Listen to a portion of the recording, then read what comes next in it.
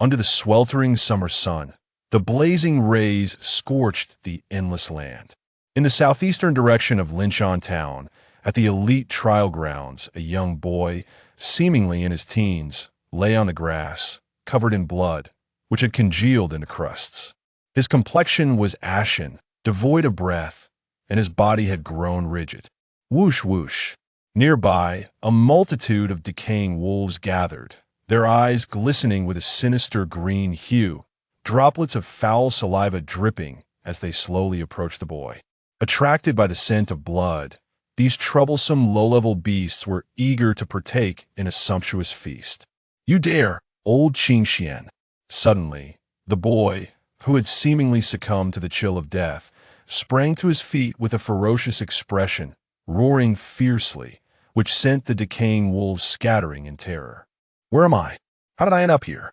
The boy gazed around in bewilderment, his countenance shifting dramatically as horror flickered in his eyes. "Am I not dead?" A thunderous realization struck his mind as he recalled the events that had transpired, causing Wu Dao to involuntarily gasp in disbelief. Wu Dao, an unparalleled master of the Asura lineage among countless star realms, possessed extraordinary talent. Despite his youth, he had triumphed over numerous formidable foes, earning him the title of the unbeaten Demon King. Perched high above, he was typically unflappable, yet now he found himself in a state of utter disarray. Chapter 2. The Eternal Demon Body. The talent trial ground was not far from Linshan Town. Wu Dao traversed the distance in merely 3 hours and made his way directly to the Wu family residence.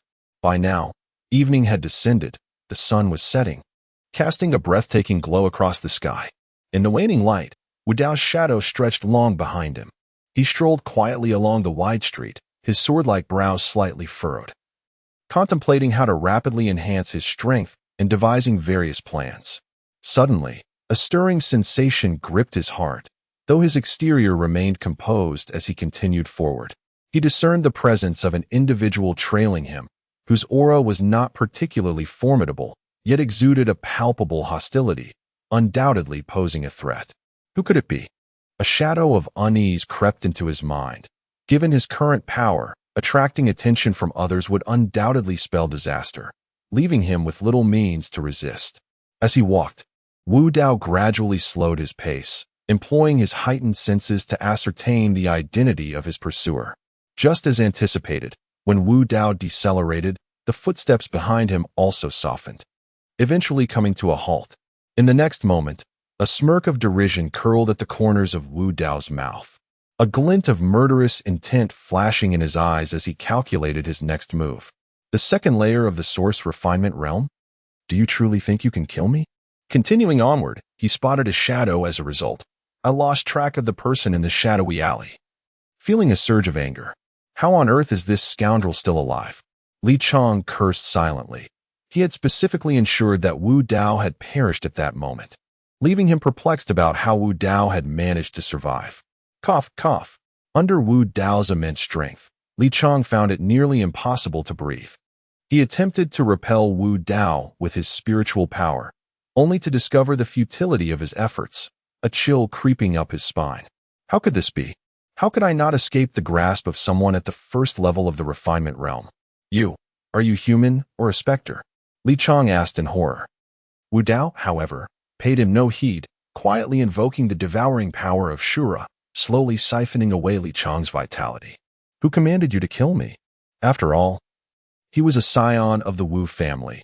Given this person's cultivation, he would never dare to act against him. The only explanation was that someone was pulling the strings from the shadows. Lu Ruyan, Wu Xing. Feeling the drain of his life force, Li Chong nearly lost control. Blurting out 2 names, his gaze toward Wu Dao filled with terror. Indeed, it was you too. A flicker of rage ignited in Wu Dao's eyes, as he had long harbored suspicions. Spare me, Li Chang pleaded, gasping for breath. Wu Dao cast an indifferent glance at him, exerted a slight pressure, and snapped Li Chang's neck, casting him aside. You wish to kill me, yet you still desire to live. Wu Xing, Lu Ruyan, you both shall meet your end. A full moon hung high in the sky, surrounded by countless twinkling stars. Wu Dao sat cross-legged on his bed, a shadow looming behind him, seemingly merging with the darkness. A peculiar rune shimmered faintly upon his forehead, radiating mysterious waves. In the darkness of the night, the scintillating glow appeared particularly enigmatic, swirling around Wu Dao. Should anyone happen upon this scene, they would undoubtedly recognize it as the essence, the ethereal energy of the universe. At this moment, Wu Dao was gradually absorbing it, drawing it into his being. With the transformation of the hand seal, the essence surrounding him surged wildly, almost overwhelming him. Yet, Wu Dao's expression remained serene and composed. With each breath, one could distinctly observe the essence entering his body through his 7 orifices, circulating through his organs and meridians, subsequently refining his physical form and fortifying his sinews. After a while, the surrounding essence began to dwindle. As the last remnants were absorbed, Wu Dao slowly opened his eyes. A flicker of brilliance flashing like a bolt of lightning. Had he finally broken through to the second level of essence refinement? Rising gradually, a smile graced his lips. Previously, after devouring the energy of the corrupted wolf in the elite trial grounds, he had reached the pinnacle of the first level of essence refinement. And now he had ascended to the second level. However, Wu Dao furrowed his brow, deeply dissatisfied with his physical form. It seemed imperative to cultivate a body-refining technique to perfect his physique. Yet, which technique should he pursue? Wu Dao pondered, caught in a quandary. The Asura lineage had traversed the cosmos for countless epochs, possessing an array of formidable abilities. Now that he was given a second chance at life, he was determined to forge a flawless physical body, one that surpassed even the innate forms of his Asura lineage. Wu Dao resolutely decided that if he were to cultivate, he would choose the strongest path, ensuring that he would not squander this extraordinary opportunity of rebirth. In terms of the physical body, throughout the vast universe, aside from the divine beings, only the sacred beasts could claim supremacy. Should I choose the body refinement techniques of the Demon Clan or those of the divine beasts? Both the Demon Clan's methods and the lineage of divine beasts are among the most formidable in existence, and it is difficult for Wu Dao to make a decision in haste. As a member of the War Demon tribe, choosing the divine beast lineage seems somewhat incongruous. Wu Dao stroked his chin and murmured, "Very well. I shall proceed with the eternal demon body." After deep contemplation, Wu Dao gritted his teeth and made his choice. The Asura lineage's Asura dominance body is also renowned throughout the cosmos. However, in comparison to the eternal demon body, it falls short. It is said that the eternal demon body was created by an ancient demon god, possessing unfathomable power, with only a handful in the entire universe capable of wielding it. The Asura lineage, having once dominated the universe, obtained the cultivation methods of the eternal demon body and safeguarded them within the Asura temple. Initially, Wu Dao, being of the Asura lineage and naturally endowed with the Asura physique, found it far more advantageous to cultivate the Asura dominance body. Thus he did not opt for the eternal demon body. Moreover, the cultivation of the eternal demon body is exceedingly arduous, requiring one to endure pain beyond the comprehension of ordinary mortals. In the final stages, one must even withstand the torment of hellfire, the baptism of divine lightning, and the immersion in the waters of the abyssal lake, where the slightest misstep could lead to the shattering of one's soul, leaving few daring enough to attempt it. How can one revive the Asura without reaching the pinnacle? Contemplating the trials ahead, Wu Dao did not falter. With vengeance still looming, his resolve grew ever stronger. At that moment, Wu Dao's body seemed to transform into an unfathomable black hole, as the essence began to coalesce anew, not to be absorbed, but to adhere to him. "Quench!" Wu Dao exclaimed, as the essence gathered increasingly, enveloping him in a cocoon of light, emanating a unique power that permeated the air.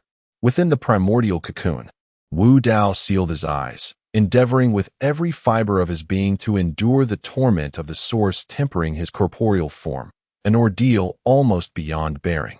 This suffering, assailing him from without and within, was nigh insurmountable, threatening to wrench a cry from his very soul. "Nay, I must persevere," Wu Dao inwardly roared, his bloodshot eyes ablaze with unwavering resolve. Not even the eternal demonic physique shall impede my ascent to power. He attempted to assimilate more of the source, augmenting the cocoon's size, yet the attendant agony only intensified, pushing Wu Dao closer to the precipice of endurance. Beads of cold sweat cascaded down, drenching his garments, until even his consciousness began to waver. Thump, thump, just as Wu Dao teetered on the brink of oblivion. A series of potent heartbeats emanated from the depths of his soul, emitting uncanny undulations that miraculously lessened his torment and accelerated the cultivation of the eternal demonic physique. Could this be the demonic god's heart? Wu Dao murmured, a trace of astonishment flickering in his eyes. The demonic god's heart could alleviate his suffering and expedite the cultivation of the eternal demonic physique? Sensing the smoother refinement of his flesh by the source, an irrepressible joy illuminated Wu Dao's countenance. Could it be that the demonic god's heart belonged to the very deity who conceived the eternal demonic physique? Wu Dao almost recoiled in alarm at his own conjecture. So audacious was it. A demonic god, after all, stood at the zenith of the great path, a figure beyond the reach of ordinary mortals. If the demonic god's heart and the deity's flesh-tempering technique had truly fallen into his possession, would this prove to be a boon or a bane? Enough, he resolved. Come what may, the existence of this demonic god's heart must remain concealed from prying eyes. An unshakable conviction hardened Wu Dao's gaze. With such speculation in mind, he understood that the heart of the demon god must remain undiscovered, for its revelation would surely invite mortal peril. Given his current strength, safeguarding the heart was an unattainable endeavor. The pressing priority to protect it lay in his cultivation, compelling him to enhance his own power. Resolute in his decision, Wu Dao began to attract a greater influx of energy towards the source cocoon, hastening his cultivation of the eternal demon body. After several hours, the radiance of the source cocoon began to dim, and it started to fracture, revealing a fissure. With a hissing sound, a terrifying black light surged forth through the crack, casting a shadow over the room and enveloping it in an eerie atmosphere, ancient and profound, difficult to quell. As time passed, when the first rays of sunlight streamed into the chamber, the once cracked source cocoon shattered completely, unveiling the youth within. With a deep exhale, a wave of turbid energy erupted from Wu Dao's mouth and nose, carrying with it a foul odor, the impurities within him. Slowly, he opened his eyes, revealing a glimmer of brilliance. The eternal demon body was indeed extraordinary. Clenching his fists and feeling the formidable power surging within, a flicker of astonishment crossed Wu Dao's gaze. This body, a remnant of divine beings, though unprovable, exuded an aura of terror. Should he master this body refinement technique, its destructive potential could rival the very heavens. With my current physique, it is nearly impossible for others of the same rank to breach my defenses. Wu Dao mused, stroking his chin. Yet, this is still insufficient. As he began his journey with the ancient devil body, he made significant progress. His physical strength had far surpassed that of his peers. Even those at the third level of the source refinement realm would find it challenging to breach his defenses. However, Wu Dao felt dissatisfied with such protection. He understood that this was not the true power of the ancient devil body. If it could only achieve this level, it would not be regarded as the body refinement technique left by the demon god. It seemed that he required rare celestial materials to refine his physique further. The path of body refinement was notoriously arduous, and the majority of cultivators shied away from it, unable to endure the excruciating pain akin to having their bones scraped and their hearts gnawed. On this path, they needed numerous celestial treasures, and even the purifying forces of thunder and fire. Any misstep could lead to utter ruin. Wu Dao was different. As the undefeated demon king of the Asura lineage, he was innately fearless. Now, having been reborn to cultivate anew, what could he possibly fear? Since he had chosen to practice the ancient devil body, he would not waver. Moreover, he had come to realize the profound connection between the ancient devil body and the heart of the demon god. With the aid of the heart, Wu Dao was confident that his cultivation of the ancient devil body would yield remarkable results with minimal effort. as he pondered ways to grow even stronger. A peculiar voice from outside the door interrupted his thoughts, causing Wu Dao to furrow his brow. "Old Nine, are you dead? If not, hurry out. Fifth brother has something to discuss with you." This voice was somewhat familiar, belonging to someone from the Wu family.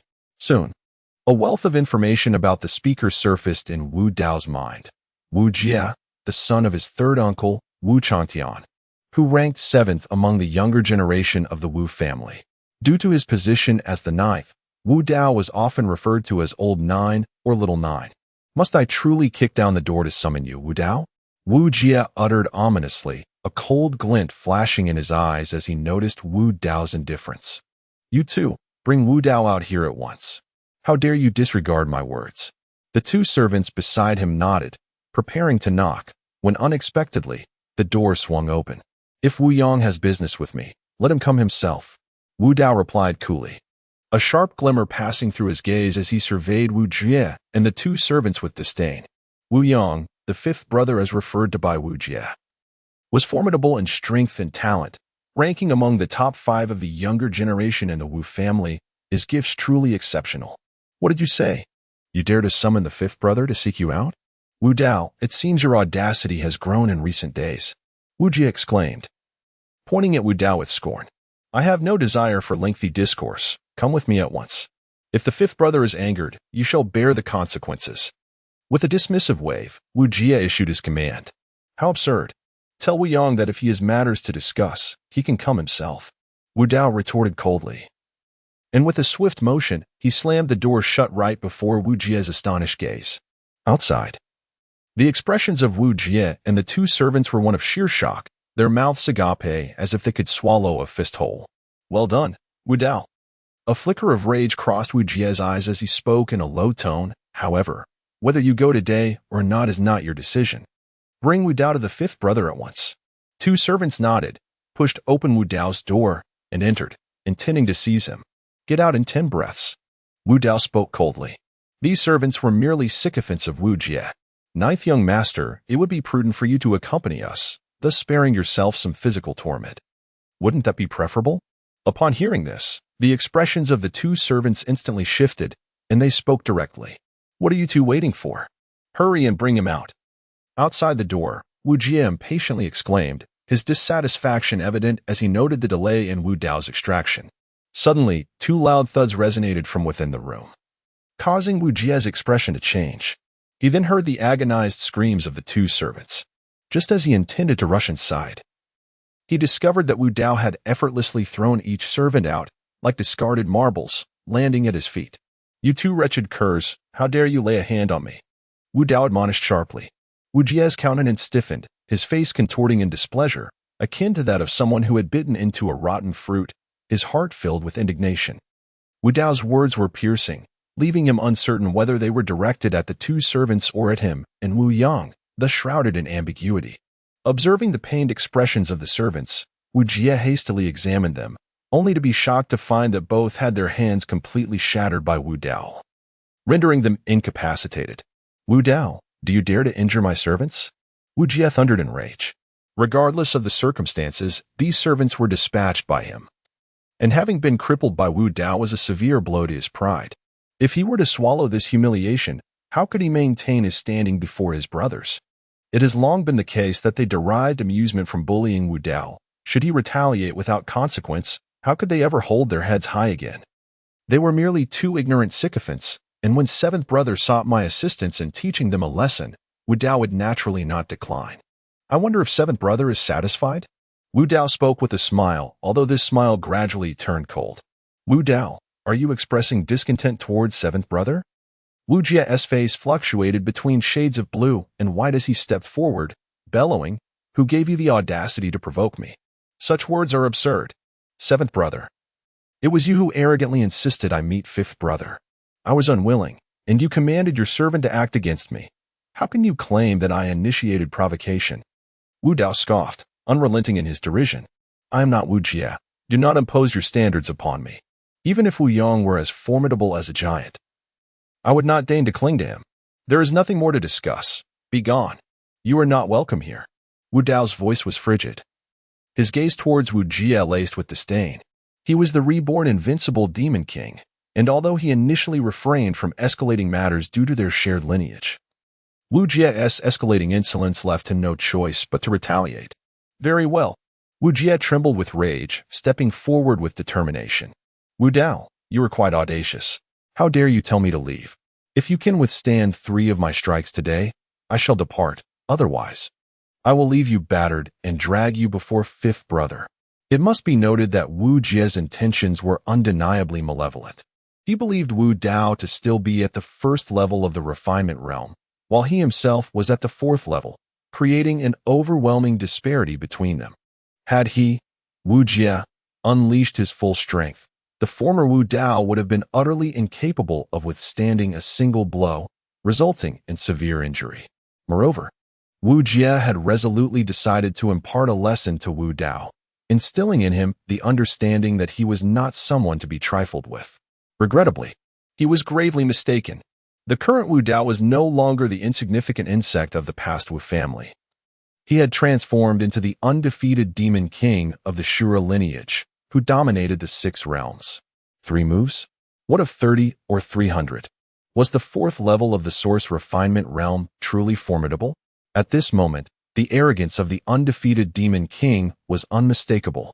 The audacity of a mere 1st-level Source Refinement cultivator to utter such brazen words in the presence of a 4th-level practitioner would surely evoke laughter from all who heard. Dare to say that again. Wu Jie's eyes blazed red with fury. His teeth clenched as he coldly declared, "What difference does it make if I repeat it 10 times, 100 times? You, Wu Jie, are no match for me." Wu Dao regarded Wu Jie with disdain, his gaze laced with contempt. He then beckoned with a single finger, saying, "If you wish to strike, feel free to do so, do not hold back, as pent-up anger harms the body."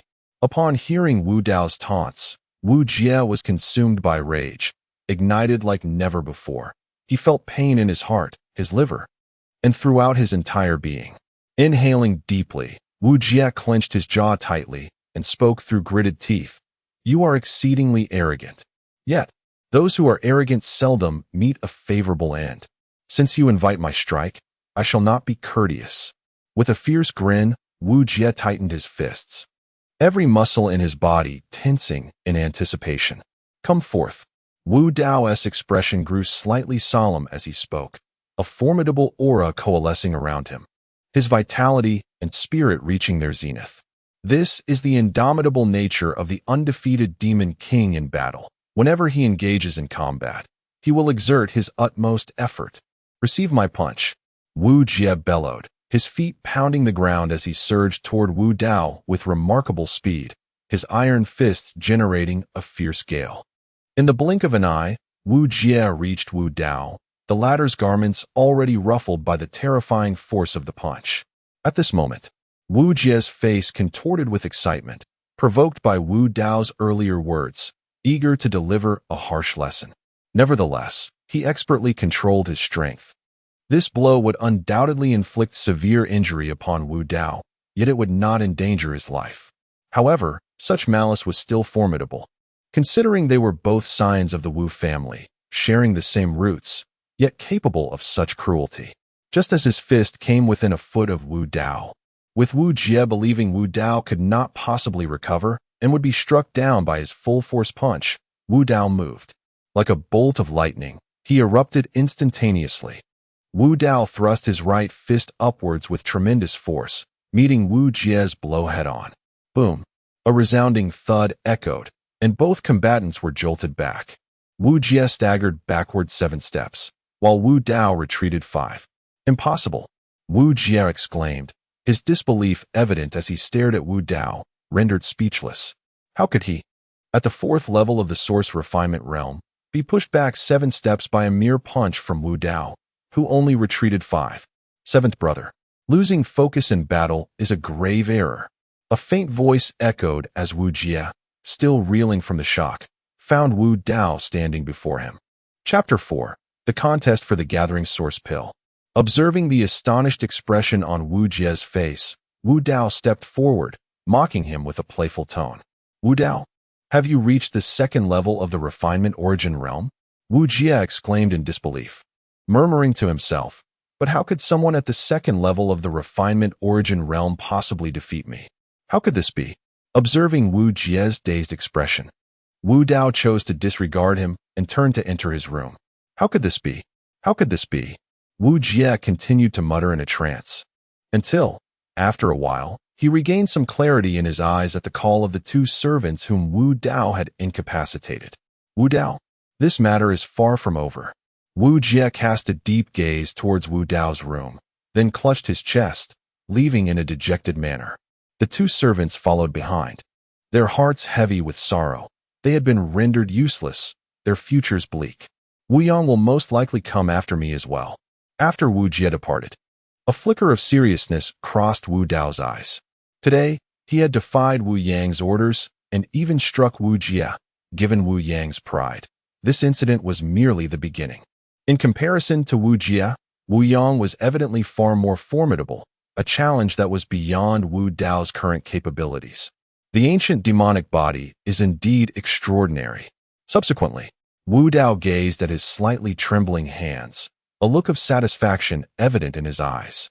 In the recent battle, although Wu Jie had been somewhat careless, he was nonetheless at the fourth level of the refinement origin realm, while Wu Dao was only at the second level. The reason Wu Dao was able to defeat Wu Jie was largely due to the ancient demonic body. In terms of physical prowess, the ancient demonic body bridged the gap in their realms, catching Wu Jie off guard and resulting in his significant loss. Had Wu Jie approached the battle with full seriousness from the outset, it would not have been so simple for Wu Dao to achieve victory. One must hasten their cultivation, for it will not be long before Wu Yang and Wu Xing come seeking him. It is imperative to swiftly acquire the confidence to confront the two. A flicker of resolve flashed in Wu Dao's eyes. Compared to Wu Yang, Wu Xing posed a far greater danger. Wu Yang was merely a rival in spirit, a lesson to be imparted. However, Wu Xing harbored intentions to kill him and had even taken steps toward that end. This was a matter of utmost caution. Ninth brother, open the door. After confronting Wu Jie, Wu Dao resumed his training within the confines of his room. Half an hour later, a series of urgent knocks echoed, accompanied by a gentle voice that reached his ears. "Wu Yu?" The name surfaced in Wu Dao's mind, prompting him to rise and open the door. A fragrant breeze wafted in as a stunning young woman entered, his cousin, the jewel of the Wu family, Wu Yu, who was a year his senior. In Wu Dao's recollections, Wu Yu was inherently gentle. During times when he was often bullied, she consistently offered him comfort and care, being the one who treated him best aside from his father. Wu Changfeng. She had reached the formidable 6th level of the refinement realm. "Sister Wu Yu, what brings you here?" Wu Dao could only begrudgingly accept this sisterly bond, for he was now the young master of the Wu family, rather than the Invincible Demon King he once was. "I heard that Wu Yang sent Wu Jie to trouble you. Are you all right? Have they come by?" Wu Yu inquired, her voice melodious. Sensing a hint of concern, Wu Dao felt warmth blossom within him. "Wu Jie just left. He has already departed." Wu Dao nodded in affirmation. Are you unharmed? Did he do anything to you?" Upon learning that Wu Jie had visited Wu Dao, Wu Yu was taken aback. With delicate, almost ethereal hands, she gently explored Wu Dao's form, apprehensive about the possibility of him being harmed.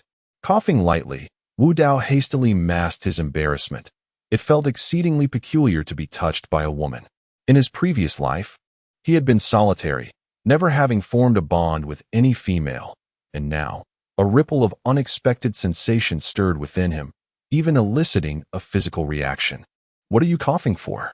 We bathed together as children. There is nothing about you that I have not seen," Wu Yu playfully admonished, tapping Wu Dao's chest with a pout of discontent. "My dear sister Wu Yu, I concede. I am unscathed. 7th brother has not harmed me." Wu Dao quickly raised his hands in surrender, overwhelmed by the formidable charm of Wu Yu. Simultaneously, he was caught off guard by her words, his face flushing with embarrassment. Here he was, the undefeated Demon King, traversing the cosmos for countless years, reduced to blushing by a mere young girl. The thought of it was utterly humiliating. Is that truly the case? Wu Jie is not one to be trifled with. especially since this time it was Wu Yang who sent him. Wu Yu inquired with a hint of skepticism, her lovely face betraying a note of seriousness at the mention of Wu Yang. After Wu Dao reassured her multiple times, Wu Yu finally accepted his words and did not pursue the topic further. What does Wu Yang want from me? Surely, I am no hindrance to him, Wu Dao pondered, licking his lips, his thoughts drifting towards the gathering source pill. What relevance does this hold for me? He mused in confusion. Wu Yu first shot him a disapproving glance before explaining, "It is none other than your father. He exerted considerable effort to beseech grandfather for one of the gathering source pills to bestow upon you. In an effort to compensate for Wu Yang's loss, the family bestowed upon him numerous gifts, surpassing even the value of the gathering origin pill."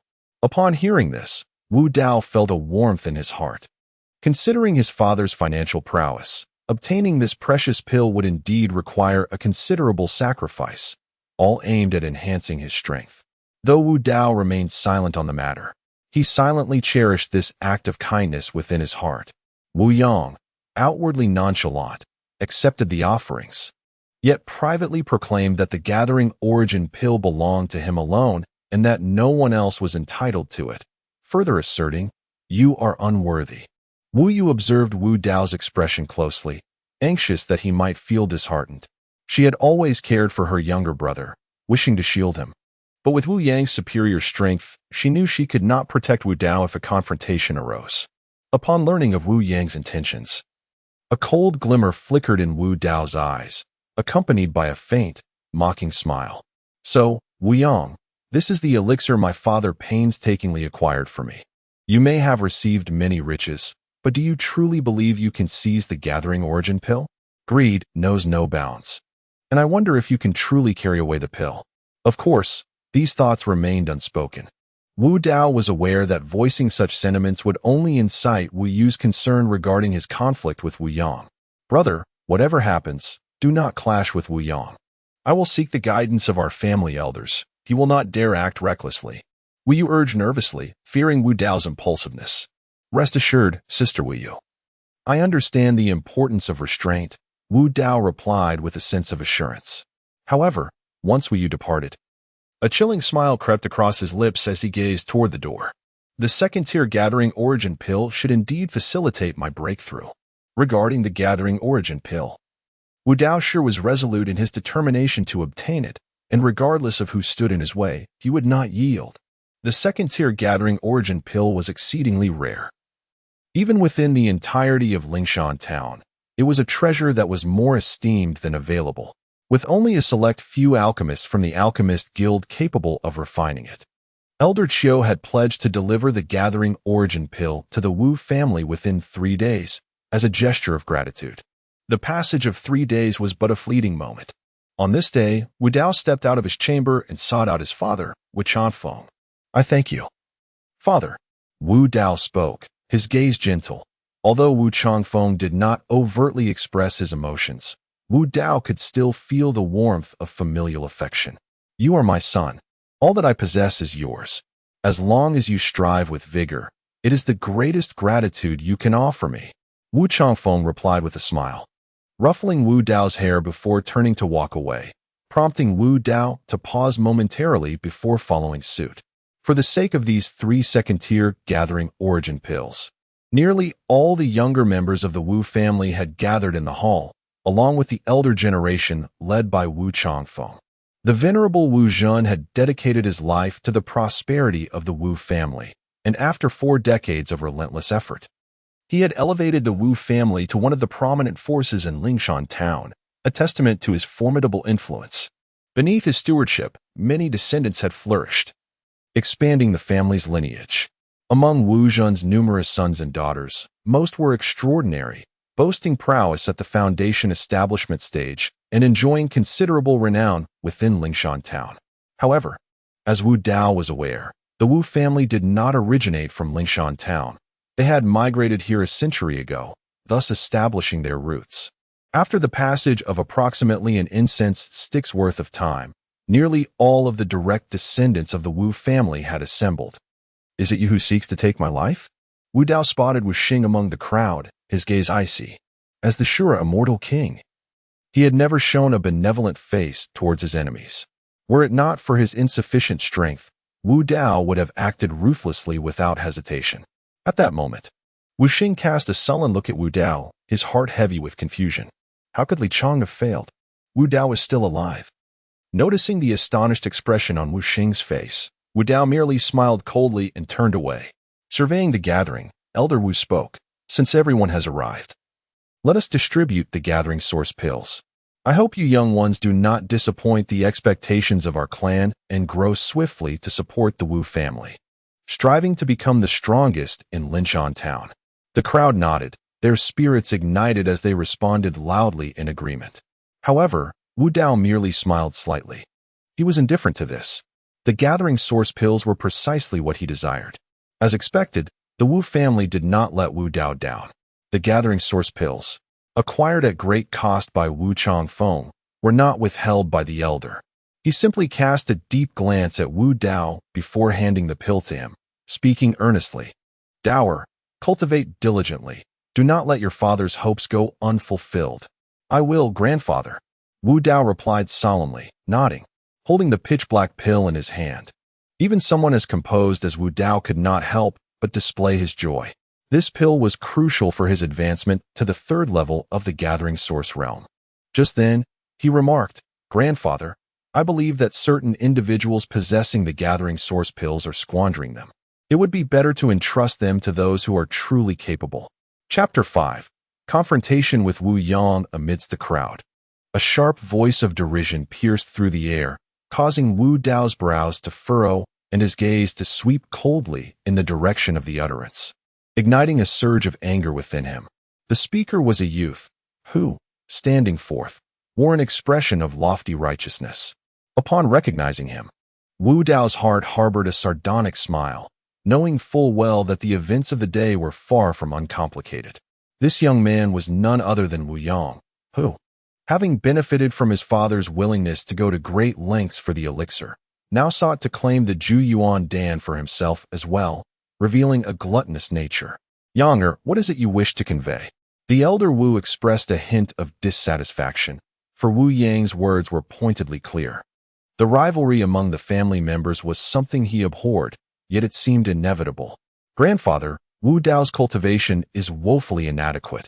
He is inherently a waste in the realm of cultivation. Should he consume the Ju Yuan Dan, it may enhance his prowess, yet he shall remain a waste nonetheless. Such a method of distribution within the family will surely meet with discontent." Wu Yang stepped forward, his confidence palpable. He had calculated Wu Dao's predicament, assuming that Wu Dao's father would hesitate to disclose the matter concerning the elixir. With a sudden shift in demeanor, Wu Yang's gaze sharpened, declaring, "I shall consume what rightfully belongs to me." In stark contrast, Wu Dao maintained an air of composure, as if the turmoil did not pertain to him. Such a demeanor, if not born from exposure to grand spectacles, would be difficult to achieve. Gazing at the self-satisfied Wu Yang, Wu Dao took a step forward and proclaimed, "I have obtained the Ju Yuan Dan, and I suspect you may not be fully convinced. Thus, to ensure everyone's acquiescence, I beseech grandfather's permission to engage in a contest with my fifth brother. What say you?" This essence-gathering pill originally belonged to Wu Yang, obtained by Wu Dao's father, Wu Changfeng, at a great cost. Should Wu Dao defeat Wu Yang, he would undoubtedly silence all critics. "You wish to duel with me?" Wu Yang paused, as if he had just heard the most amusing jest in the world, casting a sinister glance at Wu Dao. "What is this? Does fifth brother lack the courage?" Wu Dao replied indifferently. Who was he? Once an undefeated demon king, now targeted relentlessly by Wu Yang and his cohorts. How could he simply relent? "Dower, do not act rashly," Wu Changfeng interjected, anxious that Wu Dao might do something foolish. Wu Yang possessed the cultivation of the fifth layer of the essence-gathering realm, while Wu Dao was only at the second layer. Facing Wu Yang, he would undoubtedly suffer a disadvantage. Wu Dao remained silent, merely observing the elder. For all family matters rested in his hands, and only with the elder's consent could he proceed. "Grandfather, since Xiao Jiu has challenged me, if I refuse, it would only make Younger appear petty. I hope you will grant permission, so that some may learn not to aspire beyond their reach." Wu Yang, while making his plea, stole a glance at Wu Dao, thinking, "Kid, since you seek death, I shall oblige. In that case, let it be a fair match." The elder, seeing no other choice given Wu Yang's ominous gaze and Wu Dao's unshakable confidence, reluctantly nodded in agreement. Yet, he was perplexed. How could Wu Dao, with only the second layer of the essence-gathering realm, possess such confidence against the fifth layer Wu Yang? Old Ninth, you truly know how to pick your opponents. Upon receiving the elder's consent, Wu Yang smiled ominously, a smile that concealed a tempest of fury beneath its surface. He, the illustrious talent of the Wu family, felt deeply humiliated by Wu Dao's provocation and secretly resolved to strike hard later. If I emerge victorious, would you dare to hand over the gathering source pill to me? Suddenly, a glint of cold light flashed in Wu Yang's eyes as he posed the question. Wu Dao, well aware of Wu Yang's intentions, merely scoffed. If I were to lose, I would naturally be too ashamed to claim the gathering source pill. However, as Wu Dao faltered, Wu Yang quickly pressed on, however. What? If I win, you must reveal the price my father paid for this gathering source pill. Dare you? The tone of Wu Dao grew sharp. For his own sake. His father had sacrificed too much. Although this Wu Dao was not the same as the previous one, since he had taken possession of his body. Wu Changfeng was indeed his father, and he would not allow his father to give away so much for him. Upon hearing this, Wu Yang stood tall, hands clasped behind his back, and declared, "What is there to fear? Elder brother, no?" Seeing Wu Yang's agreement, Wu Jia hurriedly interjected, desperate to prevent this confrontation. He had previously faced humiliation at the hands of Wu Dao and had kept silent about it, unaware that Wu Yang was oblivious to his plight. Now, witnessing Wu Dao challenge Wu Yang, his heart raced with trepidation, realizing the gravity of the situation. For reasons unknown, he perceived a strong confidence emanating from Wu Dao, and he couldn't help but wonder if this so-called waste would truly be capable of defeating his elder brother. After all, Wu Yang was at the fifth level of the source tempering realm, significantly stronger than himself. Come forth.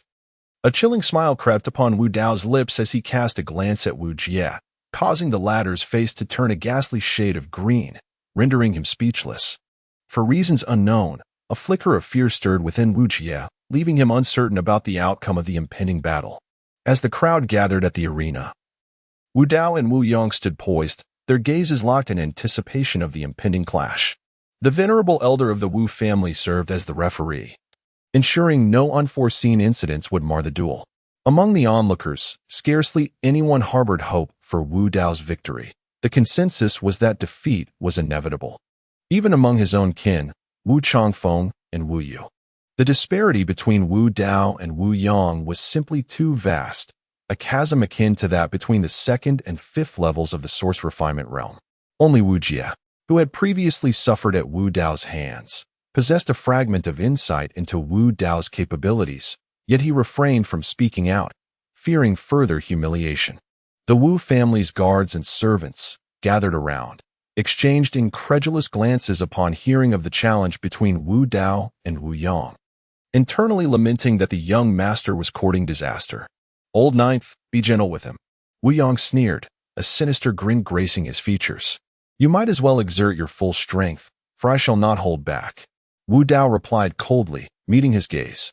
Wu Yang's expression faltered momentarily, quickly morphing into one of grim determination as he clenched his jaw. In that case, do not blame me for what follows. No sooner had he spoken than his eyes sharpened like a hawk's, striking terror in those who beheld him. With a sudden burst of speed, he lunged towards Wu Dao, his feet flashing as he propelled himself forward, fists clenched and devoid of any embellishment, aimed squarely at Wu Dao's chest. He deliberately aimed to inflict severe injury upon Wu Dao, as his cultivation at the fifth level of the source refinement realm far exceeded that of Wu Dao, who was merely at the second level. Humph! Faced with Wu Yang's fist, Wu Dao did not retreat. Instead, he advanced. To the astonishment of the onlookers, he suddenly took a bold step forward, emitting a faint glow from his body, and roared as he unleashed his right fist. Witnessing this scene, many displayed cold smiles. incredulous that Wu Dao would dare to confront Wu Yang's fist with the meager power of the second level of the source refinement realm. Such recklessness was truly foolhardy. Having fought against Wu Dao before, they were well aware of the terrifying strength of his physique. Since Wu Dao had willingly challenged Wu Yang, he would undoubtedly ensure his own advantage. With a resounding crash, the collision of their fists sent shockwaves through the crowd. Wu Yang was immediately propelled backward like a cannonball. Though Wu Dao also staggered back significantly, a trace of blood lingered at the corner of his mouth. Yet, he grounded himself firmly, swiftly closing the distance, and struck toward Wu Yang's shoulder with a powerful palm. The disparity in their cultivation levels was immense, and Wu Dao dared not underestimate Wu Yang. Seizing every opportunity in battle, he unleashed his full strength against Wu Yang. A look of astonishment crossed Wu Yang's face as he felt the overwhelming force of Wu Dao's attack. Realizing the threat, he hurriedly summoned his spiritual energy to defend himself while attempting to deflect Wu Dao's palm, stumbling as he landed. However, in the next instant, a colossal fist appeared before him, catching him unawares. Wu Yang was struck, blood seeping from the corner of his mouth, his complexion instantly turning pale. "Get away!" With a furious roar, Wu Yang's hands trembled violently, unleashing a multitude of shadowy fists that descended upon Wu Dao like a tempest, instilling fear in those who dared to confront him. How could Wu Yang be so brazen as to resort to martial techniques? Wu Changfeng's expression shifted dramatically, a sense of foreboding growing within him for Wu Dao. Others around him also bore grim visages. Wu Yang, at the 5th level of the refining origin realm, had been repelled by Wu Dao, and now he was forced to reveal his martial prowess, a source of great embarrassment. How could this be? Wu Dao had actually pushed his elder brother back, perhaps even injured him? It was inconceivable, utterly unfathomable. How could Wu Dao possess such strength? The younger generation gazed at Wu Dao in astonishment, their perception of a once deemed weakling now transformed, forcing Wu Yang into such a precarious position. Only Wu Jie's countenance shifted, a profound sense of helplessness flooding his heart. Initially, he had thought himself merely careless in losing to Wu Dao, but now it was evident that he was no match for him. When had the second level of the refining origin realm become so formidable? Old Master Wu murmured. Observing Wu Dao, a spark of clarity igniting within his aged and murky eyes, as if deep in thought. The 100 Shadows fist, perhaps? Sensing the tremendous surge of spiritual energy from Wu Yang's martial technique, Wu Dao furrowed his brows, a cold smile curling at the corners of his mouth. A worthless fist technique, a feeble martial skill. Before his Asura Immortal King prowess, such techniques were riddled with flaws, utterly pitiful and incapable of withstanding a blow. Drawing a deep breath, a dark radiance flickered around Wu Dao, enhancing his speed once more, although he could not evade all the punches and was struck a few times. This was of little consequence to Wu Dao, who was cultivating the ancient devil body. Even though it might cause him some inconvenience, it could not inflict serious injury upon him. As he watched Wu Yang charge towards him, a smile curved at the corners of Wu Dao's mouth, and in an instant, he unleashed a kick. A terrifying gust of wind erupted from nowhere, rushing towards Wu Yang. This kick appeared to be rather ordinary, but who was Wu Dao? He was the undefeated Asura Immortal King, sweeping through the realms. If he were to employ martial techniques, they would hardly be commonplace. Was that the wind-piercing leg? Upon witnessing Wu Dao's kick, Old Master Wu widened his eyes in astonishment, exclaiming in disbelief. Others also recognized this technique. The wind-piercing leg, like the 100 Shadows fist, was one of the most basic martial arts of the Wu family. They had all practiced it, yet why did it feel that Wu Dao's wind-piercing leg was so extraordinary? It appeared slow, yet it could counter Wu Yang's 100 Shadows fist effortlessly. Many members of the Wu family expressed their confusion, pondering how Wu Dao had attained such mastery over the wind-piercing leg. This was nearly on par with my own. Old Master Wu Zhen's gaze deepened as he silently sighed. Chapter 6. Astounded those from the Wu family, having all practiced the wind-piercing leg, could instantly discern that the power wielded by Wu Dao was markedly different from their own, seemingly more profound and vigorous. In that moment, they found the figure of Wu Dao on stage to be incredibly unfamiliar. Was this truly the former good-for-nothing? Ha ha. Excellent. My son. Now, who dares to call my son a waste? Wu Dao's father, Wu Changfeng, wore a look of disbelief before bursting into laughter, his joy unmistakable. With Wu Dao wielding the strength of the second layer of the refinement source realm, he engaged in a fierce battle against the fifth layer's Wu Yang, demonstrating remarkable prowess. What extraordinary potential this displays! How many among the younger generation of the Wu family can rival such talent? As his father, a swell of pride surged within him. Initially, he believed his son to be an ordinary individual, but now it was evident that he was a slumbering lion. Once awakened, he roars across mountains and rivers. Perhaps it was merely a stroke of luck. Surely Wu Yang was distracted. Otherwise, how could Wu Dao have seized this opportunity? While some expressed admiration, others harbored jealousy. Wu Dao had long been viewed as a waste in their eyes. Yet now he had turned the tides, stirring discomfort in many hearts. Let your son seek fortune elsewhere, and see if he possesses such luck. Wu Changfeng retorted to the speaker, a brother who could not bear Wu Dao's success. Much to Wu Changfeng's annoyance. Faced with Wu Changfeng's rebuttal, the man's expression shifted, ready to counter but deterred by the elder's scrutinizing gaze, ultimately silenced. It was evident to all that following this battle, Wu Dao's standing within the Wu family would be irrevocably transformed. Ninth brother, have you truly grown this formidable? Wu Yu gazed at the youthful warrior who had clashed with Wu Yang, her emotions a tapestry of excitement, pride, and melancholy. The younger brother she once wished to protect was now poised to surpass her. Yet, the likelihood of Wu Yang's victory remained high. Despite Wu Dao's profound understanding of the wind-penetrating leg, his insufficient cultivation made it challenging to overcome the fifth layer of the refinement source realm. While his astonishing performance had garnered attention, the outcome of the battle remained uncertain, leaving all in a state of suspense. Wu Dao, you cannot prevail against me. Wu Yang's expression darkened, his eyes reddening with intensity. With a low growl, he unleashed the 100-shadow fist, which transformed into a more terrifying spectacle.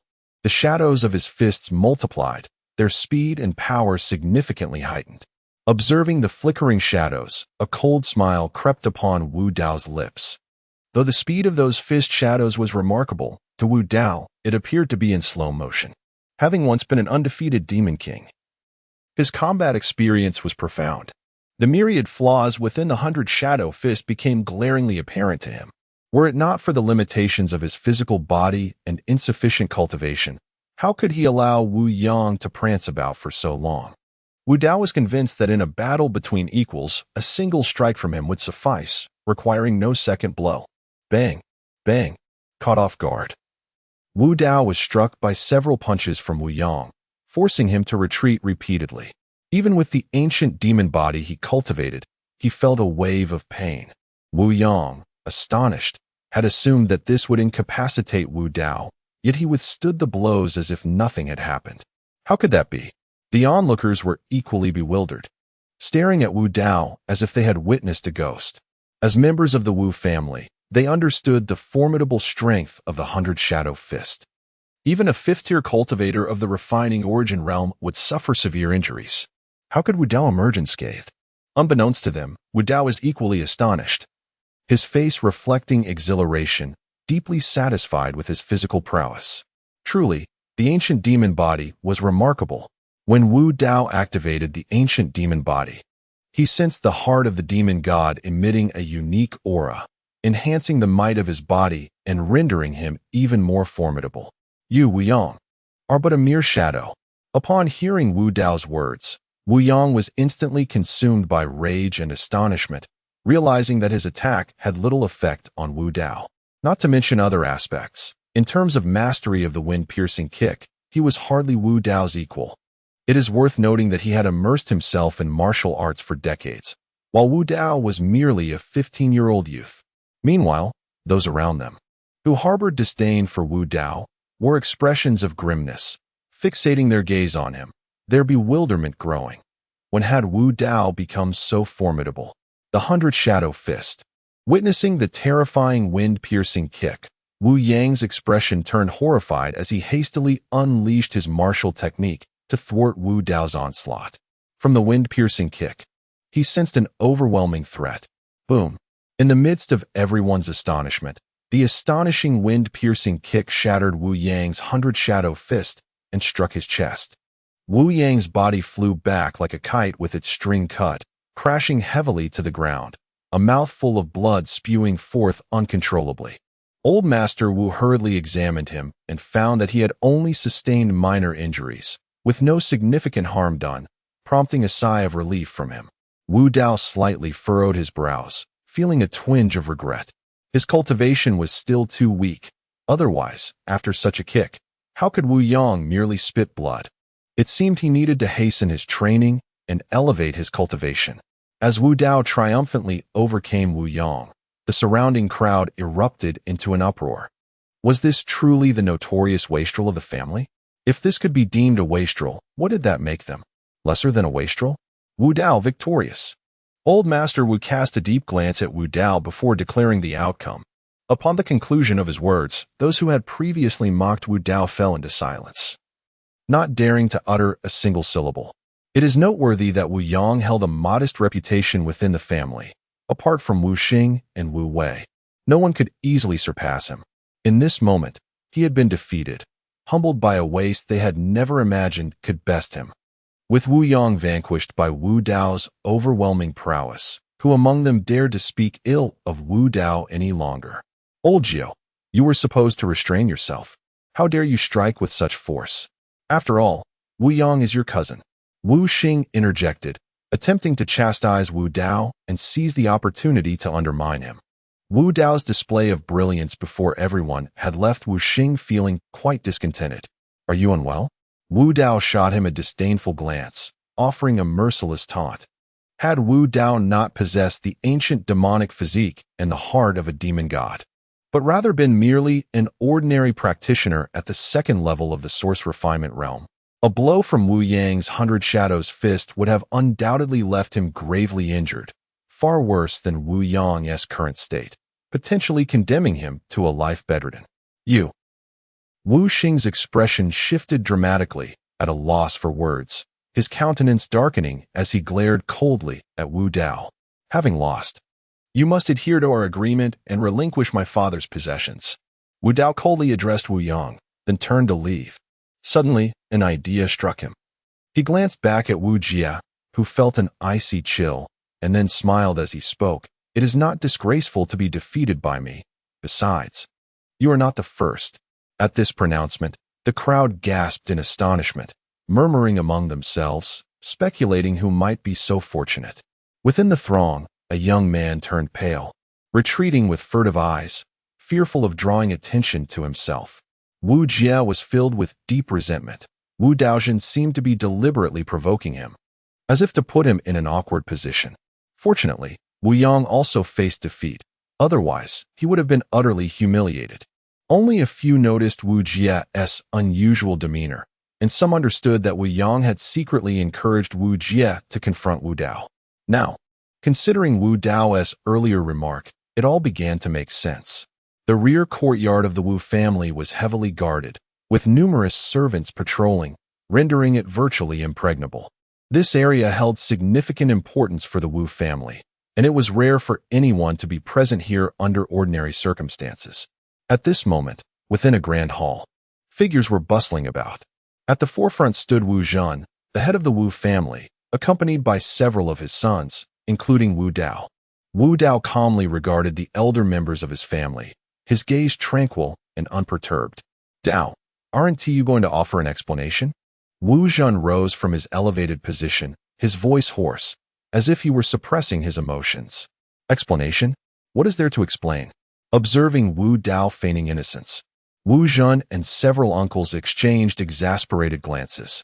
This young man appeared formidable, yet they sensed a tumult of mischief beneath the surface, leading them to believe that the ensuing discussion might take a troubling turn. Dao, the martial skill you employed against Yang today, is it not our Wu family's win-through leg? Wu Dao's uncle spoke with a smile, his eyes fixed on Wu Dao. At that moment, Wu Dao's heart sank. He had anticipated that his use of the win-through leg would not go unnoticed. However, he had never intended to conceal it. If he wished to grow swiftly, he would inevitably require the support of his family. It could be said that the events of the day were well within his control. Indeed, Wu Dao nodded, meeting the gazes of those present without a trace of trepidation. The wind-penetrating leg of the Wu family is not without merit. The doubts in the heart of the elder Wu deepened, and his gaze towards Wu Dao grew increasingly peculiar. As the head of the Wu family, having immersed himself in martial arts for decades, he prided himself on his considerable mastery of the family's martial technique. Yet today, he found himself outshone by a junior. Though a twinge of embarrassment flickered within him, he recognized this as an opportunity. Should the family's martial technique, the wind-penetrating leg, be refined, the family's status in Linshan town would inevitably rise, which was precisely why he had brought Wu Dao to this place with such urgency. Feeling the intense scrutiny of several elders awaiting his response, Wu Dao slowly lifted his head, a faint smile gracing his lips as he declared, "The wind-penetrating leg of the Wu family is rather inferior, thus I have made some casual improvements." As soon as Wu Dao's words fell, the grand hall fell into an eerie silence, everyone staring at him in disbelief. Even the smile on Wu Zhan's face slowly froze at that moment. Wu Changfeng nearly stumbled, almost losing his balance. The uncles widened their eyes, utterly speechless. Taking a deep breath, Wu Zhan attempted to quell the tumult within him and looked at Wu Dao. His voice gravelly and hoarse. "How did you improve it?" Although the elder Wu was displeased by Wu Dao's disparagement of their family's martial arts, he found himself at a loss for words. The 100 Shadow Fist is layered with shadows, while the wind-penetrating leg is robust and forceful. When these two are combined, they embody both strength and grace. Wu Dao replied, You have merged the 100 Shadow Fist with the wind-penetrating leg?"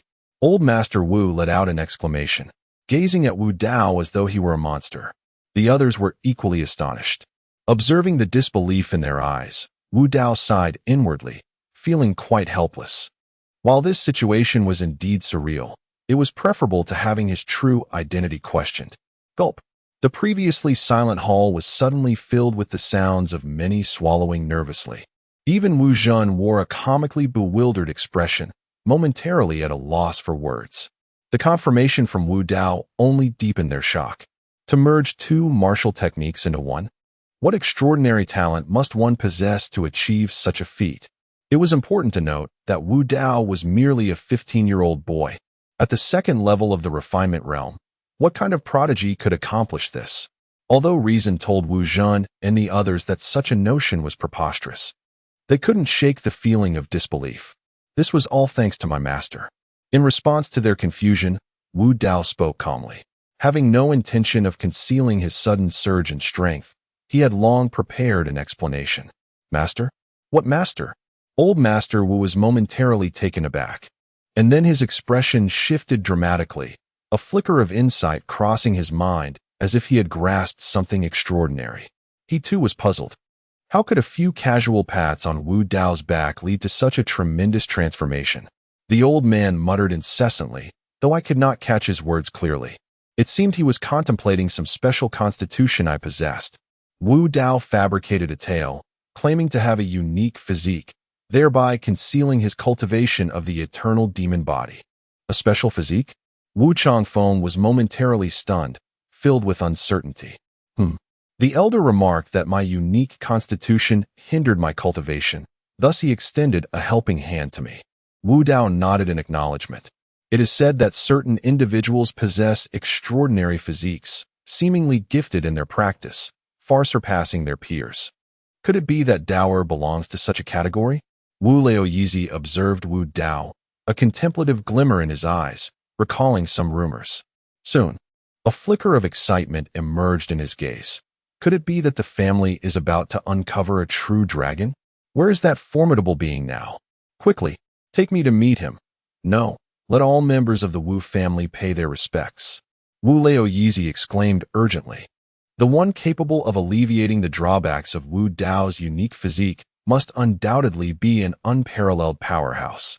If the assistance of such a strong individual could be secured, the Wu family would effortlessly ascend to become the preeminent force in Linshan town. However, Wu Dao hesitated, a look of regret crossing his face. "Speak quickly. Do not keep me in suspense." Wu Chanfeng chided as he slapped the back of Wu Dao's head, his eyes wide with intensity as he scrutinized his son. Wu Dao, dissatisfied, rubbed the spot where he had been struck, inwardly chuckling at the absurdity of being the once revered Asura Immortal King, yet now receiving such treatment. Nevertheless, he dared not show any disrespect, for this was his father in the present moment. With a hint of irritation, he explained, "My master has already departed. He mentioned that he was merely passing through Linshan town and happened to see me, wishing to leave a benevolent connection, hence his assistance." Wu Dao's tone conveyed a sense of helplessness as he continued. "However, he did impart some techniques and martial skills to me, expressing his intention to take me on as a named disciple. He stated that should I one day transcend the Tongxian realm and reach the Lingbian realm, I would then qualify to become his disciple." Upon hearing this, the crowd collectively inhaled sharply, their eyes brimming with astonishment. In Wu Zhen's gaze, there was an unmistakable longing. The realm of spiritual transformation? The journey of cultivation is delineated by tiers of mastery, with the source tempering realm as the foundational stage, followed by the foundation establishment realm and the profound passage realm. It is only after the profound passage that one may reach the legendary spiritual transformation realm. In the entire Linshan town, the most formidable individuals are merely at the profound passage level. Only within the annals of Linshan's ancient history have a few figures of the spiritual transformation realm emerged. If that powerful individual claims that only those of the spiritual transformation realm are worthy of becoming his disciples, how extraordinarily powerful must he be? Wu Zhen, a renowned master at the profound passage, understood that, barring unforeseen circumstances, he would never attain the spiritual transformation realm in his lifetime. Such a level of mastery was, for him, utterly ethereal. Alas, to have such an unparalleled powerhouse grace Linshan town, yet we missed the opportunity. It is indeed a profound regret in life. Upon hearing this, the crowd sighed in unison, feeling a deep sense of loss, lamenting that the Wu family was not destined to encounter such a strong presence. Dao, did that powerful individual impart to you any techniques or martial arts? A glimmer of anticipation sparkled in the eyes of old Master Wu as he gazed earnestly at Wu Dao. Observing the old man's demeanor, Wu Dao couldn't help but smirk. Fully aware of his intentions, the techniques bestowed upon me by my master are nothing short of extraordinary. It is through these teachings that I have merged the Gale leg and the 100 Shadows fist into one. Wu Dao spoke. What? Old Master Wu's eyes widened in disbelief. Wu Dao's words struck him with overwhelming shock, nearly overwhelming his heart. Instantly, his gaze transformed into one of fervent intensity. If the Wu family could acquire such techniques, enabling every member of the clan to cultivate, how formidable will the Wu family become? What significance does this small Linshan town hold? Given sufficient time, the Wu family could very well ascend to the pinnacle of power in this region. The martial arts techniques in question are extraordinary. However, it is only due to my familiarity with the wind-penetrating leg and the 100 Shadows fist that I have managed to blend them together. Observing the excitement radiating from Wu Zhen, Wu Dao discerned the old man's thoughts and thus spoke. Wu Zhen was nearly oblivious to Wu Dao's words, his hands rubbing together in fervent anticipation as he eagerly remarked, "Daoer, have you seen this technique? Grandfather, I wish to impart this skill to our family, but my master has commanded me not to disclose it. Should he learn that our clan practices such a technique, I fear it may bring about our utter destruction." Wu Dao replied, his voice laced with resignation. "Is it truly so?" Wu Zhen and the others shivered in astonishment, a chill coursing through them as they dared not pursue thoughts of the technique any further. If they were to provoke that formidable individual, the Wu family would not find a smooth path ahead, but rather a dead end. Although my master forbids me from sharing the martial techniques with the family, I can certainly bestow some of my insights upon my kin. Witnessing the disappointment in the eyes of those around him, a glimmer of determination flashed in Wu Dao's gaze as he continued. He understood that having spoken of these matters, if he did not offer something in return, The elders of the family would undoubtedly harbor dissatisfaction towards him. This could lead to his marginalization within the family, causing him far more harm than good. Upon hearing this, Wu Jun and the others were momentarily taken aback, their mouths agape as they gazed at Wu Dao's somewhat juvenile face, feeling as though they were caught in an unreal moment. The crowd exchanged glances, each perceiving a flicker of excitement in the eyes of the others. Wu Jun's face radiated sheer joy. Although the Wu family had no connection to that particular technique or martial arts, once Wu Dao matured, he would undoubtedly become the family's pillar of support. His insights and experiences would greatly benefit the clan. The mere thought ignited a fervor within their hearts. Dao, your presence is truly a blessing for our family. From this moment forth, should you require assistance in your cultivation, simply voice your needs. The hopes of our lineage rest upon your shoulders. Do not betray the trust of your kin, the elders spoke earnestly, positioning Wu Dao among the most central figures of the Wu family.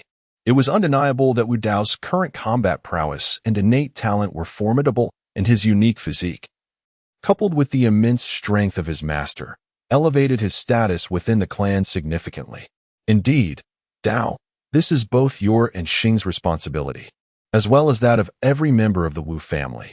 We must remain vigilant and dedicate ourselves wholly to our training, ensuring the everlasting legacy of the Wu family is preserved, one of the uncles declared. Wu Dao smiled slightly, yet a hint of disdain lingered in his heart.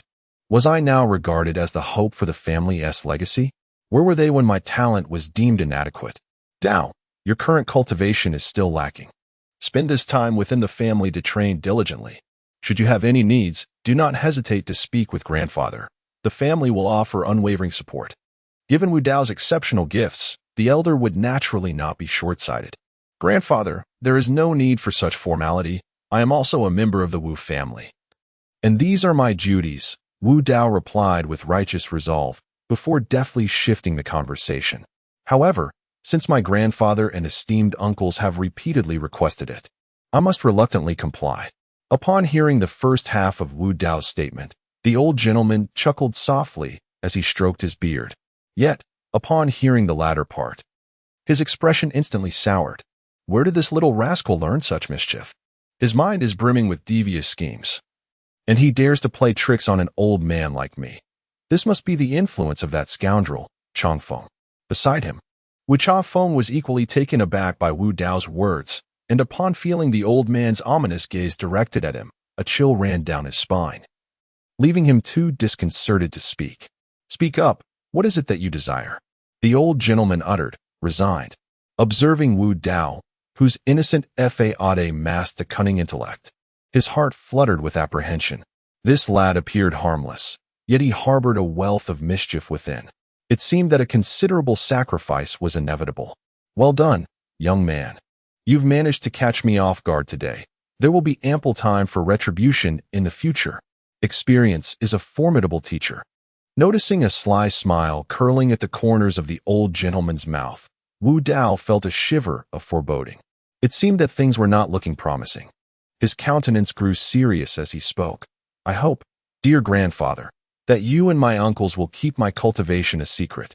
What matter is this? Chapter 8. Midnight Crisis. Wu Dao spoke earnestly. It is of utmost importance that you and my uncles do not disclose my possession of such powerful techniques. A common man is innocent, but possessing treasure can invite calamity. Should anyone discern that I wield such formidable powers and martial skills, it would undoubtedly attract peril, even to the point of death. As the Asura Immortal King, I have faced such tribulations more than once in my past life. I cannot afford to repeat those mistakes. Indeed, this matter shall be classified as the highest family secret. Should anyone dare to divulge it, let them not blame the clan's rules for their merciless consequences. The expression on old Master Wu's face shifted dramatically as he spoke in a grave tone, casting an authoritative gaze over his numerous offspring. The gathered individuals nodded in understanding of the gravity of the situation, refraining from any trivialization. Wu Changfeng looked on with a sense of pride at Wu Dao. For with his current talent and opportunities, Wu Dao had finally fulfilled his long-held aspirations, stirring a bittersweet sensation within him. Ever since defeating Wu Yong and obtaining the Gathering Source Pill, Wu Dao's courtyard had become notably lively. In recent days, those who once looked down upon him had come to offer their apologies and congratulations. Everyone recognized that with Wu Dao's remarkable performance, he would surely earn the family's backing, solidifying his position as a pivotal figure within the clan, a connection that would undoubtedly prove advantageous in the future. After bidding farewell to the last visitor, Wu Dao rubbed his temples, feeling frustrated as his attempts to cultivate had been consistently interrupted by these incessant disturbances. The Asura Immortal King, though inherently proud, was not ostentatious. To him, defeating Wu Yong was merely a trivial accomplishment. Shaking his head, Wu Dao turned to retreat into the house, intent on refining the Gathering Source Pill. Judy, a gentle voice called out, causing Wu Dao to pause momentarily, a wry smile gracing his lips as he genuinely wished to decline any visitors. However, he found himself unable to voice this sentiment. Turning around, he glanced back only to see another figure beside Wu Yu, a glint of coldness flashing in his eyes. Wu Jia, what was he doing here? It was well known that Wu Dao held no fondness for Wu Jia. Adopting a stance of non-aggression, he calmly stated, "As long as you do not seek trouble with me, seventh brother, I will not engage with you." Upon hearing this, Wu Jia was momentarily taken aback before his face brightened with joy, nodding repeatedly, only to be pulled away by Wu Yu. Wu Yuehui, possessing both grace and wisdom, could naturally perceive the slight impatience in Wu Dao's eyes. Aware that many had come to disturb him in recent days, she chose to bury her numerous questions deep within her heart to avoid disrupting his cultivation. In the late hours of the night, within Wu Dao's chamber, countless flickering lights shimmered, exuding a faint ethereal glow. A figure sat cross-legged at the head of the bed, resembling an ancient monk in meditation, drawing the essence of the universe into his being through his mouth and nose. Thump, thump. The powerful rhythm of his heartbeat resonated from the depths of Wu Dao's soul, a testament to his refinement of the eternal demon body using the heart of the demon god, while also accelerating his cultivation. Since the heart of the demon god facilitated his rebirth, Wu Dao had sensed a subtle connection with it, as if he could wield a fragment of its power. This realization filled him with immense joy. In his previous life, despite years of study as the revered Asura Celestial King, he had been unable to achieve such mastery.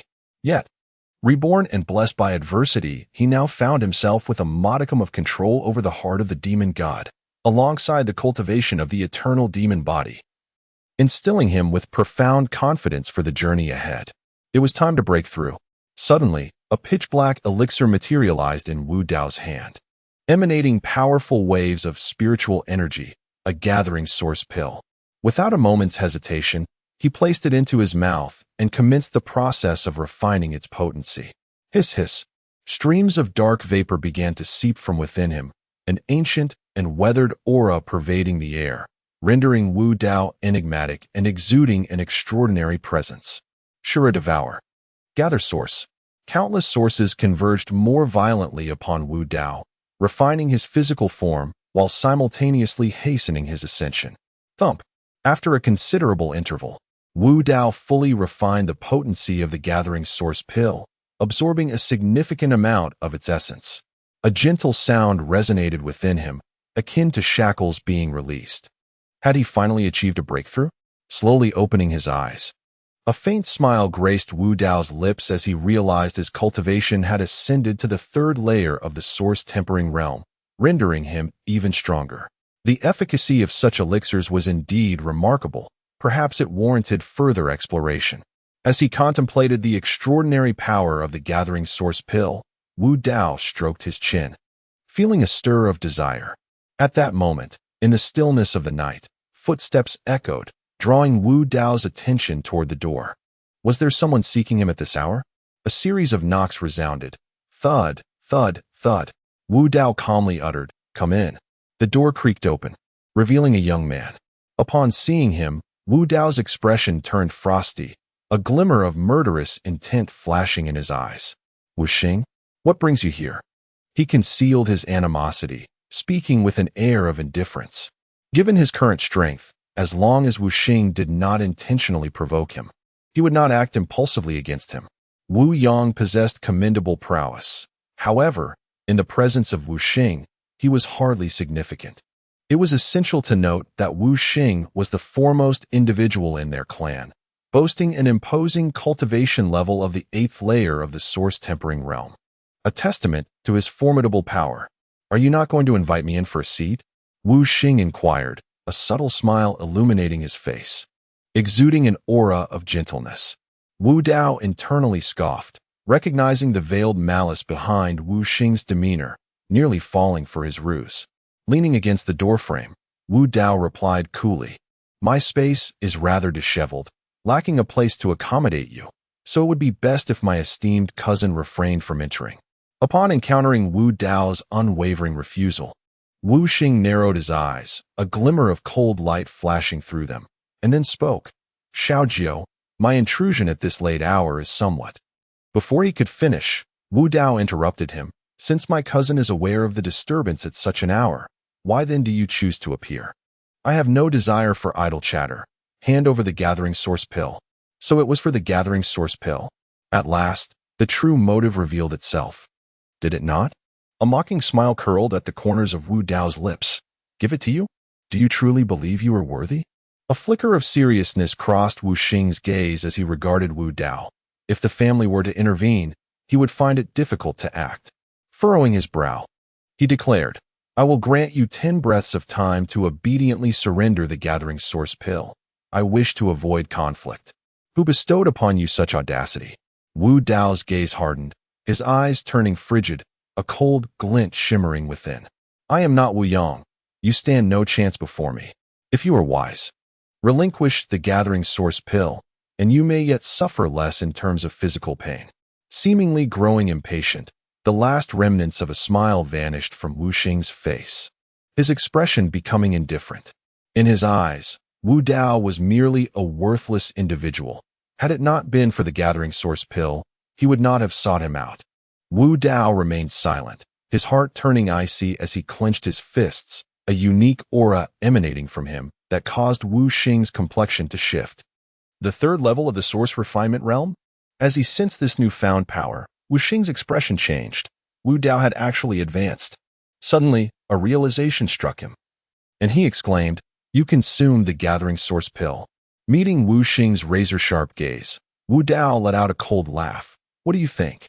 With matters reaching this juncture, he had cast aside all pretense. Should Wu Xing, in his ignorance, challenge me today, even though I may not be his equal, Wu Dao shall still engage him in a confrontation. His expression was marked by grave concern. Wu Xing was indeed formidable, and with his current prowess, he stood no chance against him. However, to relent would mean relinquishing the pride of the Asura Immortal King. Having reigned as a king in a previous life, how could he possibly accept defeat in this one? As the Asura Immortal King, Wu Dao certainly had contingencies in place.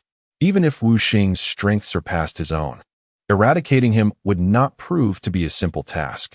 "I believe you must perish," Wu Xing bellowed, his demeanor icy, as he took a decisive step forward. A terrifying aura erupted forth like a torrential flood, forcefully bearing down upon Wu Dao. Humph! Under the pressure of this overwhelming presence, Wu Dao's complexion shifted slightly. With a cold snarl, he focused his gaze, channeling the ancient demon body to withstand this formidable force. Lifting his head, he regarded Wu Xing with profound eyes, embodying the pride of an immortal king. How could he be subjugated by a petty man like Wu Xing? To think that one at the 3rd level of the Source Refinement Realm would dare to resist? Such arrogance. Wu Xing let out a chilling laugh, his coldness intensifying, as his aura became increasingly terrifying. In the confines of the room, some fragile decorations shattered under the immense pressure. Is this truly the might of the 9th level of the Source Refinement Realm? Wu Dao growled lowly, then abruptly whirled his body to dissipate the overwhelming force. Reflecting on the clash of power, murmuring to himself, "What of the 3rd level of the Source Refinement Realm? In my eyes, you, Wu Dao, remain a mere waste. Such a waste does not deserve to consume the Gathering Origin Pill. Since you have squandered it, you must face your demise." Wu Xing issued a low growl, his status within the Wu family being exceedingly high. Among his peers, none dared to defy his will. The audacity of Wu Dao to confront him so boldly and even attempt to resist filled him with a sense of provocation against his authority, igniting a surge of wrath within him as he began to consolidate his power. Was the 9th level of the Siphon Source realm truly formidable? In Wu Dao's eyes, what significance did that hold? With a cold sneer, Wu Dao felt his aura becoming tumultuous, acutely aware of the murderous intent glimmering in Wu Xing's eyes. But who was he to submit without a fight? How foolish it was to provoke him. Prepare to face the consequences. Chapter 9. The heavenly Xian mountain range. Wu Xing extended a massive hand, the sound of rushing wind accompanying his swift strike aimed at Wu Dao's chest. A sinister smile curling at the corners of his mouth, his expression one of arrogance. He had resolved to teach Wu Dao a lesson, to make it abundantly clear who truly reigned as the foremost among the younger generation of the Wu family. All who dared to provoke him would face retribution. As Wu Xing launched his relentless assault, Wu Dao felt an overwhelming pressure. In his previous life, he had looked down upon the world, scoffing at the 6 realms. Yet this body was merely at the 3rd tier of the Siphon Source realm. Given his current capabilities, it would be a daunting challenge to contend with Wu Xing. As Wu Xing's strike descended, Wu Dao endeavored to commune with the power contained within the heart of the demon god. Should Wu Xing's attack land, he would suffer the backlash of that very power, ensuring that Wu Xing also tasted the consequences of his actions. However, at that moment, stop! A robust figure suddenly appeared before Wu Dao, emanating a terrifying aura that forcefully pushed Wu Xing back. Wu Xing, what on earth are you doing? The person who arrived was Wu Changfeng, who suddenly roared at Wu Xing and swiftly seized him with a single hand. Do not lay a finger on my son. Another furious voice echoed, and several figures instantly appeared. One of them, a middle-aged man, stood protectively in front of Wu Changfeng, rescuing Wu Xing. This man was none other than Wu Xing's father. Upon witnessing the arrival of the others, Wu Xing's expression darkened, a sense of unease rising within him, and he felt a tinge of panic. What is the meaning of this? The elder Wu Zhen emerged, resembling an old lion, his gaze stern and commanding, causing all present to pale, realizing that the elder was genuinely enraged. How could Wu Zhen not be furious? To him, Wu Xing was the foremost among the younger generation of the family, while Wu Dao was regarded as the most promising young talent. Both were seen as the future hope of the clan. However, their conflict posed a significant threat to the family's harmony. You had better provide a clear explanation, or face the consequences of the clan's regulations. At this proclamation, Wu Xing trembled, fear gripping his heart as he dreaded the clan's rules. Grandfather, it's really nothing serious. My cousin Wu Xing merely wished to offer me guidance upon seeing my recent breakthrough. We hadn't even engaged in combat before causing a disturbance. Sensing the gravity of the situation, Wu Dao stepped forward, casting a cold glance at Wu Xing as he spoke. Wu Xing was taken aback, staring at Wu Dao in astonishment, puzzled as to why Wu Dao would speak on his behalf. If Wu Dao revealed the truth, it would spell disaster for him. Even though he was a prodigy of the family, striking at a clan member would be a grave offense, and the elder would not let him off easily. Not only were Wu Xing and the others astonished, but even old Master Wu gazed at Wu Dao in disbelief. A breakthrough? Grasping Wu Dao's wrist, old Master Wu's expression shifted to one of peculiarity. Taking a deep breath, he heartily patted Wu Dao's shoulder and exclaimed with laughter, "Well done, young man. You've reached the 3rd level of the Source Refinement realm. Excellent, excellent. Keep up the good work." Feeling the sharp pain in his shoulder, Wu Dao grimaced inwardly, pondering whether the old man had intentionally applied such force to reprimand him. With old Master Wu's confirmation, the others also looked at Wu Dao in astonishment, and Wu Changfeng wore a face of sheer delight.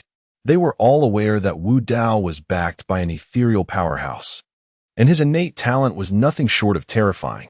Wu Dao could only acquiesce, refraining from further comments. "Don't think I will be grateful. Next time, I won't hold back." As he departed, Wu Xing cast a cold glance at Wu Dao and spoke in a low tone. Wu Dao merely smiled faintly, choosing not to elaborate. It was only after Wu Xing and the others had completely vanished that the smile on his face turned icy and indifferent. If he were truly confined by the Wu family, his progress would be severely hindered. It would be far better to venture outside, hunt ferocious beasts, and seek rare treasures, as this would expedite his advancement. On the path of cultivation, one could only grow stronger through the trials of life and death. Mounting his steed, chasing wind, he transformed into a fleeting breeze, his figure gradually fading. Before long, he exited Linshan town and headed straight towards the distant Tianxian mountain range. The Tianxian mountain range was not far from Linshan town. After riding chasing wind for merely an hour, Wu Dao arrived at the foot of the mountains. Ah, here I am again. Wu Dao gazed at the boundless mountain range, his emotions inexplicably stirred. It was here that his journey began anew. The previous incarnation of Wu Dao had met a violent end, his soul now inhabiting Wu Dao's flesh, awakening a new existence. Little did he anticipate that he would soon return.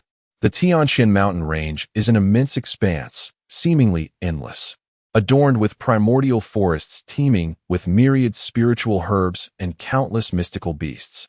It is said that numerous revered sages have transcended within its depths, leaving behind a wealth of opportunities.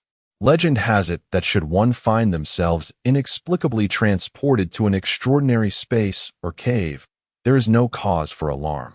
Perhaps a mere step forward could lead to transformation into a formidable being.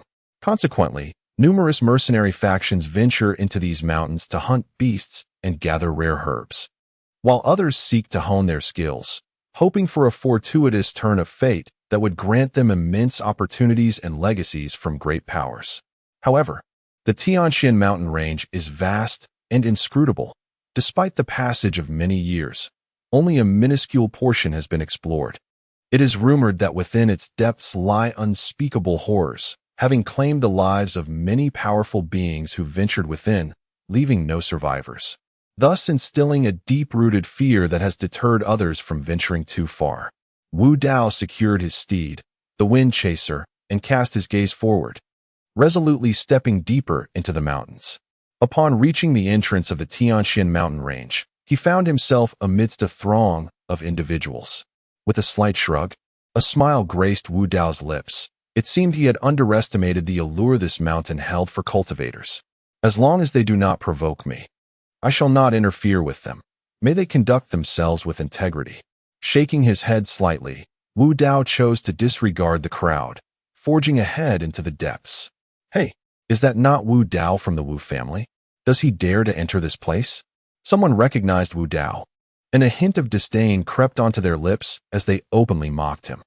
Perhaps the ninth young master of the Wu family sought to discover fortune and escape his wretched potential. A waste is a waste.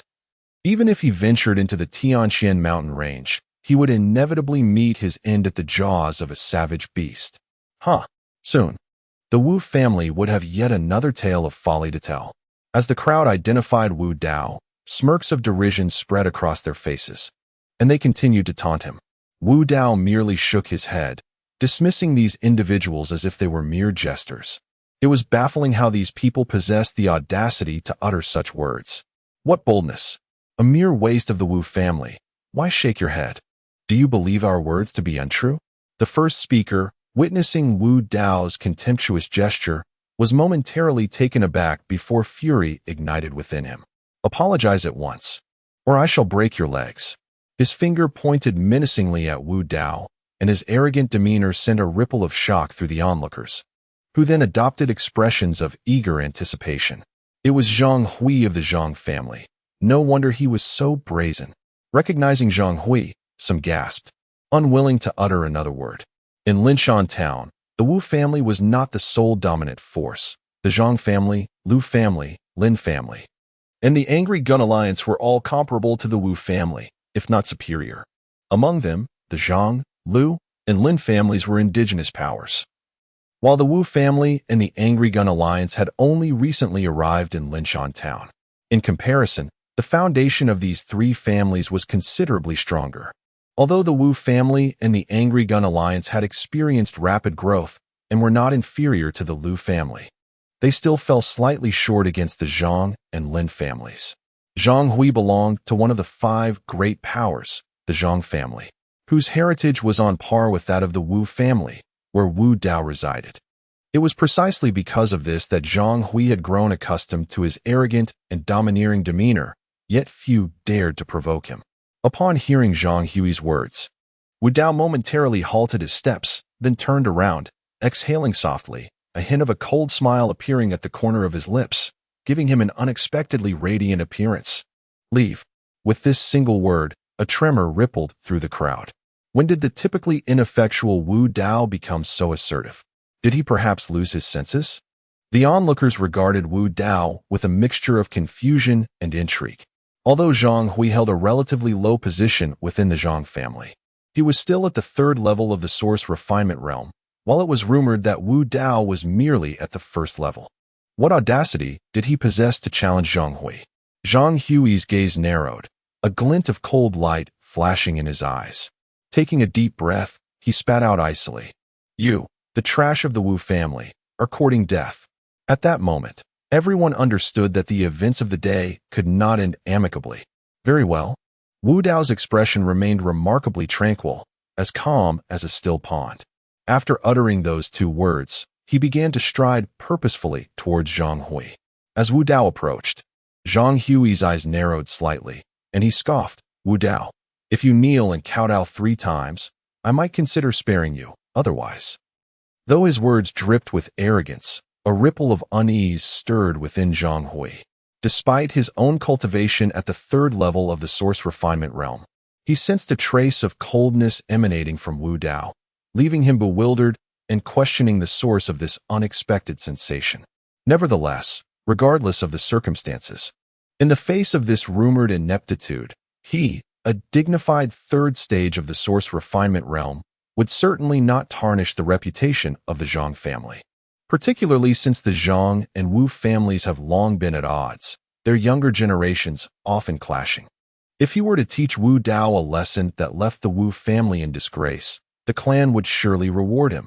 Zhang Hui wiped away the flicker of unease in his heart, increasingly convinced that he must deliver a severe reprimand to Wu Dao. Kneel before me? What are you? But a mere nothing?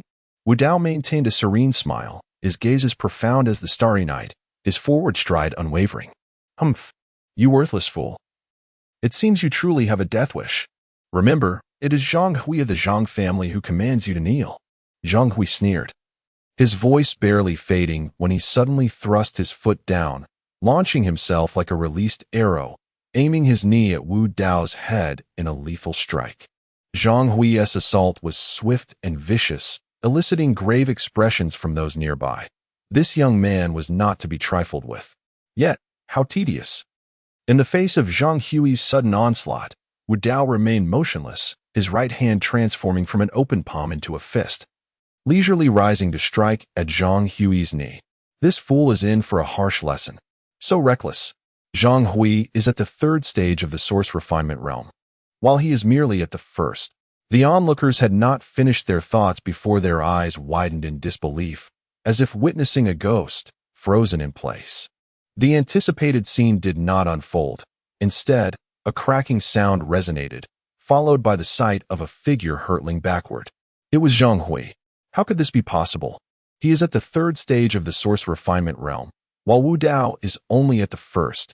How could he possibly defeat Zhang Hui? In an instant, the sound of gasps filled the air, rising and falling like waves. Turning to face Wu Dao, the expressions of those present were not only marked by astonishment, but also tinged with a hint of fear. This young man was remarkable. Could it be that he had attained the 3rd level of the refinement realm? A voice cried out in disbelief, and once more, all eyes converged upon Wu Dao. As they sensed the aura emanating from him, their astonishment deepened. Wu Dao had actually reached the 3rd level of the refinement realm. Wasn't it widely rumored that the good-for-nothing young master of the Wu family, Wu Dao, was merely at the 1st level? When had he ascended to the 3rd level? Yet, even at this level, Zhang Hui from the Zhang family was of the same rank. Why then could Zhang Hui not withstand even a single strike from Wu Dao? Moreover, everyone distinctly remembered that when Wu Dao struck, it was merely a casual fist, So what other hidden strength did he possess? Paying no heed to the shocked gazes from the crowd, Wu Dao strode directly to Zhang Hui, placing his foot upon his chest. "Do you yield?" he demanded. "Yield? You waste of space, how dare you break my leg? I assure you, the Zhang family will not let this go unpunished." Chapter 10. The family's attention. Zhang Hui clutched his knees, his face contorted in pain as he felt a sharp agony radiating from his leg. Cold sweat beaded on his forehead as he fixed his gaze on Wu Dao, filled with resentment. The noise around him was unbearable. At that moment, Wu Dao maintained an expressionless demeanor, yet in Zhang Hui's eyes, he appeared as a demon, sending a chill down his spine. His gaze faltered, unable to meet Wu Dao's. Taking a deep breath, Zhang Hui steeled himself to speak. "Do you not realize that I am a member of the Zhang family? You, a mere waste. Do you not fear the retribution of the Zhang family?" At this moment, his only reliance was on his identity as a member of the Zhang family. Wu Dao has become somewhat inscrutable, yet the formidable Zhang family is a behemoth that even the entirety of the Wu clan would hesitate to provoke. He yearns to extricate himself from the Zhang family as shadow, knowing that Wu Dao harbors reservations that prevent him from resorting to extreme measures. The Zhang family? A faint smile played upon Wu Dao's lips as he effortlessly lifted Zhang Hui, uttering softly, "What does he amount to? I, Wu Dao, have never taken kindly to threats." With a swift motion, he hurled Zhang Hui away with considerable force. Dusting off his hands, Wu Dao turned slightly, surveying the onlookers, challenging anyone who harbored ill feelings towards him to step forward. As he cast a glance at the crowd, Wu Dao chose not to elaborate further, instead striding towards the talent trial arena. Once his figure vanished from sight, a wave of astonishment swept through the gathering, as they exhaled in relief while speculating on the source of Wu Dao's newfound strength.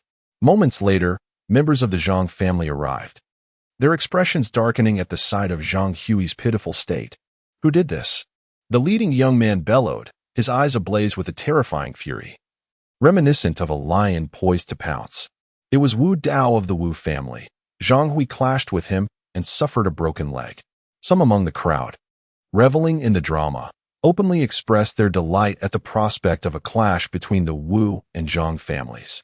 "Where is that little brat from the Wu family?" The Zhang clan members' faces turned cold, feeling the sting of humiliation at Zhang Hui's injury. "He has entered the talent trial arena," someone pointed out. Without hesitation, the Zhang family members surged forward, driven by a singular purpose, to locate Wu Dao and avenge Zhang Hui. "Insulting my Zhang family cannot be brushed aside so easily. Today, I shall sever his forelimbs. Even the Wu family cannot protect him." This is the voice emanating from the Zhang family, seeking to punish Wu Dao. The talent trials seem merely to be a gathering place for monstrous beasts. As Wu Dao traverses the talent trials, a glimmer of brilliance occasionally flashes in his eyes. Unbeknownst to him, the Zhang clan harbors intentions to cause him trouble. At this moment, he focuses all his attention on the vast forest before him. With his extensive experience, he can instantly discern the nature of the talent trials, and, upon understanding this place, a spark of clarity ignites in his gaze. "A gathering of beasts, you say? How fortuitous, for a livestock guardian is precisely what is needed." He casts his gaze towards the innermost depths of the talent trials, where the secrets remain unknown to all. His curiosity beckons him to venture forth. Yet, he quickly shakes his head, dismissing this thought. Given his current cultivation, entering would be tantamount to courting death. Suddenly, Wu Dao's expression shifts, his steps faltering as a faint rustling reaches his ears. His countenance changes abruptly, and with a leap, he ascends to the boughs of an ancient tree, holding his breath and concentrating as he gazes towards a nearby thicket.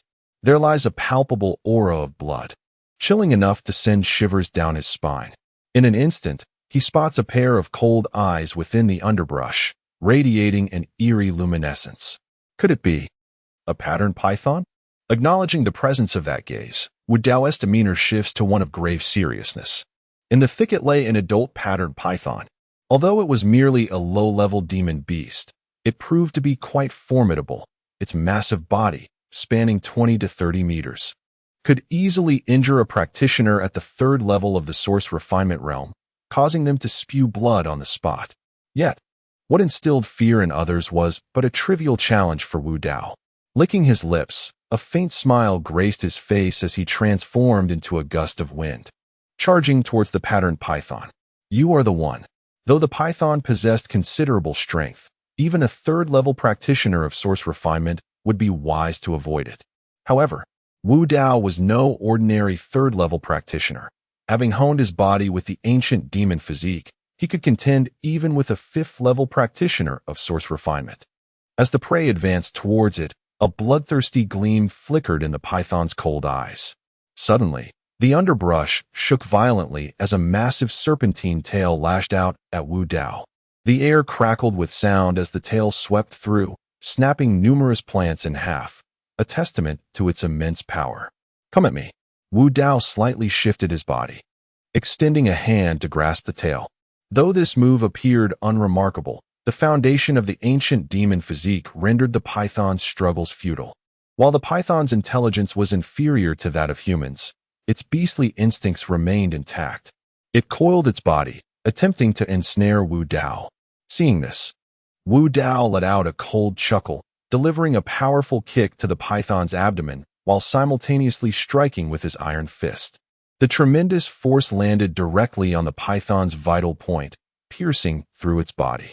The python emitted a deafening roar before collapsing, prompting Wu Dao to withdraw his hand and extract the python's gallbladder, swallowing it whole.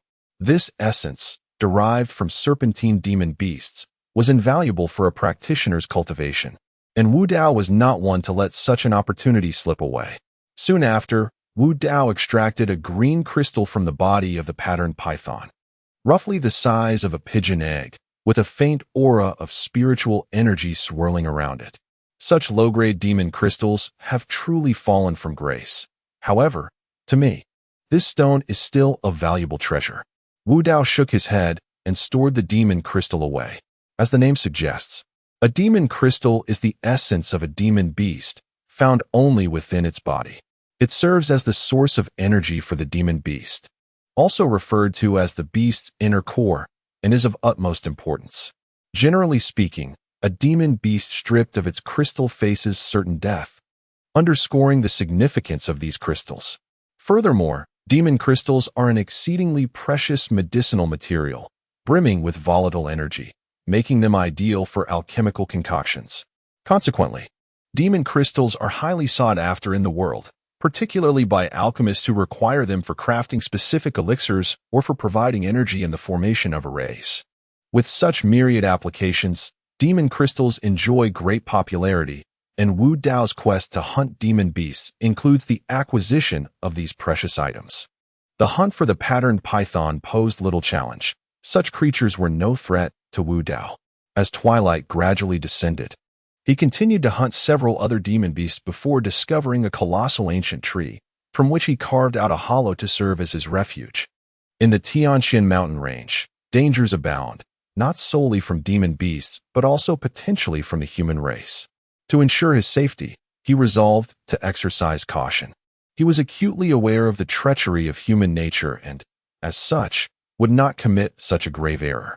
At Linshan Town, the Wu family. Scoundrels! Useless! What good are you to me? Do you all remain oblivious to Dao's departure from the Wu family? What are you all doing? A thunderous roar reverberated throughout the clan. Half an hour prior, when Wu Changfeng sought out Wu Dao, he discovered a letter left in the room. Upon reading its contents, he was instantly taken aback and rushed to inform the elder Wu. The elder, known for his fiery temper, was infuriated to learn that the immensely talented Wu Dao had ventured out for training without anyone in the clan noticing. His anger flared as he pondered the dire consequences should anything untoward happen while Wu Dao was away. The Wu family relied heavily on the support of the esteemed figure behind Wu Dao. Consequently, he unleashed a severe reprimand on the household servants, and the heads of several branches of the Wu family were equally chastised. Presently, Wu Dao is considered one of the family's prodigies, a person deserving of utmost protection, and there could be no room for error. Wu Dao's safety is intrinsically linked to the future of the Wu family. How could they not care? How could they remain unperturbed? Moreover, aside from Wu Dao's remarkable skills and martial arts, his innate talent and combat prowess herald a future of formidable strength. Coupled with the backing of the distinguished figure behind him, the Wu family could ascend to unprecedented heights. This represents their hope for surpassing the Zhang and Lin families. Should anything happen to Wu Dao, it would undoubtedly spell a significant loss for the Wu clan. Father, Dao mentioned his intention to train in the Tianxin mountain range. Perhaps he has his own reasons. We might as well respect his wishes, suggested one of Wu Dao's uncles, cautiously observing the elder Wu. 3 days have now passed without any news of Wu Dao from the Wu family, nor from the Lu family on that day. Whether they have diligently searched remains uncertain.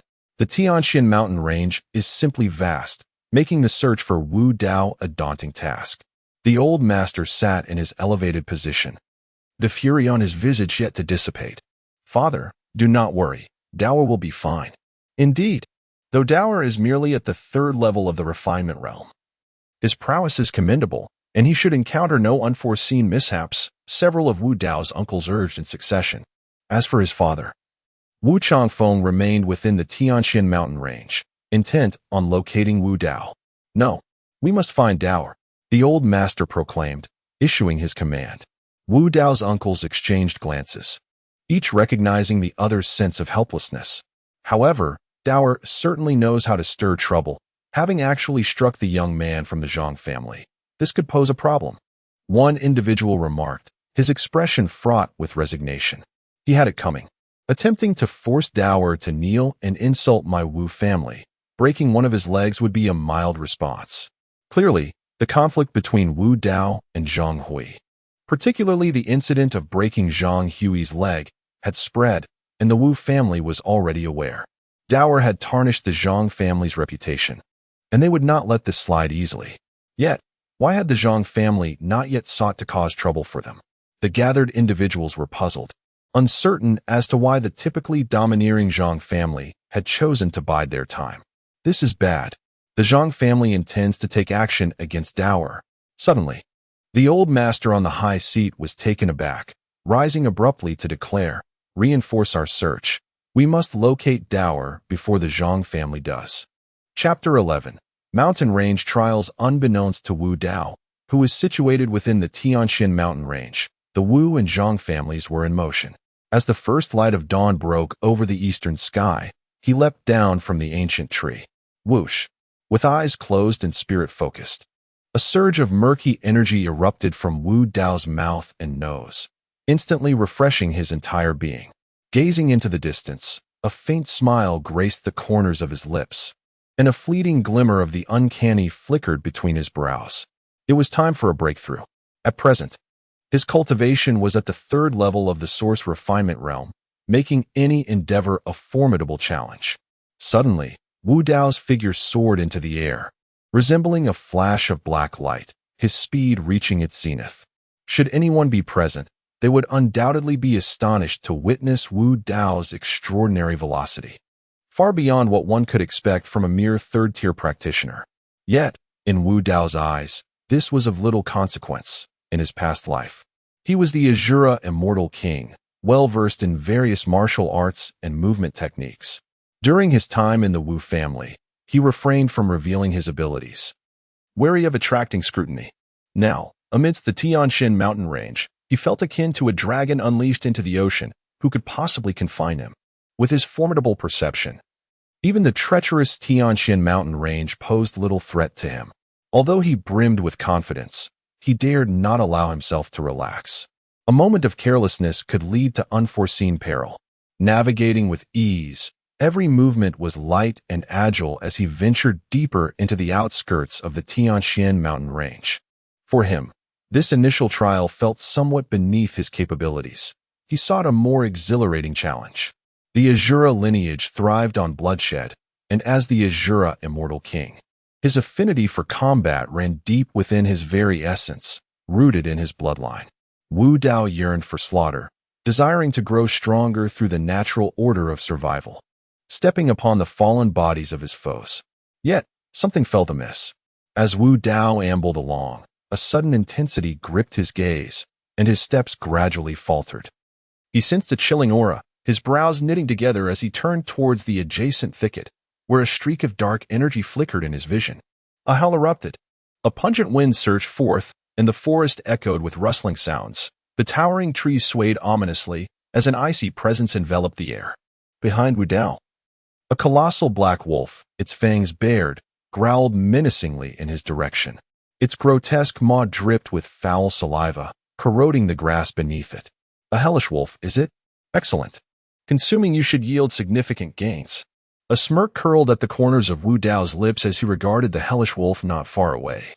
A glimmer of delight gleaming in his eyes.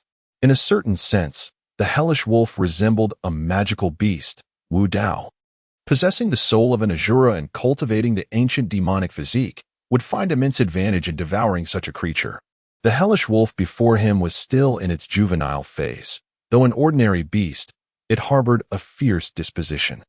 Its cultivation had already reached the 5th level of the source refinement realm, a remarkable feat indeed. The presence of such a beast in this area was quite unexpected. A howl resonated again. Seemingly eager to consume Wu Dao, the hellish wolf emitted a low growl, its limbs coiling with sudden force as it lunged forward, jaws agape, intent on severing Wu Dao's head in one swift bite. Abominable creature, come forth. Wu Dao bellowed in response, a unique aura coalescing around him, unleashing a wave of power that instilled a sense of dread and despair. With a swift pivot, he raised his hand to deliver a punch. The hellish wolf was indeed a formidable beast, and Wu Dao's audacious attack was nothing short of perilous, an act of utmost boldness. With a moment's carelessness, one could easily fall prey to the spectral wolf. Yet, a faint smirk graced Wu Dao's lips as he summoned greater strength, the ancient demonic physique erupting with vigor. Landing a powerful punch upon the wolf's skull, a deep thud resonated through the air, and the attacking spectral wolf was sent sprawling, howling in agony. Its gaze towards Wu Dao filled with dread. At this moment, tendrils of dark energy enveloped Wu Dao as he advanced deliberately towards the spectral wolf. His eyes glinting with an otherworldly light, he mercilessly shattered the wolf's limbs before placing his right hand upon its chest. Grasping the wolf's demon crystal, Wu Dao silently invoked the Asura Devour, continuously siphoning the energy within the crystal. Were an outsider present, they would undoubtedly berate Wu Dao for his folly. The energy within a demon crystal is notoriously volatile, and direct absorption can lead to dire consequences, a practice seldom undertaken. However, Wu Dao harbored no such fears. For his Asura Devour adeptly filtered out the majority of the chaotic energy, rendering what he absorbed significantly milder. After an hour, he discarded the now petrified demon crystal, a smile creeping onto his lips. Indeed, if I could acquire a few more, I would be able to break through to the 4th level of the source refinement realm. The essence of this spectral wolf was quite comparable to his own, making absorption more feasible and beneficial. Contemplating the abundance of such beasts within the Tianxian mountain range, Wu Dao licked his lips, revealing a glimmer of ambition. Having absorbed the spectral wolf's demon crystal, he proceeded deeper into the mountain range, his caution heightened. As he ventured further, the surrounding environment grew increasingly still, an eerie silence enveloping him. The unusual circumstances surely herald some enigmatic presence. It appears he has ventured into a realm of terror, which casts a shadow of gravity upon Wu Dao's brow. A gentle breeze wafts by, carrying an alluring fragrance that wafts into Wu Dao's nostrils. What is this? Wu Dao murmurs softly, his face betraying a look of astonishment. From this delightful aroma, he discerns that it must originate from a rare and precious spirit herb, for such a fragrance could not emanate from anything less. Yet, Wu Dao chooses to exercise greater caution. Such extraordinary treasures are often guarded by formidable beasts. He shifts his footsteps, following the direction of the enticing scent. Should he discover a spirit herb of this caliber, it would undoubtedly aid in his enhancement, and he cannot afford to let it slip away. It is here. As Wu Dao draws near to the source of the fragrance, he halts abruptly, concealing himself behind a massive stone, peering forward. Not far away, amidst a fissure in a black boulder, grows a gray magnolia. It is this very flower that exudes the captivating scent, Stone magnolia, Wu Dao whispers, his eyes shimmering with intrigue. Although this stone magnolia is not a true treasure of heaven and earth, it is nonetheless a rare spirit herb, possessing commendable efficacy. Since it thrives upon rock, it harbors the solidity of stone, proving exceptionally beneficial for tempering the physical body. A glimmer of joy lights Wu Dao's countenance. Acquiring this stone magnolia will surely advance his eternal demon body to new heights. Suddenly, a shiver runs through Wu Dao as he notices a black bobcat lounging atop the boulder where the stone magnolia resides, lazily basking in the sun. Curiously, this bobcat possesses two tails. Its dual-tailed gaze occasionally flutters open, revealing a mesmerizing glint, fixated upon the stone magnolia with fervent intensity. The two-tailed shadow cat. A flicker of disdain passed through Wu Dao's eyes as he recognized this demonic beast, feeling an overwhelming sense of indifference. He desired the stone magnolia. Rising slowly, Wu Dao approached the two-tailed shadow cat. Sensing the presence of a human nearby, the previously lethargic creature instantly became alert, its two tails raised, issuing a cold growl that warned Wu Dao to vacate the premises. I want this stone magnolia. If you wish to avoid demise, then retreat. Wu Dao cast a cold glance at the two-tailed shadow cat before continuing his advance toward the stone magnolia. Meow. The two-tailed shadow cat immediately bristled, its black fur standing on end like quills, and its tails lashed toward Wu Dao like clubs, the air resonating with a whooshing sound. You overestimate yourself. Wu Dao replied icily, extending his right hand, enveloped in swirling darkness. In the face of the shadow cat's horror, he seized one of its tails. Meow. With a forceful tug, Wu Dao astonishingly severed one of the shadow cat's tails. A jarring pain erupted, and the two-tailed shadow cat emitted a wretched howl. Quickly retreating and staring at Wu Dao, yet too intimidated to advance.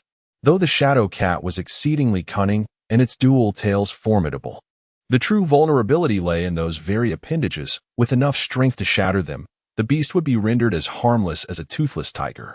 Noticing the icy resolve in Wu Dao's gaze, the two-tailed shadow cat recoiled sharply. It was intelligent enough to recognize that it was no match for Wu Dao and did not dare linger, prioritizing its escape. Still wishing to flee?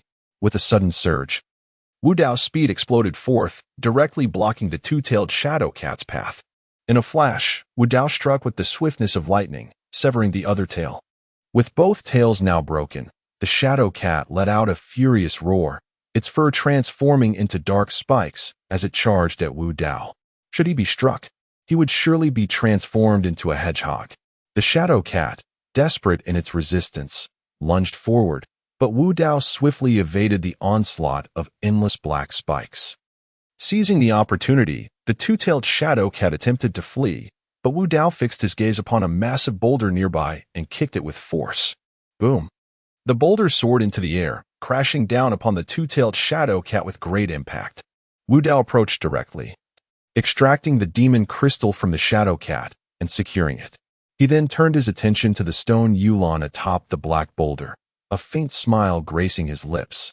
Just as he intended to advance and claim the stone Yulon, a sudden sense of foreboding washed over him, prompting an immediate retreat. Boom! In that very instant of his evasion, a massive rock plummeted from the heavens, creating a large crater where he had stood moments before. As the dust settled, Wu Dao's complexion turned ashen, and he glanced towards a distance. Had he not reacted in time, the boulder would have crushed him, and even if he had miraculously survived, he would have likely been left with broken bones. What ruthless intent! Who could possibly dare to strike at him? Suddenly, a light gasp echoed from nearby, seemingly in astonishment at Wu Dao's narrow escape from the boulder. He lifted his gaze, and there appeared 4 figures approaching, their eyes filled with disdain as they regarded him. What is the meaning of this? Wu Dao asked coldly, a hint of surprise flickering in his eyes as he surveyed the group. Among the 4, one was at the 4th level of the source refinement realm, 2 at the 5th, and 1 even possessed the cultivation of the 6th level of the source refinement realm. This assembly, when surveyed across the entirety of Linshan Town, reveals only a scant few worthy of mention. As anticipated, The man standing at the forefront of the quartet spoke, Zhang Jie of the Zhang family, and the worthless Wu Dao. I have been searching for you for quite some time. Chapter 12. The intent to kill this individual is a prodigy from the Zhang family, possessing a cultivation level that has reached the 6th tier of the refining source realm, far surpassing Zhang Hui, who had previously been humiliated by Wu Dao. Upon news of Wu Dao's severe injury to Zhang Hui reaching the Zhang family, the younger generation mobilized, eager to confront Wu Dao and avenge their kin. The Zhang and Wu families have long been adversaries, and they were keen to seize this opportunity to diminish the Wu family's vigor. Should these individuals possess any sense, it would suffice, but should they prove obstinate, he would not hesitate to ensure their defeat. The more composed and unflustered Wu Dao appeared, the darker the expressions of Zhang Jie and the others became. How audacious! This insignificant waste dares to disregard us. Who does he think he is? It seems he has grown weary of life. One of Zhang Jie's companions bellowed at Wu Dao. Brat, if you kneel and beg for forgiveness promptly, perhaps our young master might consider sparing your life. Another interjected, a glimmer of murderous intent flickering in his eyes. Upon hearing this, Zhang Jie remained silent. Yet the coldness in his gaze intensified, as piercing as a chilling wind. Get lost. Wu Dao refrained from engaging in further dialogue. Striding directly before the four and proceeding to pluck the stone magnolia. You dare to act with such impudence? Say that again if you have the courage. The individual at the 4th tier of the refining source realm obstructed Wu Dao's path, a hand resting on his shoulder, a sinister grin adorning his lips. Boom. Without even lifting his head, Wu Dao unleashed a kick. As the oppressive sound echoed, one could see that individual being hurled backward, crashing heavily to the ground. Clutching the spot where Wu Dao had struck him, curling up in agony while rolling about. This person, in excruciating pain, held his abdomen, staring in horror at Wu Dao. Bewildered, he pondered how someone at merely the 3rd level of the source refinement realm could nearly be killed by a single kick. How could this be possible? Wu Dao cast a cold glance at him. Then, amidst the grim expressions of Zhang Jie and his companions, stepped forward to pluck the shield and flower. Witnessing this scene, Zhang Jie and his associates' pupils constricted, and a glimmer of coldness intensified in their eyes as they fixed their gaze on Wu Dao, exclaiming, "You worthless fool! How dare you lay a hand on a servant of the Zhang family?" The servants beside Zhang Jie felt a jolt of alarm. They noticed that Wu Dao's expression remained unchanged, his confidence exuding an air of tranquility that instilled a sense of unease within them. The thought of their fallen comrade still on the ground prompted them to secretly assess just how formidable Wu Dao truly was. The Zhang family? They had never heard of it. Wu Dao, however, merely smiled icily, stepping forward with a sudden surge of killing intent that sent shivers down the spines of Zhang Jie and the others. Get lost. With that, Wu Dao slowly turned to leave, disregarding Zhang Jie and the others entirely. Such audacity! You pitiful waste, you seek your own demise, and I shall oblige. Zhang Jie's fury ignited completely, urging his companions to charge alongside him. At that moment, he cast aside any regard for his family's admonitions, consumed only by the desire to eliminate Wu Dao and redeem his honor. The two servants, feeling helpless, soon had a glint of murderous intent in their eyes. They were both servants of the Zhang family, and since Zhang Jie had spoken, they were compelled to obey. The two of them coordinated with Zhang Jie and attacked from 3 directions, surrounding Wu Dao. Angered, Wu Dao turned to face the 3, his gaze deep and penetrating as if gazing into the cosmos, and said, "Enough." With a sigh, Wu Dao clenched his fist and struck at one of the servants. The terrifying force of the impact sent the man staggering backward. As the rush of wind from the collision reached his ears, Zhang Jie and another servant's strikes descended upon him. With a cold smile, Wu Dao slightly leaned to one side, evading Zhang Jie's palm strike, and executed a side kick that sent the other servant flying.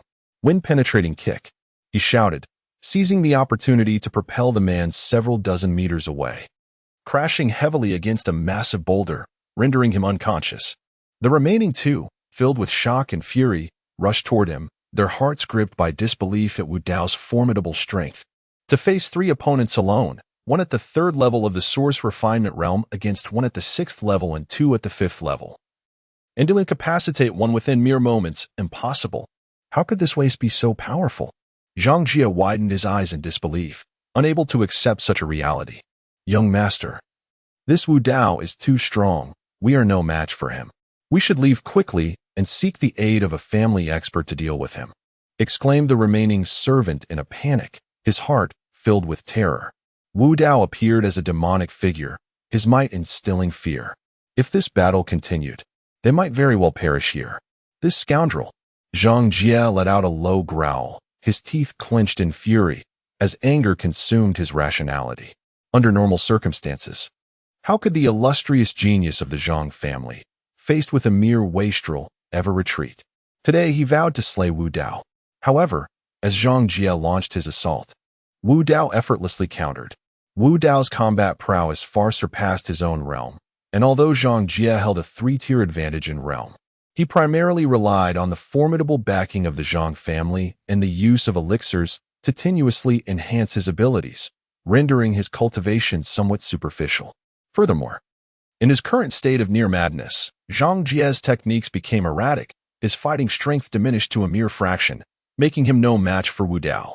Shadow Fist. Wu Dao's hands moved gracefully, conjuring countless fists that appeared like phantoms.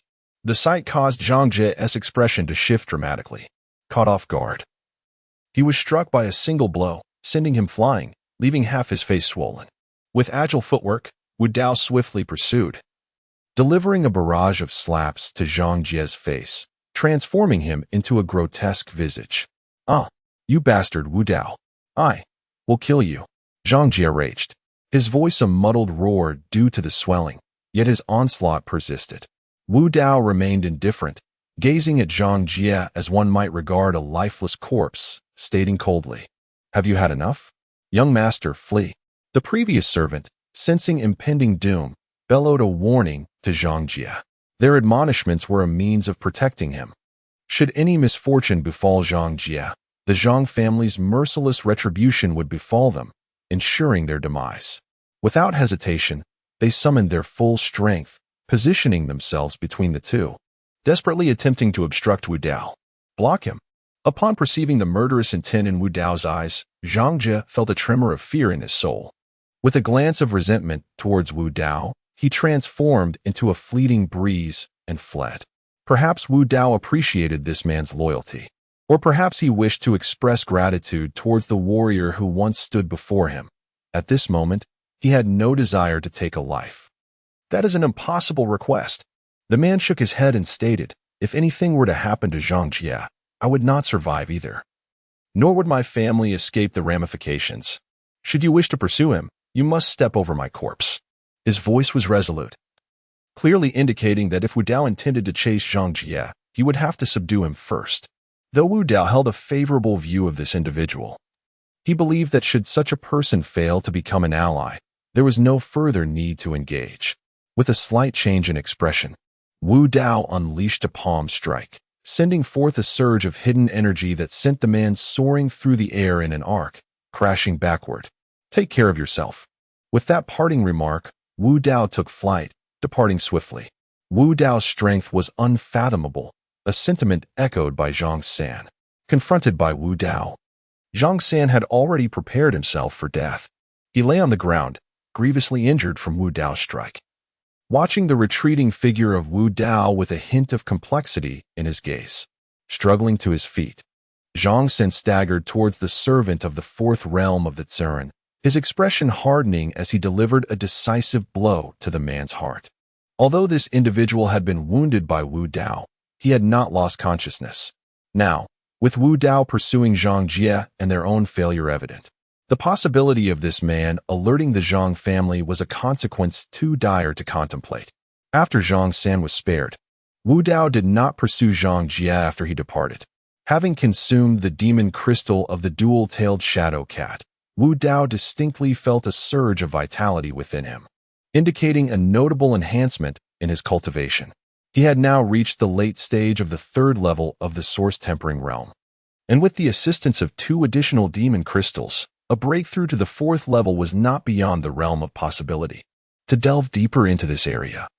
A breakthrough was imperative.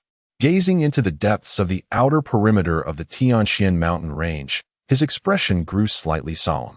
The creatures he had encountered thus far were already formidable, such as the nether wolf and the dual-tailed shadow cat.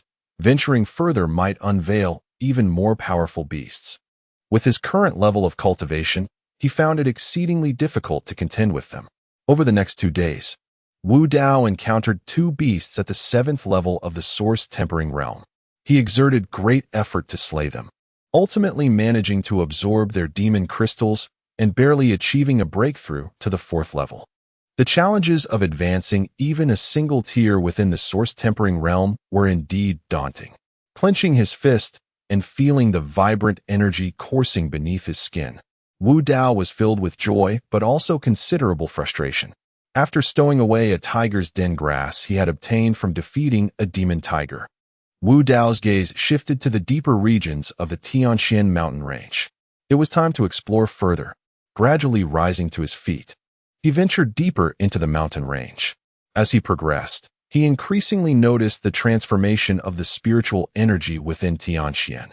It appeared to become denser the further he went. He could only wonder what level of spiritual energy awaited him in the depths of the mountain range. To his surprise, this journey to the Tianxian mountain range had yielded such remarkable discoveries. Wu Daowei grew increasingly eager to venture deeper into the Tianxian mountain range. However, given his current cultivation level, he could only explore the outskirts of the mountains. Although this was merely the periphery, it was still considerably deep into the outskirts. And with the abundant spiritual energy, Wu Dao was cautious not to let his guard down. In his past life, he held the esteemed title of the 9 Heavens Asura Immortal King, reigning supreme across the realms. Yet now he found himself merely a practitioner at the 4th level of the Refinement Origin realm. Countless techniques and myriad martial arts lay dormant within him, rendered useless against the ferocious beasts that thrived in such an environment. He treaded carefully, acutely aware of the terrifying fluctuations emanating from the deeper outskirts, to the point where he hesitated to proceed. After a moment of contemplation, Wu Dao's gaze deepened, becoming inscrutable. In the vastness of the 9 heavens and 10 earths, there existed no place that Wu Dao feared to traverse. What could the mere outskirts of the Tianxian mountain range do to him? If he encountered a formidable beast, he would unleash his full power to employ his spatial techniques. With his hands clasped behind his back, Wu Dao stood resolute, invigorated by the thought that if he desired to rise anew, retreat was not an option. Just as he prepared to step forward, a man's voice drew near, warning, "Everyone be cautious. We are approaching the destination. Stay vigilant, and do not let that vile creature catch wind of us." Chapter 13. The Golden Lion with Emerald Eyes. Following the source of the voice, Wu Dao noticed a group of over a dozen individuals stealthily making their way toward him. He intended to evade them, but it was too late. The group approached, led by a woman clad in purple, her 3,000 strands of hair cascading down like a waterfall. Her exquisite features appeared as if meticulously sculpted by the hands of a divine artist. Her skin akin to fine jade, and her delicate wrists glistening like frost-laden snow. She seemed to embody the essence of a celestial being descended to the mortal realm, compelling one to steal a few extra glances. Wu Dao's gaze swept across the scene, ultimately resting upon the young man beside the woman. He exuded a dignified presence and had an appealing countenance. It was he who had just spoken. The ensemble appeared to be denizens of Linshan Town, each adorned in luxurious attire. Despite their youth, their cultivation was formidable, with 5 individuals surpassing the 7th level of the Refinement Origin realm, and the leading lady herself having attained the 9th level.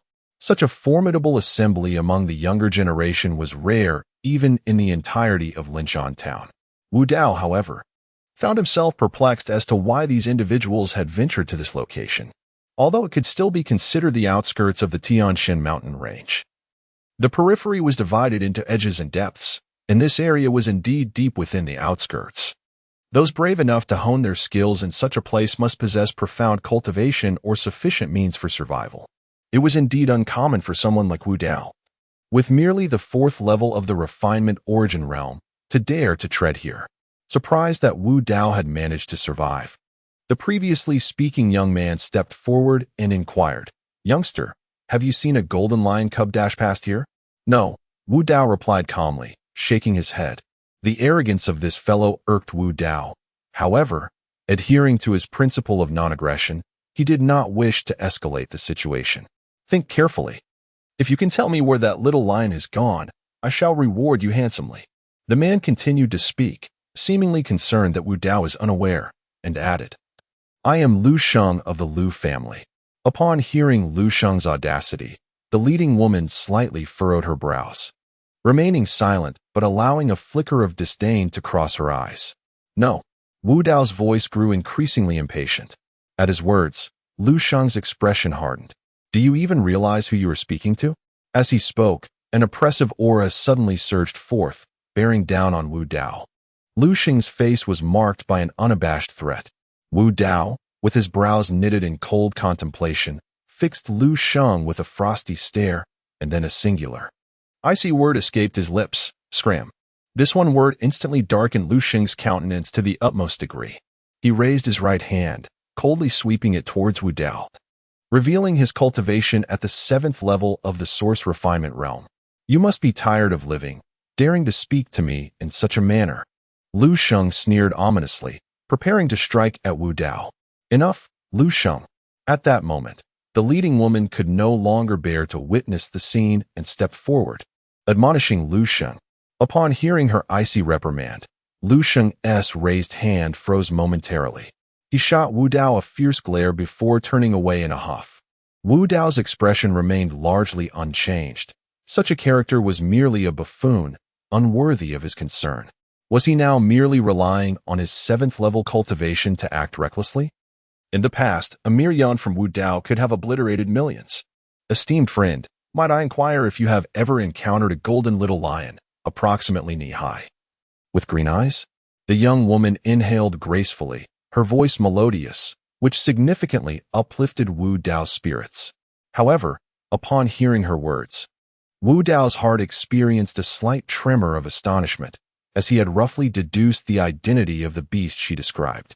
It was none other than the azure-eyed golden lion. According to legend, the azure-eyed golden lion is a descendant of the ancient beast, the 9-headed divine lion, possessing an exceptionally potent bloodline.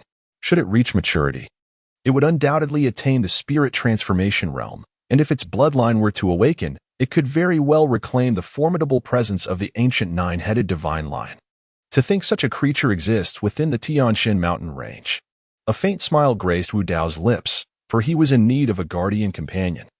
Observing the exquisite maiden before him, Wu Dao remained composed and simply shook his head, indicating that he had never encountered such a creature. The lack of any significant emotional response from Wu Dao surprised the woman slightly. She was acutely aware of her own allure.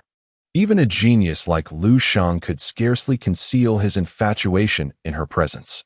Yet, in Wu Dao's gaze, she perceived not a trace of fervor or desire, only a serene detachment, as if he regarded the ebb and flow of existence with indifference, as though nothing in the world warranted his attention. Intrigued by Wu Dao, the woman stepped closer, her smile radiant, introducing herself as Lin Xingyan from the Lin family of Lingshan Town. "May I inquire your esteemed name?" "Wu Dao, of the Wu family," he replied candidly, his understanding dawning upon him as he processed Lin Xingyan's words. So, she was the celebrated daughter of the Lin family, a prodigy worthy of such cultivation. Lin Xingyan's reputation as the foremost beauty of Lingshan Town was equally as illustrious as that of Wu Xing from the Wu family. It is precisely for this reason that countless prodigies and geniuses are drawn to him, eager to bask in his brilliance, yet ultimately find themselves met with rejection. Upon hearing Wu Dao announce his name, the crowd gasped in astonishment. Was this truly the incapable waste of the Wu family? They had heard of Wu Dao's reputation, though they had never laid eyes upon him, and could not have anticipated that their first encounter would occur within the treacherous Tianshan mountain range. The astonished exclamations of the onlookers did not escape Wu Dao's notice. He perceived the disdain reflected in their eyes, yet chose to remain silent. If one were to voice their thoughts on every matter, how exhausting life would be. Thus, Wu Dao dismissed the need for explanation. Lin Xingyan observed the disdainful attitudes of the group, but when she noted that Wu Dao's demeanor remained entirely unchanged, a thought emerged in her mind. This young man is extraordinary. She then spoke up. So it is the esteemed young master Wu Dao of the Wu family. It is an honor to meet you. However, this place is rather perilous. Might you consider accompanying us? What are your thoughts, young master? Lin Xingyan had also heard tales of Wu Dao, and it was precisely due to this that she felt even greater astonishment. The legendary Wu Dao was said to be at the first level of the source-quenching realm, yet the Wu Dao before her was at the fourth level. Moreover, the confidence and calmness in his eyes bore no resemblance to the supposed incapable waste. This sparked an even deeper curiosity within Lin Xingyan. She was eager to uncover the secrets behind Wu Dao's transformation. Thank you for your kind offer, Miss Lin, but I am currently entangled in some matters and would prefer not to intrude upon your group, Wu Dao replied, gracefully declining. He was accustomed to solitude, and the presence of certain mysterious possessions made traveling with others rather inconvenient. With that, he turned on his heel and departed, leaving the crowd in a state of bewilderment. This incompetent fool actually dared to reject the invitation of the most beautiful woman in Linshan Town? Such audacity is simply astonishing. Should this news reach Linshan Town, it would undoubtedly stir up quite a tempest. Lu Sheng cast a dark glance at Wu Dao's retreating figure, a glimmer of malice flashing in his eyes. Feeling disgruntled by Lin Xingyan's invitation to Wu Dao, Lin Xingyan, equally taken aback, rarely extended invitations to others, especially to a male. Had she not harbored some curiosity about Wu Dao, she would not have been so proactive. Yet, to her surprise, he had turned her down, causing her delicate brows to furrow and her heart to feel a strange unease. Biting her silver teeth and clenching her delicate fists, a hint of indignation shimmered in her beautiful eyes. Wu Dao, was it? We shall meet again. Once distanced from Lin Xingyan and the others, Wu Dao unleashed his perception, speculating on the route they had previously searched, and began his pursuit of the azure-eyed golden lion. This extraordinary beast was exceedingly rare and possessed immense potential for growth, making it an ideal candidate for a steed.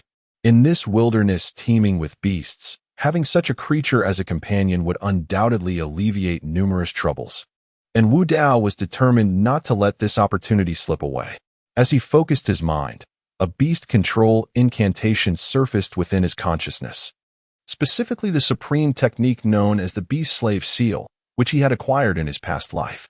The Beast Slave Seal, as the name implies, is a method designed to subjugate magical beasts as slaves, employing restraints to control the very souls of these creatures, thus achieving dominion over them.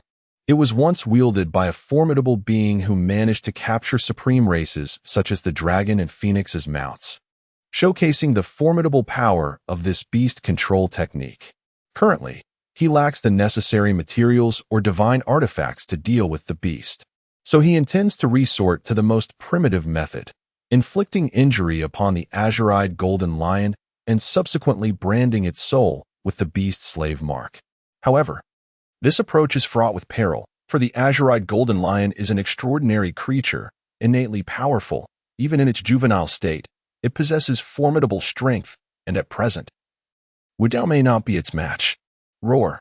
After the passage of a brief incense stick's time, a faint roar of a lion reached Wu Dao's ears. A flicker of joy appeared on his face. Indeed, it was the roar of the azure-eyed golden lion. He swiftly moved, racing toward the direction of the sound. And there it was. Within a valley rich in spiritual energy, a golden cub frolicked, blissfully unaware of the impending danger. This obliviousness was partly due to its youthful nature, but largely attributed to Wu Dao's adept concealment techniques. The azure-eyed golden lion stood merely knee-high to Wu Dao, exuding a strikingly majestic presence despite its youth, revealing the regal demeanor of a beast king. Its azure eyes sparkled with an otherworldly light, further underscoring its exceptional lineage. Occasionally, as it playfully licked its tiny, rosy tongue while grooming its fur, it appeared rather adorable. Yet, when Wu Dao gazed upon it, he did so with caution, for although this lion was a juvenile, it remained a rare beast, possessing cultivation at least at the 8th level of the refinement realm, making it a formidable opponent. It was no wonder it had eluded the likes of Lin Xingyin and others. Little one, you are destined to be mine. As Wu Dao beheld the azure-eyed golden lion, a rare flicker of fervor ignited in his eyes. He held great confidence in his beast-controlling technique. This little lion would not escape. Chapter 14. Subjugation. As Wu Dao approached step by step, the azure-eyed golden lion remained oblivious to the impending anomaly. Not far away, it frolicked playfully, engrossed in its own amusement. Concealing his presence, Wu Dao executed a technique of lightness he had mastered in a previous life. Halting approximately a dozen paces from the young lion, suddenly, the little lion paused, tilting its head in curiosity towards Wu Dao's direction, its small nose twitching, revealing a hint of confusion in its cerulean eyes, as if searching for something. Had it finally noticed? Alas, it was too late. A cold smirk graced Wu Dao's lips. He was so near the cub that the advantage was firmly in his grasp. With a sudden burst, Wu Dao sprang forth, shattering a piece of bluestone beneath his feet. His form shot forth like an arrow released from its bow, instantly appearing beside the young lion. In his hand, a grayish magical seal flickered into view, descending upon the azure-eyed golden lion. Roar! As if incited, the young lion unleashed a terrifying roar, its limbs propelling it fiercely towards Wu Dao without an ounce of trepidation. Though still a juvenile, the extraordinary beast exuded a commanding aura accompanied by an overwhelming presence that intensified the pressure on Wu Dao. Splendid! A smile crept across Wu Dao's face. The stronger the azure-eyed golden lion, the more advantageous it was for him. At that moment, as the lion lunged towards him, it played right into Wu Dao's hands. With a beaming expression, he released a fearsome black aura, summoning the ancient demonic body, and unleashed a punch aimed squarely at the lion's forehead. Bang! The collision between the fist and the beast's head produced a muted thud, causing both figures to retreat instantaneously. This force was barely tolerable. Once steadied, a satisfied expression emerged on Wu Dao's face. His recent probing had granted him a general understanding of the azure-eyed golden lion. Let the encounter continue.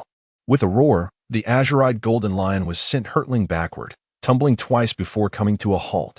It rose, shook off the impact, and glared at Wu Dao, its eyes ablaze with fury, indicating that it had indeed been provoked.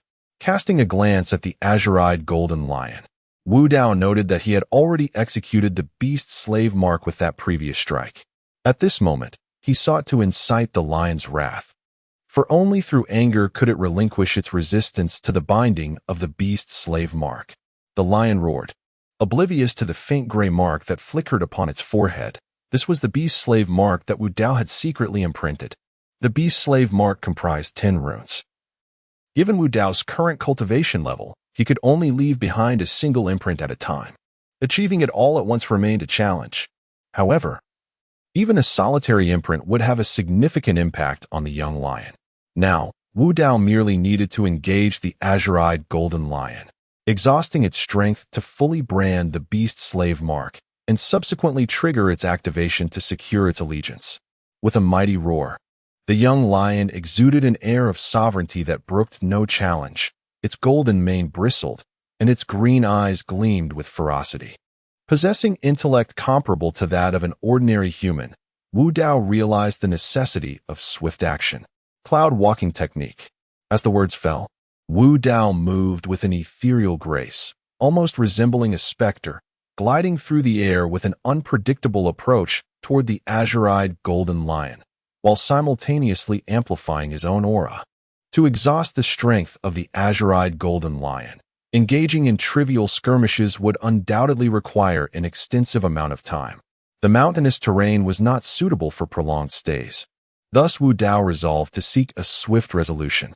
Observing the azure-eyed golden lion, it landed and began to thrash its limbs, its sharp claws slicing through the air as they lunged towards Wu Dao.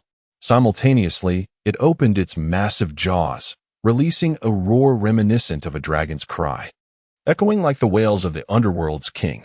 Despite Wu Dao's prior preparation, the sound waves reverberated through him, causing his very soul to ache. Gritting his teeth against the disorientation, Wu Dao swiftly formed hand seals to counter the beast's roar.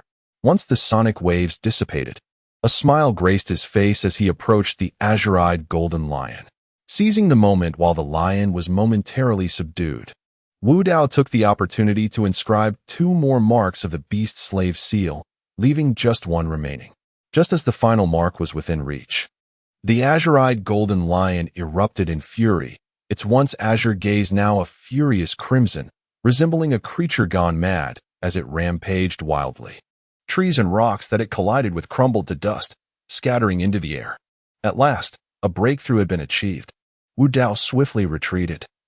This was the critical juncture of the lion's struggle against the beast slave seal, a time of both rebellion and restraint. Approaching recklessly would surely incur the lion's wrath. Concealing himself atop an ancient tree, Wu Dao waited for the completion of the beast slave seal while observing his surroundings. The power of the lion's roar was formidable and would undoubtedly attract nearby adept practitioners. Having finally located the azure-eyed golden lion, Wu Dao was determined to keep it from falling into others' hands. After approximately half an hour, the lion's movements gradually diminished, ultimately becoming more subdued. When it directed its gaze towards Wu Dao in the tree, an unexpected gentleness flickered in its eyes. Shaking its lion's head, the azure-eyed golden lion's gaze transformed once more into a fierce glare. With a thunderous roar, it turned as if to flee. Did it think it could escape? A cold smile graced Wu Dao's lips, and in an instant, a surge of azure light erupted from beneath his feet. The wind-piercing leg of the Wu family was unleashed, and with its remarkable speed, Wu Dao left behind a series of phantoms. When he came to a halt, he had already positioned himself to intercept the azure-eyed golden lion, blocking its path with the wind-piercing leg. With a ferocious roar, the golden lion, nimble and agile, leaped into the air, a spectral figure emerging behind it. Its entire form lunged towards Wu Dao, tracing a graceful arc, its sharp claws aimed directly at his throat. Desperate to resist, Wu Dao regarded it with icy indifference. He stomped his right foot forcefully, causing the ground to crack open, and in a remarkable twist, he evaded the lion's assault while simultaneously delivering a powerful punch to its midsection. With a dull thud, the azure-eyed golden lion was propelled backward, crashing heavily onto the ground. Without hesitation, Wu Dao advanced, his hands firmly grasping the lion's small head. Channeling the ancient demon body, he withstood the lion's frantic thrashing, rendering it unable to break free. At the same time, a gray insignia materialized in his hand. He struck down upon the lion's head, marking it with the final seal. As the beast slave mark was fully inscribed, a resplendent light shimmered upon the lion's forehead, revealing a complex and arcane rune that flickered in and out of visibility. It was done. A glimmer of satisfaction sparkled in Wu Dao's eyes as he silently activated the beast control technique, erasing the last vestiges of resistance from the azure-eyed golden lion and subduing it completely. Gradually, the struggle and fury in the emerald-eyed golden lion's gaze dissipated entirely. Looking at Wu Dao, it radiated a sense of intimacy, extending its delicate pink tongue to gently lick his face. A soft growl of affection escaped the golden lion as it nuzzled its small head against Wu Dao's leg, expressing its discontent. Those azure eyes, filled with a plaintive charm, seemed to convey a silent message. So what if I am female? I am equally adorable, equally formidable. Wu Dao tenderly stroked its forehead and sighed. All right. Abai is the most adorable and powerful. He then urged, now, let us hasten to seek the spiritual herbs within the Tianxin mountain range, as well as some slightly weaker beasts. Abai, the name Wu Dao had bestowed upon the golden lion, was initially intended to be Little Gold. But the little creature vehemently disagreed, stubbornly rolling around and playfully demanding attention, nearly causing Wu Dao to choke on his own blood in exasperation. Reluctantly, he acquiesced to the name change. With a delighted nod of its small head, Abai transformed into a streak of golden light, darting off into the distance. Wu Dao hurriedly followed, his heart brimming with anticipation. With Abai, this little ally, by his side, Wu Dao found himself conserving considerable energy. All he needed to do was trail behind Abai, for precious herbs and beasts were rendered utterly visible. Moreover, The combat prowess of the emerald-eyed golden lion was formidable. Along their journey, they encountered numerous beasts that required no intervention from Wu Dao, as Abai effortlessly dispatched them with a graceful ease. After extracting the beast crystals, Abai consumed the corpses of the fallen creatures without reservation. With each feast, the aura surrounding Abai grew increasingly potent. Wu Dao nodded.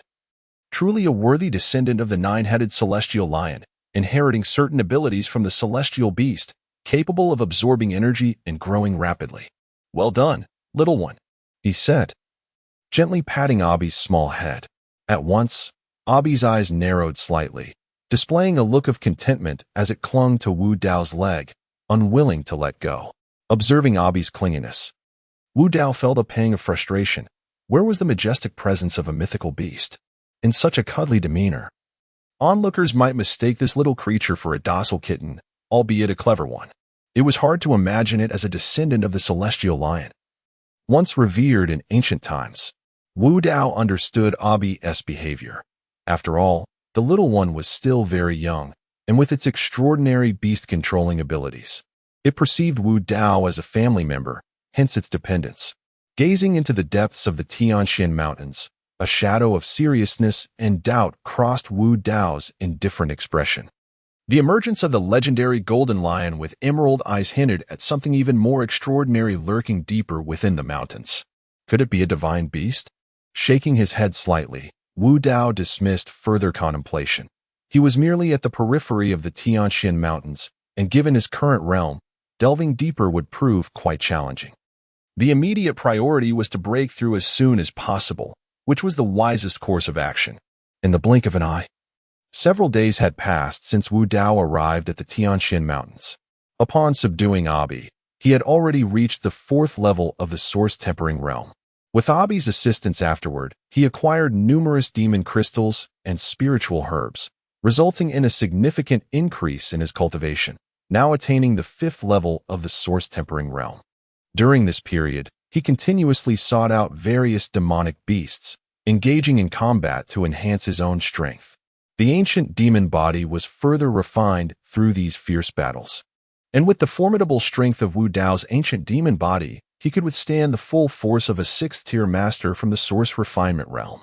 Abai did not disappoint Wu Dao.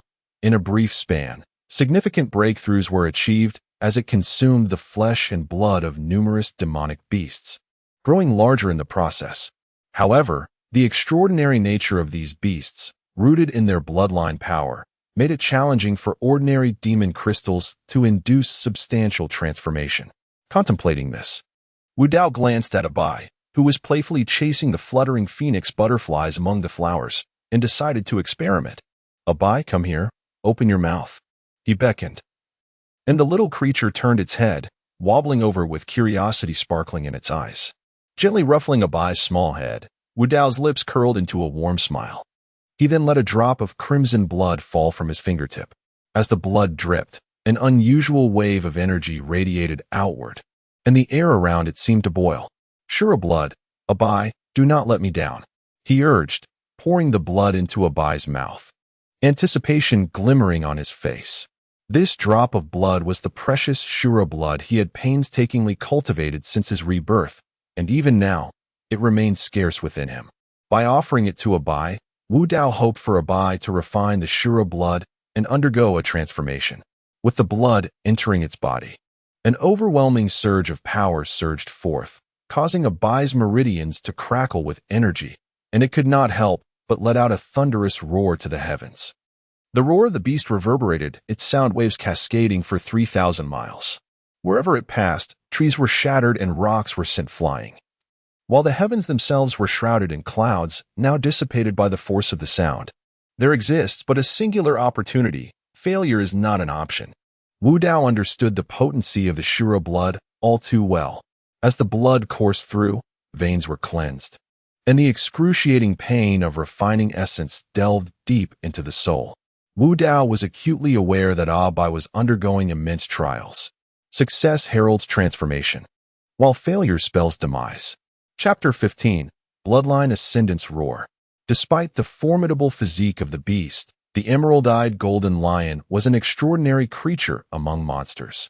Yet, under the purifying influence of the Asura blood, Abai struggled to maintain consciousness, emitting low, guttural growls. Its petite form was taut, limbs quivering incessantly, every strand of golden fur standing on end, and its entire body suffused with a faint luminescence, while its verdant eyes brimmed with crimson. In a state akin to madness, its forepaws clawed desperately at the ground. If such agonizing suffering could not be endured, how could it possibly be worthy of being my beast companion? Wu Dao? With a low admonition, Wu Dao sensed the subtle surge of spiritual energy emanating from Abai. He recognized that Abai was diligently attempting to refine the drop of Asura blood. If Abai is merely an ordinary mythical beast, incapable of refining the Asura blood of Wu Dao, then it lacks the merit to remain by Wu Dao's side. The Asura king, surrounded by nothing mundane, demands the same even from spirit beasts. Although the Asura blood Wu Dao has currently condensed is not overwhelmingly terrifying, its bloodline quality is undeniably elevated, far surpassing that of the golden lion with azure eyes. Otherwise, the Asura clan would not have dominated the starry realms for countless epochs.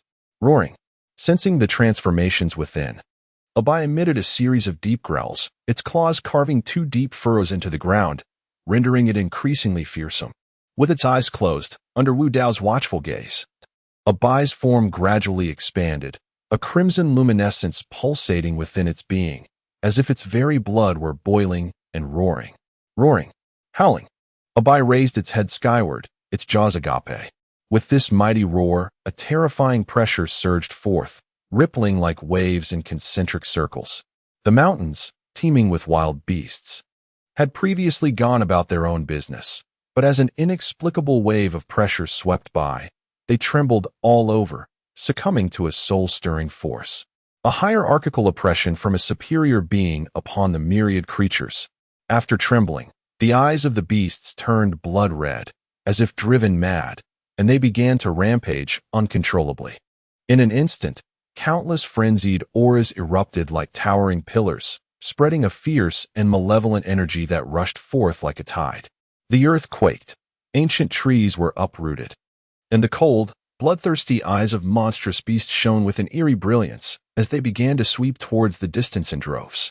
A formidable aura erupted, resonating with the roars of beasts at the 7th, 8th, and even 9th tiers of the source refinement realm. The beast tide has arrived. Is this a bloodline awakening? At this moment, a trace of solemnity appeared on Wu Dao's face. Could it be that the Asura blood he consumed has activated the dormant bloodline within this little creature? Ignoring the beastly howls, Wu Dao's gaze remained fixed on Abai. Before his eyes, the small lion's body expanded continuously, ultimately halting at 3 meters. Abai had undergone a remarkable transformation. Its entire form radiated a golden glow, and its claws had become even sharper. However, the most striking change was the emergence of 2 additional heads on Abai's neck, identical to the central one, creating a rather peculiar yet imposing sight. 3-headed golden lion, all possessing emerald-hued pupils. Wu Dao furrowed his brow, scrutinizing Abai's current state. It appeared that after consuming the Asura blood, Abai had experienced a radical metamorphosis. Just then, Abai's power began to spiral into chaos, and the 3 heads raised toward the heavens to unleash a furious roar. The cacophony persisted for several breaths, and the surrounding ancient trees crumbled to dust under the terrifying sound waves, leaving the ground in disarray. Witnessing this, Wu Dao felt reassured. Abai had successfully refined the Asura blood and awakened the ancient bloodline concealed within. His gaze swept over Abai's beastly form, noting the enhanced smoothness and luster of its fur, while within, waves of beastly power surged and flowed. Through this transformation, Abai has experienced a significant enhancement in her prowess. As for her potential, even the Asura Immortal King Wu Dao cannot foresee it. However, with the refinement of Asura blood to temper her body, it seems that only Abai possesses such a fortuitous opportunity within the 6 realms and 8 desolations. A roar of exhilaration erupted shortly thereafter, causing the surrounding woods to tremble, signifying Abai's successful advancement. The beast can share a realm with martial practitioners, belonging to the same system. Yet, there exists a considerable distinction in their bloodlines. Beasts can be categorized into mundane beasts, ferocious beasts, spiritual beasts, divine beasts, sacred beasts, and ultimately, ancestral beasts. Among these, there is a particularly unique category known as anomalous beasts, which defy classification, commonly referred to as rare beasts by the world. Abai, inherently a creature of rare bloodline, has now transcended her limits through the assimilation of Asura blood, rendering her comparable to some rare spiritual beasts. Subsequently, under Wu Dao's watchful gaze, Abai's towering 3-meter form gradually diminished, reverting to her original shape. Her 3 heads fused into one. The little creature, now slightly bewildered after her advancement, lifted her head to gaze at Wu Dao, affectionately nudging his calf, displaying a pleasing demeanor. "Well done," Wu Dao remarked with a serene smile, affectionately stroking Abai's small head, which she relished. Yet, the aura she emanated was even more formidable. Her emerald eyes sparkled with intelligence and sharpness. With Abai's current strength, she possesses the capability to contend even against Wu Xing and his ilk. It appears that the time has come to seek a proficient beast clan technique for Abai to cultivate. Once the wisdom of spiritual beasts reaches a certain level, it becomes indistinguishable from that of humans. Abai has now undergone a significant enhancement in her bloodline, her intellect rivaling that of an average person. Wu Dao, naturally, would not allow Abai to languish in idleness in the days to come. In his previous life, Wu Dao had perused countless techniques, including a number of secret tomes from the Demon Clan. After a considerable selection from the myriad of methods, his gaze finally brightened upon a particular text, the War Scripture. "What is this, Master?" Abai inquired, her curiosity piqued by the incomplete scripture. The War Scripture was a technique crafted by the White Tiger god of war. Even in its fragmented form, it far surpassed the ordinary texts. Wu Dao's intent in presenting this incomplete scripture to Abai was to guide her toward a cultivation path uniquely suited to her. Among the beast clans, there are 4 divine beasts: the azure dragon, the white tiger, the vermilion bird, and the black tortoise. The white tiger, being the embodiment of war among the beast clans, specializes in combat and shares certain similarities with the 9-headed lion, making this technique particularly fitting for Abai. Just as Wu Dao began imparting the cultivation method of the War Scripture to Abai, a voice filled with delight echoed from nearby. "What a magnificent golden lion! Truly a stroke of fortune." Wu Dao turned his gaze to see a group of 7 or 8 young individuals encircling Abai, their eyes wide with astonishment as they overlooked Wu Dao entirely. How can this little lion produce such a terrifying roar? Could it possibly be some extraordinary beast? One of them exclaimed, eyes filled with wonder as they scrutinized Abai. With a deep growl, Abai attempted to assert her presence, though her appearance was exceedingly adorable, rendering her efforts ineffective and instead provoking laughter among the onlookers. Wu Dao furrowed his brows slightly, fully aware of the presence of the crowd before him. It seemed that the commotion caused by Abi's breakthrough had attracted these individuals. Their cultivation levels were quite commendable, with most being at the 5th or 6th level of source refinement, and astonishingly, one among them was at the 7th level. "Esteemed friend." The young man at the forefront approached and greeted Wu Dao with a casual air. "I am Zhang Ming from the Zhang family. Might I inquire if you too are a scion of a noble family come to experience the trials of the Tianshan mountain range?" While the inquiry itself posed no significant issue, Wu Dao could keenly perceive the indifference and disdain reflected in the eyes of the group. The status of being a disciple of the Zhang family was sufficient to intimidate many. They could hardly believe that someone as inconsequential as Wu Dao could possess a standing comparable to theirs. Wu Dao was acutely aware of their thoughts, which were merely attempts to exploit his apparent vulnerability. Yet, they were oblivious to the fact that they were confronting an unparalleled being, the Supreme Asura Immortal King, a figure before whom all races of the heavens bowed in submission. "I am but a solitary wanderer. If there is nothing else, I shall take my leave." Wu Dao cast a cold smile at the group, disinterested in engaging with them. He then turned to Abi and stated, "Abi, let us depart." "Wait." Upon sensing Wu Dao's indifference, the group was momentarily taken aback, quickly attempting to obstruct his exit. How could they allow him to leave so easily when they had yet to achieve their desires? Is there something you need? Wu Dao turned, a glint of frost in his gaze as he regarded Zhang Ming with an air of detachment. For reasons unknown, Zhang Ming felt a surge of fear emanating from Wu Dao's eyes. He suddenly recalled the multitude behind him and stepped forward once more, flashing a smile as he patted Wu Dao on the shoulder, speaking with a hint of significance. Do you know, my dear sir, that deep within the mountains, fierce beasts roam freely, posing a considerable danger given their prowess. Kindly remove your hand. Wu Dao regarded him with a frosty glare, his expression darkening. My affairs require no concern from you, he declared. Farewell. The Tianshan mountain range is shrouded in mystery, teeming with formidable beasts in its depths. Wu Dao had no desire to attract unnecessary trouble. Ignoring the chill in Wu Dao's demeanor, Zhang Ming shook his head, expressing a tinge of regret. My friend, you misunderstand. I am only looking out for your best interests. It is far too perilous for you to traverse this place alone. I must say, this little lion you possess is rather exceptional, but it attracts too much attention, which may lead to calamity for you. Chapter 16. Coercive bargaining. Zhang Ming's words were filled with alarming exaggeration, his expressions so theatrical that one might genuinely believe he was concerned for Wu Dao's safety. However, to Wu Dao, Zhang Ming and his companions resembled mere jesters, a band of clowns. Noticing the indifference etched across Wu Dao's face, Zhang Ming felt a sense of ennui and continued, My friend, to ease your mind, I have a rather unfortunate deal I wish to propose to you. What do you say? Not interested. Wu Dao outrightly declined, a cold smile forming within him. The items that could catch the eye of Asura Immortal King were exceedingly rare, and given that this man had intentions towards Abi, he was disinclined to engage in further trivialities. Zhang Ming and his companions, taken aback by Wu Dao's resolute rejection, momentarily stiffened, a glint of icy resolve flashing in their eyes before they donned a facade of smiles.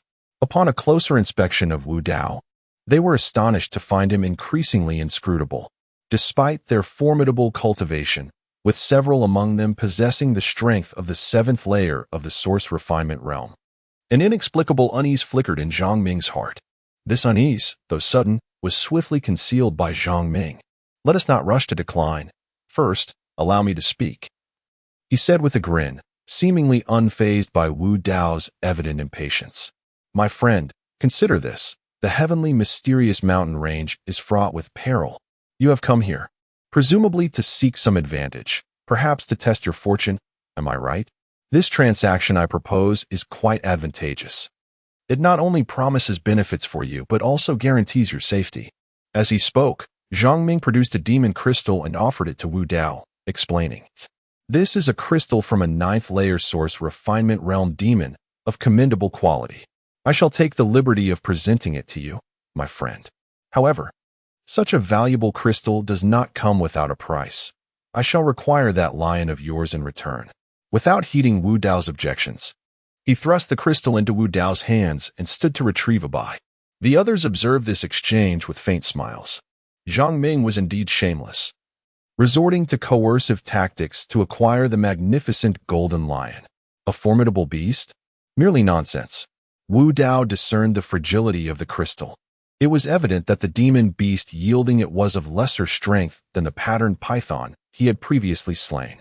To think that this brittle crystal could be exchanged for his golden-eyed lion.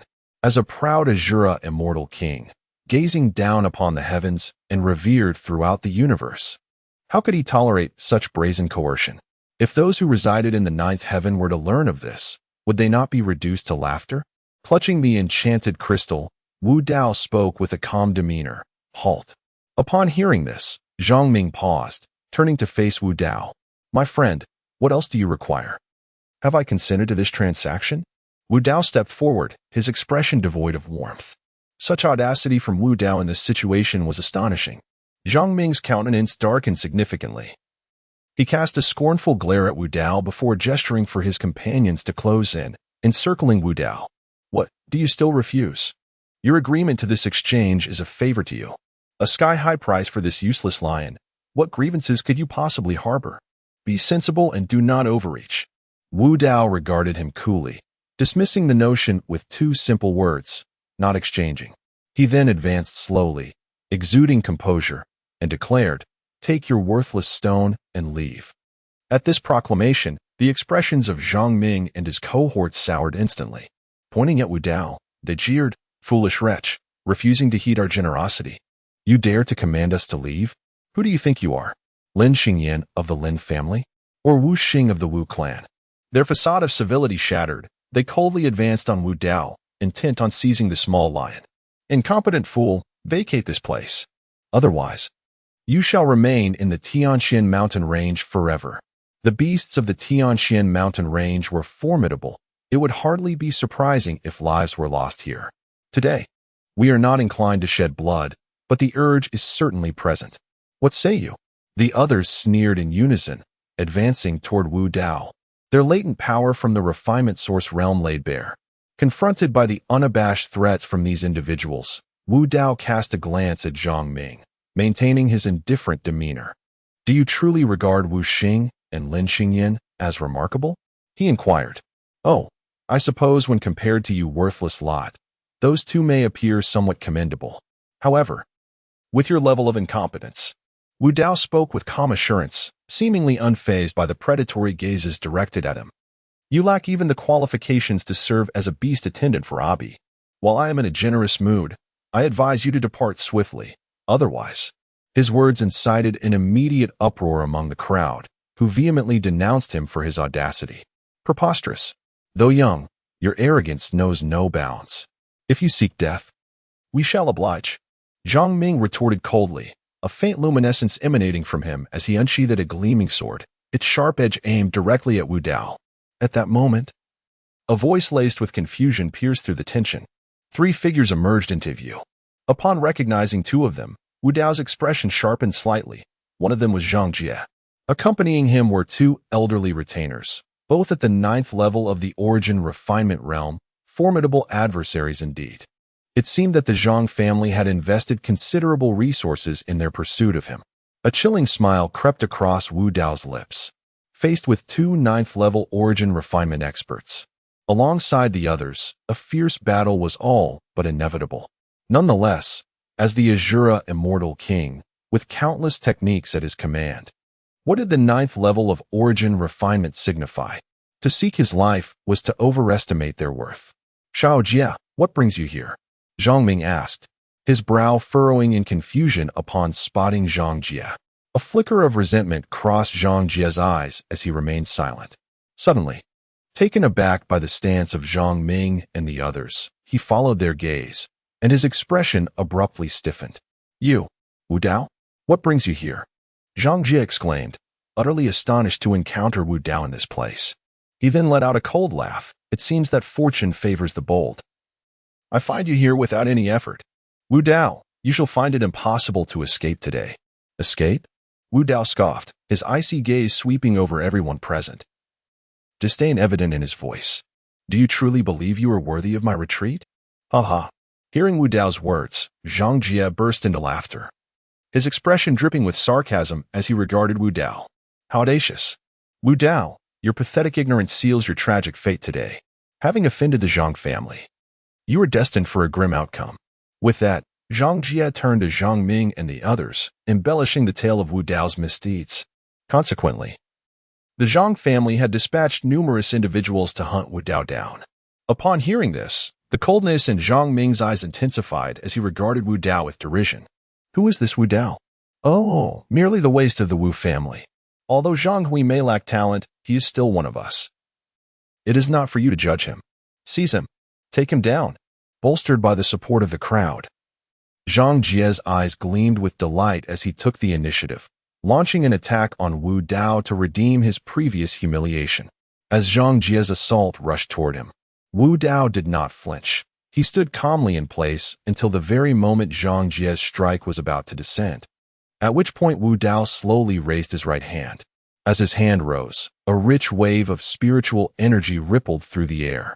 Had a powerful being been present, they would undoubtedly be astonished, exclaiming in awe at the principles of the great Tao, the Asura Immortal King, standing at the pinnacle of martial arts.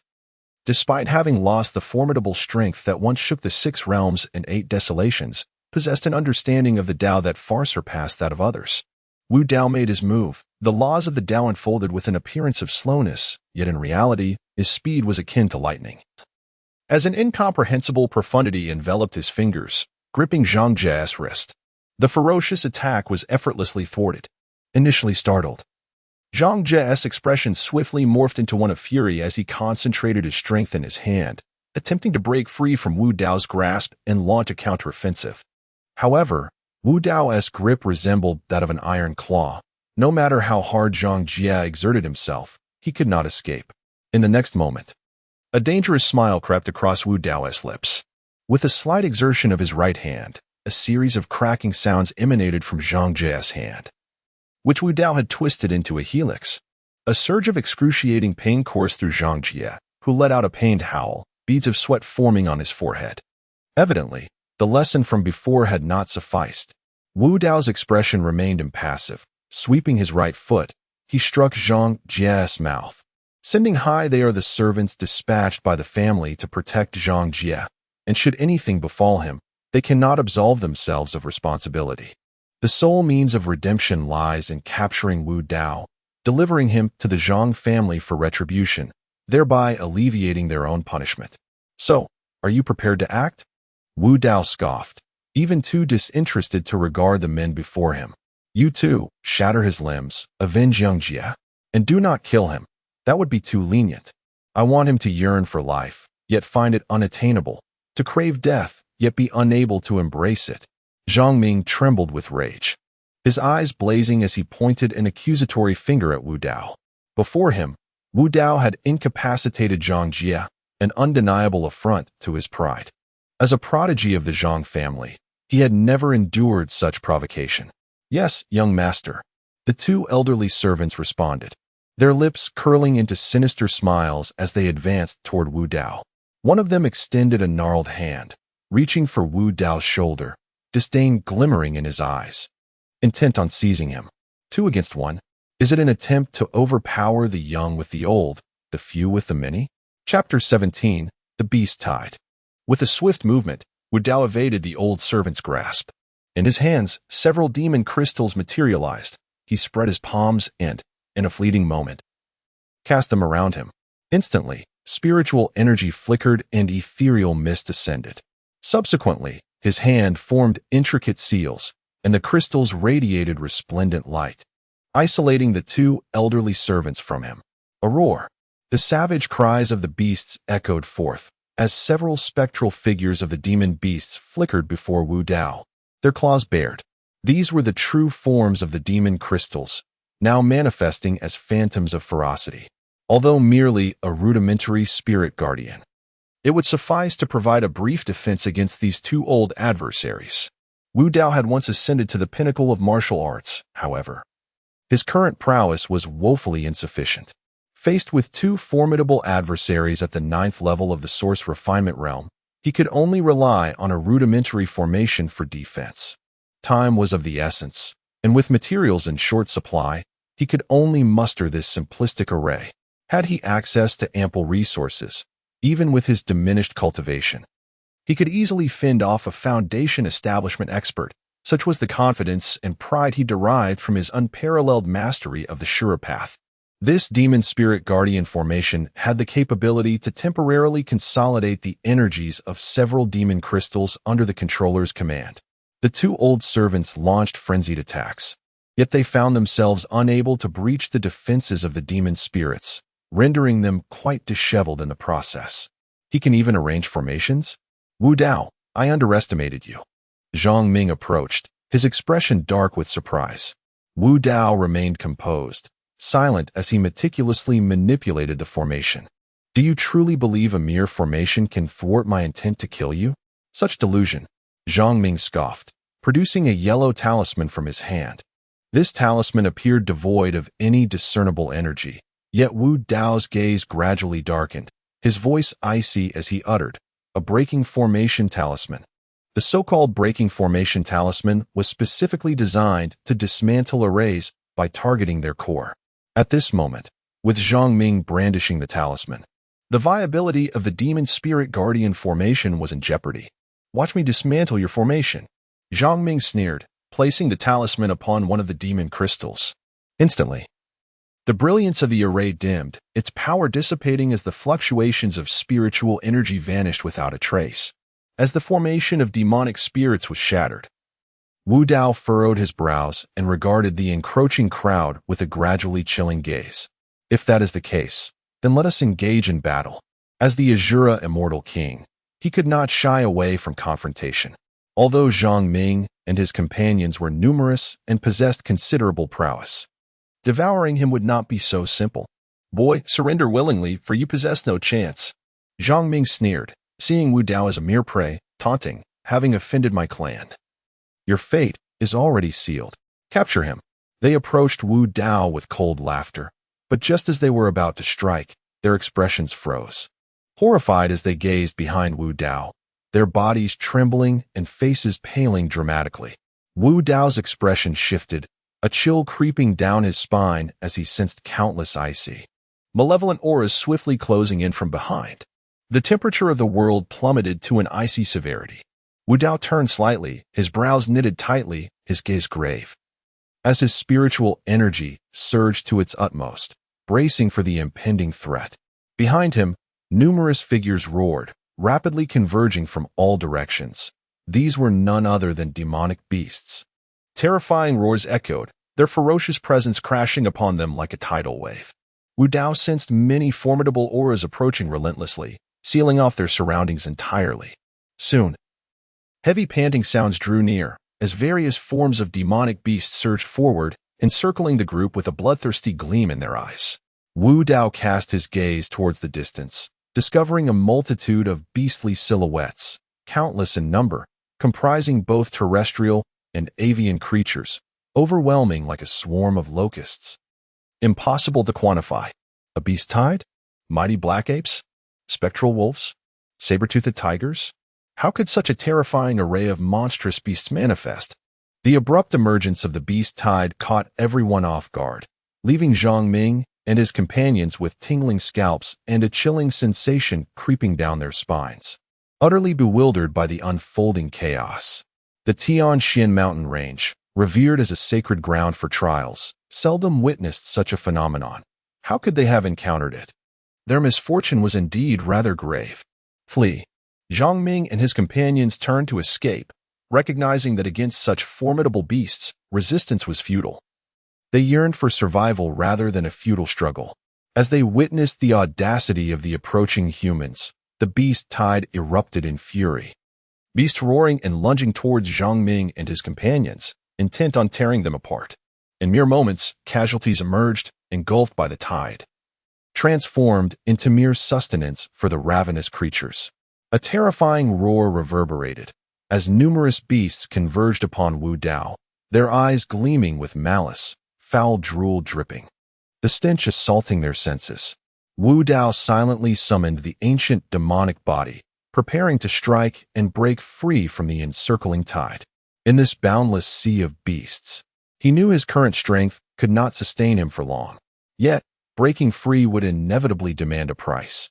Nearby, Abai looked up at Wu Dao, her lively little eyes blinking, and then, under his gaze, the little creature lazily wiggled her rear and approached him, a flicker of ferocity glimmering in her verdant eyes. The little creature tilted its head slightly, blinking its eyes, and in the next moment, it suddenly opened its mouth wide. Roar. The terrifying roar of the lion reverberated through the heavens, echoing far and wide, startling the birds and beasts into flight. Nearby trees trembled. Rustling sounds filled the air as leaves cascaded down. A whoop. Under the soaring lion's roar, the once ferocious tide of beasts instantly descended into utter chaos. Countless demonic creatures shrieked in agony, tucking their tails and collapsing to the ground, too fearful to lift their heads, their mournful cries resounding endlessly. Wu Dao observed Abai thoughtfully, pondering something, and then pointed towards the Zhang family, cold words escaping his lips. Eliminate them. The little creature paused, then roared once more. Roar. The members of the Zhang family, who had paused to catch their breath amidst the beast tide's onslaught, suddenly changed their expressions. They were horrified to discover that the beast tide, spurred by the little lion's wrathful roar, surged forth again with ferocious intent. "This is bad. Run." The faces of Zhang Ming and the others paled dramatically, a chill creeping down their spines as the beast tide's assault intensified, rendering them unable to hold out for long. Zhang Jie, who had been knocked unconscious by Wu Dao, had already become prey for the beast tide. Zhang Ming and the others found themselves on the brink of peril, like a fragile boat caught in a tempest, ready to be overturned by the relentless waves of beasts. Terror gripped everyone as they gazed upon the boundless tide of beasts, their scalps tingling with dread. In the forest, densely packed and seemingly endless, lay countless demonic creatures. It was an overwhelming sight. The Tian Shan mountain range rarely unleashed a beast tide, but when it did, it was utterly terrifying. Even those in the Foundation establishment and even the transcending mysteries realms would not dare to provoke it lightly. "Get out of my way." Zhang Ming let out a furious roar as he valiantly fought against an 8th-level nether wolf from the Source Refinement realm. A brilliant sword light erupted from his sleeve, forcing the beast to retreat. Summoning all his strength, he dashed towards the distance, fearing that any delay would spell certain doom. The others clustered around Zhang Ming, forming a protective circle, too wary to act independently. Only in unity did they stand a chance of survival. However, it was not long before they were intercepted by 2 9th-level beasts from the Source Refinement realm. Despair washed over Zhang Ming, his face paling as if the heavens were playing a cruel joke upon him. They stood no chance against these formidable foes and could only close their eyes and await their demise. Beside him, 2 individuals had already been separated by the tide of beasts, overwhelmed and transformed into mere prey. Suddenly, a fierce gust of wind surged forth, propelling the 2 beasts away. "Young master, flee." An aged voice echoed in his ears. Zhang Ming's eyes snapped open, filled with a glimmer of hope born from the brink of despair and an unquenchable desire to survive. 2 bloodied, old servants burst through the encirclement of beasts. Rushing toward him, they formed intricate seals with their hands, unleashing divine radiance that forced the 2 9th-level beasts to retreat, carving a bloody path towards freedom. The tide of beasts roared, relentlessly pursuing them, unwilling to release their prey. Wu Dao observed coldly. Despite the old servants' valor, they were but cornered animals, and it would not be long before they were consumed by the horde. At that moment, Abi approached Wu Dao, nuzzling her small head against his leg, displaying an endearing, ingratiating demeanor.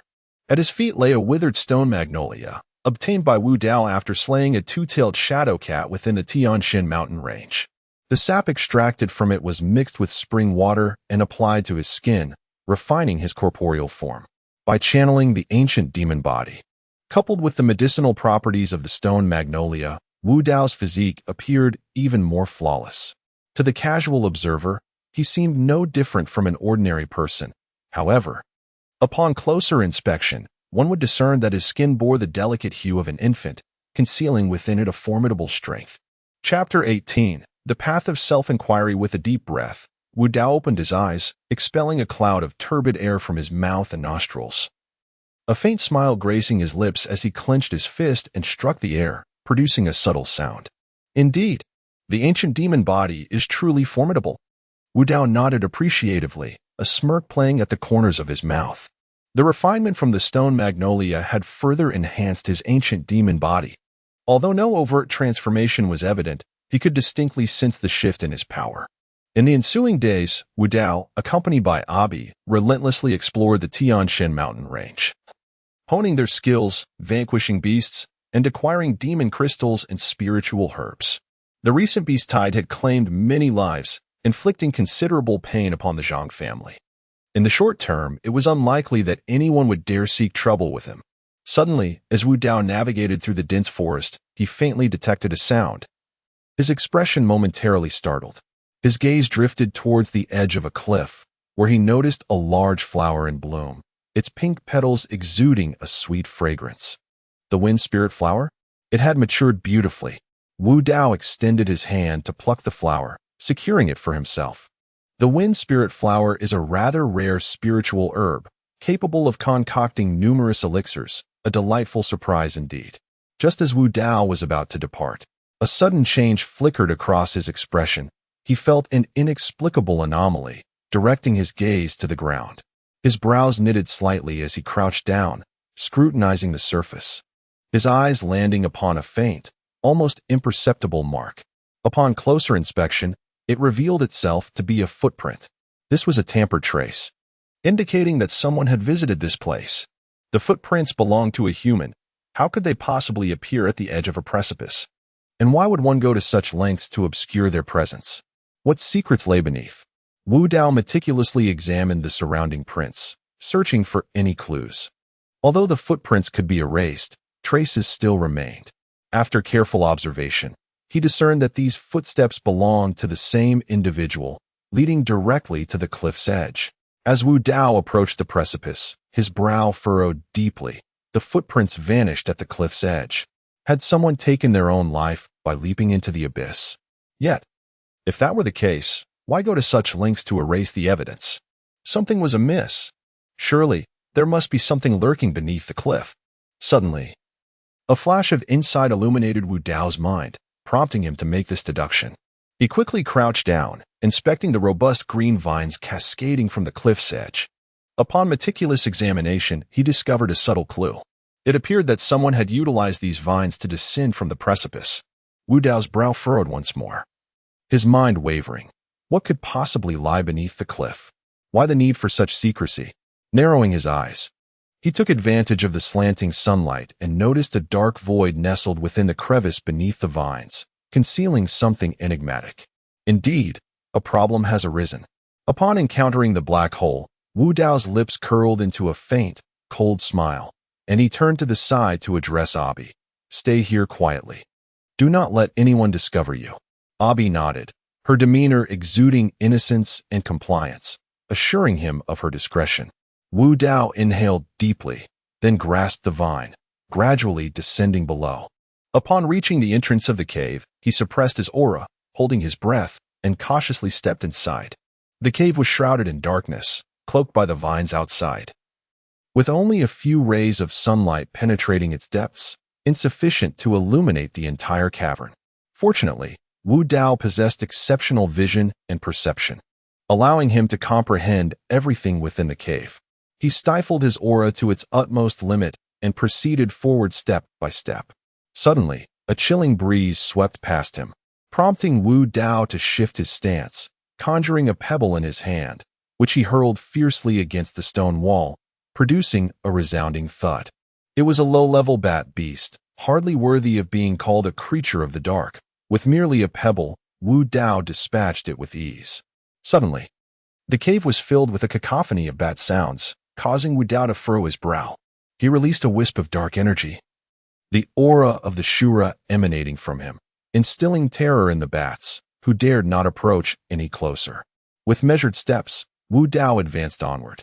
The cave was narrow in places, allowing passage for only 1 or 2 individuals, while in others, it could accommodate 3 or 4, exuding an air of mysterious allure.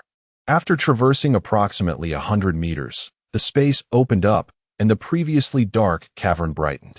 Wu Dao gazed into the distance, his expression calm and composed. His eyes roamed the interior of the cave, and not far from him, he discovered some skeletal remains scattered upon the ground. The bones glimmered with a faint luminescence, still retaining a lingering aura of vitality. The former owner of this skeletal remains must have been a martial cultivator in life. Judging by the essence emanating from these bones, it is evident that these individuals were predominantly of the 3rd to 4th tier of the source refinement realm. Subsequently, Wu Dao's gaze shifted to a nearby stone tablet, upon which were inscribed the ancient characters Wen Xin Lu. Wen Xin Lu? I am indeed curious to discover what it means to inquire within one's heart. With a subtle furrow of his sword-like brows, Wu Dao took a deliberate step forward, his expression remaining unchanged. As he set forth, the world around him transformed instantaneously. He found himself upon a colossal staircase, featuring blades standing upright, forming a staggering 18 tiers. Each blade emanated a chilling glint. A mere illusion. How could it possibly impede me? With a cursory glance, Wu Dao's demeanor remained placid, even in the face of this staircase bristling with blades. He exhibited no sign of trepidation. In a swift motion, as he descended the first step, The razor-sharp blade pierced through the sole of his foot, crimson blood cascading and staining the entire staircase. Such excruciating pain would be unbearable for an ordinary person. Yet, Wu Dao's expression betrayed no sign of discomfort. He did not even let out a sound, lifting his foot with indifference to the blades, continuing his advance. The trial of when Xian Lu held no weight in Wu Dao's mind. In his past life as the Asura Immortal King, what tribulations, what trials, what tortures had he not endured? This insignificant illusion, what could it possibly do to him? In comparison to the myriad of dangers scattered throughout the cosmos, this one Xian Lu was akin to a child's play, utterly inconsequential. Inquiry of the heart? His resolve was as unyielding as steel. Yet there were those who sought to disturb his tranquility, indulging in fanciful illusions. The 18 steps could not impede Wu Dao's ascent. In mere moments, he had reached the summit. As Wu Dao stood atop, the mirage abruptly shifted, transporting him to a hellish sea of fire, where an indescribable heat enveloped the very atmosphere. Bubbles erupted from the inferno, boiling under the oppressive temperature. First came the treacherous steps of a mountain of blades, followed by the fiery abyss of purgatory. The path of introspection was designed to test the steadfastness of Wu Dao's heart. Yet, in his eyes, these trials appeared woefully inadequate. Even as his feet succumbed to the molten flames, his expression remained impassive, devoid of any emotion, as he resolutely pressed onward. If this were all there was, it would be profoundly disappointing. Sizzle, traversing the boundless sea of flames with an air of composure, even as his flesh burned and his bones were tempered. Not a single wrinkle marred his brow. Unexpectedly, he drew the attention of another. With a sigh, the observer lamented the missed opportunity and inquired, "Who are you, young man?" Wu Dao cast a fleeting glance in his direction, uttering not a word, and continued his forward march. The moment he took a step, he felt an overwhelming pressure descend upon him, the sudden shift causing his body to sink slightly. Sizzle. Moreover, waves of piercing pain surged into Wu Dao's mind, targeting his very soul, a terrifying mental pressure seeking to penetrate his spiritual fortitude. A physical threat? A mental assault? It could serve as a formidable trial indeed. However, the initial pressure exerted was rather feeble, lacking any significant impact. Who exactly is he? Within just a few breaths, Wu Dao had approached this individual and continued onward. Could it be that the path of reflection had gone awry? Had it already lost its efficacy after my passage? He was reluctant to believe that Wu Dao could traverse so effortlessly, yet he immediately dismissed such thoughts. Just moments ago, he had walked this path. How could it possibly have failed? Halt! The young man shouted, ready to unleash his fury, but was abruptly cut short by a stifled groan. Cold sweat beaded on his forehead as the overwhelming pressure caused his knees to buckle slightly. Within the ocean of his soul, it felt as though 1,000 needles were piercing him, forcing him to let out a pained growl. Gritting his teeth, he struggled to reach Wu Dao, determined to obstruct his passage. For whatever reason, he could not allow this youth to proceed any further. "I am Lin Kuan of the Lin family from Linshan Town. Who are you? How did you come to discover this place?" Lin Kuan demanded, his demeanor bordering on madness, eager to ascertain Wu Dao's identity. Since he had discovered this cavern, no one had ever entered. He had reaped numerous benefits from this isolation, honing his skills through the trials and tribulations of this place, regarding it as a treasured secret. Now that someone had intruded to claim what he believed was rightfully his, he found it intolerable. Lin Kuan was convinced that deep within the path of reflection lay something extraordinary, and he would not allow anyone to encroach upon it. It was his alone, and no one could take it from him. Chapter 19. The trial of transformation. My affairs require no concern from you. Step aside. Wu Dao replied coolly, gazing at the man with composure, extending a hand to push him aside as he continued to advance. This individual is indeed remarkable, having reached such a stage. His mental fortitude is considerably formidable. However, traversing this path of introspection requires more than mere strength. To impede his progress is an even greater challenge. You, a mere 5th level of the source refinement realm, do you not hear my command to halt? Lin Kuan's eye twitched as he bellowed, unleashing the full force of his 9th-level cultivation in the source refinement realm. Enduring the oppressive atmosphere, he reached out with one hand towards Wu Dao, intent on halting his advance. "You insolent brat, this path of introspection is my discovery. It is mine alone to traverse. Regardless of your identity, you shall merely become a pile of bones along this journey. Prepare to meet your demise." Lin Kuan's visage twisted in rage as a glimmering white light manifested in his hand, revealing a short sword that lunged directly towards Wu Dao's chest, its cold sheen threatening to pierce through all. Shadow Phantom Leg. Wu Dao pivoted abruptly, unleashing a flurry of leg strikes that transformed into piercing black beams, a terrifying aura enveloping him as he retaliated. Yet, he was still propelled away by an overwhelming force. Upon landing steadily, the immense pressure descended upon him, causing his calves to bend slightly. Wu Dao furrowed his brows, straightened his posture, and took a deep breath, gradually puffing out his chest. With a penetrating gaze fixed on Lin Kuan, he refrained from uttering further words and turned to advance deeper into the path. "You scoundrel!" Lin Kuan roared in frustration. His initial assault having failed, he inadvertently propelled Wu Dao further away, his heart swelling with indignation. Sheathing his short sword, Lin Kuan's expression fluctuated between dark and tempestuous. The earlier attempt on Wu Dao had intensified the oppressive force of the path of introspection, causing his face to flush crimson, cold sweat cascading down as if he were on the brink of collapse. The dual pressures of body and spirit threatened to shatter Lin Kuan's resolve. In pursuit of enlightenment, I am willing to delve into the realm of alchemy, fortifying my mental prowess solely to reach the ultimate destination. How can I allow others to seize what is rightfully mine? The treasures here belong exclusively to me, Lin Kuan. A frenzied expression adorned Lin Kuan's visage as he took a step forward. An excruciating pain surged through his very soul, compelling him to clutch his head and emit a low, anguished howl.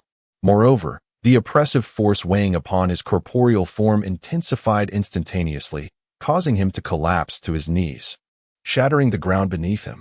This single step had already surpassed the limits of what the refinement realm could endure. Attempting to force his way through, he was immediately overwhelmed by this mental pressure, breaching his soul's defenses and leaving his consciousness in a state of disarray. In contrast to the physical realm, the mental pressure proved to be far more terrifying. A moment's carelessness could render one a fool, or worse, lead to death. Ahead, Wu Dao heard the low growl, his expression unchanging as he continued to advance, albeit at a slightly diminished pace.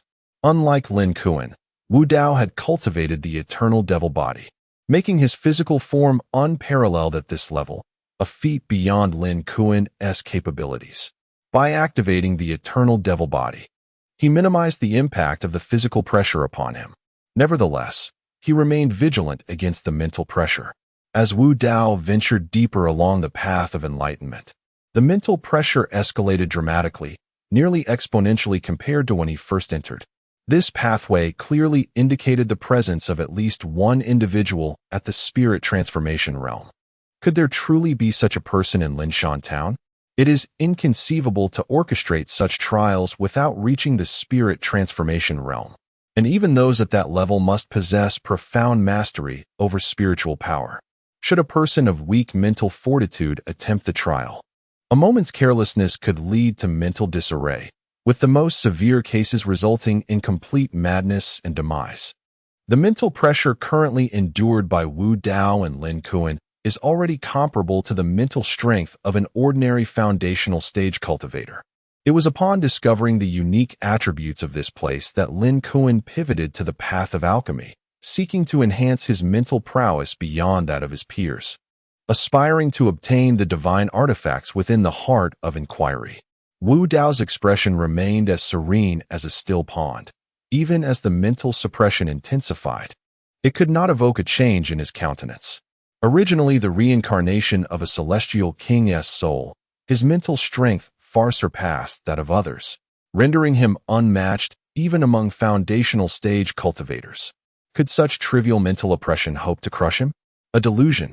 Taking a deep breath, Wu Dao felt the formidable pressure of the spirit weigh upon him, Even he was compelled to exert himself fully, his steps heavy as if laden with lead, advancing slowly into the depths. Observing Wu Dao's pace diminish, Lin Kuan's face lit with a flicker of delight, his eyes gleaming with mania. Damnable wretch! Even at the cost of a shattered soul, I shall seize the treasures of this place. Undeterred, Lin Kuan's eyes turned bloodshot, inching forward under the immense spiritual pressure. Each movement a Herculean effort as he endured the excruciating sting of his soul, sensing a growl behind him akin to that of a beast. Wu Dao frowned slightly, but chose to ignore it.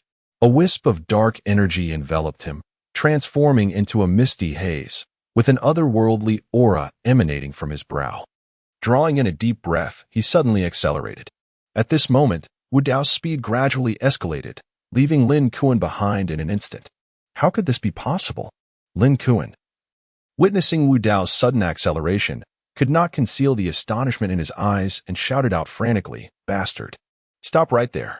Driven by the relentless pursuit of his own convictions, he disregarded all else and advanced forward. However, just as he took his third step, an overwhelming wave of profound mental force surged forth, crashing down upon him like an unstoppable tide. The corporeal pressure descended upon him like a mountain, shattering the very fabric of existence.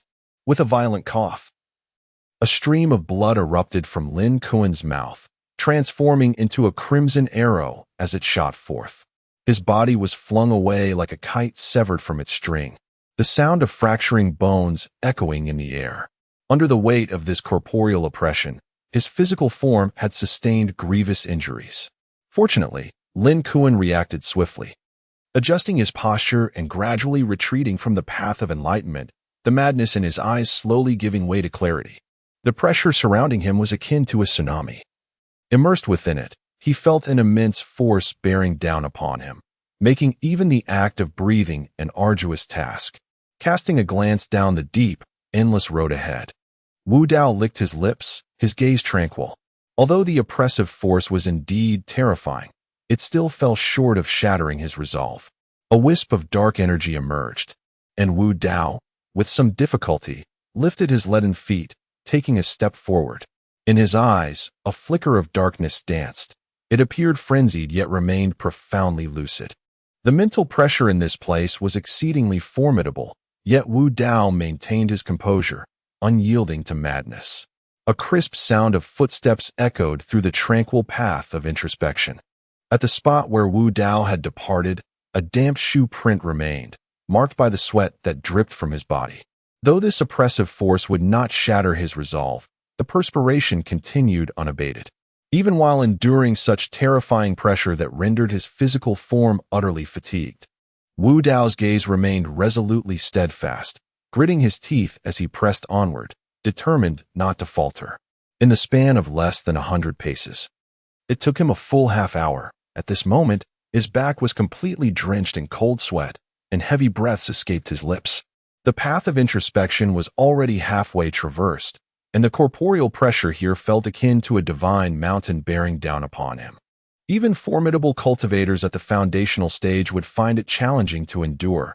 Yet, Wu Dao, at the 5th level of the source-tempering realm, managed to reach this point.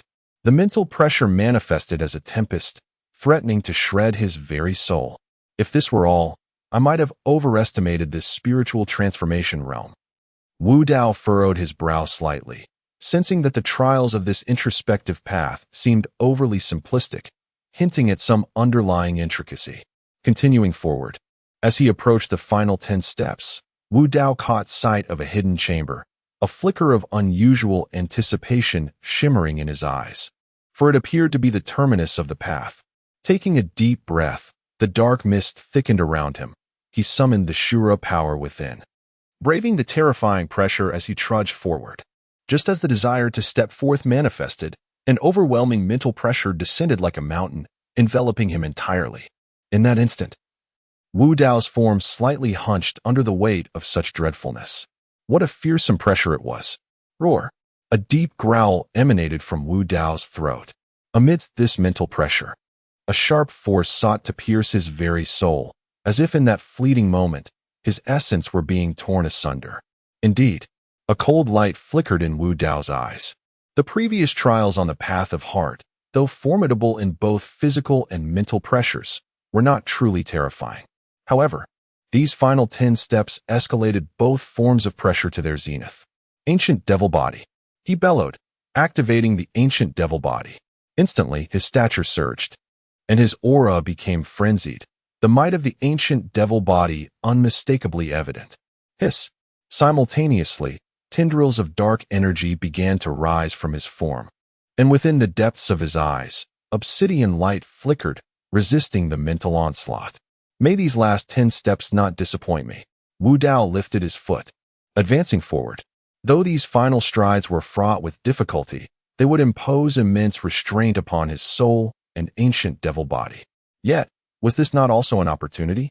It is only in the crucible of adversity that one can grow swiftly and achieve breakthroughs more readily, whether it be his ancient devil body or the reborn mental prowess. The time had come to endure such terrifying pressure. Bang! As his foot fell, Wu Dao was instantly engulfed by an overwhelming force, crashing upon him like an unrelenting tide. With merely this step, his body trembled violently, and a grave expression overtook his features. Tick-tock. Sweat incessantly cascaded down his body, forming a puddle on the ground. Wu Dao's lips felt parched, and the tempestuous force continued to surge, yet he suddenly lifted his head, his countenance brimming with exhilaration. Indeed, however, it was still insufficient. Slightly raising his chin, Wu Dao gazed upon the imposing door of the secret chamber, his expression unyieldingly calm. Even under such harrowing pressure, he remained unfazed, unable to deter his forward momentum. Bang! In an instant, Wu Dao took a second step, his body quivering once more, a flicker of darkness appearing between his brows. Drawing a deep breath, he resolutely advanced another step. With the third step, a hint of crimson flushed his cheeks as he steadfastly pressed onward. Supported by the ancient demon body, Wu Dao gritted his teeth and consecutively took 7 steps. Nearly 7 steps consumed the duration of an incense stick. What a terrifying ordeal. With only 3 steps remaining, Wu Dao halted, his gaze fixed on the nearby secret chamber, filled with unwavering determination. He did not hasten to take these final 3 steps, for he understood that this would be the ultimate trial. Gradually, he restored his strength while acclimatizing himself to the overwhelming pressure, honing both his mental fortitude and physical resilience. After what seemed like the time it takes to burn an incense stick, Wu Dao clenched his teeth and stepped forward. Crackle! With that step, the formidable pressure surged forth, and within Wu Dao, a faint sound emerged. Even with the activation of the ancient demon body, he struggled to withstand such an appalling force. Chapter 20. The Celestial Wanderer. Roar. A low growl resonated, not merely as a physical weight bearing down upon him, but as a profound mental pressure that intensified abruptly. Although Wu Dao's eyes retained a semblance of clarity, they were tinged with a trace of crimson. His body trembled slightly, yet he resolutely braced himself against this terrifying force. Rising slowly, his gaze unwavering and fiercely defiant. Could such trivial pressure truly hinder my advance? A cold smirk played upon Wu Dao's lips, his eyes glinting with a hint of madness. He inhaled deeply and stepped forward once more. Boom! The surrounding mental pressure surged violently, causing Wu Dao to momentarily shrink, his right knee crashing down. However, just as he was about to touch the ground, he forcefully held himself up, refusing to yield. For I, Wu Dao, have never bowed in reverence to heaven or earth. This mental pressure is beneath me. With a thunderous roar, he clenched his teeth, disregarding the dislocating sounds emanating from his bones, and gradually stood upright again. The Asura Immortal King, throughout his life, has remained unyielding. Even the former Asura Emperor did not instill fear within him. He has never submitted, and to compel him to kneel, be it through death, would be a futile endeavor. As he gradually straightened his defiant spine, a hint of crimson seeped through his skin, blood coalescing into droplets, forced out by the overwhelming pressure. Had anyone been present to witness the wild fervor in Wu Dao's eyes, they would undoubtedly be astonished. This youth is remarkable. When Wu Dao finally stood tall, blood burst forth from his form, his entire being trembling. Slowly lifting his head, his eyes brimmed with madness and defiance, a terrifying resolve etched upon his countenance. Crimson blood cascaded down, yet his expression remained utterly unchanged. A low hum resonated from the dark energy enveloping his skin, and his eyes, filled with bloodshot intensity, emitted a low growl as he summoned the ancient demonic essence and his own spiritual force to their utmost limits. Without a trace of hesitation, he suddenly stepped forward. At last, he had arrived.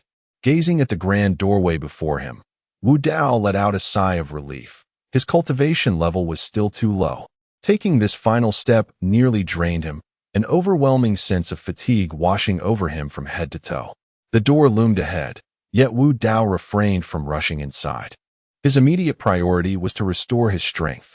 Seated cross-legged upon the ground before the portal, he formed intricate hand seals, causing waves of spiritual energy to radiate outward, tearing at the ambient spiritual essence. This essence coalesced into brilliant beams of white light, converging upon Wu Dao and ultimately flowing into his body, coursing through his meridians and saturating his limbs. With a mighty roar, his internal power surged, and Wu Dao abruptly rose to his feet, his eyes clearing of the previous fatigue, now shining with piercing clarity. Indeed, it was effective. He clenched his fists, savoring the latent strength beneath his skin, and nodded in affirmation. Then, he directed his gaze toward the stone door ahead. What lay within remained an enigma. Taking a deep breath, he extended his hands, channeling spiritual energy into his palms, and pushed against the stone door. Boom! The instant the chamber door swung open, a more ferocious wave of mental pressure erupted, akin to a divine mountain pressing down upon the world, intent on subduing all beneath it. Despite his thorough preparations, Wu Dao felt his mind reeling. As if his very soul were being gradually torn asunder, the light of his essence dimming with each passing moment. Wu Dao's vision began to blur, and his consciousness became somewhat muddled. Damn! Suddenly biting his tongue, the sharp pain jolted Wu Dao back to awareness. A glimmer of cold light flickered in his eyes. Upon inspection, he discovered that his soul had sustained some damage. Moreover, this mental pressure continued to intensify, transforming into a terrifying storm that sought to expel his very essence. Humph! With a cold snort, the black radiance enveloping Wu Dao unfurled, morphing into a rising black mist. Two piercing beams shot forth from his pupils, while waves of spiritual energy coursed through his entire being, the blood within him erupting with a thundering roar akin to a tempest, rumbling fiercely. In comparison to the quenching source realm, Wu Dao's physical form was already unparalleled. Yet, under this overwhelming pressure, he still felt constrained. Had his cultivation been more profound, he might have navigated this ordeal with greater ease. Although his soul power was formidable, confronting this soul storm proved to be exceedingly challenging. As the mental tempest raged, Wu Dao felt as if his soul were shifting, as though it might depart from his body. He exerted every ounce of strength to resist the soul storm, but could only diminish the speed of his soul's exodus, unable to resolve the matter fundamentally. Damn it! The trembling of his soul caused a flicker of gravity to emerge in Wu Dao's once calm gaze. He attempted to retreat, only to realize that any movement of his physical body would accelerate the departure of his soul under this storm. This sudden turn of events left Wu Dao's complexion ashen, his expression incredibly grim. Yet, in that fleeting moment, thump! A powerful heartbeat resonated from the depths of Wu Dao's soul. In an instant, a mysterious wave of energy surged forth, stabilizing the somewhat disembodied souls that had been tossed about by the tempest of spiritual turmoil. This enigmatic force rendered them unassailable, impervious to the tempest's wild fury. The heart of the demon god? Wu Dao was taken aback. The heart of the demon god, which had eluded his comprehension, responded under this overwhelming pressure. This was indeed an unexpected delight. Thump, thump. The powerful rhythm of a heartbeat echoed, the heart of the demon god pulsating incessantly. Wu Dao felt his soul become indomitable. Regardless of the ongoing spiritual storm, it could not shake his essence in the slightest. Humph! With a disdainful snort, Wu Dao stepped into the hidden chamber. As he crossed the threshold, the storm of souls was instantaneously extinguished, vanishing as if it had never existed. Truly peculiar. Had it not been for the subtle tremor of the heart of the demon god at a critical moment, seeking to fortify his soul's power. He would have had to exert considerable effort. The trial left by the creator of the Path of Reflection was indeed cunning, had one's spiritual strength been insufficient. They might have been swept away in that fleeting moment, their soul disembodied, their existence obliterated. Upon entering the chamber, all pressure dissipated, and Wu Dao finally exhaled in relief, his brow furrowing slightly as he scrutinized every detail within. The chamber exuded an ancient and timeless atmosphere, a faint luminescence flickering throughout. It appeared modest in size, bearing an air of antiquity and spaciousness, furnished only with a stone table, for stone chairs, and a few scattered ornaments. To the left of the chamber stood a grand statue, towering 3 meters high, carved from ancient wood and exuding a lifelike presence, as if it were a living being. The wooden sculpture depicts a middle-aged man, his features vividly expressive, exuding an air of unyielding authority despite his solemn demeanor. In his hand, he holds a folding fan, seemingly in a state of movement, upon which the words Heavenly Mysterious Wanderer are inscribed. The Heavenly Mysterious Wanderer, one might ponder? Wu Dao furrowed his brow as he approached the statue, contemplating that this figure must be the enigmatic cultivator who had left the trial. Suddenly, his expression froze, a flicker of realization crossing his eyes as he glanced aside. Behind the wooden carving stood a stone door, emanating an aura of antiquity and profound history. Clearly, there were secrets concealed within. Wu Dao mused, first scanning the chamber meticulously for a means to unlock it, yet he found nothing suspicious. His gaze shifted to the stone door. If his estimation was correct, the answers to all his inquiries lay beyond this threshold. However, how could he open the door? He had attempted to force it open, but his efforts were as futile as casting a pebble into the ocean. His current strength proved insufficient to breach it, for the stone door seemed reinforced with mystical runes that rendered brute force ineffective. Standing once more before the wooden statue, Wu Dao's brow furrowed slightly as he scrutinized it intently. If he was not mistaken, the key to unlocking the stone door resided within the sculpture itself. Examining the fan in the statue's hand, he noted it was merely an ordinary piece of aged wood, devoid of any remarkable qualities. Wu Dao remained in contemplative silence, observing the sculpture for what felt like an eternity, until at last, a subtle shift appeared in his previously placid gaze, and a voice, laced with indifference, emerged. Despite your intricate and ingenious designs, Celestial Wanderer, nothing remains concealed from my perception. I shall claim what you have left behind. With composure, Wu Dao spoke, extending his right hand and swiftly seizing the folding fan from the Celestial Wanderer's grasp. Shush! Shush! 2 frigid beams, imbued with a chilling aura, erupted from the stone walls of the chamber, aimed directly at Wu Dao's vital points. Upon closer inspection, they were revealed to be 2 soul-chasing nails, hurtling towards Wu Dao's heart and skull respectively, with astonishing velocity, capable of catching even those at the realm off guard. Bang!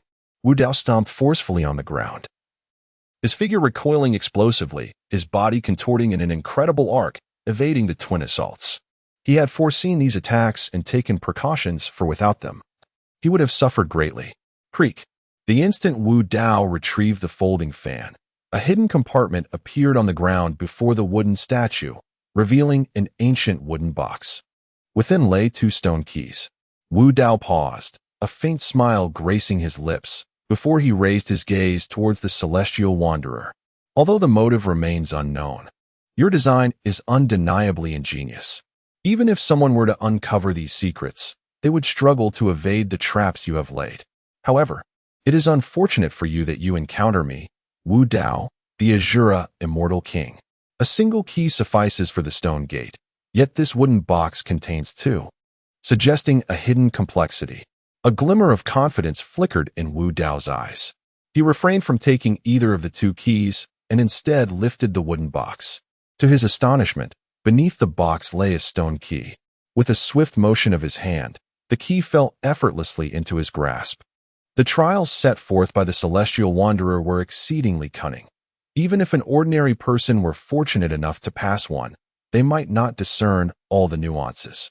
Alas, Such challenges were mere child's play in the presence of Wu Dao. While the Celestial Wanderer may have been a formidable figure in Linshan Town and even throughout the Celestial Mountain Range, in Wu Dao's eyes, he was insignificant.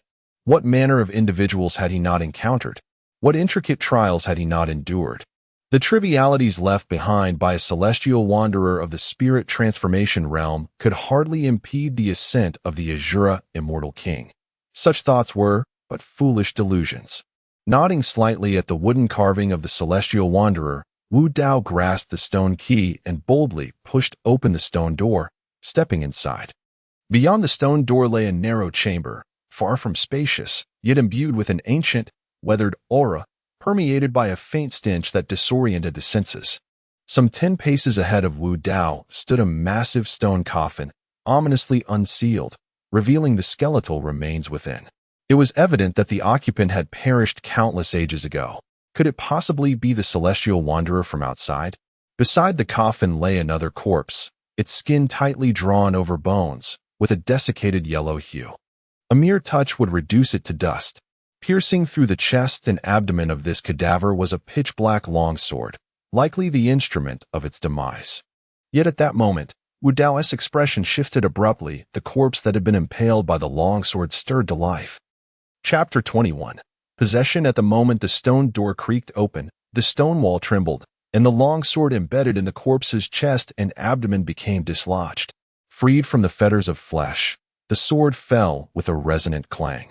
As it struck the ground, the formerly pale and chilling corpse transformed into an abyssal blackness. The once brilliantly illuminated stone chamber abruptly flickered between light and shadow. A chilling wind swept through, carrying with it wails of despair, as if one were ensnared in a hellish realm, sending shivers down the spine and instilling a profound sense of dread. Was this a demon? A flicker of unease crossed Wu Dao's eyes, his expression becoming subtly grave as he surveyed his surroundings, his mind alert with caution. In that fleeting moment, a myriad of thoughts surged through Wu Dao's mind, piecing together various revelations. This corpse was undoubtedly that of a malevolent entity vanquished by a treasured sword, which simultaneously sealed its demonic essence, preventing its malevolence from permeating the surroundings. It seemed that the remains within the stone coffin belonged to the celestial Xin Sanin. The multitude of trials set outside the door likely served to conceal this place, thwarting any attempt to unleash the demon's malignancy. Those capable of overcoming such challenges must possess considerable strength, perhaps even the means to eradicate this malevolence and dispel the looming peril. As time progressed, the wailing intensified, a savage energy encroaching from all directions.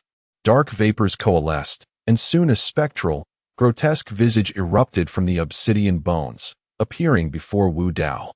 The face was suffused with malice, its features twisted and fanged, resembling a vengeful spirit, fixating on Wu Dao with eyes akin to dead fish, yet ablaze with an insatiable hunger, as if beholding an exquisite delicacy.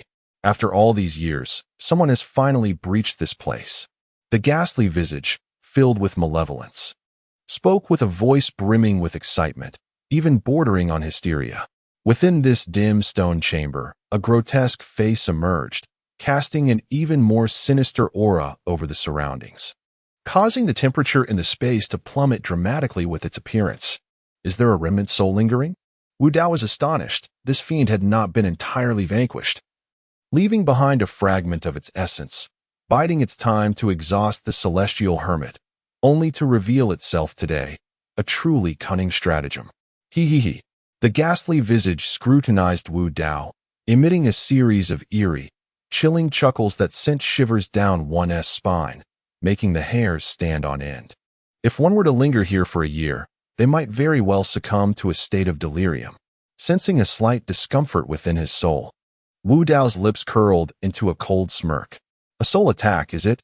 Were this fiend in its prime, Wu Dao might have regarded it with trepidation given his current state. Yet this creature was but a shadow of its former self. Lacking even a fraction of its peak power, the notion of unsettling Wu Dao's soul was utterly ludicrous.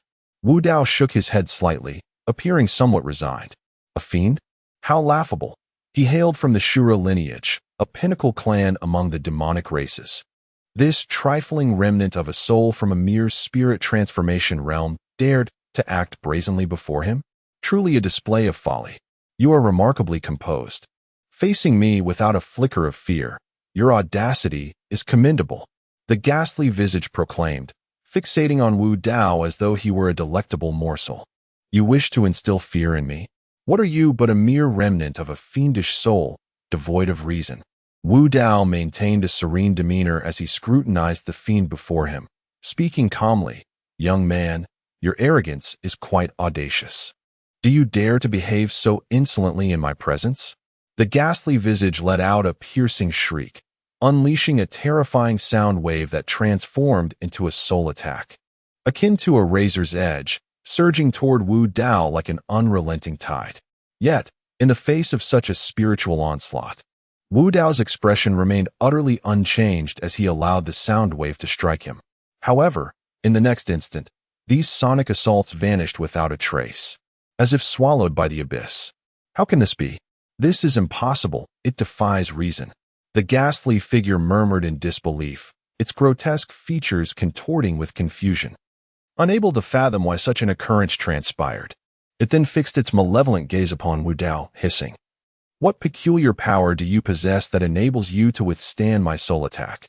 Wu Dao, unfazed by the creature's inquiry, responded with an air of tranquility, articulating, refining origin, establishing foundation, transcending mystery, and transforming spirit. Upon reaching the realm of spiritual transformation, one can coalesce the sea of souls, even if the physical body perishes. The soul may yet endure. Should one find a corporeal form, rebirth through possession is possible. When the celestial mystic ascetic vanquished you, that sword sealed your demonic essence. Little did he know, you concealed a fragment of your lingering soul within that seal, surviving until now. With the sword now fallen and the seal lifted, your sudden appearance is undoubtedly to seize my form, is it not? Wu Dao spoke with an unruffled demeanor, instilling silence in the ghastly figure. Wu Dao was not mistaken. The seal on the long sword had been lifted, and a wisp of a lingering soul emerged into the world. It could not endure for long, and must urgently find a corporeal vessel to possess, or it would inevitably dissipate, utterly extinguished. After a brief silence, the ghostly visage erupted into a maniacal laugh. Youngster, you speak truly. In the past, I vied with the old man of Tianxian for a treasured artifact and lost a single move, leading to my demise. Yet, as the years have passed, that scoundrel has long since turned to dust, while I remain with but a remnant of my soul. Once I possess you, I shall reclaim my former self. I will ensure that the Tianxian wretch is reduced to ashes.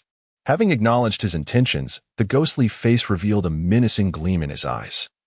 Preparing to seize Wu Dao's body, as a chilling wind swept through, signaling the fury of the malevolent spirit. To possess me? You, a mere trifle of a demon. Dare to think yourself worthy? Wu Dao's lips curled into a slight smirk, casting a sidelong glance at the ghostly face, his demeanor unruffled. I stand here. Should you believe your abilities suffice, then come. You seek your own demise, young one. How dare you insult me? Witness how I shall obliterate your soul and claim your flesh. The ghostly face screeched, transforming into a pitch-black beam of light, akin to a shadowy lightning bolt, hurtling towards Wu Dao. Yet, Wu Dao made no effort to resist, allowing the ghostly figure to penetrate his soul.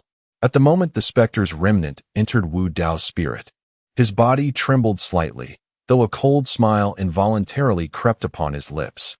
Within Wu Dao's soul appeared an aged visage, grotesque in appearance, with a pallid complexion, eyes stark white, and lips twisted in a sinister grin.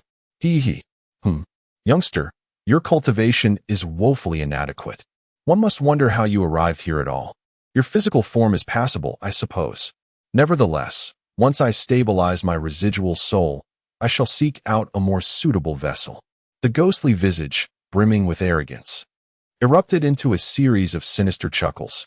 Naturally, with his original prowess, he looked down upon Wu Dao's current soul and body, yet he found himself with no alternatives. I advise you to cooperate, lest you force my hand. I shall not hesitate to obliterate your consciousness and gradually sever your spiritual union. Such agony is not something every soul can endure. Enough of your prattle. Have you finished your meaningless chatter? Wu Dao replied coolly, causing the ghostly visage to momentarily freeze. A flicker of ominous foreboding igniting within him.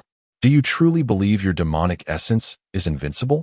Wu Dao's intention with these words was to impart a crucial truth to the ghostly visage.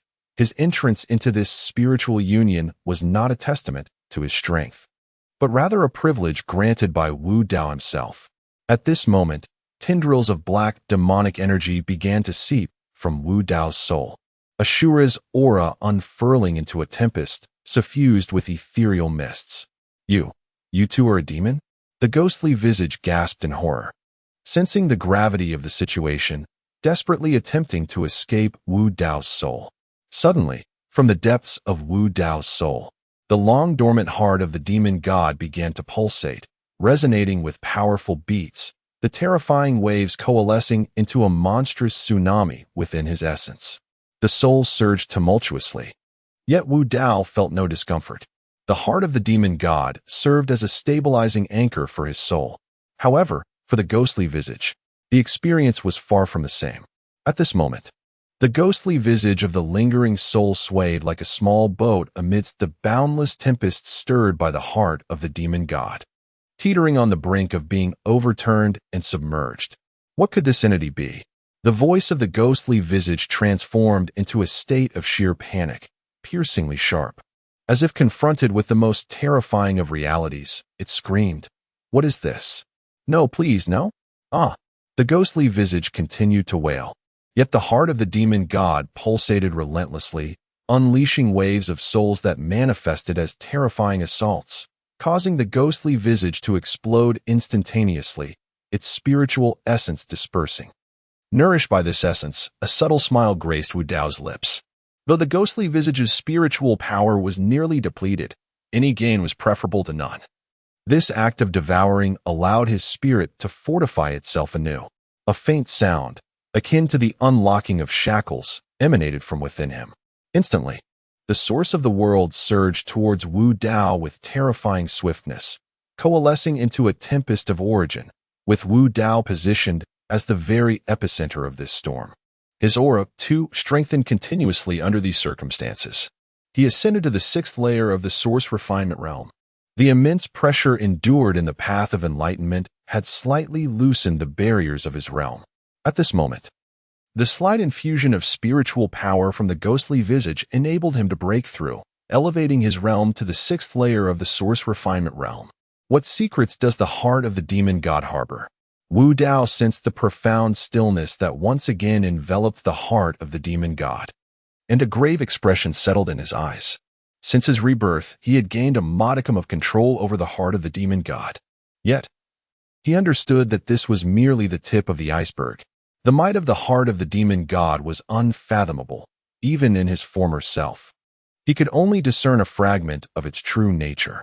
The heart of the demon stirred, shattering the remnants of the ghostly face and channeling a considerable amount of spiritual energy back to him, nurturing his soul, a development that Wu Dao had not anticipated. In Chapter 22, the refinement of the body with spirit milk, after sheathing the rainbow sword, Wu Dao's gaze shifted towards the skeletal hand of the demon's remains. A faint smile graced his lips as he stepped forward to remove an ancient ring adorning the bony finger.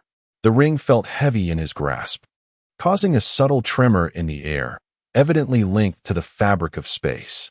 A spatial ring? Excellent. This would indeed save him considerable effort. A spatial ring serves as a treasure for storing items. Although it appears as a mere trinket, it possesses the capacity to hold a multitude of items, transforming the vast into the minuscule, a tool of immense practicality. Such artifacts are exceedingly rare in Linshan Town, typically owned only by the heads of prominent factions. For the former Wu Dao, such a trivial spatial ring would have been of little significance, yet the present circumstances rendered it invaluable, aiding him in concealing various possessions. After dismantling the soul-binding restrictions on the ring, Wu Dao employed a secret method to infuse it with his own spirit, attuning himself to the connection with the ring. As he slowly closed his eyes, a thread of mental energy permeated the ring, seeking to unveil its contents. However, Disappointment washed over him as he discovered only a hodgepodge of inconsequential items within. It seemed the demon had not been particularly affluent in life. With a flicker of thought, Wu Dao summoned the rainbow sword into the ring and then adorned the spatial ring upon the middle finger of his left hand. The gaze wandered within the stone chamber, ultimately alighting upon a wooden box not far away. Approaching with measured steps, it was opened to reveal a wooden plaque and a jade vial. The plaque exuded an ancient, weathered aura, distinctly unique, as rich spiritual energy coursed through it, imbued with an enigmatic essence. Wu Dao lifted the plaque, scrutinizing it closely before stowing it away. This was an attack formation plaque. By activating the intricate patterns inscribed within, one could unleash a formidable attack array, akin to the protective formation he had deployed during the beast tide yesterday. Inscribed upon the plaque, the formation would manifest automatically when infused with spiritual energy. Wu Dao then grasped the jade vial, unscrewing its cap to uncover a viscous liquid within, shrouded in a blood-red mist, radiant and ethereal, possessing a unique allure. Bringing it closer to his nose, he inhaled, his brows knitting together before relaxing into a smile. This was the body refinement elixir? A wave of astonishment washed over Wu Dao upon realizing he had stumbled upon such a rare spiritual herb. The body refinement elixir, renowned for its ability to enhance the physical form, was exceedingly rare. Even a minuscule amount was hard to come by, let alone an entire jade vial, making it even more precious. With Wu Dao's current cultivation, prolonged immersion in water infused with this elixir would undoubtedly strengthen his physique, advancing his eternal demon body as well. The body refinement elixir? Indeed? It was time for the eternal demon body to evolve. Wu Dao clutched the jade vial, anticipation gleaming in his eyes. This elixir was extraordinary. Even cultivators of the spirit transformation realm would greatly benefit from it. Wu Dao stepped forward, sealing the coffin beside him, ready to depart. Suddenly, his peripheral vision swept towards the base of the stone coffin, his steps faltering and his brows knitting slightly. It appeared that something was being pressed beneath the coffin, leaving subtle traces of movement. Lifting his eyelids slightly, he gazed at the stone coffin and spoke, "I beg your pardon." Wu Dao stepped forward and, with a sudden exertion of strength, slowly shifted the heavy stone coffin, which weighed 1,000 pounds, to the side. His eyes filled with a hint of perplexity as he looked below. As he carefully extracted the object trapped beneath the coffin, a flicker of confusion crossed his gaze. It was a tattered piece of beast hide, intricately inscribed with a multitude of roots, seemingly pointing to a specific location. The patterns etched upon it even intertwined to form enigmatic symbols, complex and profound, defying comprehension. Was this a fragment of a map? Wu Dao furrowed his brow, scrutinizing the piece of hide, tugging at it, yet it remained impervious to any damage. After a while, he solemnly stored it away. He then lifted his gaze towards the stone coffin and spoke in a tone devoid of emotion. "Well done, you celestial wanderer. It turns out this is your most treasured possession." Wu Dao had nearly overlooked this fragment of a map. Although he was unaware of the secrets it concealed, he sensed that this was indeed the greatest gain of his journey. The reason was clear. The origin of this beast hide transcended the realm of spiritual transformation. The use of such hide to craft a map indicated that the secrets within were of immense significance. After vanquishing the remnants of the demonic soul and acquiring what he sought, Wu Dao turned to exit the chamber. Yet, he did not leave immediately. Instead, he approached the entrance of the chamber, allowing the terrifying mental pressure to wash over his being. A breakthrough is hoped for. Wu Dao gradually closed his eyes. Under the terrifying pressure, the fabric of his garments billowed, and cold sweat cascaded down his cheeks. A misty black aura began to emanate from him, obscuring his form. It had been 7 days since his younger brother had left home. She could only wonder how he was faring now. Wu Yu, resting her chin on her hand, gazed into the distance, a trace of worry etched across her beautiful features. Just days prior, upon hearing that Wu Dao had ventured out to hone his skills and had incapacitated Zhang Hui at the Tianxian mountain range, prompting the Zhang family to send men to capture him, her heart was instantly filled with anxiety. She had been preoccupied with concerns for Wu Dao's safety, and had even ventured out in search of him. However, she had not anticipated the beast tide that erupted at the Tianxian mountain range, compelling her to retreat and refrain from delving deeper. Rest assured, Wu Dao will be unharmed. Wu Yu's gaze hardened, and in an instant, she dashed outside. Observing her retreating figure, Wu Jie could only shake his head slightly. On the path of self-reflection, Wu Dao sat quietly before the door of the secret chamber, resembling a stone sculpture, utterly motionless, enduring the overwhelming psychological pressure. The ground beneath him had long been drenched with sweat. Unbeknownst to him, he had remained on this path for 3 days. During this time, his mental acuity had noticeably increased, surpassing that of his state before entering the chamber. Furthermore, Wu Dao's physical form had also experienced a significant breakthrough, ascending to new heights. As time passed, the statue-like figure trembled slightly and then slowly opened his eyes. From his pitch-black pupils, 2 beams of brilliance shot forth, resembling dragon-shaped lightning streaking across the sky. A hint of joy flickered in Wu Dao's eyes. The gains he had achieved over the past 3 days had left him quite satisfied. His soul grew increasingly refined. Once his cultivation reached a sufficient level and his mental energy solidified into substance, he would be able to strike through his soul, rendering his combat prowess even more formidable. It was time to depart.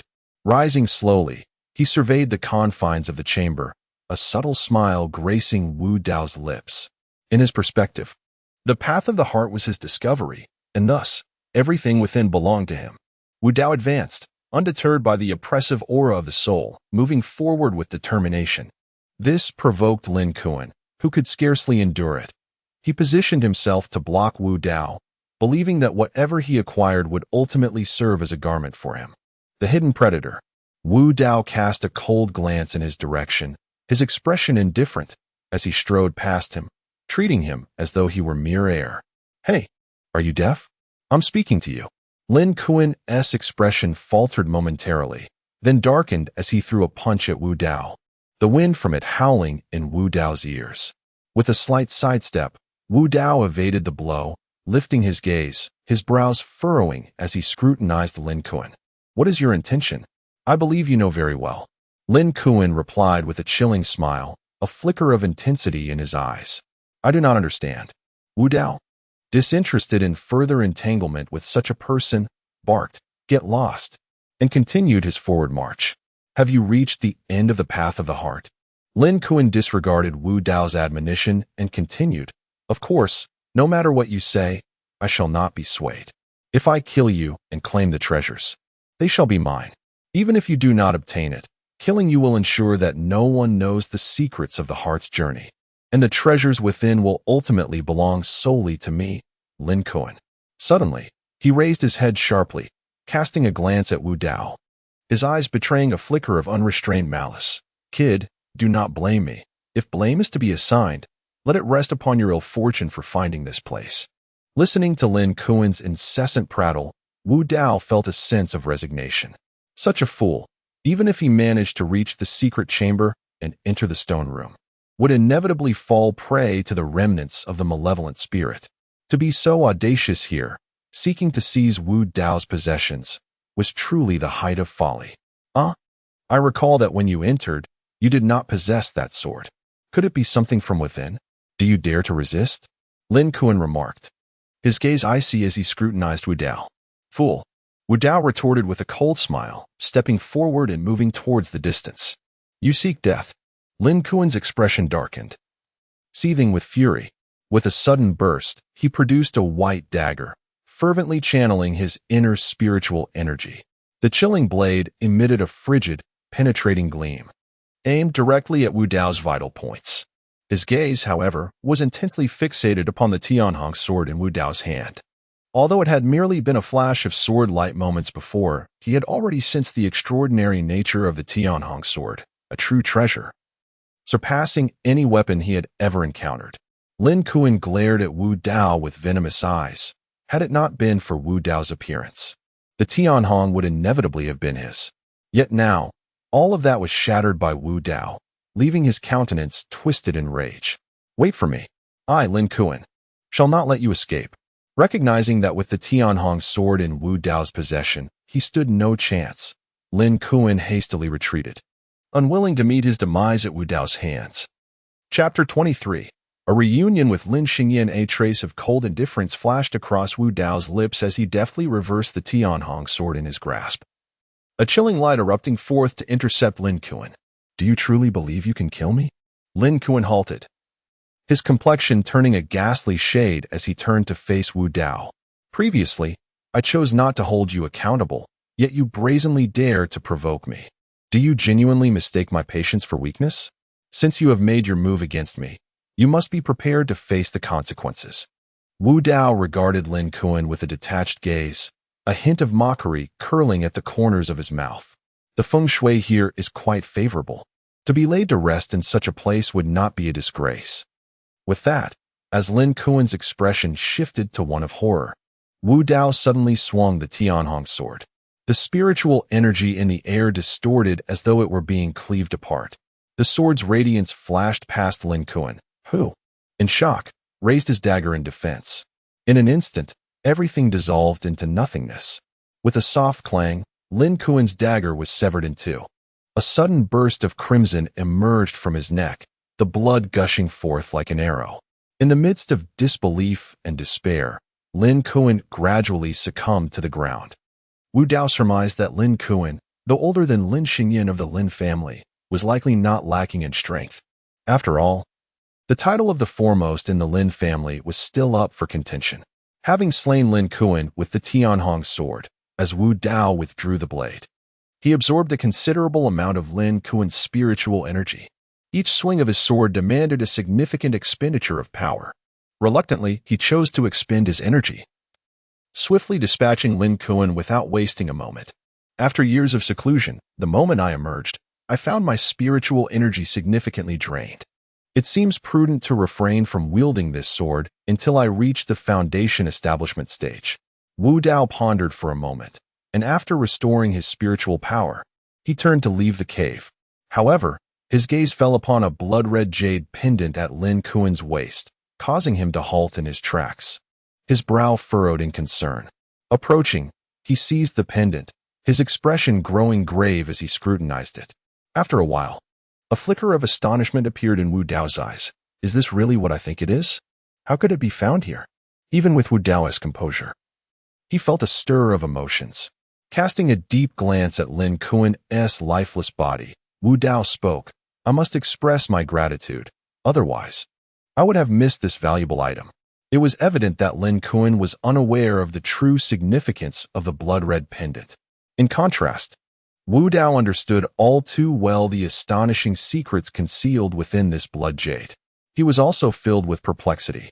How could such a divine object manifest in Linshan Town? Even in the star domain, it was exceedingly rare. A hint of uncontainable joy crept onto his lips as he inhaled deeply and slowly made his way out of the cave. This journey of introspection had indeed proved fruitful. With breakthroughs in cultivation, mental fortitude, and physical prowess, he had also obtained the body-refining spiritual milk, the rainbow sword, a mysterious map, and that extraordinary blood-red pendant, all of which were remarkable acquisitions. Just as he was lost in thought, a group of over a dozen individuals suddenly surrounded him. Upon seeing them, Wu Dao immediately recognized them as Lin Xingyan, Lu Xing, and others who had followed the sound of Abi's earlier roar. Indeed, there it was, the little lion. I've finally found you. Let us see where you attempt to flee this time. The crowd's attention was immediately captivated by the little lion, rendering Wu Dao utterly overlooked as they excitedly spoke among themselves. Abi, upon witnessing such a throng, emitted a low growl, its forepaws carving a deep trench into the ground, eyes brimming with hostility. Lin Xingyan and her companions had once pursued this creature for quite some time, clearly leaving a lasting impression on the little beast. Young Master Wu Dao, we meet again.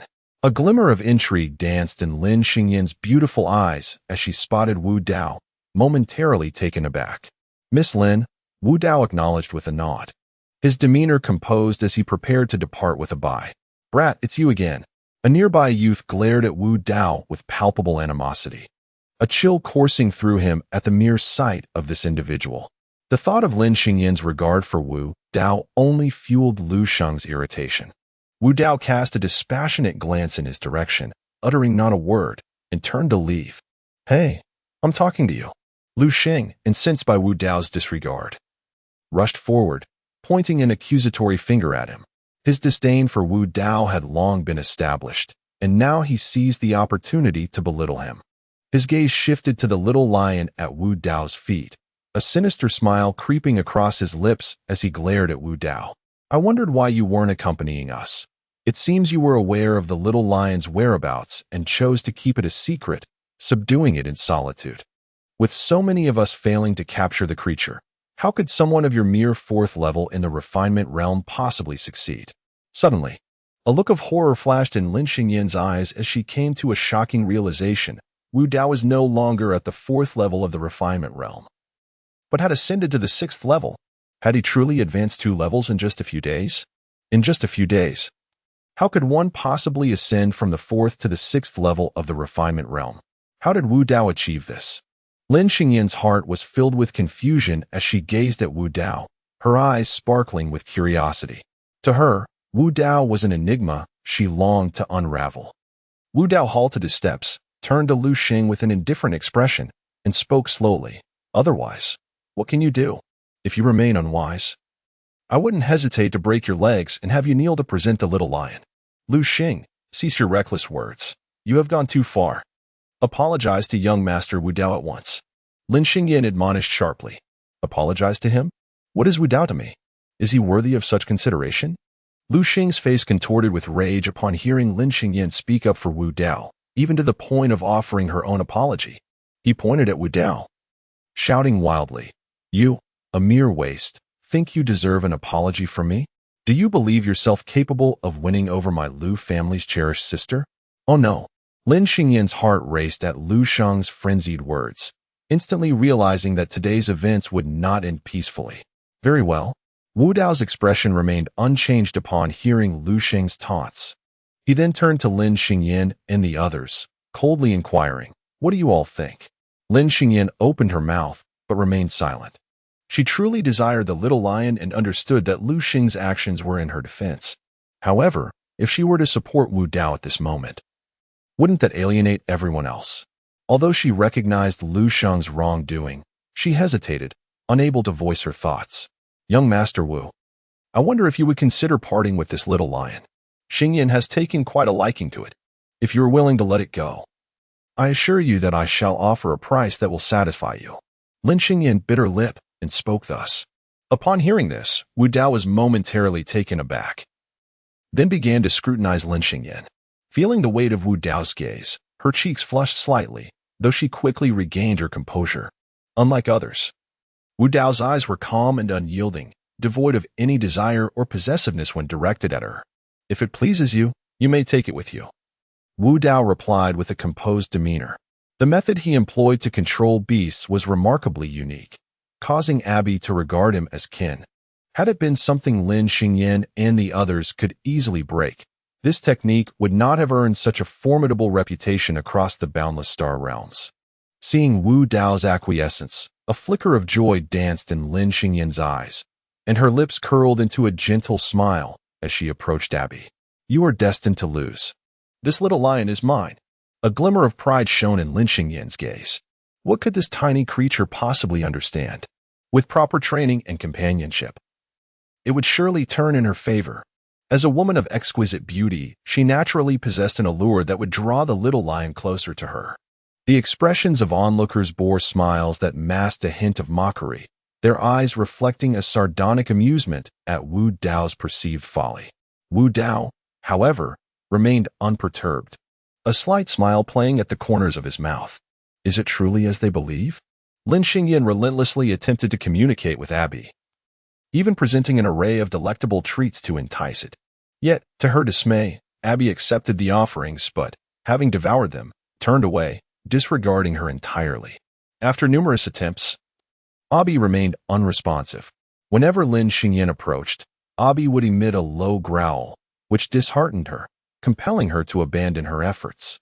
Lin Xingyan confronted Wu Dao, hands on her hips, and with an air of indignation, inquired, What have you done to make it disregard me so completely? Chapter 24. Your life is mine to claim you are unworthy of it. Wu Dao glanced at her, speaking in a detached manner. He had anticipated such a reaction.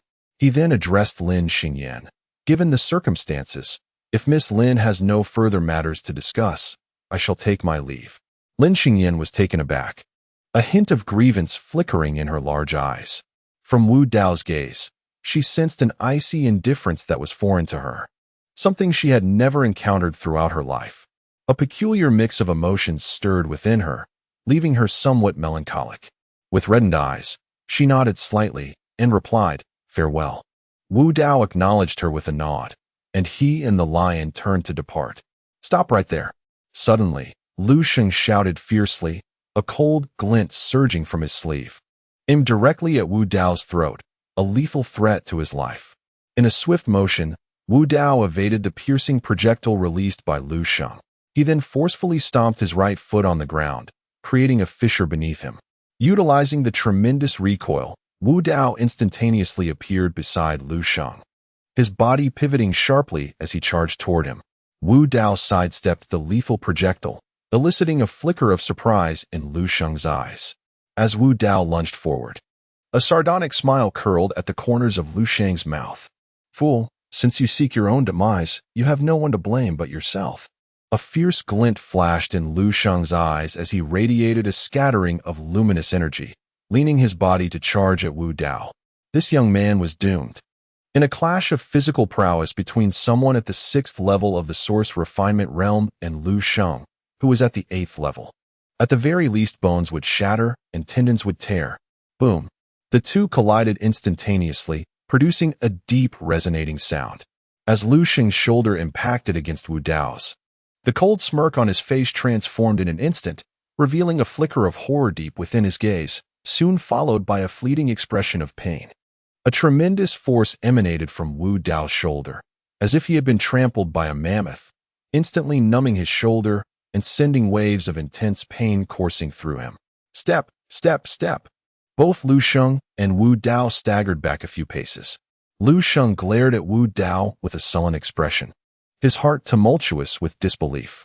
How could Wu Dao, in a physical confrontation against him, a cultivator at the 8th level of the Source Refinement Realm, not be at a disadvantage?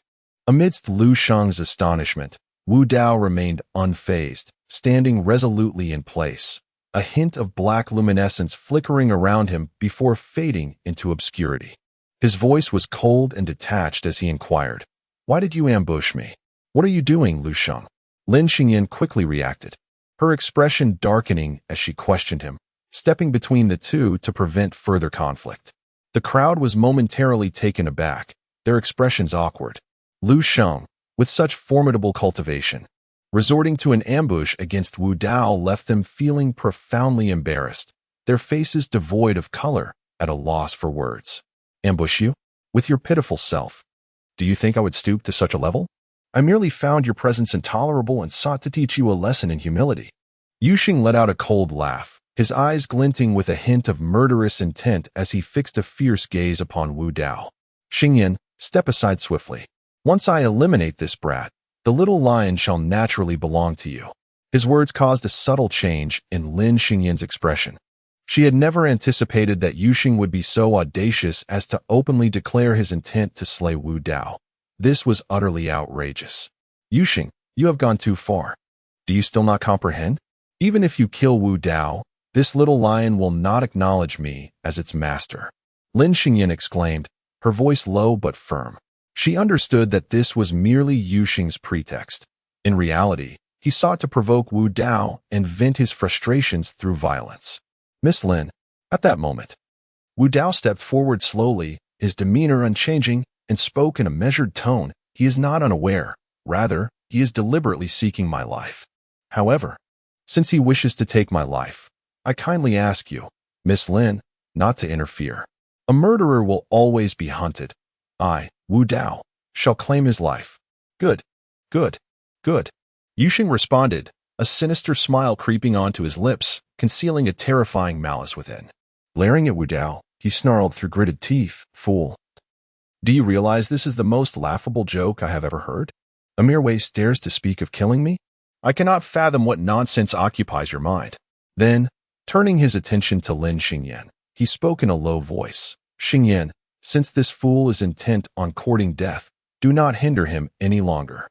Lin Xingyan hesitated momentarily, then glanced at Wu Dao and whispered, Young Master Wu, Yuxing is at the 8th level of the quenching source realm, while you are merely.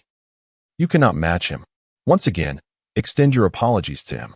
With my presence, I shall ensure you remain unscathed. What do you think? Fool, if you wish for my mercy, you must crawl beneath me. Otherwise, today, you shall lie lifeless here. Upon hearing Lin Xingyan's words, Lu Sheng responded with unrestrained arrogance. His eyes filled with mockery, aggressively fixed upon Wu Dao, emanating a chilling aura of menace. I find it quite unremarkable. Wu Dao's lips curled into a slight smirk as he turned to Lin Xingyan and said, Thank you for your kind intentions, Miss Lin. But this Lu Sheng is simply too boisterous. A mere 8th level of the refinement realm dares to impart lessons on morality to me? I wonder from where he derives such audacity. In this battle, let us refrain from further discussion. Lin Xingyan was left momentarily stunned, perceiving Wu Dao as utterly deranged. Not only she, but others regarded Wu Dao similarly, as though he were a fool. A mere 8th level of the refinement realm? Such words could only emanate from Wu Dao himself. You, merely at the 6th level of the refinement realm, dare to look down upon the 8th? Is it confidence you possess, or sheer ignorance? While Lin Xingyan stood there, somewhat dazed, Wu Dao smiled faintly, having already passed her to stand before Lu Sheng. He glanced at him, speaking with indifference. I shall make you aware that taking your life is no jest, nor is it amusing in the slightest. Heh, fool! How pitiable you are! Lu Sheng's gaze turned icy as he sinisterly remarked, Since you are intent on courting death, I shall grant your wish. I do not mind showing mercy and sending you on your way. To kill you, a single sword will suffice. No need for a second. With a hearty laugh, Lu Sheng brandished his long sword, its blade radiating a chilling brilliance. The sword's aura surged forth as he strode purposefully towards Wu Dao. Lin Xingyan wished to utter more, yet sensing the oppressive atmosphere, she sighed and stepped aside.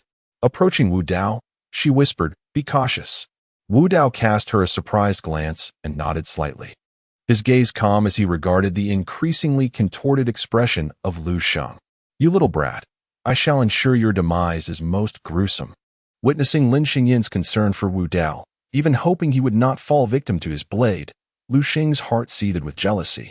He silently vowed to ensure that Wu Dao met a fate worse than death. For both Lu Sheng and the others, the outcome of this confrontation seemed inevitable. Wu Dao, at the 6th level of the source refinement realm, dared to challenge Lu Sheng, who stood at the 8th level, a fool's errand, indeed. The disparity between two minor realms was akin to the chasm between heaven and earth. Against an ordinary adversary at the 6th level, Lu Sheng, this prodigy, could unleash his formidable prowess without hesitation. A single strike would suffice, a mere flick of his wrist. The crowd parted to create a space, though they deemed it unnecessary. Still, they provided ample room for Wu Dao and Lu Sheng. Do not waste my time, you fool. Prepare to die. Lu Sheng trembled with rage at Wu Dao's continuous jabs. As a talented scion of the Lu family, how could he endure the disdain of a renowned failure? Enraged, Lu Sheng swiftly drew his sword, the sharp sound ringing out as cold light cleaved through the air, striking with the force of thunder, aimed directly at Wu Dao's heart. Perhaps Wu Dao, aware that Lu Sheng would not spare him, intentionally provoked him to deliver a swift end. The onlookers silently acknowledged the vast disparity between the 6th and 8th levels of the refinement realm, believing that Wu Dao had little hope of survival. Lin Xingyan maintained a composed demeanor, yet upon closer inspection, her gaze lingered on Wu Dao. For reasons unbeknownst to her, she felt a twinge of concern and attachment for this man she had only encountered twice. As Lu Sheng launched his assault, Wu Dao let out a cold laugh, advancing rather than retreating. In an instant, he stepped forward, his hand emanating a surge of dark spiritual energy, resembling a streak of black lightning that evaded Lu Sheng's swordplay. He swiftly extended his hand, striking Lu Sheng's wrist with a resounding clap. Standing firm with his sword, Lu Sheng regarded Wu Dao with the poise of a master swordsman, calmly declaring, "Young man, I was careless before, allowing you some leeway. Now, I shall sever you with a single stroke."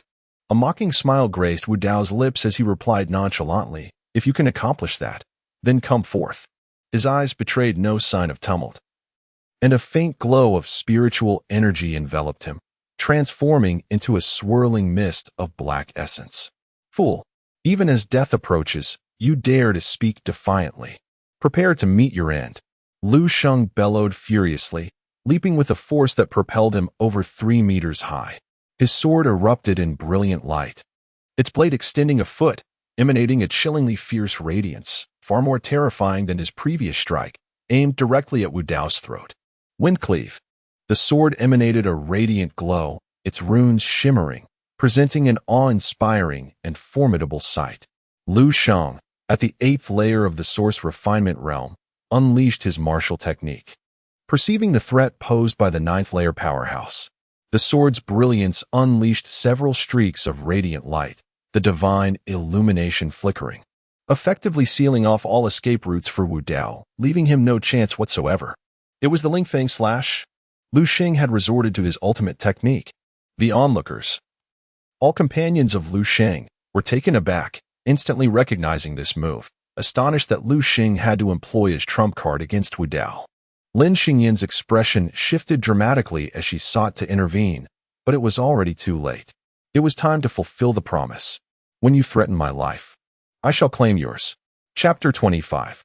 The confrontation. Wu Dao spoke calmly, observing Lu Sheng descending gradually, his eyes suddenly igniting with an intense and blinding brilliance, akin to 2 bolts of lightning, sending a chill through the hearts of all present. What of martial techniques? What of the Lingfeng slash? In Wu Dao's perspective, such techniques were riddled with flaws, utterly inadequate. With a flicker of his gaze, a smile curled upon his lips. Before anyone could react, in the next instant, a figure appeared before him in a flash. Wu Dao extended his hand, surrounded by a faint black aura. In an instant, he seized Lu Sheng's wrist. With a swift change of technique, a crack echoed as he exerted a slight force, instantly fracturing Lu Sheng's wrist. On the path of introspection, Wu Dao experienced a significant breakthrough in his physical form. In terms of raw physicality, Wu Dao, who cultivated the ancient demon body, was comparable to a humanoid beast, capable of overpowering Lu Sheng effortlessly. Whoosh! Having fractured Yagyu's wrist, Wu Dao, before the former could react, instantaneously seized the gleaming sword and retaliated with a swift slash. With a sickening thud, a crimson flash streaked through the air, and both Wu Dao and Yagyu were frozen in place. Time itself seemed to stand still, immortalizing the scene. From Yagyu's neck, a geyser of blood erupted, shattering the tranquility, and his body slowly succumbed, collapsing backward. With a resounding thud, his lifeless form crashed to the earth, the severed head and pooling blood painting a gruesome tableau. Yagyu's eyes were wide with terror and remorse, oblivious to the manner of his demise. The very sword that was once his, now wielded by Wu Dao, grew larger in his pupils until his head parted from his body, and he was bereft of consciousness. Provoking Wu Dao, coupled with a disdainful underestimation, left him defenseless against the fatal blow. A single, decisive stroke sealed his fate. Instantaneously, the entire scene was plunged into an eerie silence, all sound extinguished as the crowd stared in disbelief. How could Wu Dao, nearly at the 6th level of the tempering origin realm, slay Yagyu, who was at the 8th level, with a single strike? With impassive eyes devoid of any emotion, Wu Dao cast aside the sword and turned to depart. Lin Xingyan was deeply moved. From the initial attack to the final execution, Wu Dao had accomplished it in mere moments. How could such a feat be possible? The prowess of Wu Dao stirred a tempest within her once serene heart. How could this be? As for the others, their minds momentarily faltered. The shocking news of Lu Sheng's demise at the hands of Wu Dao left them in a state of disbelief. Wu Dao, you cannot leave. With a swift motion, they finally snapped back to reality as Wu Dao turned to depart, hastily surrounding him with grave expressions, as though facing a formidable foe. Weapons glinted ominously in their hands, all aimed at Wu Dao. "What is it? Do you all wish to detain me?" Wu Dao paused, casting a placid gaze upon the assembly. Yet his indifference sent a chill down their spines. The recent memory of Lu Sheng's fall was vivid, while they held confidence in their own prowess.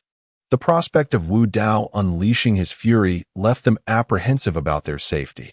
"Wu Dao, you have slain Lu Sheng. This matter cannot simply be overlooked. You must accompany us, lest we face dire consequences." One spoke solemnly.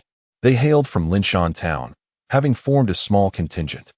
Lu Sheng's death would undoubtedly provoke the Lu family's investigation, and they would inevitably be ensnared in the ensuing troubles. "Is that so?" Wu Dao slightly lifted his eyelids, a mocking smile gracing his lips. "What concern is that of mine?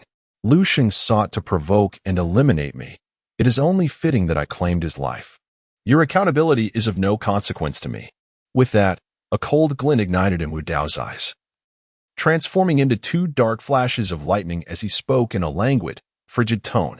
"Stand aside. Otherwise, you shall meet the same fate as Lu Sheng." The crowd's expression shifted dramatically, and they erupted in a collective roar, their anger ignited by Wu Dao's indifferent demeanor and the excruciating pain it provoked in their very course. Yet, they dared not press too hard, for none wished to find themselves in the unfortunate position of being the next Lu Sheng. While Lu Sheng was indeed at fault, his transgressions did not warrant death. Wu Dao had overstepped the mark. Lin Xingyan approached, her gaze steady as she regarded Wu Dao as the pride of the Lin family. She remained unperturbed by Wu Dao's presence. The gravity of the situation weighed heavily upon her, for Wu Dao had killed Lu Sheng, an act of considerable consequence that compelled her to suppress the tumult within her. "Oh, Miss Lin, what course of action do you propose?" Wu Dao inquired, his expression unruffled and devoid of concern for her demeanor, as these individuals could not provoke any emotional shift within him. Lin Xingyan, perceiving no trace of anxiety upon Wu Dao's face, felt the seriousness of the moment deepen. She fixed him with a penetrating gaze and spoke with somber conviction. "This matter cannot simply be overlooked. Should the Lu family inquire, we would find ourselves at a loss for explanations. I must insist that you accompany us." "I am afraid I cannot comply with that request," Wu Dao replied with a faint smile, his tone nonchalant as he surveyed the assembly. "Should any of you wish to avenge Lu Sheng, feel free to act. However, if you choose not to intervene, do not hinder me. In light of this, Miss Xingyan, I fear I must offend you." Lin Xingyan's countenance darkened as she emanated an overwhelming aura, strikingly formidable. As the leader of this expeditionary team, her inaction in the face of Lu Sheng's demise at Wu Dao's hands would undoubtedly lead to a loss of support, a precarious position for her. She could not allow her personal sentiments towards Wu Dao to jeopardize her standing. Thus, she resolved to take action. Wu Dao let out a cold smile, his gaze slightly heavy with gravity. As the foremost genius of the Lin family, even a mere elevation over Lu Sheng would render Lin Xingyan's combat prowess exceedingly formidable, far surpassing Lu Sheng and potentially rivaling Lin Kuan. With a thunderous roar, Wu Dao made the first move, thrusting his palm forward, emanating an overwhelming aura that seemed to saturate the very fabric of space with an air of dominance. Dark, ethereal glimmers danced around his hand. Lin Xingyan's expression shifted. With this initial strike, she grasped the true magnitude of Wu Dao's strength, which was undoubtedly far beyond what his surface cultivation suggested. The explosive presence of a sixth-tier youth in the refinement of Origin's realm stirred turmoil within her heart. Her delicate hand swept through the air, unleashing a vibrant beam of light that obliterated Wu Dao's attack effortlessly, redirecting his palm and aiming a strike at his chest. Wu Dao felt a jolt. Indeed, the Lin family's prodigious daughter was unlike any other, far superior to Lu Sheng and the others.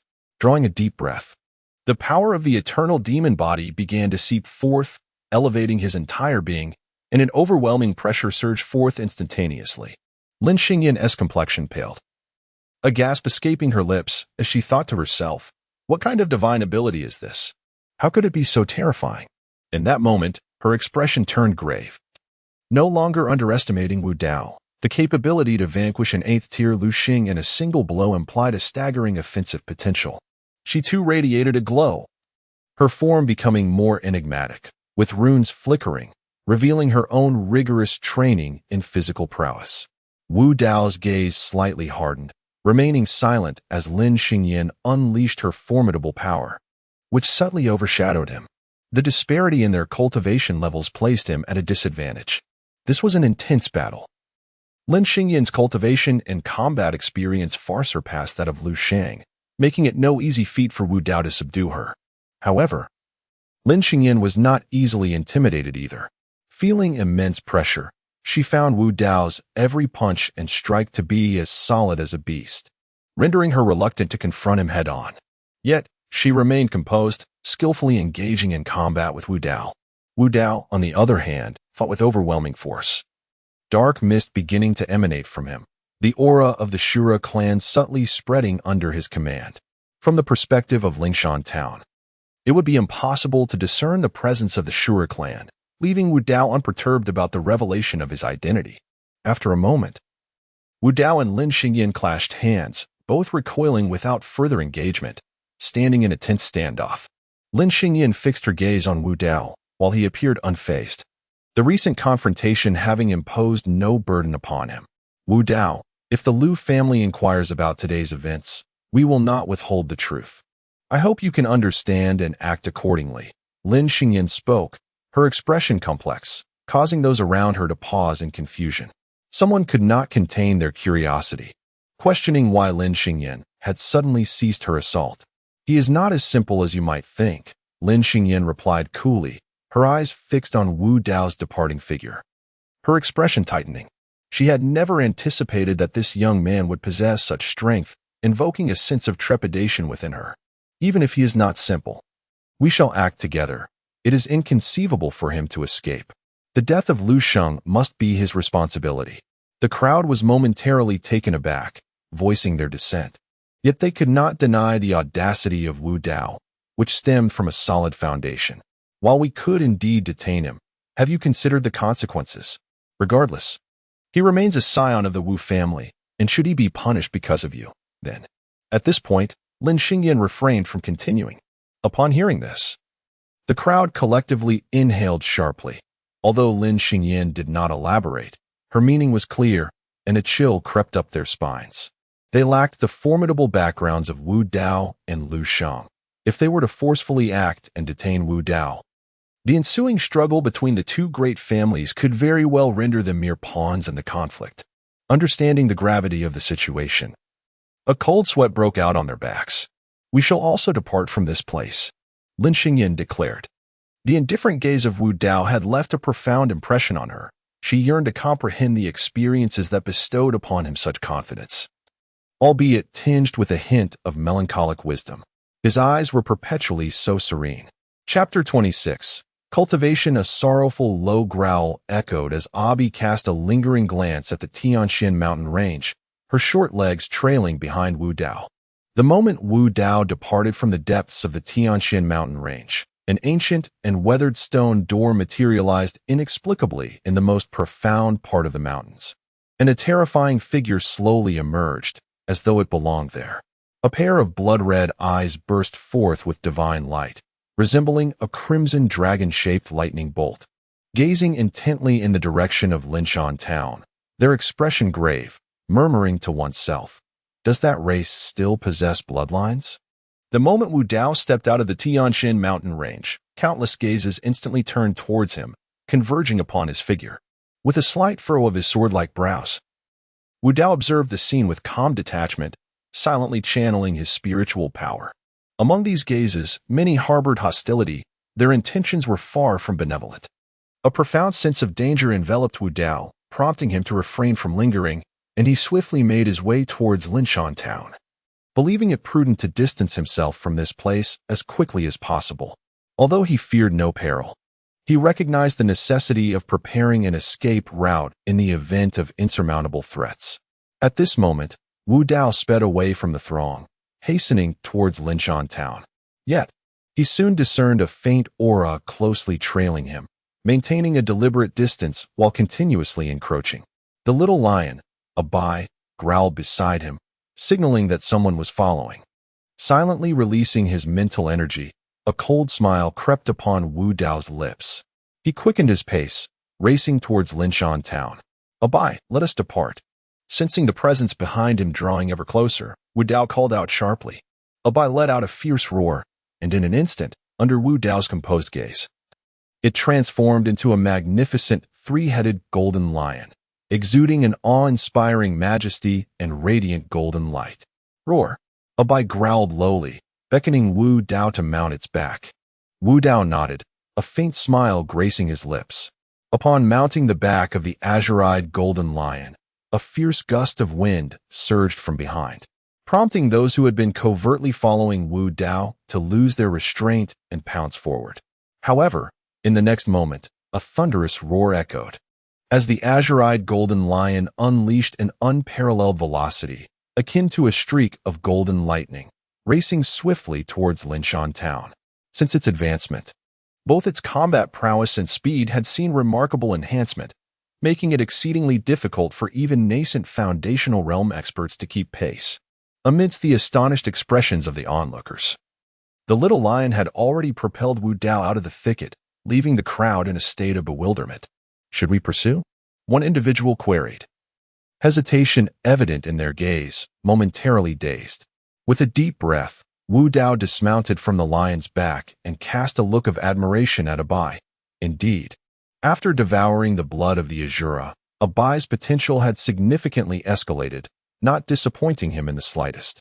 As he surveyed the town of Linshan before him, Wu Dao took a step forward, making his way inside. Abai's form gradually diminished, transforming into a more innocuous appearance, trotting playfully behind Wu Dao, curiously glancing about at everything. Upon entering Linshan town, a smile graced Wu Dao's lips. The trials of the Tianshan mountain range had instigated a profound transformation within him. Gazing into the distance, his eyes held a depth and composure that was striking. Observing Wu Dao's calm demeanor, the surrounding crowd was momentarily taken aback, silently acknowledging the remarkable youth, wondering to which noble family he belonged. Though Wu Dao still possesses the appearance of a youth, he stands tall at 8 feet, radiating a robust masculinity and a vibrant spirit that immediately captivates those around him.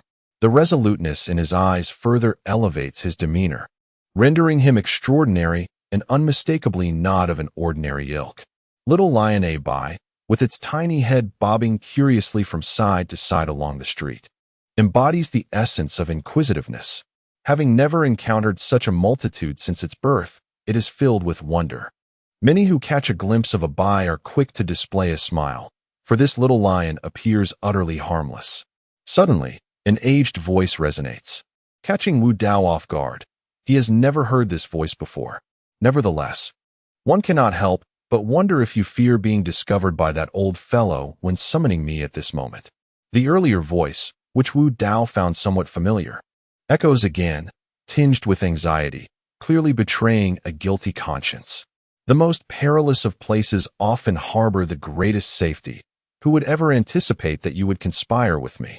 Wu Dao furrows his brow, a flurry of insights flashing through his mind. Is there a traitor within the family, colluding with outsiders in a scheme against the clan? Let us dispense with trivialities. We had an agreement. Once our objective is achieved, the spoils shall belong to you, and I shall ascend as the head of the Wu family. One of Wu's associates appears vexed and humiliated. Rest assured, we shall uphold our promise. That item remains a mere waste within the Wu family. Only my kin possess the rightful claim to its use. In due course, we shall rely upon your cooperation. A fruitful collaboration indeed. I shall take my leave now, as lingering too long may attract the attention of that old fellow. Indeed, upon hearing this, Wu Dao immediately retracted his aura, concealing himself in the shadows. 2 figures swiftly emerged from the room, vanishing into the night. He yearned to discern their features, but was unable to do so, fearing to release even the slightest trace of his presence. The aura of these individuals was formidable, far surpassing that of the Foundation establishment stage, rendering them invincible. Should he be discovered, escape would be impossible. He refrained from stepping out of the darkness too hastily, concerned they might return. After a prolonged wait in the obscurity, he pondered the conversation he had just overheard, and suddenly a flurry of insights illuminated his mind, causing his brow to furrow deeply. From their discourse, it became evident that within the family lay an extraordinary treasure coveted by outsiders, who conspired with traitors within the clan to seize the family heirloom and the position of the Wu family patriarch. Wu Dao procured a wooden basin and filled it with clear water. From his spatial ring, he extracted the body refining spirit milk and solemnly dripped nearly 10 drops into the basin. The clan assembly was impending, and on that day, tumultuous events were likely to unfold, especially with the presence of a traitor within the family, suggesting that chaos might ensue. He needed to prepare thoroughly to face any unforeseen circumstances. Even if he were to relay what he had heard to the elder, it was unlikely that he would be believed. Thus, it would be wiser for him to focus on enhancing his own cultivation. The clear water, upon receiving the drops of body-refining spirit milk, instantly transformed into a crimson hue, rippling gently and reflecting a faint glow. The blood-red liquid shimmered with an unusual aura, exuding a peculiar wave. Wu Dao shed his upper garments and submerged himself into the basin, closing his eyes to enter a state of meditation. With a deep breath, a chill enveloped him, and Wu Dao exhaled slowly, revealing a hint of relaxation etched upon his brow. His chest rose and fell gently as he sought to regulate his breathing, a faint dark mist swirling around him, secretly channeling the ancient demonic body. He began to absorb the medicinal properties of the spiritual liquid, fortifying and refining his physical form. The crimson liquid began to emit a delicate vapor, which flowed into Wu Dao with each inhalation. Simultaneously, numerous streams of crimson energy coiled around his skin, rendering it as though encrusted with blood scabs. A sight both gruesome and terrifying. As the blood-red energy entered his body, the previously tranquil expression on Wu Dao's face contorted slightly, a wave of intense burning coursing through him. This was the effect of the body-refining spiritual milk, honing his flesh and assisting his ancient demonic body in breaking through. Chapter 27. The Treasure Pavilion. With a deep inhalation, Wu Dao activated his ancient demonic body, resolutely enduring the excruciating sting that coursed through his skin and body, as if countless ants were gnawing at his flesh. Fortunately, his composure was extraordinary, impervious to the turmoil of pain, for he had faced far greater trials. The ordeal of body refinement was but a trivial challenge, a mere trifle that could not impede his resolve. Adjusting his breath to its optimal state, Wu Dao reversed his approach, exerting every ounce of strength to absorb the power of the body-refining spiritual milk. The process was fraught with agony, leading many to abandon their efforts and ultimately fail. Yet Wu Dao, the undefeated Demon King, possessed an indomitable will beyond the comprehension of ordinary mortals. Why would he cower? Having undertaken the path of rebirth, how could he not surpass his previous life? Sizzle. Abruptly, the essence within the wooden tub commenced to seethe, as myriad sanguine energies, as if compelled by an unseen force, surged through Wu Dao's pores, assailing his very being. This potent energy, extraordinary in its nature, caused his flesh to distend, these forces coursing wildly beneath his skin, untamed and unruly. In the face of such torment, Wu Dao remained composed, uttering not a single sound. Even as this energy refined his bone marrow, it seemed to have little effect on him. Suddenly, these crimson currents appeared to ignite within his marrow, causing a subtle tremor throughout his frame, beads of perspiration tracing paths down his forehead, falling into the wooden vessel. The excruciating pain emanated from within and without, an ordeal of immense proportions. Time elapsed, and in what seemed like an instant, 3 hours had passed. Within this span, Wu Dao endured suffering beyond the comprehension of ordinary mortals, his skin, organs, and marrow all subjected to refinement, as if scorched by fire. The essence was exceptionally rare. Yet those who dared to employ it for tempering their bodies while still in the foundation establishment stage were exceedingly few. Wu Dao was among this select group. Should someone familiar with such essence witness this, they would undoubtedly deem him mad. Although the pain was almost unbearable, Wu Dao keenly sensed that with each wave of torment, A surge of potent energy diffused from the points of suffering, fortifying and nurturing his physical form. His bones, meridians, organs, and skin underwent a profound metamorphosis. With a slight clenching of his fists, Wu Dao nodded in satisfaction. His physical power had once again reached a new pinnacle. With a mere thought, the dark aura enveloping him expanded, appearing even more extraordinary and profound than before. The ancient demonic body had broken through. Wu Dao felt a sense of contentment. But in an instant, his brows furrowed deeply as he murmured to himself, "If only I had the blood-activating flower." The efficacy of the body-refining spiritual milk could be enhanced further. Yet, I wonder if such a spiritual herb exists in Linshan Town. The combination of the body-refining spiritual milk with the essence of the blood-activating flower would maximize its effects. Although the blood-activating flower is not particularly rare. Given Linshan Town's remote location, it is uncertain whether such a spiritual herb can be found. With the clan meeting approaching, certain upheavals are inevitable.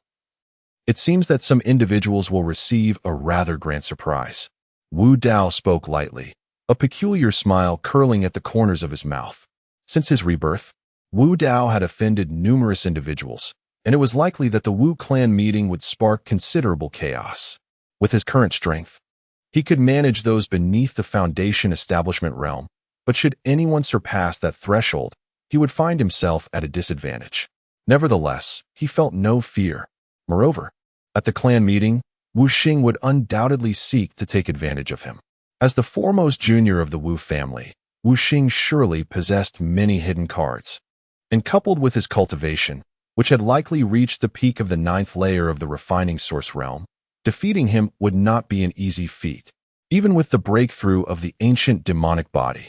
Upon reflecting on this, Wu Dao couldn't help but let out a bitter smile and shake his head, contemplating how the mighty undefeated Demon King found himself in such a predicament. If this were to reach the cosmic star realms, it would likely send ripples of shock throughout the stars. It seems I must prepare some items. Wu Dao stroked his chin. Then his gaze fell upon the clear water in the wooden basin, a glimmer of insight flashing in his eyes. In light of this, it appears I must explore an alternative path. A subtle smile curled at the corners of Wu Dao's lips as he glanced outside, only to realize it was already deep into the night, shaking his head in resignation. Very well, tomorrow shall suffice. Wu Dao slowly settled into a meditative position at the head of his bed, dark energy emanating from between his brows as he silently channeled his cultivation method, entering a state of deep meditation. With the breakthrough of the eternal demon body, it was essential for him to solidify his progress. At dawn the next morning, as the first light of daybreak painted the eastern horizon with a delicate blush, Wu Dao rose early. He retrieved some clear water and added a few drops of body-refining spiritual milk, sealing them in several jade vials before storing them in his spatial ring. And then he stepped out of the Wu family courtyard. I cannot fathom the head of the family's thoughts. That wastrel has likely perished amidst the beast tide. Yet they still send us to seek him out. For years, the Gathering Treasure Pavilion has dominated the commerce in Linshan Town, monopolizing numerous aspects of trade. This has allowed the wealth of this entity to surpass that of all families, even overshadowing the exceedingly affluent Alchemist Guild, which finds it difficult to compete with the riches of the Gathering Treasure Pavilion, underscoring its extraordinary stature. Wu Dao's objective in this venture is precisely the Gathering Treasure Pavilion. The body-refining spiritual milk is a rare and precious entity. The diluted refining liquid is also quite uncommon, making it feasible to exchange for some of the heavenly and earthly treasures he requires. Given the collection of the Gathering Treasure Pavilion, it is possible that they possess what he seeks.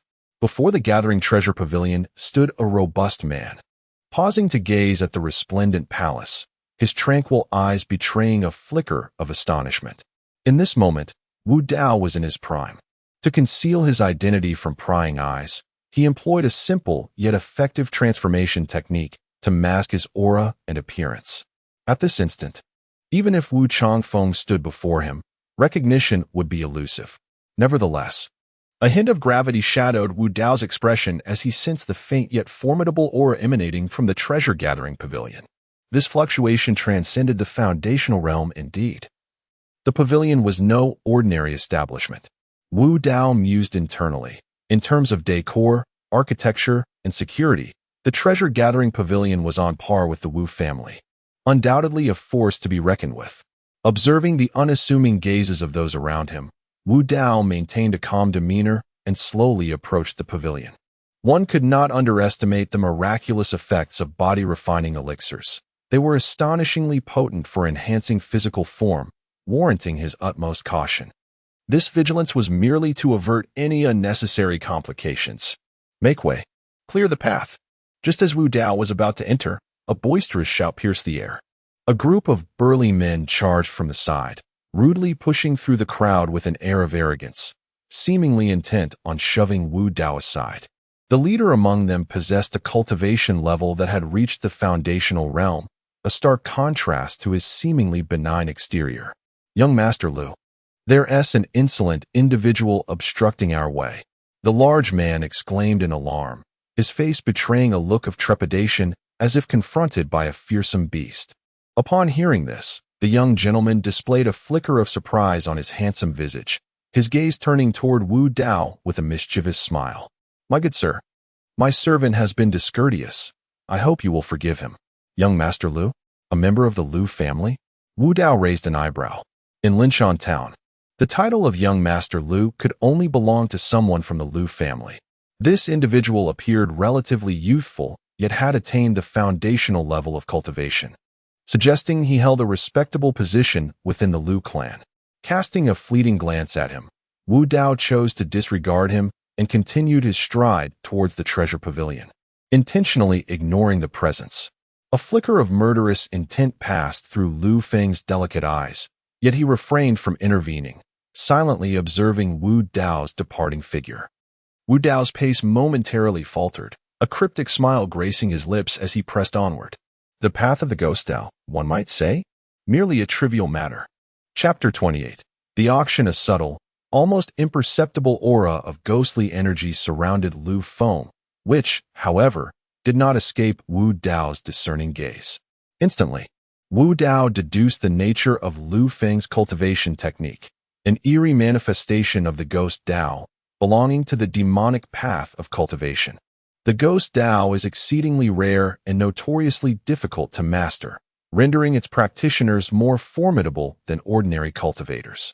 Yet, before Wu Dao, what significance did it hold?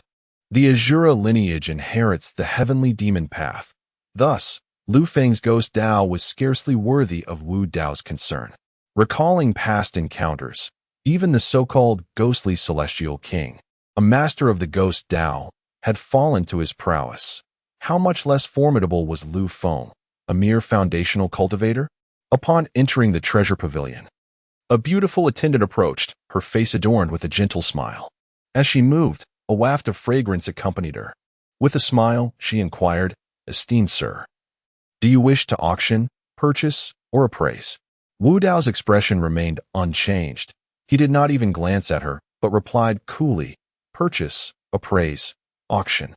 The maid, perplexed yet uncurious, nodded slightly and offered a faint bow to Wu Dao. Before anyone could react, she turned and said, "Please, follow me." In the presence of the maid's subtle allure, Wu Dao's gaze remained composed, betraying no emotion as he trailed behind her to stand before an elderly man. "Sir, do you intend to appraise a treasure?" inquired the middle-aged man, his brow furrowing upon receiving the maid's report. His sharp eyes scrutinized Wu Dao intently, filled with an almost magnetic intensity. Wu Dao stood there, akin to a sage in meditation, exuding an inscrutable depth that left the middle-aged man momentarily taken aback. Indeed, Wu Dao's voice was somewhat gruff, yet processed in such a way that others could not discern its true nature. A wrapped parcel appeared in Wu Dao's hand, from which he extracted a jade vial, presenting it to the man. With a slight frown, the middle-aged man regarded Wu Dao with a blend of skepticism and curiosity, asking, "May I inquire about the effects of this liquid?" "It is a body-refining elixir, capable of enhancing one's corporeal strength and surpassing others of the same rank. However, only those who can endure the pain of body refinement may reap its benefits. Oh, such a precious liquid exists? The middle-aged man was visibly stirred, his expression turning grave as he scrutinized the jade vial in his grip. Most contemporary martial practitioners, in their pursuit of ascension, often neglect the cultivation of their physical forms. Should the elixir within the vial prove effective, it would likely incite a tempest in Linshan Town, drawing countless individuals eager to acquire what many dream of, a remedy for the inadequacies of physical training. Wu Dao remained expressionless. This was merely a diluted version of the body-refining essence he utilized, vastly inferior to what he himself employed. Yet, for an ordinary person, it was indeed a rare treasure. Sir, are you certain that this elixir possesses such extraordinary effects? The middle-aged man spoke in a deep voice, realizing the crux of the matter and feeling a sense of urgency. If this were indeed true, the treasure-gathering pavilion could reap substantial profits from it. Do you doubt me? Wu Dao furrowed his brow, causing the man to startle. Just as he was about to explain, Wu Dao waved his hand and said, "You may find someone to test it, preferably an individual of unwavering will. Furthermore, I am not a patient man. It would be best to expedite the process." The indifference in Wu Dao's tone caused a slight furrow in the middle-aged man's brow. The treasure-gathering pavilion held an esteemed position, and he was not an ordinary official. Even the most gifted scions from the prominent families in Linshan Town would not dare to speak to him in such a manner. Wu Dao's demeanor hinted at some underlying confidence. With his discerning eye, the middle-aged man could naturally perceive Wu Dao's level of cultivation, merely at the refinement of essence stage, which only deepened his confusion. After offering his apologies, the man hurriedly departed. A smile tugged at the corners of Wu Dao's lips. Since he had presented the refinement of body elixir, it would inevitably incite suspicion and perhaps even covetousness from certain individuals, potentially stirring a tempest in Linshan Town. Yet, this was precisely his intention. Although he understood that the elixir would attract the attention of some discerning individuals, he did not anticipate that it would so swiftly draw out a formidable expert from the transcendent realm. The elder before him was indeed a powerful figure from the transcendent realm, one of the most formidable individuals even within the Wu family, with few able to rival him. "I am Zhu Cheng, and I have the pleasure of meeting you, young friend." The elder stepped forward and addressed Wu Dao directly. "May I inquire whether this refinement of body elixir has any side effects?" He had just received a report about a liquid capable of enhancing the body, which struck him with astonishment as he recognized the gravity of the situation and took it upon himself to oversee the matter. After conducting a series of experiments, he quickly discovered the extraordinary nature of the liquid and urged the middle-aged man to accompany him to seek out Wu Dao. In order to confirm the efficacy of the enhancement liquid, Wu Dao furrowed his brow, casting a questioning glance at the middle-aged man. "This is Mr. Zhu, the steward of our treasure pavilion. Young friend, your enhancement liquid is truly remarkable. Mr. Zhu will personally discuss this transaction with you," the middle-aged man respectfully stated. Wu Dao nodded, turning to Zhu Cheng and remarked, "My enhancement liquid has no side effects whatsoever. If one were to insist on a downside, it would be the excruciating pain that accompanies it. Those with fragile minds may find it ineffective, while those with resilient spirits who can endure the suffering will undoubtedly reap significant benefits." Wu Dao was acutely aware of Zhu Cheng's concerns. The treasure pavilion must comprehend these factors to maintain its credibility during the transaction. Zhu Cheng nodded in understanding. The individual he had previously used for testing the enhancement liquid had screamed in agony under the torturous pain, yet upon the effects wearing off, he was astounded by the remarkable results. Thus, he hastily set aside his other matters to discuss the trade of the enhancement liquid with Wu Dao. "My young friend, may I inquire how much of this enhancement liquid you possess? Are you considering an auction or selling directly to our treasure pavilion?" Zhu Cheng asked. "By fortunate coincidence, I have acquired only a dozen or so bottles of the enhancement liquid. I cannot procure any more," Wu Dao replied, shaking his head with a sense of regret. The origins of the body-refining spirit milk must remain shrouded in secrecy. Revealing such knowledge could lead to immense trouble. A man, innocent of wrongdoing, may still suffer for possessing a treasure. The existence of such a remarkable substance on his person could invite perilous consequences should it come to light. Wu Dao produced 12 jade vials, arranging them before the two individuals, and spoke calmly, 6 vials of body refining liquid. I hope the treasure pavilion can assist me in auctioning them as swiftly as possible. As for the remaining 6 vials, I wish to exchange them for certain items. Upon hearing Wu Dao's words, Zhu Cheng furrowed his brow slightly, pondering for a moment before responding, auctioning is not an issue. But what does the young friend wish to exchange? Blood-activating grass, purple sunroot. Wu Dao enumerated several herbal names. Zhu Cheng mentally noted these herbs, appraising their worth, and felt a wave of relief wash over him. Though these herbs were indeed valuable, they paled in comparison to the 6 vials of body-refining liquid. Since that is the case, young friend, I hope for a pleasant collaboration, Zhu Cheng replied with a faint smile, then turned to the middle-aged man beside him, instructing, "Please arrange today's auction and ensure our young friend is seated." Wu Yi. "Thank you, Elder Zhu," Wu Dao acknowledged, feeling more at ease with the elder's promptness. "Very well. There will be an auction today. Please take a seat, young friend. The body-refining spirit milk will also be included in the auction, so kindly wait a moment."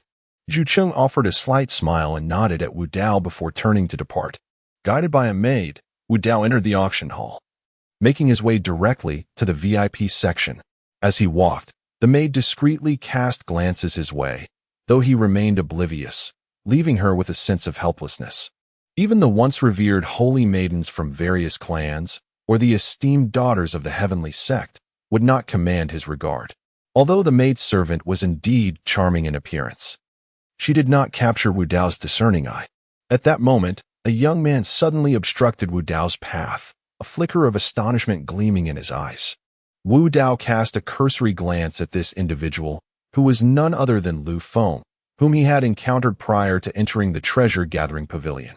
Ignoring him entirely, Wu Dao proceeded into the VIP chamber under the guidance of the maidservant. Observing this, a sinister expression flitted across Lu Feng's delicate features, an aura of faint malevolence emanating from his brow, as he coldly smiled and turned to stride towards a nearby VIP room. The auction hall of the treasure-gathering pavilion was remarkably spacious, capable of accommodating a multitude of attendees. Upon entering the VIP chamber, Wu Dao closed his eyes, disregarding the surrounding cacophony, deliberately avoiding the maidservant's sultry gaze, and patiently awaited the proceedings.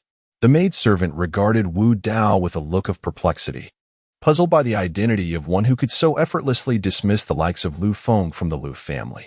As time languidly passed, the clamor of the auction hall abruptly subsided. Wu Dao slowly opened his eyes, revealing a glimmer of intrigue within their depths. At that moment, a voluptuous beauty gracefully ascended the stage at the center of the auction hall, instantly captivating the attention of all present. Her skin was as fair as snow, seemingly delicate enough to shatter at a touch. Her demeanor exuded poise and sophistication. Clad in a form-fitting crimson gown, her bare arms glistened like jade, and the neckline of her attire subtly parted. Her entrance was undeniably striking, radiating an enchanting aura, with a faint luminescence swirling around her, imbued with an irresistible allure. She is, astonishingly, a cultivator of martial arts, and her prowess is not to be underestimated, bestowing upon her an ethereal quality and an unparalleled beauty. She is indeed a captivating enchantress. Wu Dao's lips curled into a faint smile. The graceful movements of this alluring woman exuded charm, clearly indicating her profound understanding of her craft, rendering her far from trivial. The maid beside her, noticing Wu Dao's smile, pouted her lips in displeasure. Yet she could not deny that the woman on stage was truly radiant. Although Wu Dao was somewhat taken aback by her beauty, it did not disturb his composure in the slightest. Even the enchanting fairy of his past could not sway his heart, let alone this mesmerizing lady. On the elevated platform, the enchanting woman performed a graceful bow to the audience, her lips curling into a beguiling smile. As she parted her crimson lips, a melodious laughter emerged. "I am immensely grateful to all of you for attending this auction at my treasure-gathering pavilion. I sincerely hope that everyone will demonstrate their skills and reap bountiful rewards." Her captivating voice instantly ensnared many who were lacking in confidence, their eyes fixated on her with fervor. Wu Dao, observing from the VIP room, found the scene intriguing. The treasure-gathering pavilion was indeed astute in employing such a woman as the auctioneer, as she would undoubtedly ignite the atmosphere, causing the bids to soar and subsequently enhancing the pavilion's profits. Many would be willing to raise their bids recklessly for the sake of her smile.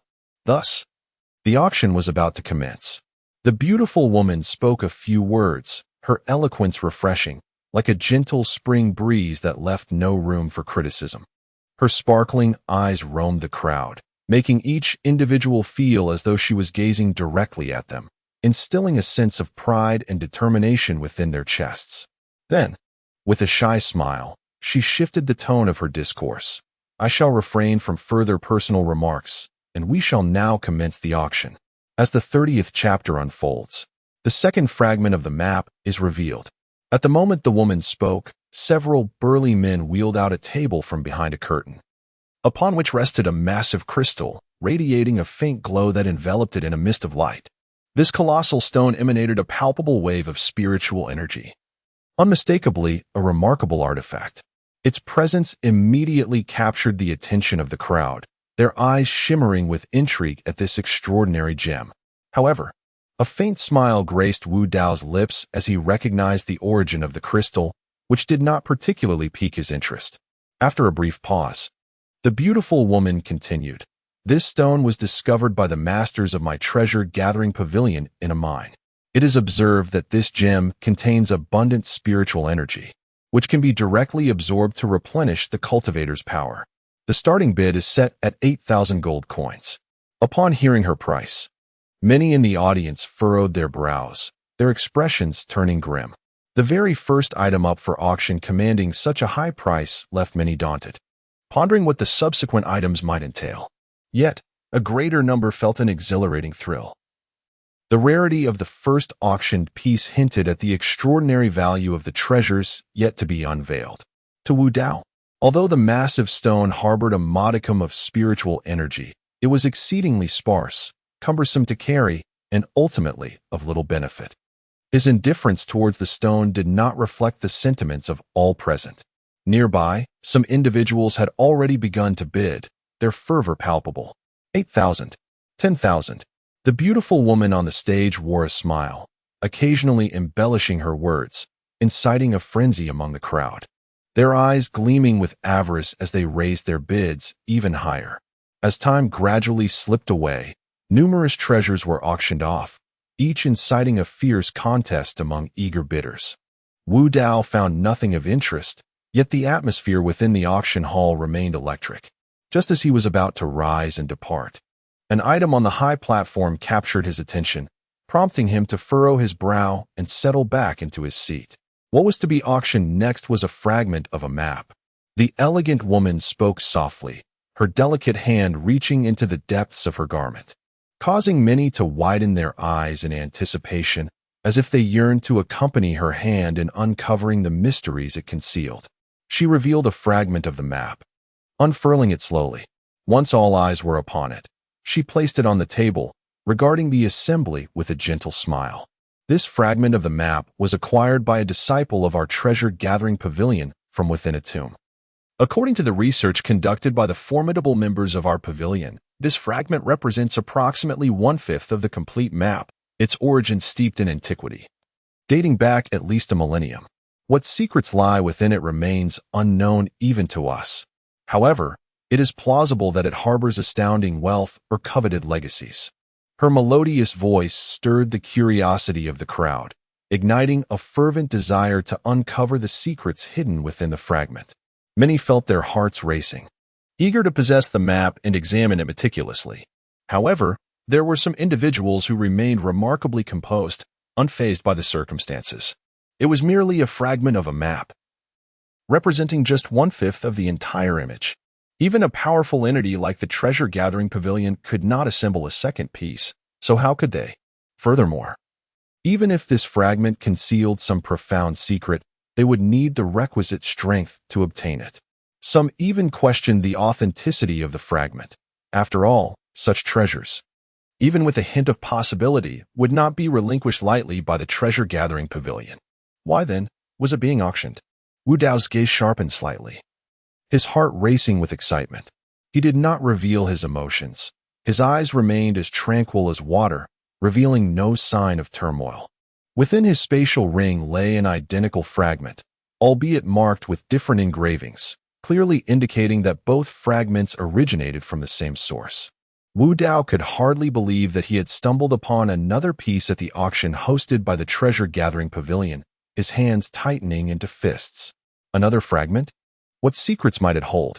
Wu Dao pondered, intrigued by the mysteries concealed within the fragment. While others may have been oblivious to its significance, he possessed another fragment, and he could not simply let this opportunity slip away. He was determined to secure this piece. The starting bid for the fragment was 30,000. The beautiful auctioneer spoke, causing everyone to stiffen in response. Such a price was exceedingly high, deterring many, while leaving the remaining bidders in a state of hesitation. A fragment of uncertain origin commanded such a steep price. Was it truly worth it? A moment's carelessness could lead to catastrophic losses, leaving one with nothing but despair. Wu Daomao remained silent, refraining from hastily placing a bid. He would not let this fragment of a map slip away, nor would he become a fool. After a brief pause, a hesitant voice emerged. 30,000. Many gazes turned towards the speaker, who appeared somewhat disheartened and timid, prompting Wu Dao to shake his head slightly. Realizing that this individual was merely attempting to test their luck. Following this, only one or two others raised their bids, pushing the price to 40,000 before conceding.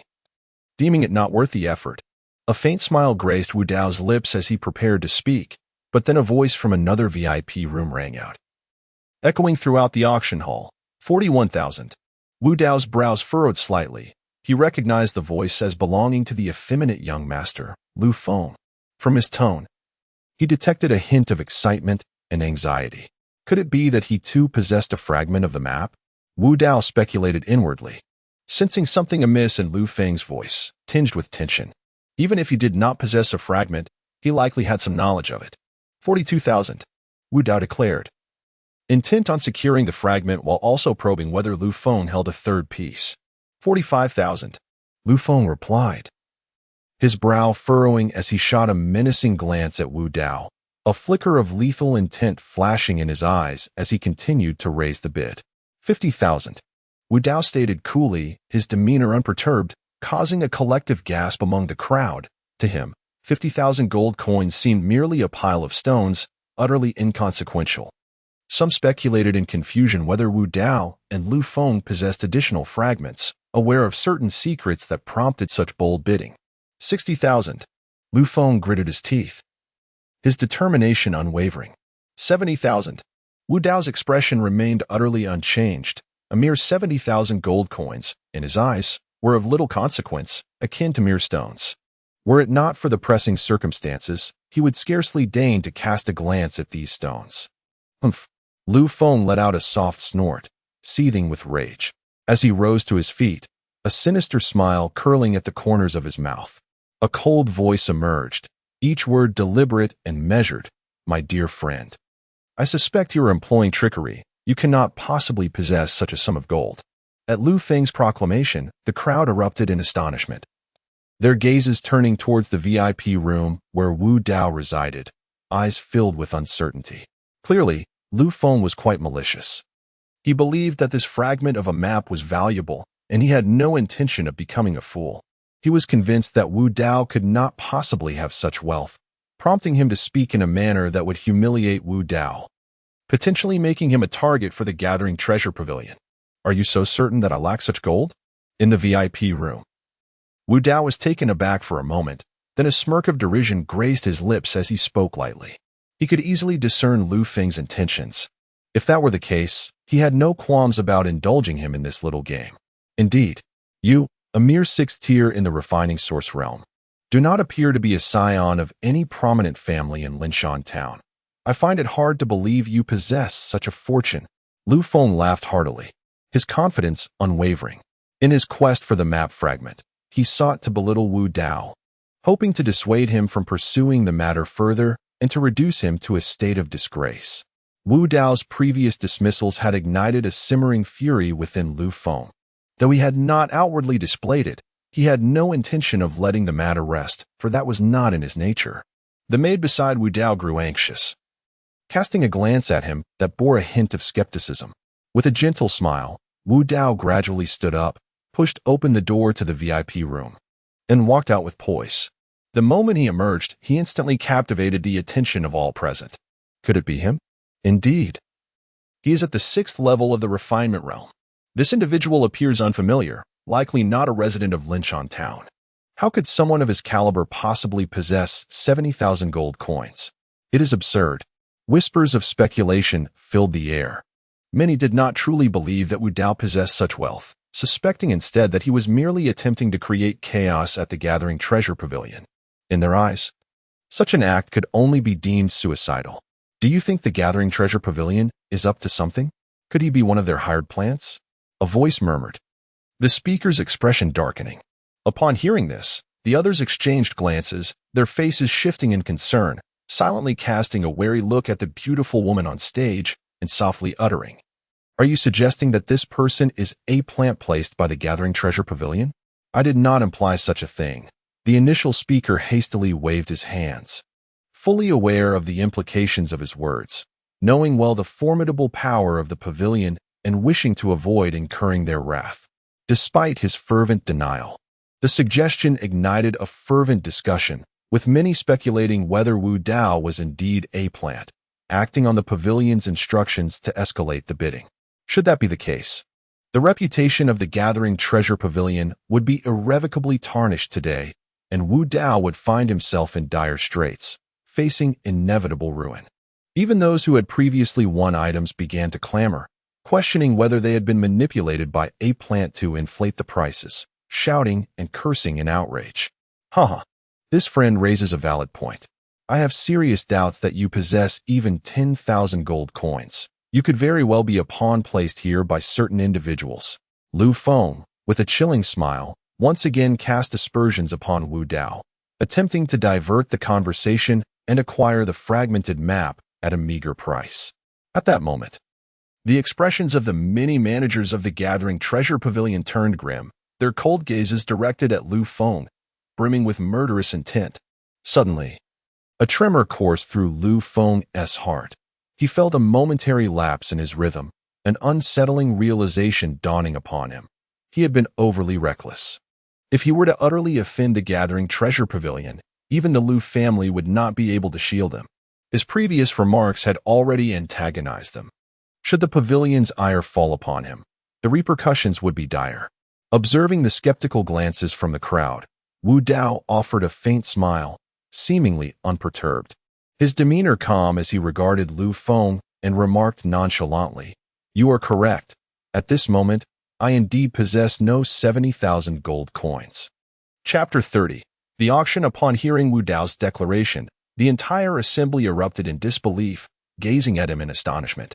Given that he lacked such a substantial sum, the ensuing matters could become rather complicated. If the Gathering Treasure Pavilion were behind him, that would be one thing. However, if they were not, neither the pavilion nor Lu Feng would let him off lightly.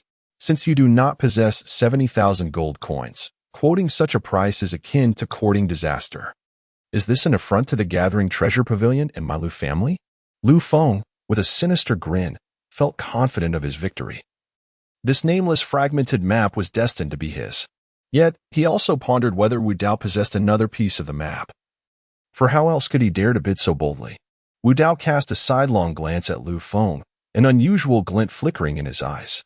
Lu Feng's fervent desire for this map stirred a thought within Wu Dao. With this reflection, a spark ignited in his gaze as he leisurely replied, "Indeed, I do not possess such a large sum of gold at present. However, this does not imply that after the auction concludes, I am devoid of means. As long as I am able to afford the gold coins at that moment, what concern is it of yours?" Upon hearing this, Lu Feng was momentarily taken aback. Then a sardonic smile crept across his lips as he erupted into laughter. "You truly overestimate your capabilities, hoping to acquire 70,000 gold coins post-auction? Do you presume that everyone else is as foolish as you?" Lu Feng's laughter was chilling, and many nodded in agreement. For the prospect of presenting such a substantial sum immediately after the auction indeed seemed implausible. At that moment, A growing number of individuals began to believe the earlier assertions that Wu Dao was merely deranged by the treasure pavilion. Even the elegant woman on the elevated platform appeared visibly flustered. The situation was spiraling beyond her control, and if not managed properly, the treasure pavilion's long-standing operations in Linchan Town could be jeopardized. In the face of the crowd's skepticism and Lu Feng's derision, Wu Dao remained unfazed. Speaking with deliberate calmness, "Your limitations do not dictate mine. Elder Zhu, it seems that item must be auctioned now. I am quite intrigued by that fragmented map." As he spoke, Wu Dao's gaze shifted toward a distant figure, an elderly man who had just emerged, Zhu Qing, the steward of the treasure pavilion. The murmurs of doubt had caught Zhu Qing's attention, and his expression darkened as he fixated on Lu Feng, a hint of malice flickering in his eyes, causing Lu Feng to instinctively recoil. "Might I request Steward Zhu to enlighten us? What grounds does this young man possess?" Someone interjected, their tone edged with urgency. For if Wu Dao were indeed a pawn of the treasure pavilion, the day could end in disarray for them. Perhaps at this moment, young Wu Yi does not possess an abundance of gold coins, yet I can attest that he undoubtedly qualifies to bid on the nameless fragment of a map. Zhu Cheng spoke in a calm tone. "Zhu Lao, what do you mean by that?" Lu Feng interjected coldly. Zhu Cheng cast a fleeting glance at Lu Feng and continued, "Let us first auction off the treasures belonging to young Wu Yi." Upon hearing this, the crowd was taken aback, turning their gazes towards Wu Dao, their expressions rife with uncertainty. They had not anticipated that Wu Dao would indeed be the seller, and the items slated for auction appeared to be quite precious. Otherwise, it would not have been placed behind the fragment of the map. Observing the calmness in Wu Dao's eyes, coupled with the hint of menace in Zhu Qing's gaze, an unsettling feeling began to stir within Lu Feng. It seemed he had inadvertently entangled himself in a significant predicament. Since that is the case, this extraordinary treasure is certain to pique everyone's interest. A beautiful woman chimed in with a smile, instantly drawing the attention of all present. Even those who had previously acquired precious items exhibited intrigue. They began to speculate what kind of treasure could elicit such reverence from Zhu Cheng, the steward of the gathering treasure pavilion. Lu Feng, too, looked on with a watchful eye, his expression icy, as a foreboding sense settled in his heart. Soon, a lovely maid emerged, bearing a jade platter, upon which rested 6 jade vials that appeared rather unremarkable, devoid of any discernible aura, prompting many to furrow their brows in confusion. What could this be? A medicinal pill? It did not seem quite so. "I trust you shall be curious about what precisely is contained within these jade vials." The elegant woman smiled gently and continued, "This substance is known as the body refining elixir. As the name suggests, utilizing this elixir to refine the physical body will elevate it to new heights, even allowing one to break free from shackles and surpass peers of the same rank. If you wish to pursue your cultivation while ensuring the strength of your physical form, I believe this body refining elixir will meet your expectations." Body refining elixir? Such a thing exists? A wave of murmurs erupted in the auction hall, with countless individuals widening their eyes, their gazes fervently fixed on the jade vial in the woman's hand. Will there be any side effects? If the refining process fails, could it leave an indelible mark on the martial artist? A voice spoke with furrowed brows, prompting a moment of silence as the crowd pondered this genuine concern. "Rest assured, the body refining elixir has been appraised by Steward Zhu Cheng of our treasure-gathering pavilion, and it is guaranteed to have no adverse effects whatsoever," the woman assured with a smile. She then surveyed the room with her enchanting eyes, remarking, "I trust everyone is familiar with the esteemed name of Old Zhu. Indeed, this body refining elixir possesses remarkable efficacy." Zhu Cheng affirmed with a nod, his voice resonating with authority. Upon hearing Zhu Cheng's endorsement, the commotion in the auction hall quieted significantly, leaving Wu Dao momentarily taken aback, only to break into a soft chuckle, shaking his head slightly. It appeared that Zhu Cheng held a significant position in Linchan Town. He leisurely observed the body refining elixir on the platform, a subtle smile playing at the corners of his mouth. This was merely a diluted version of the elixir, yet it garnered such attention from the treasure-gathering pavilion. What might transpire if the entire body refining elixir were to be presented? There are 6 vials of the body refining elixir, with a starting price of 10,000 gold coins. Please, esteemed guests, place your bids. By the way, should one acquire this body refining elixir, it is highly likely that several remarkable young prodigies will emerge. The beautiful woman smiled gently, prompting many to inwardly curse. Her final words were clearly a reminder to the representatives of the various factions present, urging them to place their bids in order to secure this elixir for their respective families. Should the prominent families engage in bidding, many would find themselves without the qualifications to compete, thus compelled to withdraw entirely. At that moment, a tremor ran through the crowd, given the elixir's rarity and extraordinary properties. It was bound to fetch an exorbitant price, likely surpassing that of the fragmented map. The gathered individuals finally comprehended the source of Wu Dao's confidence. However, from where did he procure this wondrous body refining elixir? Lu Feng's complexion darkened, akin to having consumed a dead rat. He snorted in disdain, feeling quite aggrieved. The body refining elixir indeed stirred his interest, yet he refrained from bidding out of concern for his dignity. In comparison, that nameless fragmented map held greater importance for him. 20,000. As soon as the beautiful woman concluded her statement, someone immediately called out a price, starting at more than double the base amount, causing a ripple of shock among the crowd. 25,000.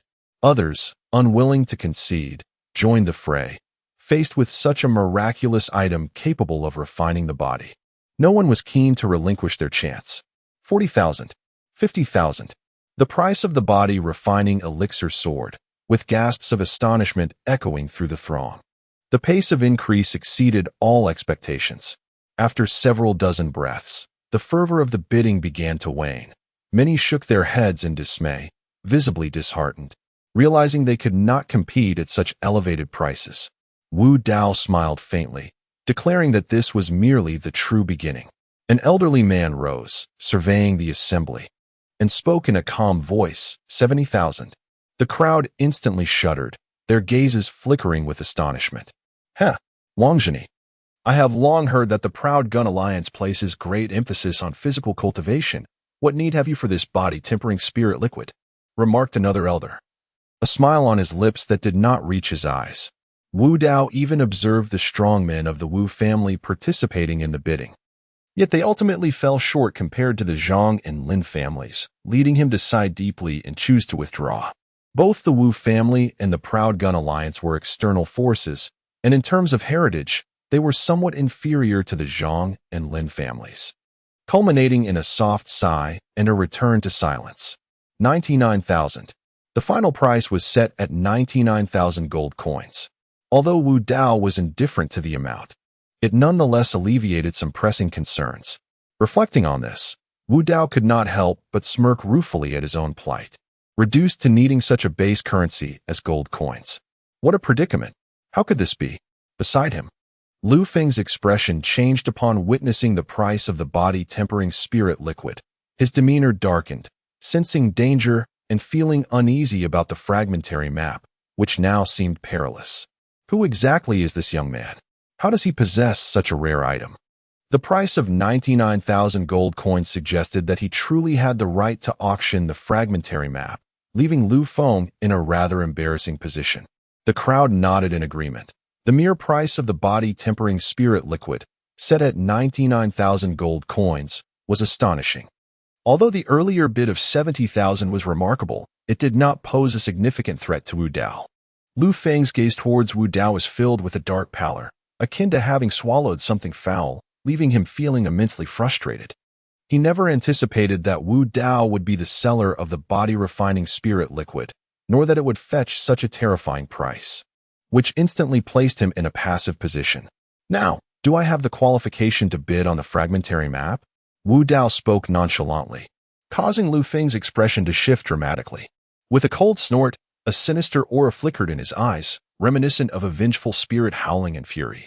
Wu Dao remained unperturbed. Mere ghostly threats held no sway over him. He calmly stated, "Since you previously asserted that I lack the qualification to bid, I must express my intent. I offer 80,000 gold coins for this fragmentary map." Wu Dao's voice was devoid of any tumult to him. Those 80,000 gold coins were but a heap of worthless stones.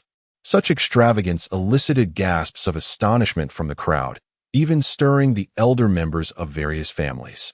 In the VIP room, Lu Feng's countenance darkened to the extreme. Provoked by Wu Dao, he was nearly driven to the brink of apoplexy. His gaze fixed on Wu Dao.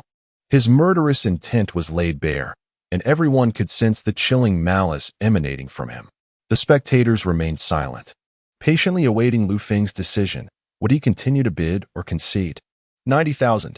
Lu Feng snarled through clenched teeth, his heart bleeding at the thought. 90,000 gold coins represented a significant portion of his wealth.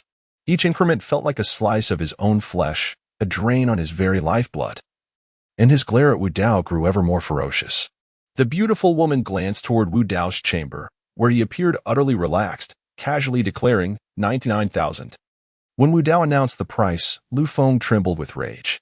This was the final bid for the body-refining elixir he was auctioning. And did he truly intend to gamble everything? The crowd gasped, astonished at Wu Dao's boldness in setting such a price, seemingly forcing Lu Feng into a corner. Would Lu Feng be able to continue? This move was indeed ruthless. 99,000 gold coins, once. 99,000 gold coins, twice. The beautiful woman on the high platform once again wore a gentle smile, casting a contemplative glance at Wu Dao, even drawing out her words. Scoundrel!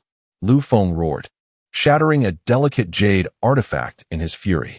99,000 gold coins was a significant blow to him, nearly equating to his entire fortune. Wu Dao's actions were tantamount to seeking his life. However, this nameless fragment of a map held immense significance for him. He could not afford to relinquish it.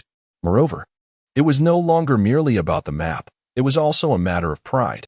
He had to persevere, even if it meant enduring hardship.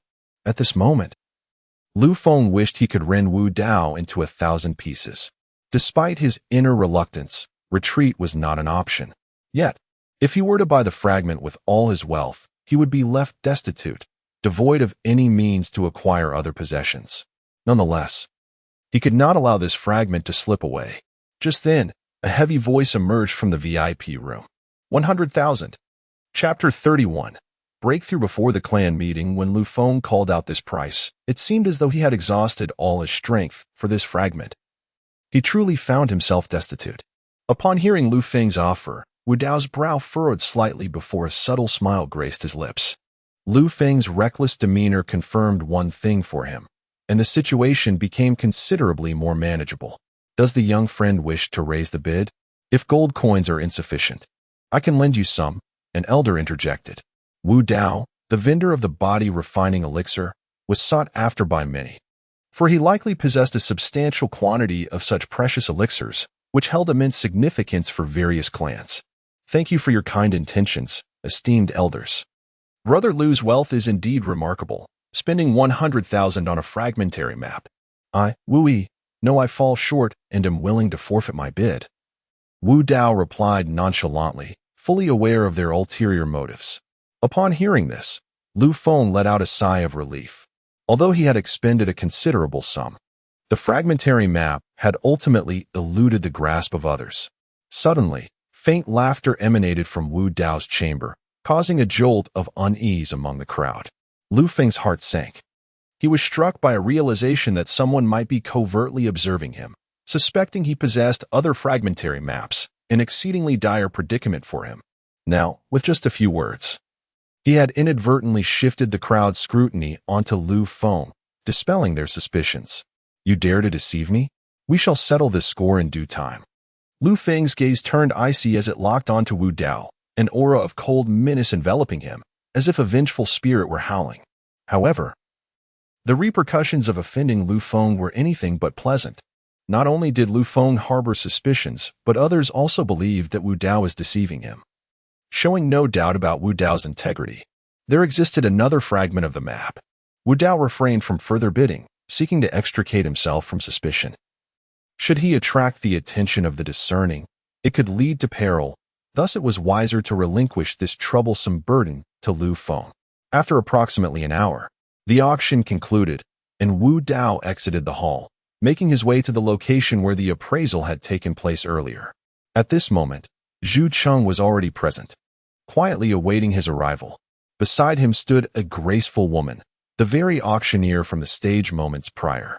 "I am Hua Ji, honored to meet you, young Master Wu Yi," she said with a gentle smile, performing a courteous bow, a delightful fragrance wafting through the air, an almost imperceptible allure spreading throughout the room.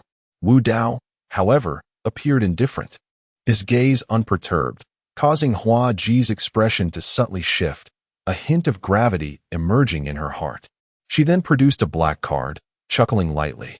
"This is the remaining 90,000 gold coins after deducting the auction house's fees.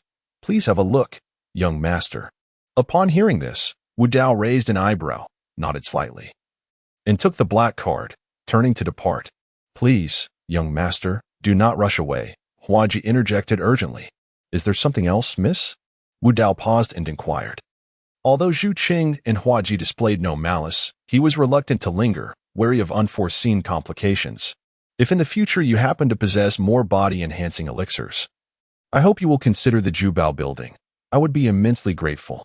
She was confident in her beauty, believing no man could resist her charms. Wu Dao's indifference today left her feeling quite dissatisfied. "You are mistaken. It is not that he lacks charm, but rather that you have not captured his attention at all." Zhu Cheng offered a faint smile, his gaze bearing a weight of contemplation, lost in thought. "Humph." Hua Ji let out a soft huff, falling into a brief silence before voicing her confusion. "I cannot comprehend how someone at the mere 6th level of the source refinement realm can possess such confidence and composure, seemingly untouched by the world around him. He truly resembles an ancient being, and I cannot help but wonder if he has been possessed by a long-deceased entity." "No." Zhu shook his head, his expression grave, and spoke in a low tone. "This individual is far from ordinary. He is not what he appears to be, and his future is boundless. It would be prudent for us to avoid provoking him and to do our utmost to cultivate a favorable relationship with him. Even if he is reluctant, we must strive to be on good terms. We cannot afford to offend him. Zhu Lao, you hold him in too high regard. At such a ripe age, even if he is exceptionally astute, what accomplishments can he truly achieve? I believe he pales in comparison to that lad Lu Feng." Hua Ji replied dismissively. Upon hearing Hua Ji's words, Zhu Cheng shook his head gently, stating with solemnity, "You are only perceiving the surface. When I made contact with him earlier, I discerned that his bone age is merely in his teens. If I am not mistaken, his current appearance is but a facade, and his true age is that of a mere youth. Consider this. A teenager possessing such depth of character and a 6th-level cultivation in the source refinement realm. It is unlikely that the entirety of Linshan Town could contain him in the future." Hua Ji, upon hearing this, was taken aback, falling into silence for a moment before gazing deeply into the distance. "A youth, capable of deceiving me? Very well. Let us see how I shall unveil your mask and discover who you truly are." The crimson lips of Hua Ji curled slightly, creating an alluring arc that left one yearning to linger. Upon witnessing this, Zhu Cheng could only shake his head with a wry smile, silently thinking that this girl was about to create another ruckus. Upon exiting the gathering treasure pavilion, Wu Dao reverted to his true appearance, a faint smile gracing his lips. Indeed, outside the pavilion, he spotted Lu Feng and others waiting for his emergence. As he entered the room, a Bai sprang forth from the corner, whimpering softly to express her dissatisfaction. However, the moment Wu Dao produced a substantial piece of beast flesh, her discontent evaporated as she eagerly indulged. As night enveloped the earth and moonlight streamed through the window, illuminating Wu Dao's courtyard, he secured the doors and windows, submerging himself in a wooden tub filled with a bright red body-refining elixir.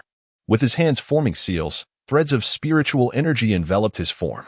Subsequently, he retrieved a blood-activating herb from his storage ring, pressed his palms together, and ground it to a pulp. The juice cascaded into the tub, causing the crimson liquid to boil instantaneously, a red mist swirling as the formidable threads of spiritual energy intensified, relentlessly assaulting Wu Dao's flesh and meridians. Combined with the blood-activating herb, the efficacy of the body-refining elixir surged once more, an agonizing wave of corrosive pain engulfing him, prompting Wu Dao to grit his teeth tightly, beads of cold sweat trickling down. After a while, he slowly opened his eyes, enveloped by a shroud of dark demonic energy that hissed ominously, a glint of determination flashing between his brows. Yet, it was still insufficient. Wu Dao furrowed his brow, once again retrieving a blood-activating herb to amplify the elixir's potency. The terrifying surge of spiritual energy intensified once more, as if it sought to crush Wu Dao's innards. A flush of crimson suddenly appeared on his visage, and the spiritual energy transformed into azure smoke, slowly rising. From the treasure-gathering pavilion, Wu Dao exchanged numerous blood-activating herbs and an abundance of spiritual elixirs, ample enough for a considerable indulgence. With the clan assembly imminent, he needed to seize every moment to enhance his strength. Having adapted to the body-refining spiritual liquid during the previous encounter, this time, despite the potency being heightened, Wu Dao merely trembled, devoid of the agony he had experienced before. Soon, he sensed a warm flow of spiritual energy coursing through his marrow, growing increasingly dense, enveloping his entire corporeal form in a comforting warmth.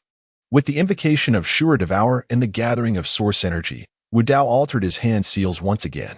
Instantly, the energies of heaven and earth surged toward the wooden barrel, causing the spiritual liquid to boil with terrifying ferocity. Forming a vortex in which Wu Dao stood at the center, undergoing the baptism of the source. Before long, his flesh had turned a deep crimson, a slight flush gracing his countenance. Yet, he did not furrow his brow, silently absorbing the rampant spiritual energy, allowing it to assail his body. With the assistance of Asura Devour and the body-refining elixir, Wu Dao could distinctly perceive the transformations within himself. His flesh emitted a series of crackling sounds, and the spiritual energy within him steadily grew in silence. Wu Dao understood that this was a harbinger of an impending breakthrough. This was also due to his immense self-restraint. Had he unleashed his full potential without reservation, his cultivation would have already reached the foundational realm. However, such an act would jeopardize his foundational stability. Wu Dao was resolutely opposed to such a self-destructive endeavor.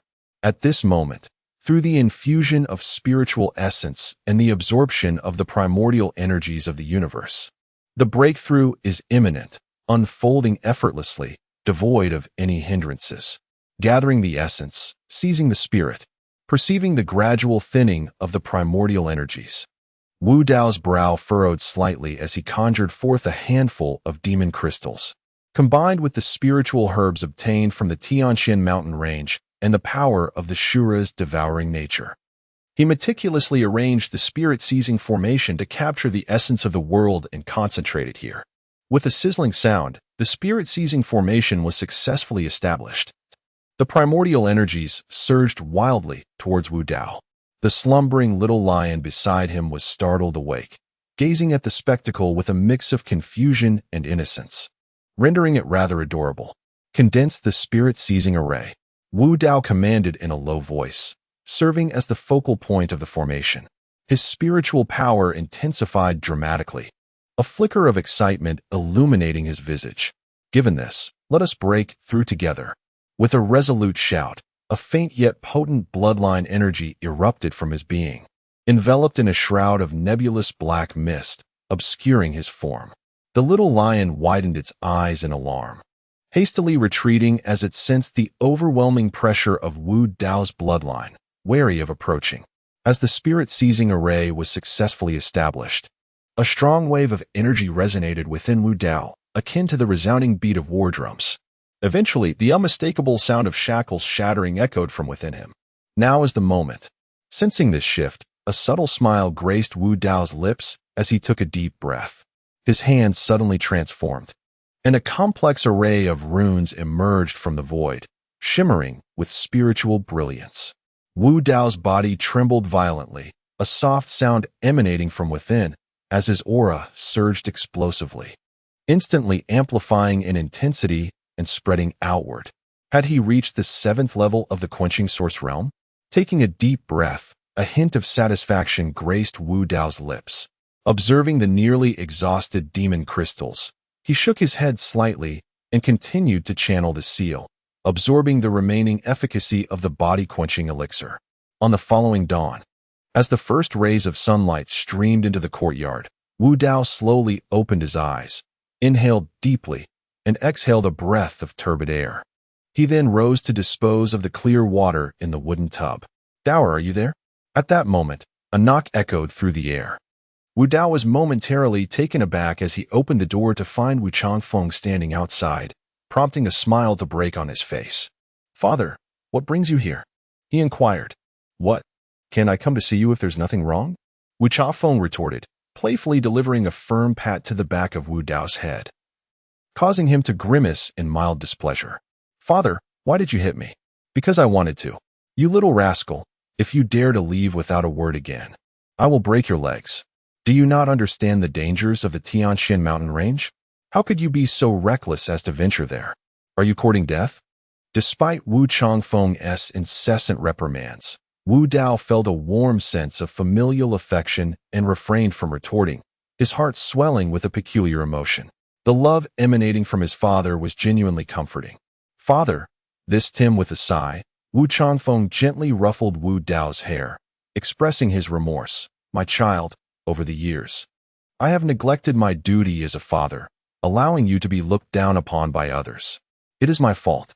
However, rest assured, from this day forth, I shall not allow such things to occur again." Upon hearing this, Wu Dao felt a jolt of emotion, a sense of frustration rising within him.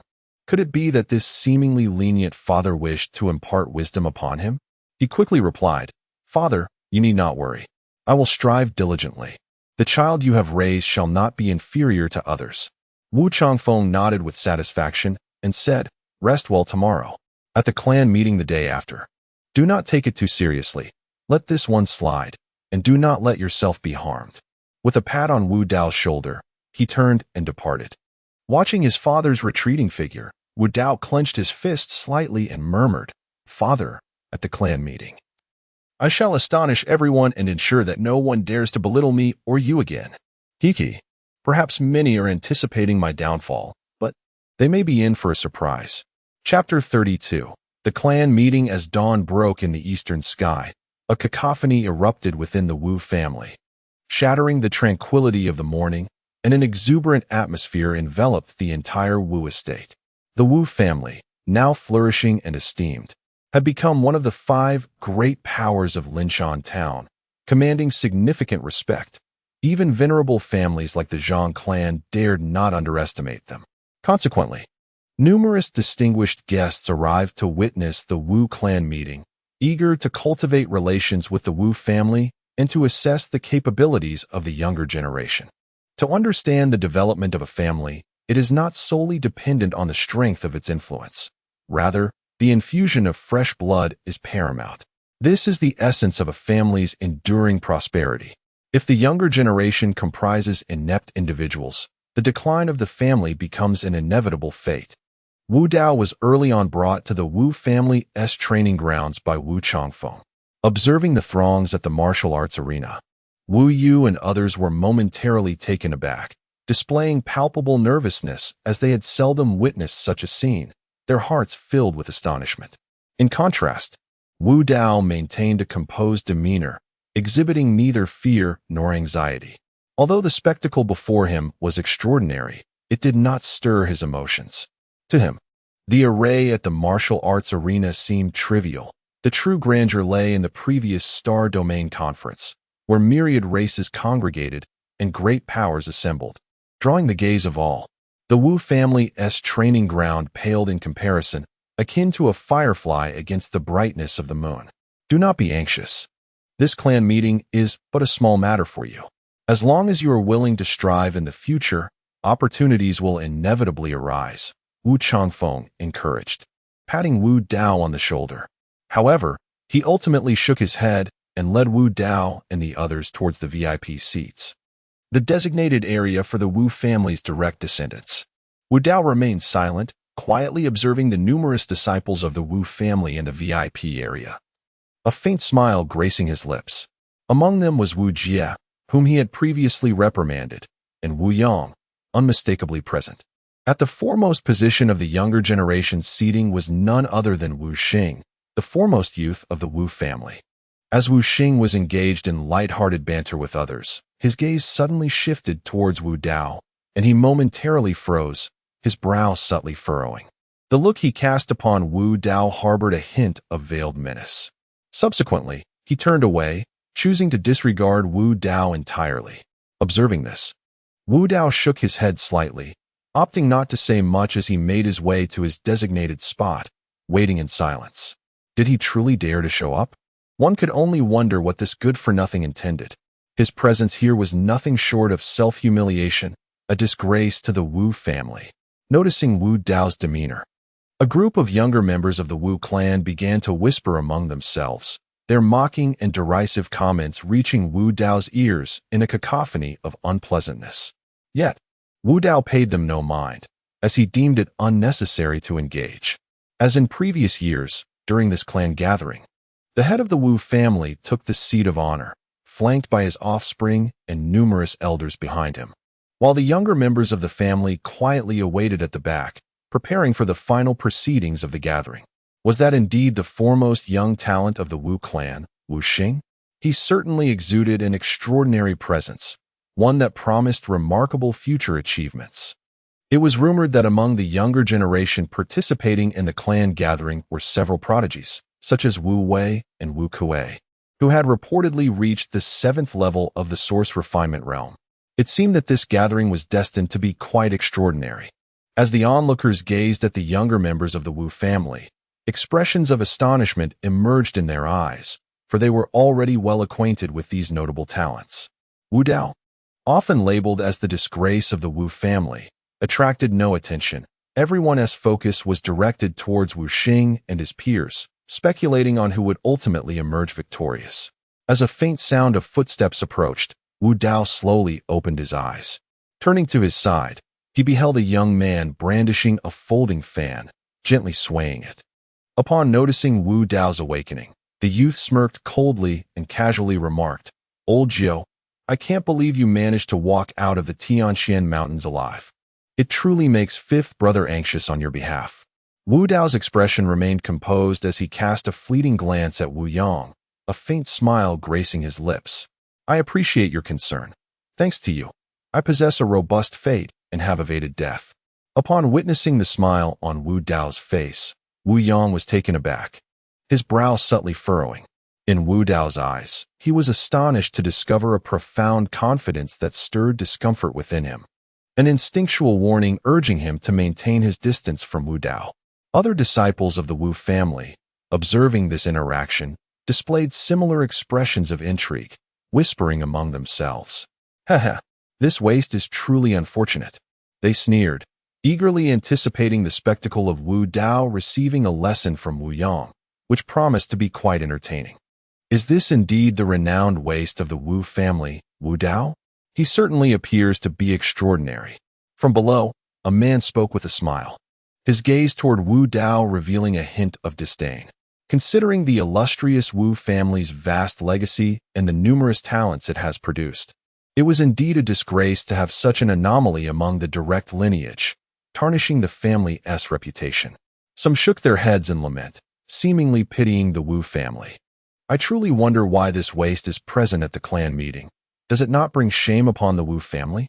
With Wu Yang's provocation, many began to take note of Wu Dao, incessantly ridiculing him while elevating the status of Wu Xing and others. Upon hearing the words, Wu Changfeng furrowed his brow, casting a sharp gaze upon the assembly, which compelled them to fall silent, daunted by his presence. The term waste echoed in the air, inciting a burning shame among the younger members of the Wu family, their glances towards Wu Dao growing increasingly hostile.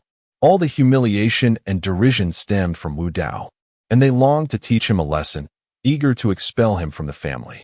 Yet, Wu Dao remained composed, akin to a venerable monk in deep meditation, seemingly oblivious to the murmurs surrounding him, which only intensified the resentment harbored by his kin. Wu Yang seethed internally, vowing that when Wu Dao ultimately fell at his feet, he would see whether he could maintain such nonchalance. Having been bested by Wu Dao in their last encounter, which he regarded as an unparalleled disgrace, he swore to suppress Wu Dao at the clan meeting, forcing him to bow before him. In contrast, Wu Dao remained as tranquil as still water, resolved to let the reality of the situation speak for itself. At that moment, a throng of individuals surged into the arena, led by an elderly man with grizzled hair, exuding an aura of authority without a trace of anger, reminiscent of a silent old lion, his powerful spiritual energy palpable, and his latent bloodline surging. It was none other than the esteemed patriarch of the Wu family, Wu Zhan. As the elder made his entrance, the entire martial arts arena erupted with excitement, prompting all present to rise, their faces adorned with expressions of profound respect. Most attendees were reliant on the Wu family, and before the head of the family, they dared not act with insolence. The elder greeted everyone with a warm smile before gracefully taking his seat upon the elevated platform. As the elder took his seat, the cacophony of the martial arena abruptly ceased, rendering the sound of a falling pin audible. Under the scrutiny of numerous gazes, a hint of sentiment appeared on the elder's face as he slowly rose, clasped his fists in a slight bow towards the assembly, and proclaimed with a hearty laugh, "Today marks the annual clan gathering of the Wu family. I, Wu, extend my heartfelt gratitude to all of you for your presence. Each of you shares intricate ties with the Wu family. Thus, I shall refrain from excessive pleasantries. Now, let the clan meeting officially commence." At the conclusion of his words, a palpable tension enveloped the crowd, particularly among the younger generation of the Wu family, who were beset by anxiety. The contests within the clan meeting would determine the cultivation resources they would receive in the future, making this event of paramount importance, one that could not be taken lightly. At the elder's signal, a venerable elder strode confidently onto the martial arena and declared in a resonant voice, "As per tradition, the Wu family clan meeting will employ an elimination format, with opponents determined by lottery. All disciples participating in the clan meeting, please step forward to draw your lots." Upon hearing this, Wu Dao slowly opened his eyes and, alongside his peers, approached the martial arena to select their adversaries. Once everyone had drawn their opponents, they ascended to their respective platforms, readying themselves for battle. You are all aware of the rules. I shall not elaborate further. During the family meeting, act within your means. This is a contest of skill, and lethal force is strictly prohibited. Remember, violations will be met with severe penalties according to clan regulations. Understood. The eyes of the youth sparkled with astonishing fervor. This battle was crucial for their futures, and they knew they must seize the opportunity, treating it with the utmost seriousness and respect. As he gazed at Wu Dao across from him, Wu Tao trembled with excitement. Although he was merely at the 4th level of the refinement realm and had little hope of advancing to the next round, the sight of his opponent reignited a flicker of hope within him. Despite Wu Dao having previously defeated Wu Yang, who was at the 6th level of the refinement realm, Wu Tao dismissed this as mere coincidence, believing Wu Dao's true strength to be quite feeble. "Forgive me, Wu Dao. In this first round, I hope you will grant me this opportunity," he thought, smirking with a display of crooked teeth that lent him a rather unsavory appearance. Causing Wu Dao to furrow his brow, Wu Tao continued to prattle on, "Rest assured, being in my hands is your stroke of luck. Otherwise, if you caught the attention of either brother Wu Yang or brother Wu Xing, your fortune would be far less favorable." Hearing Wu Tao's incessant chatter, Wu Dao smiled faintly, interrupting him to say calmly, "Let us proceed. I shall take it easy on you."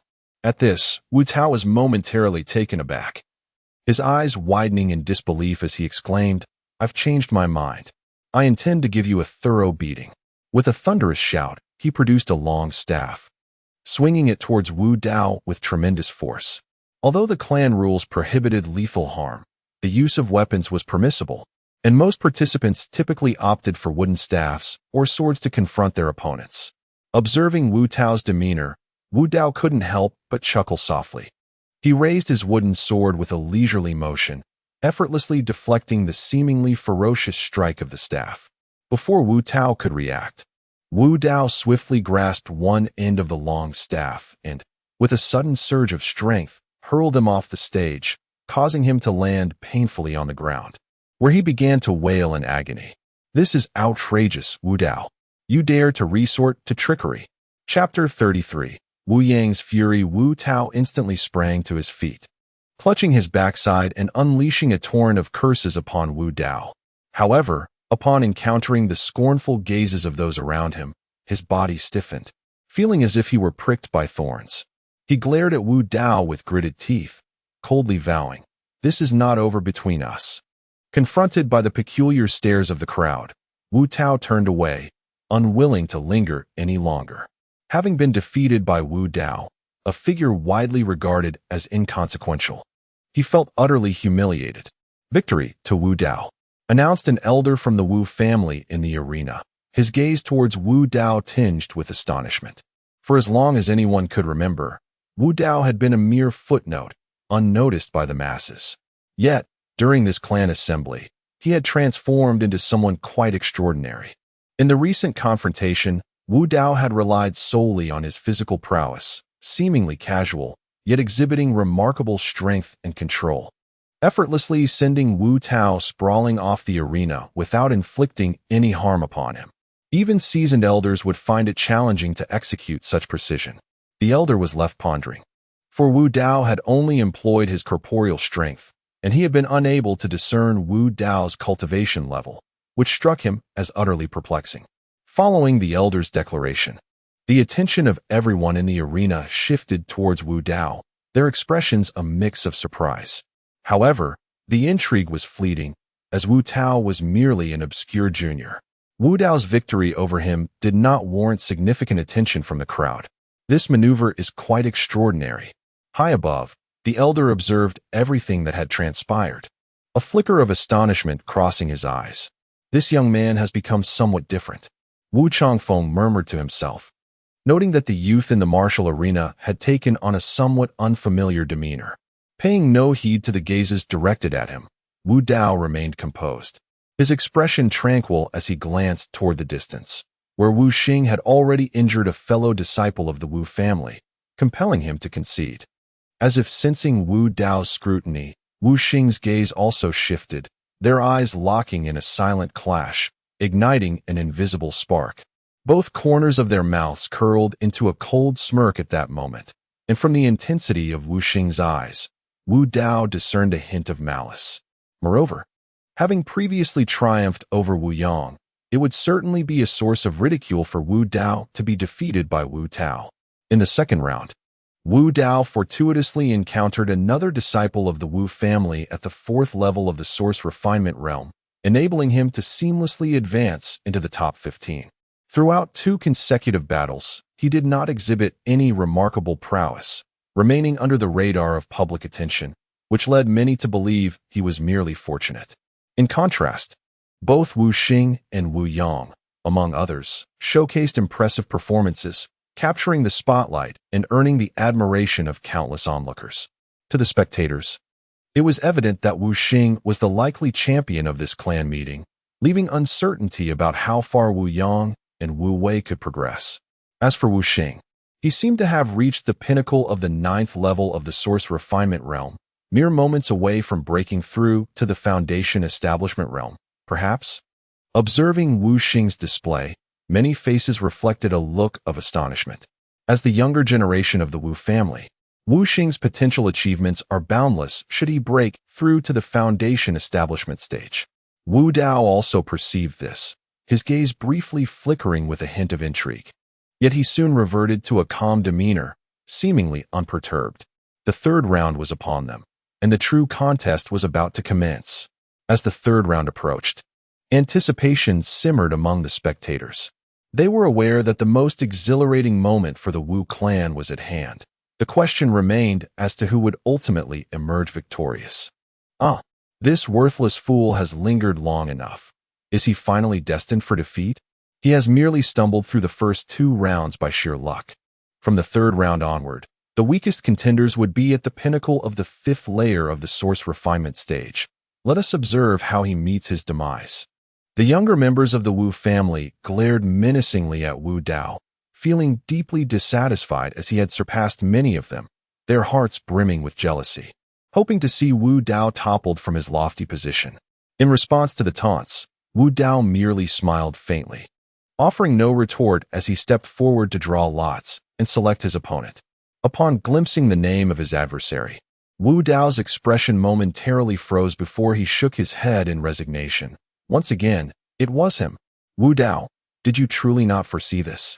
This time, let us see if fortune favors you still. Wu Yang observed Wu Dao shaking his head, a cruel smile creeping across his lips. He had nearly lost his sanity waiting for this day. Did you believe my previous success was mere luck? Upon hearing this, Wu Dao was initially taken aback, then shook his head and chuckled softly. Very well. Last time, I defeated Wu Yang through sheer strength, yet many viewed it as mere chance. It is indeed a predicament. If that is the case, let us try once more. Beneath the stage, Wu Changfeng clenched his fists, a fine sheen of cold sweat adorning his forehead. Though he knew this was the Wu family meeting and that Wu Yang would not severely harm Wu Dao, a lesson was undoubtedly inescapable. Xiaojiu, do your best, Wu Yu silently urged in her heart. Standing beside her, Wu Jie remarked, this fellow is not one to concede easily. For reasons unknown, Wu Jie always felt a twinge of fear emanating from Wu Dao, a profound trepidation towards him.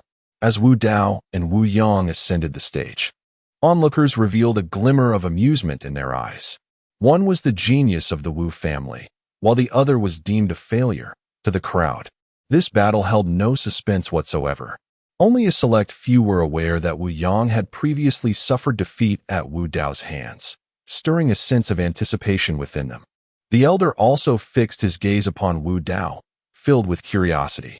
Despite his formidable cultivation, he found himself unable to penetrate the enigma that was this junior, leaving him perplexed. What secrets had his mysterious master imparted to Wu Dao? Could he indeed triumph over Wu Yang in this confrontation? Meanwhile, many younger members of the Wu family smirked with schadenfreude, constantly mocking and ridiculing Wu Dao, their jealousy palpable at his ascendance. He is Wu Yang's cousin. Let us see how he meets his demise now. Wu Yang's brother harbors a deep-seated hatred for him. Wu Dao is in for a rough time. At this moment, Wu Dao and Wu Yang stood facing each other, with Wu Yang's lips curling into a sinister smile as he regarded the composed Wu Dao, his heart racing with excitement. Echoing a silent roar of fury within, the chief referee furrowed his brow as he spoke, aware of the animosity between the two, yet wishing to avoid any disgrace to the Wu family due to their rivalry. All eyes were fixed upon this battle, eagerly anticipating how Wu Yang would triumph over Wu Dao. A curious smile played at the corners of Wu Yang's mouth. Having ascended to the 7th level of the refining source realm, he believed Wu Dao stood no chance whatsoever. How tiresome, Wu Dao remarked nonchalantly. If you wish to strike, why waste breath? Wu Yang paused, his expression shifting from shock to a flush of anger, and an overwhelming aura emanated from him. A wooden sword materialized in his grasp, its sword energy extending over a foot in length as he lunged toward Wu Dao. The gusts of wind generated by the sword energy produced a deep, resonant sound as they swept through the air, captivating the onlookers. Just this one strike showcased Wu Yang's formidable strength. None doubted the inevitable defeat of the so-called waste. Many voiced their confidence, their eyes gleaming with certainty. Wu Xing cast a glance at the unfolding scene before turning away, deeming it unnecessary to continue watching. In this confrontation, Wu Yang shed his previous restraint, unleashing his utmost combat prowess. Having learned from past lessons, he dared not underestimate Wu Dao. In Wu Xing's estimation, Wu Dao was destined for failure. As the sword energy hurtled towards him, Wu Dao maintained an air of composure. Only when the wooden sword was less than a foot away did he slowly raise his own wooden sword. Seeking death, Wu Yang sneered at Wu Dao's apparent disregard for his assault, then intensified the force behind his strike to its utmost limit. You bring this upon yourself. Even if I were to severely wound you, my family would hold no blame against me. How could this be possible? In the next moment, he widened his eyes in disbelief as he gazed at Wu Dao. The wooden sword in Wu Dao's hand had effortlessly blocked his sword energy, and no matter how forcefully he pushed, he could not advance even a fraction. When had he made his move? The onlookers also changed their expressions, staring in astonishment at the scene. Just moments ago, Wu Yang's sword energy had nearly struck Wu Dao, yet it was only then that Wu Dao had taken action. How had he managed to intercept Wu Yang's sword energy in that fleeting instant? The force was too feeble, the speed too slow. The intention had been laid bare the moment he struck. In a life-or-death battle, you would have already perished. Wu Dao spoke calmly, shaking his head, a hint of disappointment reflecting in his eyes as he regarded Wu Yang. You fool, you're courting death. Having failed to land his blow and now subjected to Wu Dao's humiliation, Wu Yang's fury was palpable. The trajectory of the wooden sword shifted once more, aiming for Wu Dao's heart with a terrifying intent to kill. In his current state, he was consumed by rage and shame, disregarding the fact that this was a family gathering, solely intent on taking Wu Dao's life. Wu Dao's expression darkened, a flicker of anger igniting within him. With a cold snort, he turned the wooden sword, and the ancient demonic body quivered slightly, sending ripples of spiritual power that deflected Wu Yang's wooden sword. In an instant, he thrust his sword forward, pressing it against Wu Yang's throat, coldly remarking, "Your intentions are far too transparent. Your speed is lacking, Wu Yang. You ought to devote yourself to training rather than blindly pursuing higher realms." Feeling the chill emanating from his throat, Wu Yang realized his clothes were drenched in cold sweat. Should Wu Dao's wooden sword advance any further, he would undoubtedly meet his demise. How could this be possible? Before Wu Dao, Wu Yang, who was at the 7th level of the refinement realm, found himself utterly devoid of any power to resist. All onlookers widened their eyes, their expressions filled with disbelief. Every gaze was fixated on Wu Dao as if witnessing a ghost. How could this seemingly useless individual possess such formidable strength to overpower Wu Yang? Indeed, upon the high seat, the elder stroked his beard, nodding repeatedly with a satisfied smile gracing his face. Wu Dao's ability to so decisively subdue Wu Yang, while articulating his flaws, suggested remarkable progress. His victory over Wu Yang was wholly deserved. This prompted the elder to wonder about the enigmatic master behind Wu Dao, pondering the identity of this figure and the gifts bestowed upon him, which enabled a once-inept practitioner to rise so rapidly and defeat a prodigy of the 7th level of the refinement realm. It was truly astonishing. I refuse to accept this. Chapter 34. Despicable Wu Yang growled. Even with the wooden sword pressed against his throat, he glared at Wu Dao with venomous fury, his eyes ablaze with rage that seemed capable of incinerating Wu Dao. "Dare to face me in a fair battle, casting aside the wooden sword," Wu Yang taunted, his gaze challenging. At these words, Wu Dao paused momentarily, then burst into a laugh, shaking his head and saying, "You have already lost." The defeat of Wu Yang was without any uncertainty. To suggest a rematch was futile. Whether once more, or even 10 times, the outcome would remain unchanged. As long as he wished, with a single strike, Wu Yang would fall. The chill in his throat dissipated, and Wu Yang immediately felt a wave of relief wash over him, his body becoming remarkably at ease, though the lingering threat of death had left his back damp with sweat. As Wu Yang gazed at Wu Dao, who had turned his back to him, a flicker of murderous intent flashed in his eyes. With a furious shout, he declared, "Die!"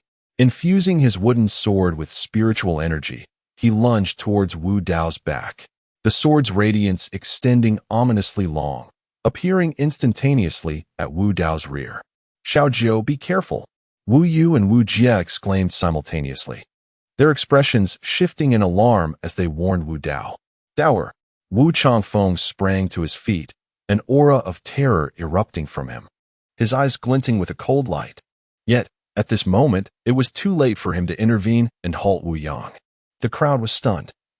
None had anticipated Wu Yang's treachery against Wu Dao, nor his intent to kill, which was a blatant violation of clan rules with exceedingly grave repercussions. At that moment, Grandfather and Wu Changfeng were far removed from the training grounds, and even with the desire to act, they could not avert Wu Yang's assault. Nevertheless, several gusts of wind surged forth. "Wu Dao, you have humiliated me time and again. Today, I shall see you dead." A sinister grin spread across Wu Yang's face, his demeanor bordering on madness as the wooden sword emanated terrifying sword light, releasing an icy chill of lethal intent mere inches from Wu Dao's back. A slight further advance would result in the sword piercing Wu Dao's skin. If struck by this wooden sword, the consequences would be unimaginable. Wu Dao was finished. The onlookers sighed inwardly. To them, everything unfolded too abruptly, and they believed Wu Dao could not evade this strike. The unexpected turn of events left everyone incredulous at Wu Yang's shamelessness, as he dared to resort to lethal force during a clan assembly. Wu Dao, having bested him without resorting to such measures, had now become the target of a treacherous ambush. How profoundly ironic. This incited boundless fury within the elderly patriarch. Everyone comprehended that had Wu Dao chosen to strike down Wu Yang, the latter would have stood no chance whatsoever. He possessed no means of resistance before Wu Dao. Yet such an unforeseen turn of events was beyond anyone's anticipation, and no one could intervene. Humph! With a cold snort, Wu Dao's expression turned suddenly frigid. A surge of wrath boiling within him. Wu Yang's actions had genuinely incensed him. Sparing his life was met with treachery. Hiss! Dark, malevolent energy emanated from Wu Dao, coalescing into a swirling black mist. Sensing the chill upon his back, he dared not underestimate the situation and unleash the full potential of his ancient demonic form. Fortunately, he had taken precautions and did not expose his back entirely. Otherwise, the consequences would have been dire. Suddenly, his body jolted, and he surged forward like a released arrow. Even though Wu Yang's wooden sword generated a formidable sword aura, it merely tore through his garments. The terrifying sword energy left a pale mark on his back but failed to pierce his flesh. Wu Yang, you were truly disappointing, Wu Dao remarked coldly, as he swiftly advanced with purposeful strides, exuding a chilling aura. Before Wu Yang could react, a punch sent him reeling, blood spilling from his mouth. Wu Dao, you shall pay for this. With that punch, Wu Yang's lips swelled, his disheveled hair framing his face as he glared at Wu Dao with venomous curses. Raising his wooden sword to strike. Hold your hand. At that moment, an authoritative voice resonated behind him, startling Wu Yang and causing him to tremble. Fear flashing in his eyes. The elder, consumed by wrath, extended a mighty hand and sent Wu Yang flying, bellowing, "Third. Take Wu Yang away and deal with him according to clan rules. 3 years of confinement." At the sound of the elder's furious roar, everyone trembled. Acutely aware that he was genuinely enraged, he loathed the internal strife among the clan's offspring. And never did they expect Wu Yang to dare strike against Wu Dao during the clan assembly, openly flouting the clan's regulations and brazenly challenging the elder's authority, thus incurring his wrath. In that moment, a silent lament arose for Wu Yang. It seemed his future was to be irrevocably shattered by his own hand. Despite Wu Yang's cultivation, even when paired with sword energy, he could not breach Wu Dao's defenses, leaving only a pale mark upon his flesh. Yet, while the eternal demon body was formidable, it was not omnipotent. Had Wu Yang's cultivation been somewhat deeper, he might have been able to penetrate the defenses and inflict harm upon Wu Dao. As Wu Dao descended from the martial arena, countless astonished gazes fixated upon him, and a cacophony of gasps erupted. Regardless of their familiarity with Wu Dao, all present gaped in disbelief, finding it utterly inconceivable. Was this truly the wasteful Wu Dao? Had he become so powerful? Wu Yang, at the 7th level of source refinement, had shown no sign of resistance against him. What was the source of his strength? How could he possess such might? A cry of astonishment escaped someone's lips, prompting everyone to realize that, even now, they remained ignorant of Wu Dao's true cultivation. Their hearts filled with profound confusion and speculation about what level of prowess could achieve such a feat. Was this scion of the Wu family merely a wolf in sheep's clothing all along? Is this truly his genuine strength? There were whispers of astonishment, eyes wide with disbelief. The arena echoed with waves of applause, a chorus of admiration filling the air. It is worth noting that Wu Dao had utterly overwhelmed Wu Yang, offering him not the slightest opportunity. His prowess undoubtedly surpassed that of Wu Yuan and Yang. Many speculated whether Wu Dao's cultivation had indeed reached the 8th level of the source refinement realm, or perhaps even greater heights. Could he possibly be a rival to Wu Xing? This clan gathering is my domain, and Yu Yin shall be my woman. You are but a mere waste." As Wu Dao descended from the arena, a sense of awareness washed over him. He lifted his gaze, directing it towards the distant Wu Xing, who was also observing him. Although there was a flicker of astonishment in his eyes, it was swiftly overshadowed by disdain. "Old Ninth, splendid job." Yet, unbeknownst to him, he had already been significantly surpassed by Wu Dao. Wu Dao offered a slight smile, choosing not to elaborate further, and quietly closed his eyes in anticipation. Following the duel between Wu Yang and Wu Dao, the clan gathering continued with fervor, predominantly showcasing the talents of the Wu family, many of whom were renowned geniuses. Primarily at the 7th level of the source refinement realm, providing a spectacle that frequently ignited waves of discussion. Unwittingly, the gathering had progressed to the latter half, and the top 5 competitors had emerged. Leading the pack was none other than Wu Xing, alongside Wu Wei and Wu Kuei, both of whom had reached the 8th level of the source refinement realm, naturally standing out. The remaining 2 contenders were Wu Dao and another youth at the 7th level of the source refinement realm. The crowd watched intently as their gazes fixated on the 5 individuals upon the platform. It was evident that these 5 would be the pillars of the Wu family, destined to uphold its legacy. The inclusion of Wu Dao among the 5 was met with astonishment, as many speculated how long he could possibly endure. Some even questioned whether he might be the last one standing. Observing the spirited 5, the elder Wu Zhen wore a satisfied smile, ready to speak, but at that moment, his gaze faltered slightly, and his brow furrowed. A powerful surge of spiritual energy coursed through the air.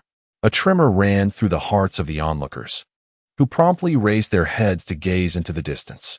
A group of formidable figures descended directly onto the martial arena, led by an elder known as Zhang Yuetian, the head of the Zhang family, eliciting expressions of shock among the crowd. Simultaneously, another wave of immense energy erupted from a different direction, illuminating the sky with dazzling brilliance. As if painted with radiant hues, the Ao Chang Alliance from Linshan Town had come to pay a visit.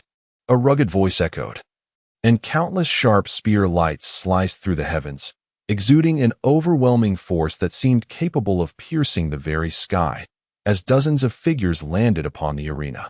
Wei Kuang, the leader of the Ao Chang Alliance? Wu Changfeng's pupils constricted. Yet another master of a top-tier power had arrived. The voices continued, declaring the arrival of the Lin family and the Lu family. In that moment, the hearts of all present quaked profoundly, as they beheld the sudden appearance of hundreds of figures in the arena. The crowd was engulfed in a tumult of emotions. The Zhang family, the Lin family, the Lu family, the Ao Chang Alliance, and the Wu family constituted the 5 great powers of Linshan Town. What event could possibly have transpired to gather all 5 forces in one place?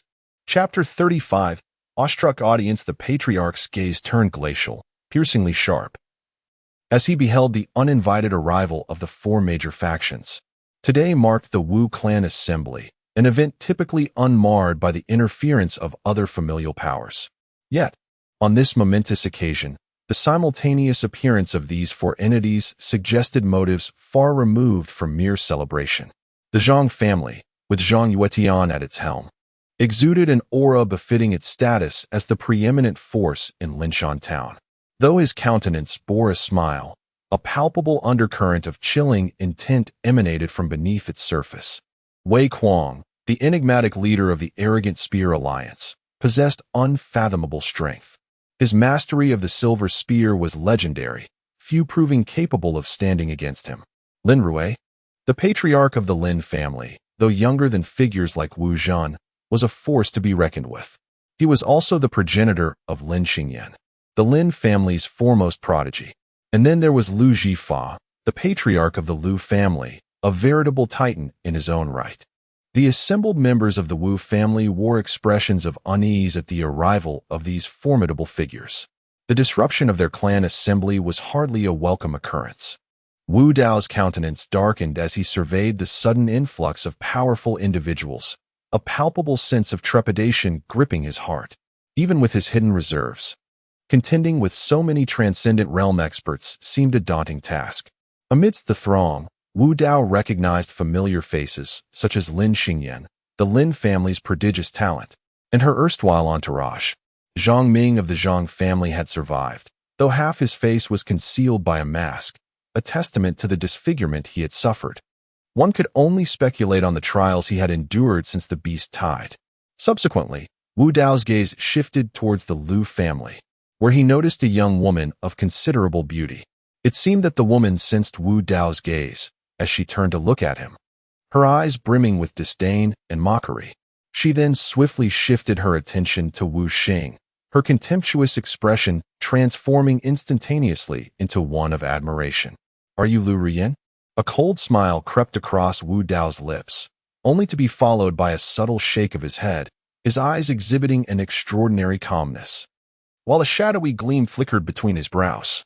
Suddenly, numerous figures reappeared in the sky, all clad in long robes, exuding a fragrant aura that caused the pupils of many in the martial arts arena to constrict in astonishment. It was the Alchemist Guild. They had arrived as well. The crowd was engulfed in disbelief, for both the Alchemist Guild and the treasure-gathering pavilion were forces that transcended the jurisdiction of Linshan Town, refraining from engaging in the struggle for power. Yet, everyone understood that should these two formidable entities seek dominance, neither the Wu family nor the Zhang family could hope to contend with them, particularly the alchemists, whose influence was dreadfully formidable. A high-ranking alchemist, upon voicing a desire, could summon countless powerful individuals eager to comply, making them formidable adversaries. As numerous alchemists descended, the elder at the forefront bowed respectfully to the old master before stepping aside with a smile. Wu Dao observed these alchemists, perceiving their pride and a blatant disregard for others. "Hee. The treasure-gathering pavilion's sudden visit. I hope the old master will not take offense." At that moment, a voice filled with alluring laughter rang out, as many figures emerged, led by a beautiful matron, flanked by numerous formidable warriors, all emanating substantial fluctuations of spiritual energy. Upon seeing them, Wu Dao was taken aback. The treasure-gathering pavilion had also come? The individual at the forefront is none other than the auctioneer, Hua Ji, from the past, and the elder behind her is indeed the steward, Zhu Cheng. What brings them here? Wu Dao pondered, a sense of unease stirring within him. With so many powerful factions converging, it seemed evident that something significant was afoot. It is an honor for my Wu family to host the esteemed fairy Hua Ji, the elder remarked with a slight smile, though the chill in his expression was unmistakable. He then shifted his tone, inquiring, "But may I ask what brings you all here? This matter can be discussed later. I kindly request that old Master Wu conclude the clan meeting first," Hua Ji replied with a gentle smile, her gaze casually sweeping over Wu Dao before returning to the assembly with a cheerful demeanor. For some inexplicable reason, as Hua Ji's eyes brushed over him, Wu Dao felt a shiver run down his spine, sensing that something was amiss. The elder, perplexed, turned to Lu Zhifa, the head of the Lu family, and asked, "Brother Lu, what do you make of this? The Wu and Lu families have traditionally been on good terms, which is why Wu Dao's union with Lu Ruyan came to pass." The elder sought to glean insights from Lu Zhifa's perspective. However, Lu Zhifa merely shook his head with a smile, saying, "Dear Brother Wu, do not ask me. Let their announcements speak for themselves. Ultimately, for our Linshan town, it shall only bring good fortune." "Very well. Then I humbly invite all esteemed friends to offer guidance to the younger generation of my Wu family. I would be most grateful." With no other recourse, the elder exchanged pleasantries with the various family heads and then, with a grand sweep of his sleeve, declared, "Let the clan meeting continue." Upon hearing the elder's words, the remaining 5 individuals, excluding Wu Dao, exhibited expressions of exhilaration. Today marks the Wu family clan meeting, and the presence of so many family heads is indeed noteworthy. If they could deliver an admirable performance, they would undoubtedly gain the family's attention and more resources, leading to a future filled with limitless possibilities.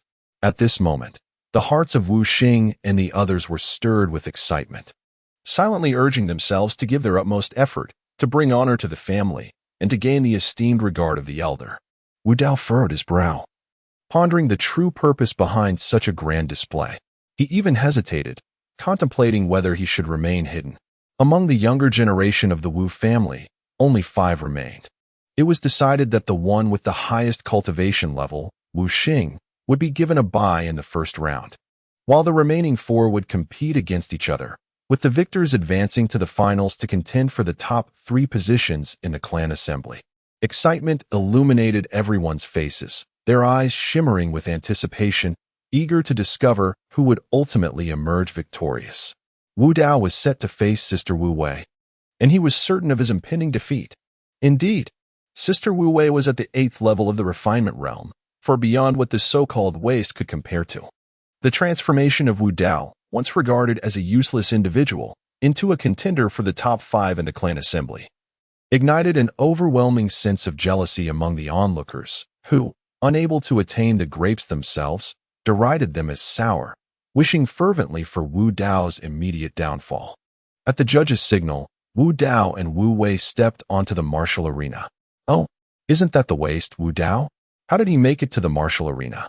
Don't tell me this fellow is among the top 5 of the clan assembly? That would truly be laughable. Upon witnessing Wu Dao's ascent to the martial arena, the younger generation of various factions paused in astonishment, only to burst into laughter, relentlessly mocking the Wu family and Wu Dao with expressions of disdain. Upon hearing the scornful remarks, the Wu family felt utterly humiliated, wishing to vanish into the very cracks of the earth, once deemed a mere wastrel. Standing among the top 5 of the family assembly was a source of profound embarrassment. How could this be?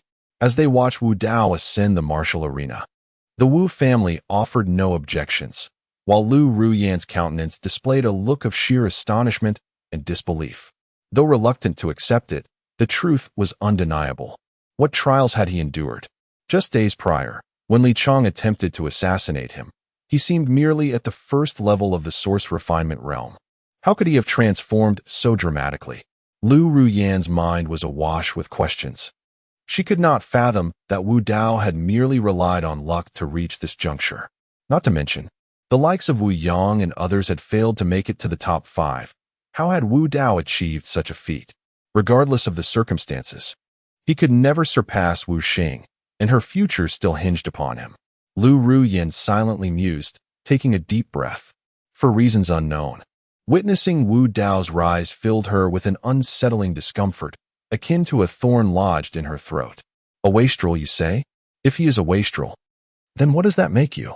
Observing the disdain in the eyes of the crowd, alongside the overwhelming tide of mockery, Lin Xingyan's lips curled into a faint, indifferent smile. Among them all, only she harbored a vague inkling of Wu Dao's true prowess. Yet, she refrained from revealing it.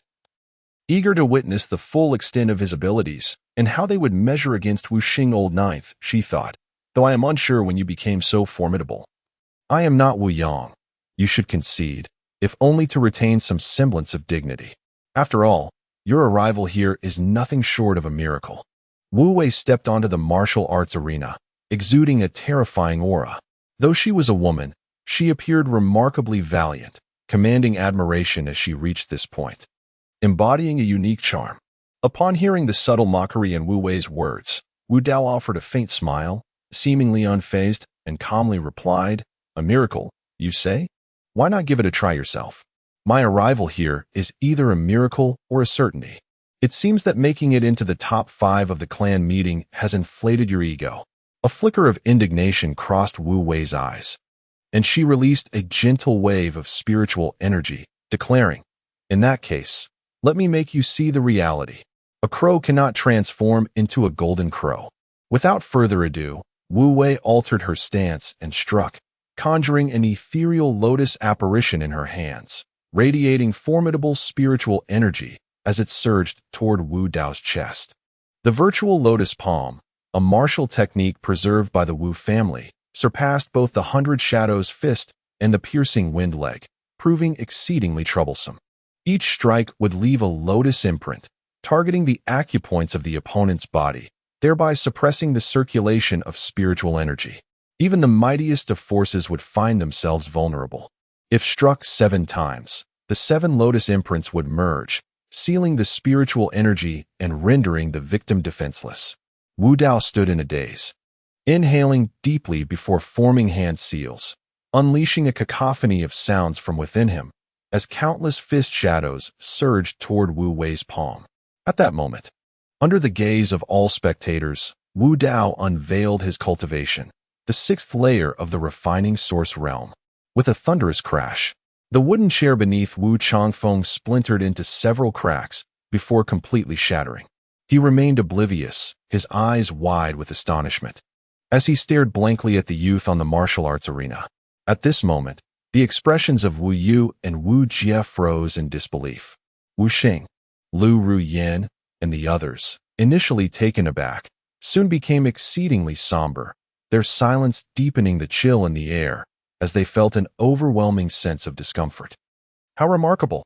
The old man's countenance shifted, a wave of relief washing over him as he uttered a single word, followed by a hearty laugh.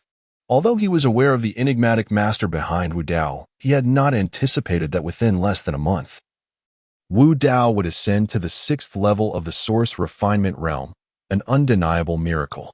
The Wu family had successors, no longer solely reliant on Wu Xing. All eyes turned to Wu Dao, filled with astonishment. None had envisioned such a scene. Wu Dao had indeed reached the sixth level of the source refinement realm? It seemed utterly absurd. Yet now, the reality lay before them. The fluctuations of spiritual energy emanating from Wu Dao made it clear that he was no longer a wastrel, but rather an extraordinarily gifted genius. The sixth level of the source refinement realm? Wu Dao, I have truly underestimated you. Wu Wei, too, was taken aback by Wu Dao's displayed prowess, but quickly regained her composure, coldly declaring, "You, at merely the sixth level of the source refinement realm. How could your lowly 100-shadow fist possibly contend with my void lotus palm? Surrender." Her voice brimmed with confidence, a sentiment echoed by everyone present.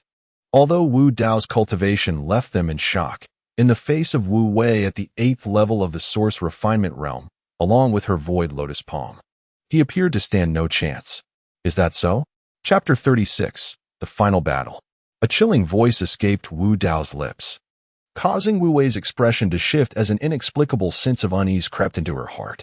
In an instant, the myriad shadows of the 100 Shadows Fist, imbued with a faint black luminescence, shattered the power of the virtual lotus palm. A terrifying wave of force struck Wu Wei's palm, propelling her backward with tremendous might. Though she was sent reeling from the impact, Wu Wei, being a member of the Wu family, landed on the arena without sustaining any injuries. After all, they were familiar with one another, and Wu Dao had shown restraint, refraining from causing her harm. The arena erupted into a cacophony as spectators witnessed Wu Dao's fist shadows not only breach Wu Wei's virtual lotus palm, but also send her flying with a single palm strike. Previously, when he had defeated Wu Yang with his cultivation at the sixth level of the source refining realm, the crowd had not been overly astonished.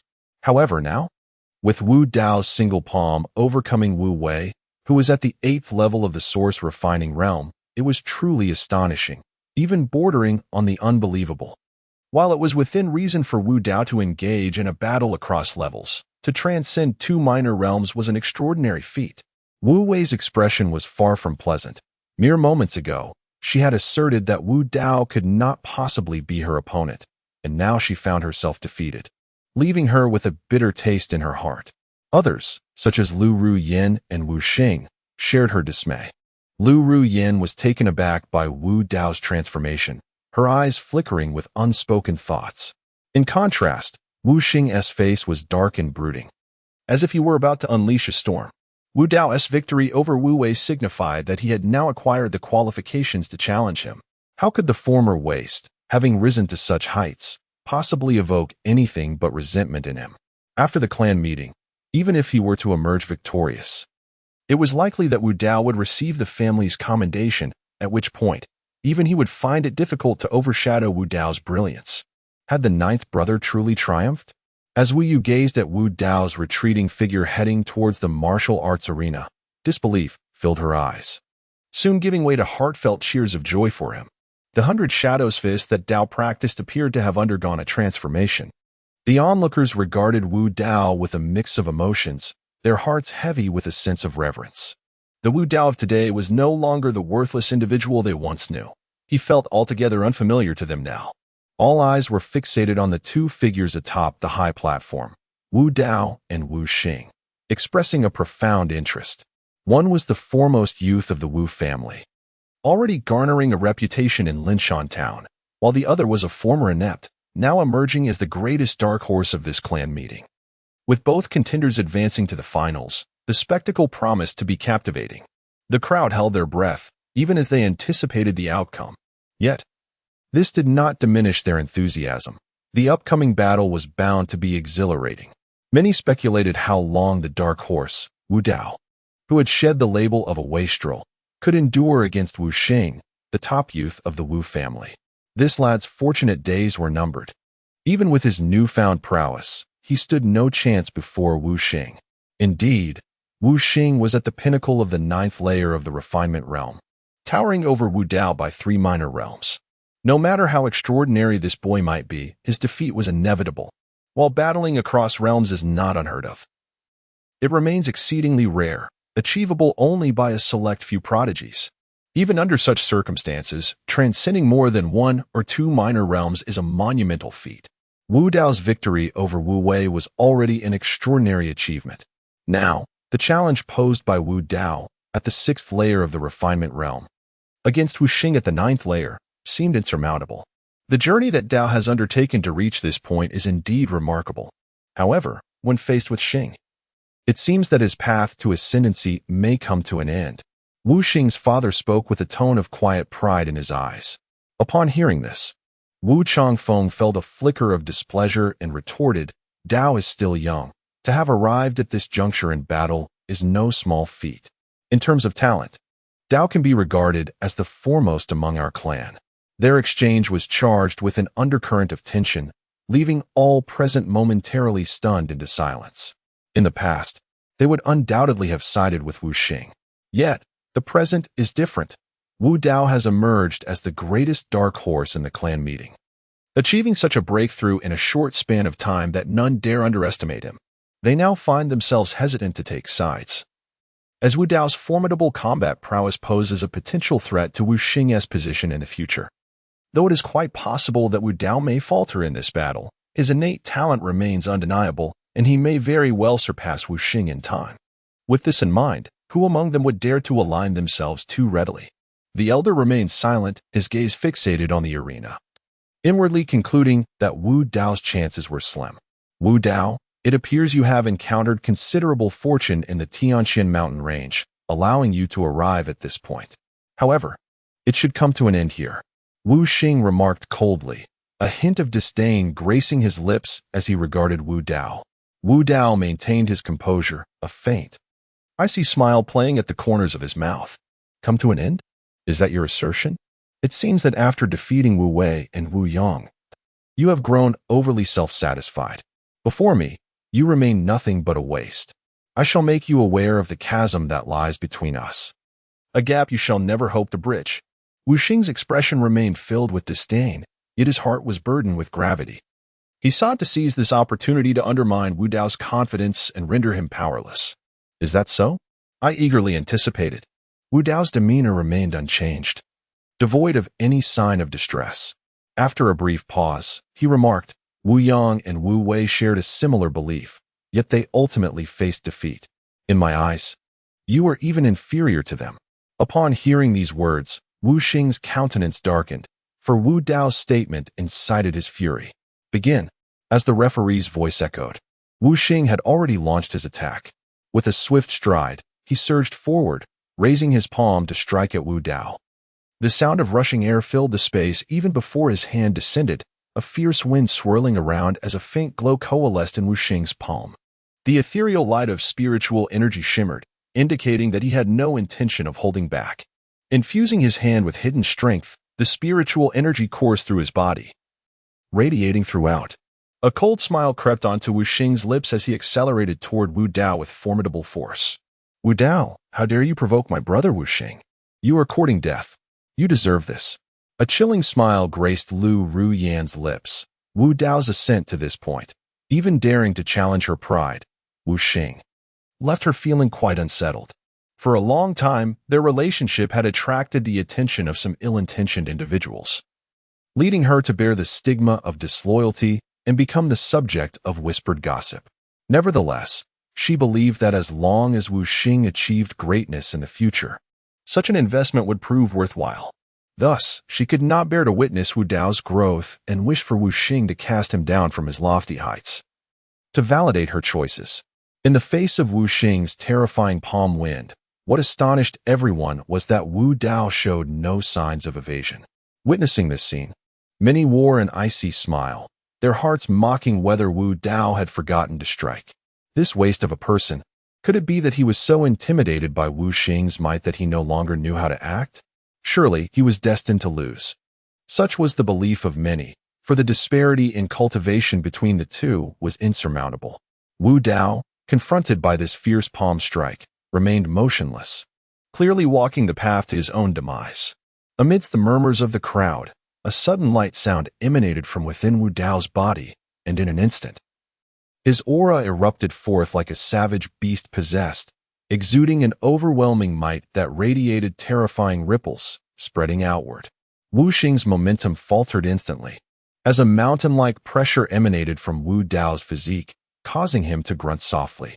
Ethereal black mist swirled around Wu Dao, and a peculiar light flickered in his eyes, accompanied by a cold, indifferent smile gracing his lips. With a swift step forward, devoid of any flamboyance, Wu Dao unleashed a punch that resonated with a deep sound. The fearsome punch wind howled, as if the very air were filled with suppressed wails, colliding with Wu Xing's palm wind. Boom!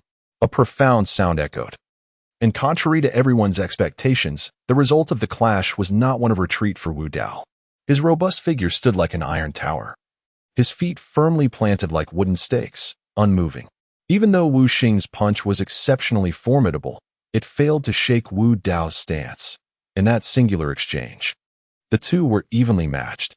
In the face of Wu Dao's terrifying assault, he displayed not a hint of vulnerability. Witnessing this scene, the crowd was enveloped in disbelief. The elderly Wu Jin, momentarily halting as he grasped his cup, wore a frozen expression. The smile on Wu Xing's father's face also stiffened in an instant. All present were filled with incredulity. How could Wu Xing's formidable power fail to shake Wu Dao's formidable physique? How could this be? This young lad has concealed himself so profoundly. How has he achieved this? A look of confusion crossed Hua Ji's face, her beautiful eyes scanning Wu Dao repeatedly, as if she sought to penetrate his very essence. Xu Yin, your future husband is quite remarkable. The head of the Lu family spoke with a grin. Although he harbored some dissatisfaction regarding the union between Wu Dao and Lu Xiuyin, upon witnessing this, he realized that it was Lu Xiuyin who had indeed elevated herself. Is that so? Lu Xiuyin stammered, a trace of panic and awkwardness flickering across her face, her heart a tumult of emotions, unsure of what to say. At this moment, it was not just the onlookers. Even Wu Xing's countenance shifted dramatically. From the force of Wu Dao's punch, he sensed an overwhelming pressure, a terrifying strength that rendered his own efforts futile. This meant that, in terms of physical power alone, Wu Dao was undoubtedly his equal, if not superior. At that instant, a sense of foreboding washed over him. Wu Dao's might surpassed his imagination, leaving him in disbelief. This waste, how could he contend with me? It is impossible. Wu Xing roared inwardly, exerting all his strength in an attempt to shatter Wu Dao's fist. Yet, regardless of his efforts, Wu Dao's fist remained as immovable as a boulder. Begone! Wu Dao emitted a low growl from his throat, the air around him charged with an aura of despair. Suddenly, he struck out once more. Wu Xing's expression shifted dramatically as he gritted his teeth and also assumed a fighting stance.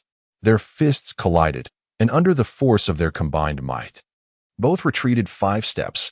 Your physical prowess has indeed reached such a realm? Wu Xing's countenance darkened.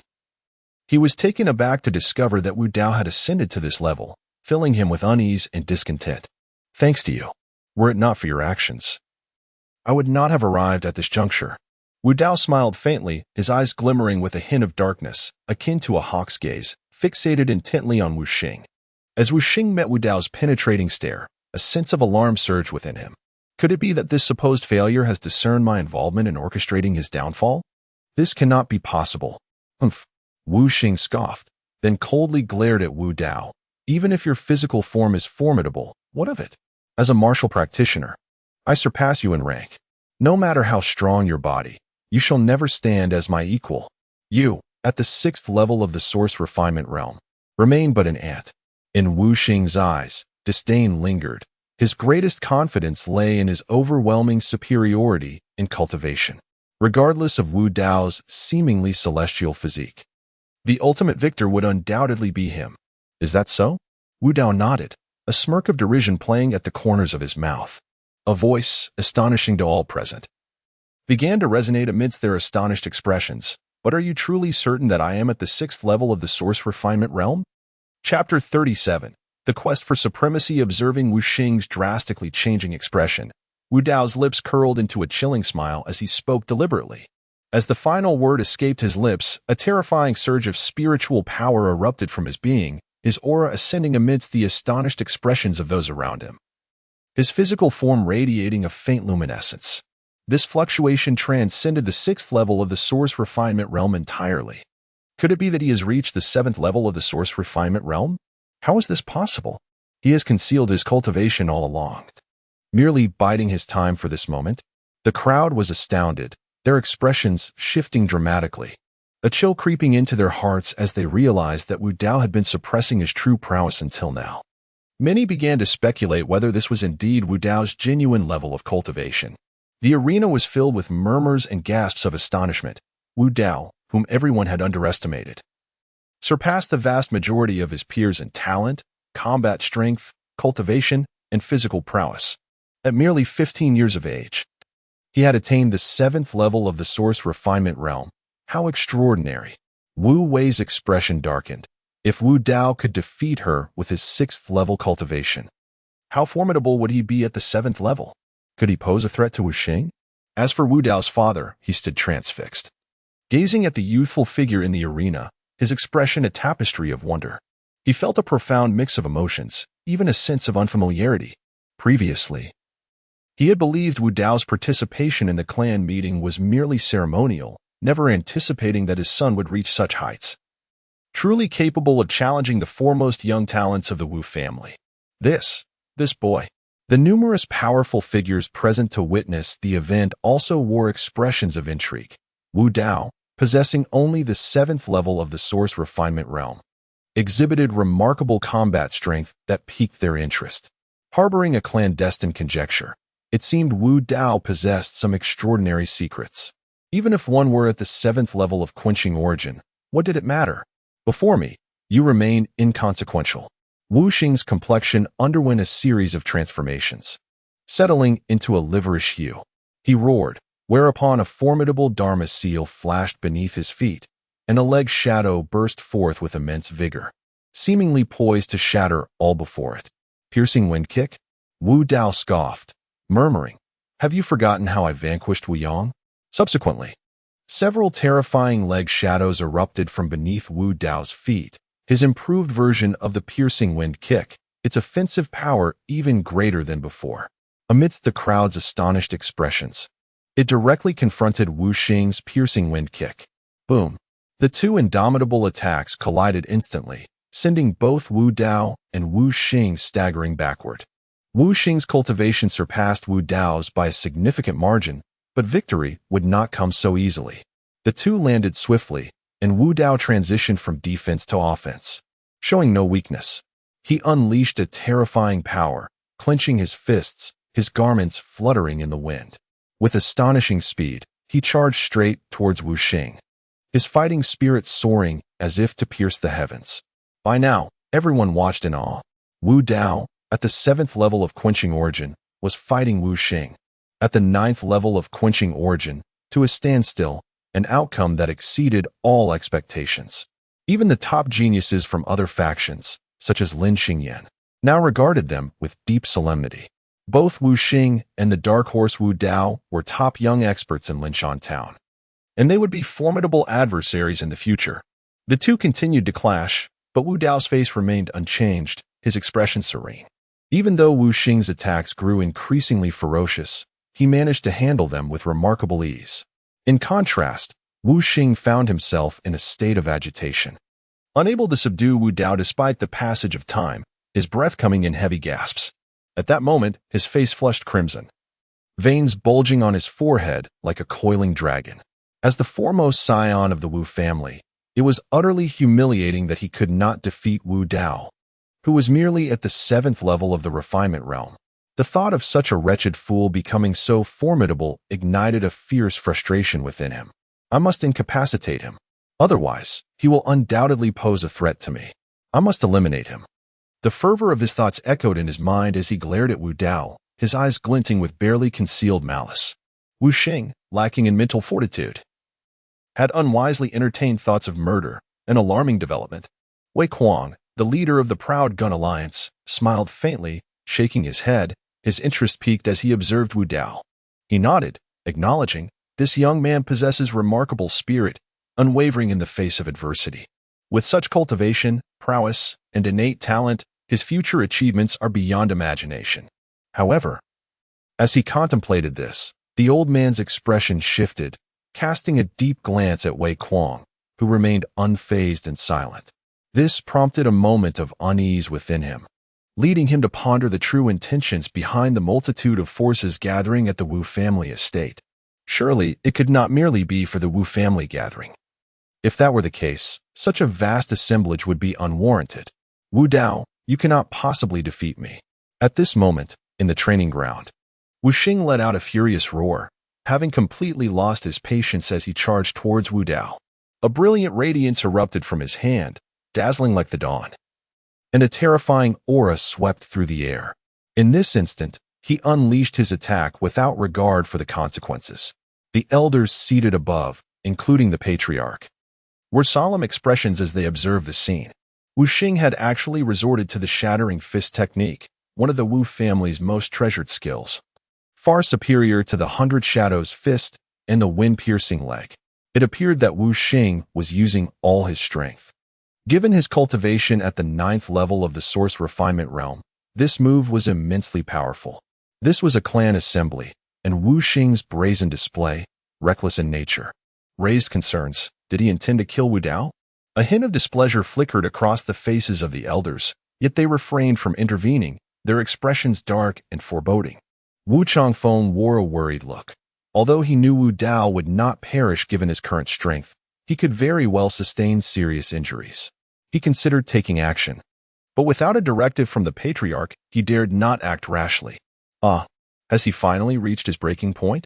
Observing Wu Xing's frenzied counterattack, Wu Dao remained remarkably composed, advancing rather than retreating. A tremendous force erupted from his hands, and in an instant, his form transformed, resembling a humanoid bear as he charged at Wu Xing. A faint black luminescence enveloped him, and in this moment, Wu Dao unleashed the full potential of the eternal demon body, an eerie glimmer flashing in his eyes. This time, a striking black radiance emanated from his forehead, generating an extraordinarily terrifying wave of energy that surged forth. It was the moment for the martial prowess derived from the eternal demon body to manifest. A glimmer of excitement shone in Wu Dao's eyes. The ancient demonic body, long shrouded in mystery for countless millennia, had been neglected in its cultivation. Now that he had attained mastery over it, he was determined to harness its formidable physical techniques. Suddenly, a deep, resonating sound echoed through the air as Wu Dao's palm collided forcefully with Wu Xing's shattering fist technique. Wu Xing's complexion turned pale, akin to a kite severed from its string, as he was sent hurtling backward, crashing heavily to the ground, blood spilling from his lips. Glaring at Wu Dao, Wu Xing's eyes brimmed with resentment as he struggled to rise, only to falter and fall again. At that moment, the spectators were left in utter shock. The training ground fell into an eerie silence, with astonished gazes fixated on Wu Dao. They were both awestruck and bewildered. What kind of martial technique had Wu Dao employed in that final strike to invoke such terror? Not only had he shattered Wu Xing's fist technique, but he had also grievously wounded Wu Xing, a formidable opponent at the 9th level of the Source Refinement realm, securing an astonishing victory. It was simply unbelievable, inconceivable. Wu Dao's physical prowess was extraordinarily formidable. The combination of his martial skill with his terrifying physique had effortlessly countered Wu Xing's technique, while simultaneously inflicting injury. The elder's eyes were wide with astonishment. As a master of the profound realm, he could discern the subtleties within Wu Dao's physical techniques. Yet this was profoundly shocking. The head of the Zhang family and others shared expressions of disbelief, their eyes reflecting a tinge of jealousy as they looked at the elder, wishing fervently that Wu Dao were a disciple of their own clan. Their gazes toward Wu Dao bore hints of murderous intent. How could this be possible? Lu Ruyin stared at Wu Dao in the training ground, her heart a tumult of conflicting emotions, leaving her with an unsettling feeling. In her eyes, she had never regarded her fiancé with any respect, even harboring a profound disdain for him. Otherwise, she would not have secretly conspired with Wu Xing, choosing to be with him. To her, binding her future to Wu Xing seemed a more promising venture, and as for her feelings toward him, she was well aware of the truth. However, everything changed irrevocably at the clan assembly. The once deemed worthless Wu Dao, the fiancé she had scorned, defeated Wu Xing, who was at the 9th tier of the Qi condensation realm, with his own prowess at the 7th tier, emerging as a dark horse in the eyes of all. The might and potential demonstrated by Wu Dao surpassed Wu Xing by a considerable margin, making it highly likely that he would inherit the Wu family in the future. This implied that the future Wu Dao might well eclipse Wu Xing in achievement. In that instant, the once towering figure of Wu Xing diminished significantly in her perception, while Wu Dao's presence consumed her vision. Wu Dao, you cannot escape my grasp. Lu Riyin's gaze toward Wu Dao shifted, and a faint smile graced her lips. Once you treasured me, and now that you have risen, our engagement remains intact. My future still lies with you. At this moment, the gazes of all present upon Wu Dao were exceedingly complex, as they struggled to comprehend the astonishing reality that he had indeed defeated Wu Xing, claiming the title of the foremost junior of the Wu family. Unbelievable. Many bore expressions of fluctuating emotions, each harboring their own hidden agendas, their thoughts inscrutable. With Wu Xing's defeat, those who once stood by his side began to waver in their convictions. Wu Xing's father swiftly appeared beside him, assessing his injuries before rising abruptly to glare at Wu Dao, letting out a cold snort. Within the clan assembly, it was agreed that discussions would remain civil. Wu Dao, why have you dealt such a heavy blow to my son? Wu Dao turned slightly, gazing at him with a faint smile. Uncle, do you believe that my cousin Wu Xing intended to merely injure me with that final strike, or did he seek to take my life? Or perhaps you think that, as a 7th-level practitioner of the refinement realm, I would stand a chance against your son without a contingency plan? Faced with Wu Dao's probing questions, Wu Changhe was momentarily taken aback, his expression darkening as he struggled to formulate a rebuttal. It was undeniable that Wu Xing's last strike was laced with murderous intent. Enough. Let us cease this matter here. It was indeed Wu Xing's fault, and this injury serves as his punishment. I hereby declare that the first place in this clan assembly goes to Wu Dao. The old man spoke with a smile, his gaze toward Wu Dao filled with profound emotion. Never had he imagined that his least favored grandson would ascend to such heights in such a brief period, surpassing others and assuming the responsibilities of the Wu family. Grandfather, I have not yet lost. Chapter 38. The Flying Cloud Competition. Upon the elder's announcement of Wu Dao's victory, Wu Xing's eyes turned crimson with rage as he abruptly rose, consumed by madness. Unable to accept his defeat at the hands of Wu Dao, he let out a furious roar and charged at him once more. Bang! A deep thud resonated as Wu Xing's father, Wu Changhe, delivered a resounding slap to Wu Xing's face, causing him to stagger backward, clutching his cheek in disbelief as he gazed incredulously at his father. With a fierce roar, Wu Changhe turned and slightly bowed to Wu Dao, solemnly speaking. Daoer, I am to blame for not properly guiding Xing. I apologize for this matter. I ask for your forgiveness on his behalf. Wu Dao was momentarily taken aback, then waved his hand, saying, Uncle, there is no need for such formality. Just now, Cousin Wu Xing was merely jesting with me. I did not take it to heart. Had it not been for Wu Changhe's intervention, Wu Dao would undoubtedly have held Wu Xing accountable. However, With his elder apologizing to him, he decided to spare Wu Xing's life this time. Enough. The elder rose, his expression grim. Before the watchful eyes of many, Wu Xing's actions today had indeed brought disgrace to the Wu family. Wu Xing disregarded the clan's rules. He is to be punished with a month of isolation. In this clan meeting, Wu Dao placed first and Wu Xing second. After the meeting, they shall proceed to the contribution pavilion to receive their rewards. Upon hearing this, Wu Xing cast a venomous glare at Wu Dao before turning to leave, clearly not willing to let the matter rest. In response to that malevolent gaze and unspoken threat, Wu Dao merely smiled faintly, for in his heart, Wu Xing had never been a true rival. As he descended from the martial arena, Wu Dao made his way toward the high platform. The clan meeting had concluded, yet he felt no sense of relaxation. Today's events were far from over. Observing Wu Dao's approach, the younger members of the Wu family no longer bore expressions of disdain and mockery. Instead, they were filled with profound shock and reverence. With Wu Xing, the so-called foremost young talent of the Wu family, having been decisively defeated by Wu Dao, he had now ascended to the position of the family's leading youth. Who could possibly contend with him henceforth? Even though Wu Dao's cultivation was lacking, he had already risen to be on par with Wu Xing and others, displaying an even more terrifying potential.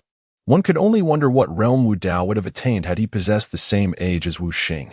Not only the younger generation of the Wu family, but also the formidable figures from other major powers were utterly astonished. They had never anticipated that Wu Dao could possess such strength to defeat Wu Xing, and the gazes directed at him were laden with gravity. Lu Ruyan stared at Wu Dao, her heart a tumult of emotions, an indescribable sensation enveloping her. In the past, she had regarded Wu Dao as a worthless incompetent, unworthy of being her fiancé. Only a genius like Wu Xing was deserving of her. She had even resolved that after the Wu family gathering, she would forsake everything to be with Wu Xing, convinced that his future would be resplendent, and her interest was solely in that promise. However, in this moment, everything had undergone a dramatic transformation. The former useless one had evolved into a prodigy. With a formidable victory over Wu Xing, he exhibited extraordinary strength and potential, far surpassing others, destined for immeasurable accomplishments. At this moment, Lu Ruyan clenched her delicate fists, her gaze towards Wu Dao filled with a myriad of colors. Dower, do take a good rest, the elder said with a beaming smile, his face radiant. Although he was greatly dissatisfied with Wu Xing's performance today, Wu Dao had indeed provided him with a tremendous surprise. Were it not for the presence of numerous family heads, he would undoubtedly have expressed his joy with even less restraint. The eyes of the heads of various families were also fixed upon Wu Dao, filled with sentiment. They were well aware of how insignificant Wu Dao had once been. How could he have transformed into someone so extraordinary overnight? They could naturally surmise that Wu Dao must have encountered some fortuitous opportunity, leaving them to ponder what such an opportunity could possibly be. What could possibly instigate such a transformation? Esteemed guests, might you enlighten us on the pressing matter that necessitated your esteemed presence at the Wu family residence? The elder turned his gaze toward Zhang Yuetian and the others, a sharp glint flickering in his eyes. The uninvited arrival of the Zhang family today had left him quite displeased. Hiki, perhaps it would be best for Elder Yun to elucidate this matter, Huaji remarked with a faint smile, directing his attention to a venerable elder from the alchemist guild beside him, to which Zhang Yuetian and the others nodded in agreement. In terms of seniority, this individual held the highest rank among those present. Even they could only bow in respect as juniors. Since that is the case, I shall take the liberty of speaking on this, Elder Yun said, rising slowly. The Lord of Tianyun City has entrusted us with conveying an important message to all of you. The Feiyun Grand Competition is imminent, and you should prepare accordingly. Upon hearing this, the elder's brows slightly furrowed, astonishment coursing through him. Is the Feiyun Grand Competition about to commence once more? His gaze subtly swept across the other family heads, noting their composed demeanor despite the shock that lingered in their expressions, prompting him to inwardly curse. These old fellows must have been privy to this information long before. What is the Feiyun Grand Competition? Wu Dao inquired, his brow knitting slightly as he turned to Wu Jie for clarification. Wu Jie, momentarily taken aback, explained, The Feiyun Grand Competition is a contest held every 20 years by the Feiyun Empire, showcasing the prowess of the younger generation and selecting the most outstanding talents to serve the empire. Linshan Town falls under the auspices of Tianyun City within the Feiyun Empire. And traditionally, prior to the commencement of the Feiyun Grand Competition, Tianyun City selects formidable talents to represent it in the contest. Wu Dao nodded slightly, observing as Wu Jie continued to elucidate. Anyone eligible to participate in the Feiyun Grand Competition possessed extraordinary talents. Even individuals like Lin Xingyan might not secure a place. However, Old Jiao, with your innate abilities, there remains a substantial hope. Regardless of whether you can distinguish yourself in the Feiyun Grand Competition, if you excel in Tianyun City, it could yield numerous rewards for your family. Perhaps you might even gain access to the Celestial Blood Pool. At the mention of the Celestial Blood Pool, a remarkable light flashed in Wu Jie's eyes, brimming with anticipation, which caused Wu Dao's sword-like brows to furrow slightly as he inquired, "The Celestial Blood Pool? What is that?" Noticing Wu Dao's lack of understanding, Wu Jie spoke with great excitement. The Celestial Blood Pool is extraordinary. It is said to have been formed from the essence of blood released by a great demon with the bloodline of a phoenix upon its demise. This singular pool exists solely within Tianyun City. It is rumored to be reserved exclusively for the reward of those prodigies participating in the Feiyun Grand Competition, leaving us unworthy of its sight. It is said that immersion in this pool can enhance one's cultivation and augment mental fortitude, making it exceedingly rare. As he spoke, Wu Jie shook his head repeatedly, revealing a sense of profound regret and yearning for the Celestial Blood Pool. The ancient divine beast phoenix? The blood of a great demon? Wu Dao furrowed his brows, stroking his chin, and a glimmer of insight flashed in his eyes. If this were indeed the case, the Celestial Blood Pool could prove immensely beneficial to him. He held little interest in the so-called Feiyun Grand Competition, even if he was combative by nature. He did not wish to engage in such perplexing battles. However, if the Celestial Blood Pool was as he envisioned, how could he possibly let such an opportunity slip away? "When will the city lord hold the preliminary selection?" he asked. The elder furrowed his brow and inquired, as the grand competition of Feiyun was about to commence. Naturally, the Wu family would not let such a rare opportunity slip away. He had long harbored a hope that a member of the family could participate in the Feiyun competition and fulfill his aspirations. "As far as I know, there will be a martial arts gathering in Linshan Town in a month, and the preliminary selection shall be held there. Those who secure a position among the top 10 in the preliminaries will qualify for the election in Tianyun City 3 months hence." Elder Yun continued, "Are there any restrictions or requirements for this forthcoming Feiyun competition?" The leader of the Ouchang Alliance, Wei Kuang, frowned and asked, clearly intrigued. Zhang Yuetian and the other family heads clenched their fists. The Feiyun competition held immense significance for them. Should a disciple from any family emerge victorious in the Feiyun competition, that family would ascend to great heights, potentially unifying Linshan Town. The martial arts gathering in Linshan Town was organized by various families to assess their disciples. Akin to a family clan meeting, yet the participants were the younger generation from across Linshan Town. Unexpectedly, this event would serve as the preliminary selection for the Feiyun competition. Many young individuals were eager to showcase their talents, resolutely determined to secure a place in the Feiyun competition.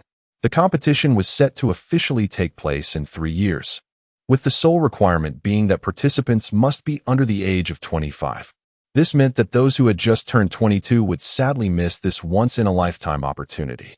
Upon hearing Elder Yun's words, a wave of sighs swept through the crowd, particularly among the young individuals aged 22 but not yet 25, who felt utterly disheartened. Alas! Oh, old Jiao, this is exceedingly unfair to you.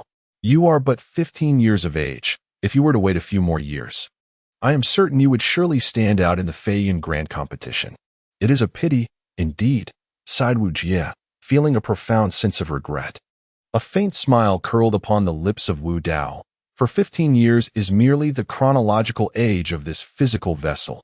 The years of my soul, you cannot fathom. It is unfair, yet not to me, but rather to the other competitors. Even if one's cultivation is lacking, what of it? A confident smile graced Wu Dao's face, his demeanor remaining unperturbed by Wu Jie's words. Very well. I have already informed the concerned parties, Brother Wu Zhan. As a member of the Alchemist Guild, I shall take my leave. Elder Yun spoke with a smile, casting a lingering gaze at the old man before departing with a host of alchemists. The old man nodded, rising to face Hua Ji and the others, a look of curiosity flickering in his eyes. Pray tell, do you have any pressing matters? Having become aware of the Feiyan Grand Competition, the old man wished to distance himself from these formidable factions. His words clearly conveyed a dismissal. Do not be hasty, elder. I still have certain matters to discuss with you.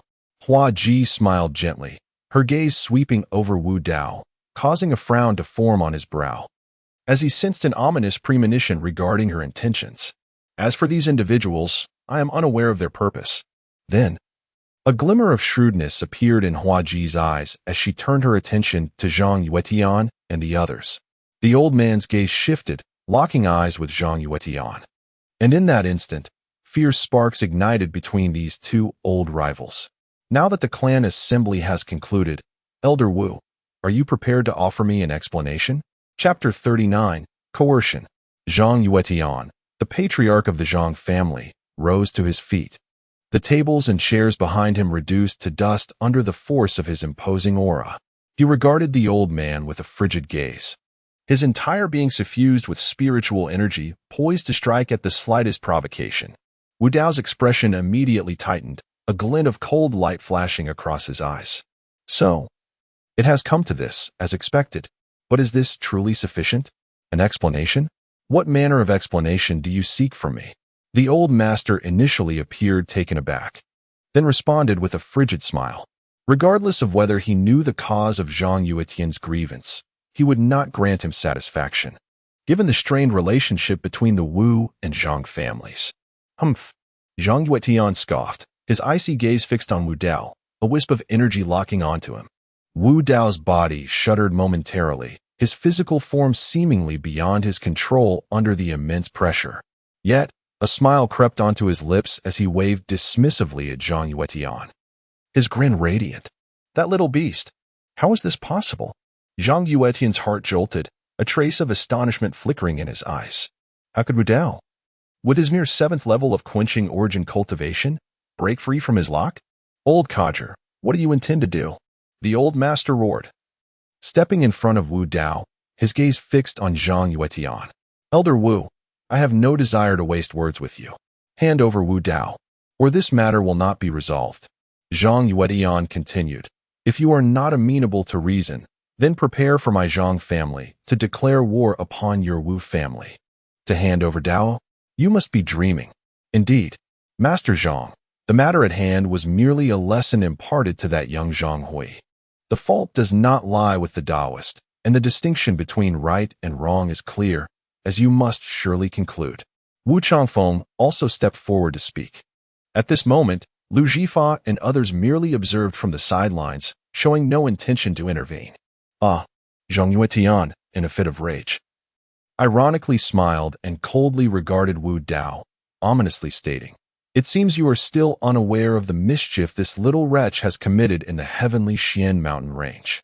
Wu Dao, possessing extraordinary talent, had attained the 7th level of the source refinement realm at a mere 15 years of age, demonstrating formidable combat prowess.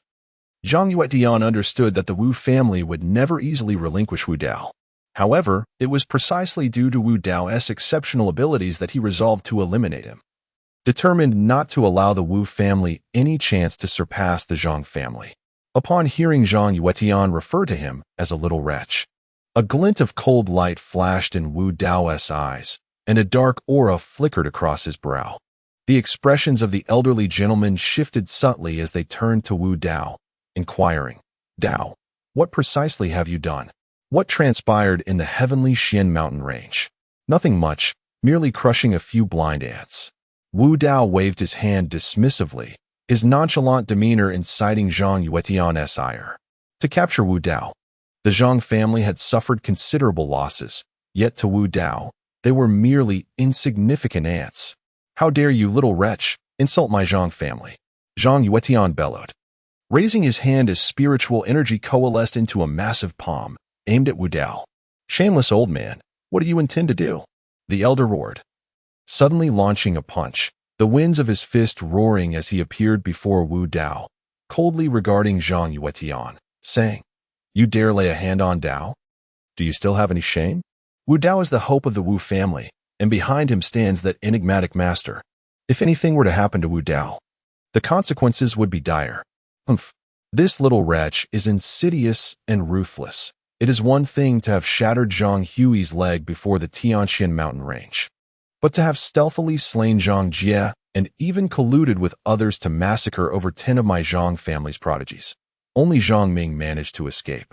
If your Wu family does not provide me with a satisfactory explanation, be prepared for me to sweep through the Wu family. The thought of the Zhang family's losses on Tianxian Mountain makes Zhang Yuetian's heart bleed. Wu Dao has nearly annihilated the younger generation of the Zhang family. Such enmity cannot be resolved. It is a matter of life and death. What? At this declaration, everyone was left speechless. Gasps of disbelief echoed throughout the assembly as they stared at Wu Dao, as if confronting a specter. Is this what Wu Dao refers to as nothing? Crushing a few unseeing ants? This will surely enrage the Zhang family. To suffer such a loss of talent, it is no wonder Zhang Yuetian is beside himself with rage, ready to wage war against the Wu family. It is akin to tearing flesh from Zhang Yuetian's body and drinking his blood.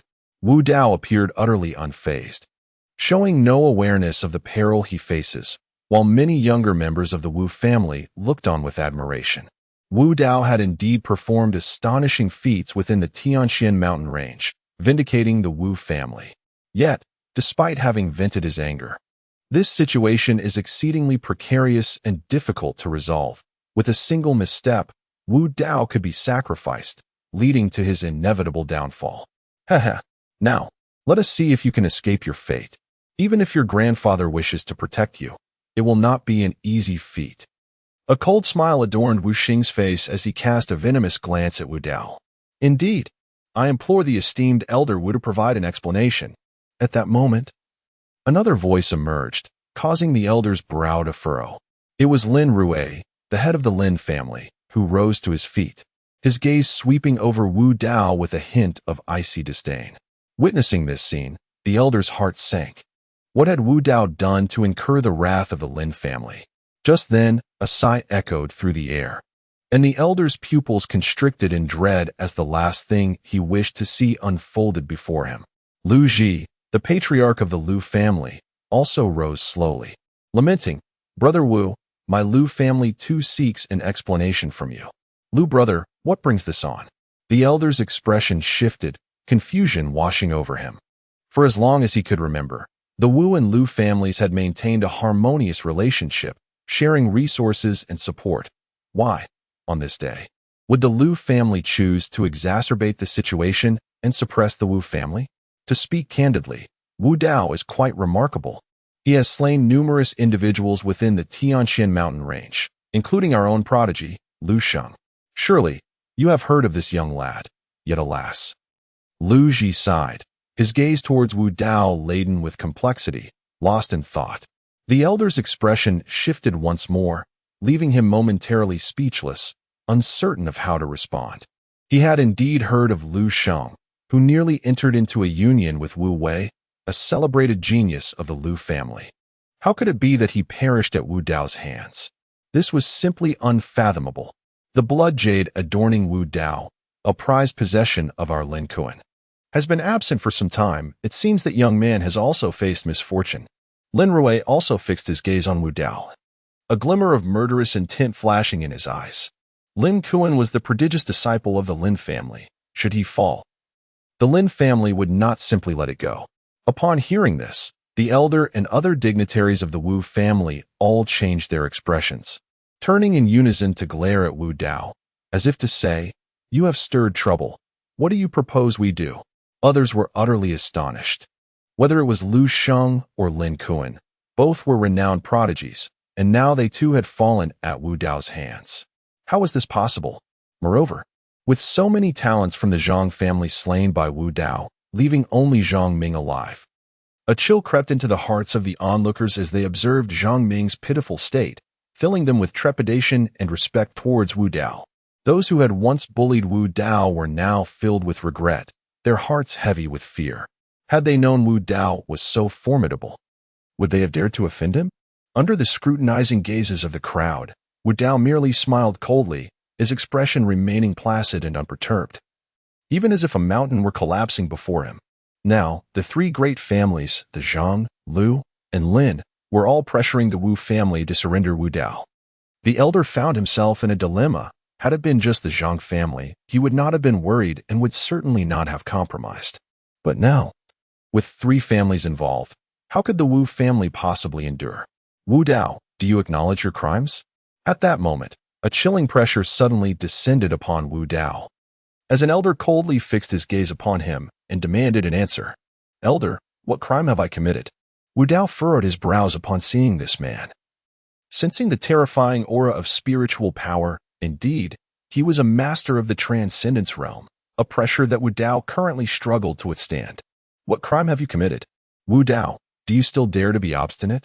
You disregard the clan's rules, causing harm to the Zhang, Lu, Lin families, and plunging our Wu family into injustice.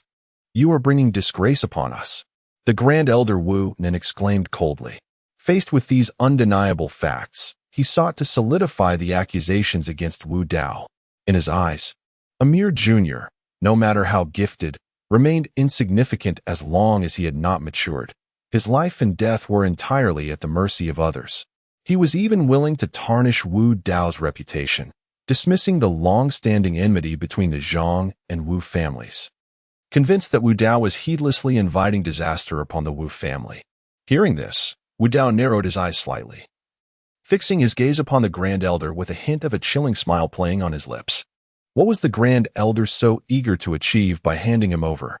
At that moment, a figure flashed through Wu Dao's mind, his brows furrowing slightly before he nodded imperceptibly, already formulating some plans in his heart. Grand Elder, this. Wu Changfeng attempted to speak but was silenced by the Grand Elder's gesture. He turned to the old master, who remained non-committal. Wu Dao, why are you silent? Have you run out of tricks? If so, simply confess. The Grand Elder's voice was frigid, a glint of malice flickering in his eyes. Little man, let us see how you navigate this predicament. From the moment Hua Ji arrived at the Wu family, she sensed the mark she had left behind and was taken aback, realizing that the true identity of the previously known Wu Yi was, in fact, Wu Dao. However, she chose not to reveal this knowledge. Aware of the plans laid by Zhang Yuetian and others, and was curious to observe how Wu Dao would handle this crisis. Would he confess? The corners of Wu Dao's mouth curled into a sardonic smile as he spoke aloud. May I inquire, esteemed elder, as a senior member of the Wu family, regardless of my guilt or innocence, how can you so readily assist outsiders against me? Is your loyalty still with the Wu clan? Chapter 40. Interrogation Impudence. Upon hearing Wu Dao's words, Wu Nen bellowed, his countenance dark as thunder. Although Wu Dao's remarks appeared casual and innocuous, they insidiously raised suspicions among the elders. No matter the circumstances, the Wu family is under the patriarch's command. His audacity to meddle and ingratiate himself with the Zhang family is unforgivable. Such audacity. As the senior elder of the Wu family, you dare to defy me? Wu Dao, your transgressions are unforgivable. Wu Nan, feeling a twinge of guilt, glanced at the patriarch, only to find his expression unchanged, which momentarily eased his tension. Unforgivable? It is not your place to pass judgment on me, Wu Dao retorted with a cold smile. The elder's face was ashen, his gaze towards Wu Dao rife with malice, showing no regard for the fact that the latter was also a member of the Wu clan.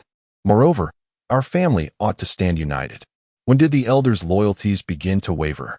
Wu Dao continued, his demeanor relaxed and devoid of any visible anxiety. The onlookers were taken aback. Wu Dao's words were a blatant provocation towards Wu Nan, bordering on self-destruction. Within the family, the elder held a position of immense authority, one that even the patriarch dared not overlook. Was Wu Dao truly seeking to escalate matters further? To offend the elder was sheer folly. Utter nonsense. You are a disgrace. Spewing baseless accusations. As Wu Nen furrowed his brow, a fierce light erupted from his eyes as he issued a sharp reprimand. However, Wu Dao remained unperturbed. Turning to address the elder with a solemn tone, "Grandfather, let us dispense with pleasantries. The truth of right and wrong resides in the hearts of men. Regardless of how the Zhang, Liu, and Lin families have treated us, the actions of the Grand Elder are detrimental to our family's unity, which is most unfortunate." Wu Nen glared, eager to speak further. Silence. The elder's low command caused Wu Nen to freeze, silencing him in fear as he cast a menacing glance at Wu Dao. Within the family, the elder held unrivaled authority, and Wu Nen dared not overstep his bounds. Despite Wu Dao's extraordinary talents, he was merely a junior member of the Wu clan, far inferior in status to the Grand Elder. This affront to the Grand Elder's prestige could have severe repercussions. Whether or not Wu Dao could navigate this immediate peril, he would likely face the Grand Elder's ire in the future. Wu Dao, however, merely smiled, displaying an air of indifference. He turned his gaze towards Lin Rue, the head of the Lin family, with a calm demeanor, and spoke softly, "Master Lin, I dare to pose a few questions." "Speak," Lin Rue replied, a faint smile gracing his lips. He was somewhat taken aback, unable to fathom the source of Wu Dao's confidence. From Wu Dao's conduct today, he had developed a profound admiration for him. Yet admiration aside, if Lin Kuan indeed perished at Wu Dao's hands, he would not let the matter rest. He owed it to his kin to provide an explanation. Wu Dao continued, "In the realm of martial arts, fraught with challenges and dangers, if someone seeks to take my life, should I retaliate and slay them?" His words left everyone present momentarily stunned. Lin Rue paused, his brows furrowing slightly, before he nodded in agreement, stating, "Indeed, murder and theft are not uncommon occurrences. Those lacking in cultivation are bound to face dire consequences. If one were to be countered and slain, it would indeed be a consequence of one's own deeds." In that moment, Lin Rue realized what Wu Dao intended to convey. His expression shifted, betraying a hint of reluctance. Yet, before the assembly, he could not disguise his feelings and was compelled to voice it. Upon uttering these words, the countenances of Zhang Yuetian and Liu Jifa darkened, an ominous premonition stirring within them as they discerned Wu Dao's intentions. Perhaps this young man had orchestrated a trap for them to willingly leap into. The elder regarded Wu Dao with astonishment, subtly nodding in approval, silently praising his astuteness. Rather than articulating his thoughts directly, Wu Dao had cleverly utilized Lin Rue, the head of the Lin family, to speak, instantly shifting the balance of power in his favor, revealing his intricate scheming. Should Liu Jifa and Zhang Yuetian express dissatisfaction, it would merely serve to offend Lin Rue. In response, Wu Dao inclined his head respectfully towards Lin Rue, continuing, "Indeed, Senior Lin possesses great magnanimity, unlike some individuals." As he spoke, his gaze drifted towards the Grand Elder Wu Nan, the implication unmistakable. Wu Nan seethed with rage, thoroughly displeased, wishing fervently to silence Wu Dao with a swift strike. Instead, he found himself thrust into the spotlight, failing to exacerbate the conflict between the Zhang and Wu families, ultimately suffering a loss. Ignoring Wu Nan, Wu Dao pressed on, stating, "As for the Lin Kuan you mentioned, I am unfamiliar with him." Upon hearing this, Lin Rue's eyes narrowed with icy intensity, as if attempting to penetrate Wu Dao's very essence. Yet, Wu Dao remained unperturbed, meeting Lin Rue's gaze with unwavering composure, his demeanor as tranquil as still water. "If you are unaware of Lin Kuan, then from whence does the blood jade originate?" Gazing at Wu Dao for a prolonged moment, it became evident that there was no trace of panic in his eyes, suggesting he was not lying. As the patriarch of the Lin family, Lin Rue's astuteness was well known. Yet, before the ancient Wu Dao, he appeared as a mere novice, unable to discern the true intentions of the venerable master. "I believe you are aware of the recent upheaval caused by the monstrous beasts in the Tianshan mountain range. By sheer luck, I managed to escape with my life and stumbled upon this blood jade amidst the remnants of a shattered corpse. If this blood jade holds significant value, I am willing to return it to you." Wu Dao spoke with an air of nonchalance. The crowd gasped in astonishment upon hearing his words. They were somewhat familiar with the turmoil in the Tianshan mountain range. It was indeed plausible that Lin Kuan perished at the jaws of the beasts. For even formidable cultivators at the foundation establishment stage would find it challenging to survive in such chaos. Lin Kuan's prowess was commendable, not inferior to that of Wu Xing, and it would not have been an easy feat for Wu Dao to eliminate him. In contrast, the assembly leaned more towards accepting Wu Dao's account. Lin Rui, fixated on Wu Dao, eventually nodded slowly and remarked, "Since it was by chance that you acquired it, the blood jade is yours to keep." "Thank you, esteemed elder." Wu Dao thought to himself, stifling a smile. The true value of the blood jade was beyond the comprehension of these individuals. Even if it were to circulate throughout the star domain, its exposure would inevitably bring dire consequences upon Wu Dao, inciting a tempest of bloodshed. Wu Dao sighed softly, realizing that the level of his spatial ring was too low to contain the blood jade. Otherwise, how could Lin Rui have discovered it? He resorted to a lie. Not out of fear of the Lin family, but because at that moment, his cultivation had yet to be restored, rendering him incapable of confronting all the top powers in Linshan Town head-on, a venture fraught with peril and devoid of any benefit. He was indeed deceiving. Zhang Ming let out a cold snort and stepped forward, his gaze filled with deep resentment as he fixed his eyes on Wu Dao, who had instilled a profound fear within him. Who would have imagined that Wu Dao, once at the 4th level of the source refinement realm, had transformed into a 7th level practitioner in less than half a month and even defeated Wu Xing, a 9th level expert? How could this be possible? Reflecting on his own state of being half disabled only twisted his heart further. At this moment, he stepped forward and proclaimed, "The beast tide of the Tianshan mountain range was orchestrated by this lad. When the beast tide attacked us, they did not target him. There is certainly something amiss. I implore the esteemed elders to see through this." Upon hearing these words, everyone was taken aback. How could Wu Dao be responsible for the beast tide? Wu Dao turned slightly, a calm smile gracing his lips as he replied leisurely, "Zhang Ming, do you and the Zhang family truly wish to kill me? Why then, do you resort to slandering me? I, Wu Dao, a mere nameless individual, possess no extraordinary power to command a beast tide." An elder from the Lu family, filled with malice, fixed his gaze on Wu Dao. He was a senior relative of Lu Sheng and, upon hearing of the death of his most cherished descendant, nearly rushed out to slay Wu Dao.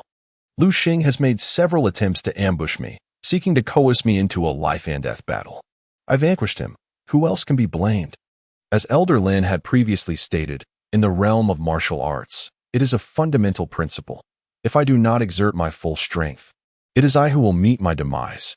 Wu Dao spoke in a calm tone, continuing, "As for the circumstances surrounding the matter, Miss Lin Xingyan was present at the time, so there is no need for me to elaborate further." Upon hearing this, the expressions of the Lu family members darkened, resembling the ominous calm before a tempest. Wu Dao's words were particularly harsh, as they not only absolved him of responsibility, but also insinuated the incompetence of Lu Sheng, who had fallen at his hands. Moreover, Wu Dao's remark inadvertently placed the Lin family in opposition, inciting Lin Rui's hidden fury. This audacious youth had manipulated my words and wielded me like a weapon. Regarding Wu Dao's audacity and cunning, those present were quite astonished.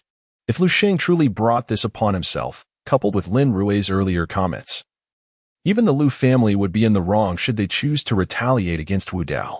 "Miss Lin, please share what you know." Lu Jifa gazed at Lin Xingyan, his eyes devoid of emotion, leaving no one aware of his thoughts. It was evident that Lu Sheng had erred first, and we, too, had been unable to intervene in Wu Dao's act of vengeance. Lin Xingyan recounted the events in detail, leaving everyone momentarily stunned. The Lu family members, in particular, were flushed with embarrassment. Ultimately, this incident was purely a result of Lu Xing's own folly. The fall of such a family prodigy left them feeling resentful. A faint smile graced Wu Dao's lips, now that the matters between the Lin and Lu families had been laid bare. Even if the two families chose to pursue him, they would find it difficult to take action, granting Wu Dao ample time. And now, only the Zhang family remained. What a silver-tongued little rascal! Chapter 41, The Assertive Elder. What do you intend to do? Wu Dao let out a cold smile, for the Lu and Lin families had no reason to target him. He had no fear of merely the Zhang family. If you do not provide me with an explanation, the consequences shall be yours to bear. Zhang Yuetian had already lost his sanity. Even though he was aware of his own culpability, he refused to relent. The head of the Zhang family. The origins and outcomes of this matter are already clear. To hold on to a mere child is rather unbecoming of you. Wu Chaofeng stepped forward, his voice icy as he defended his son. If the young cannot suffice, shall you then resort to the old? As the head of the Zhang family, would you dare to lay hands on my grandson? Right and wrong are evident to the discerning heart. Old man, do you truly believe that my Wu family fears you? The elder roared, his sleeves sweeping dramatically, as the formidable members of the Wu family stood ready. Witnessing this scene, the crowd murmured among themselves, casting peculiar and disdainful glances at Zhang Yuetian, causing his expression to stiffen in discomfort. The multitude of strange looks turned Zhang Yuetian's face ashen, his body trembling with barely contained rage. What? Head of the Zhang family, do you truly intend to strike?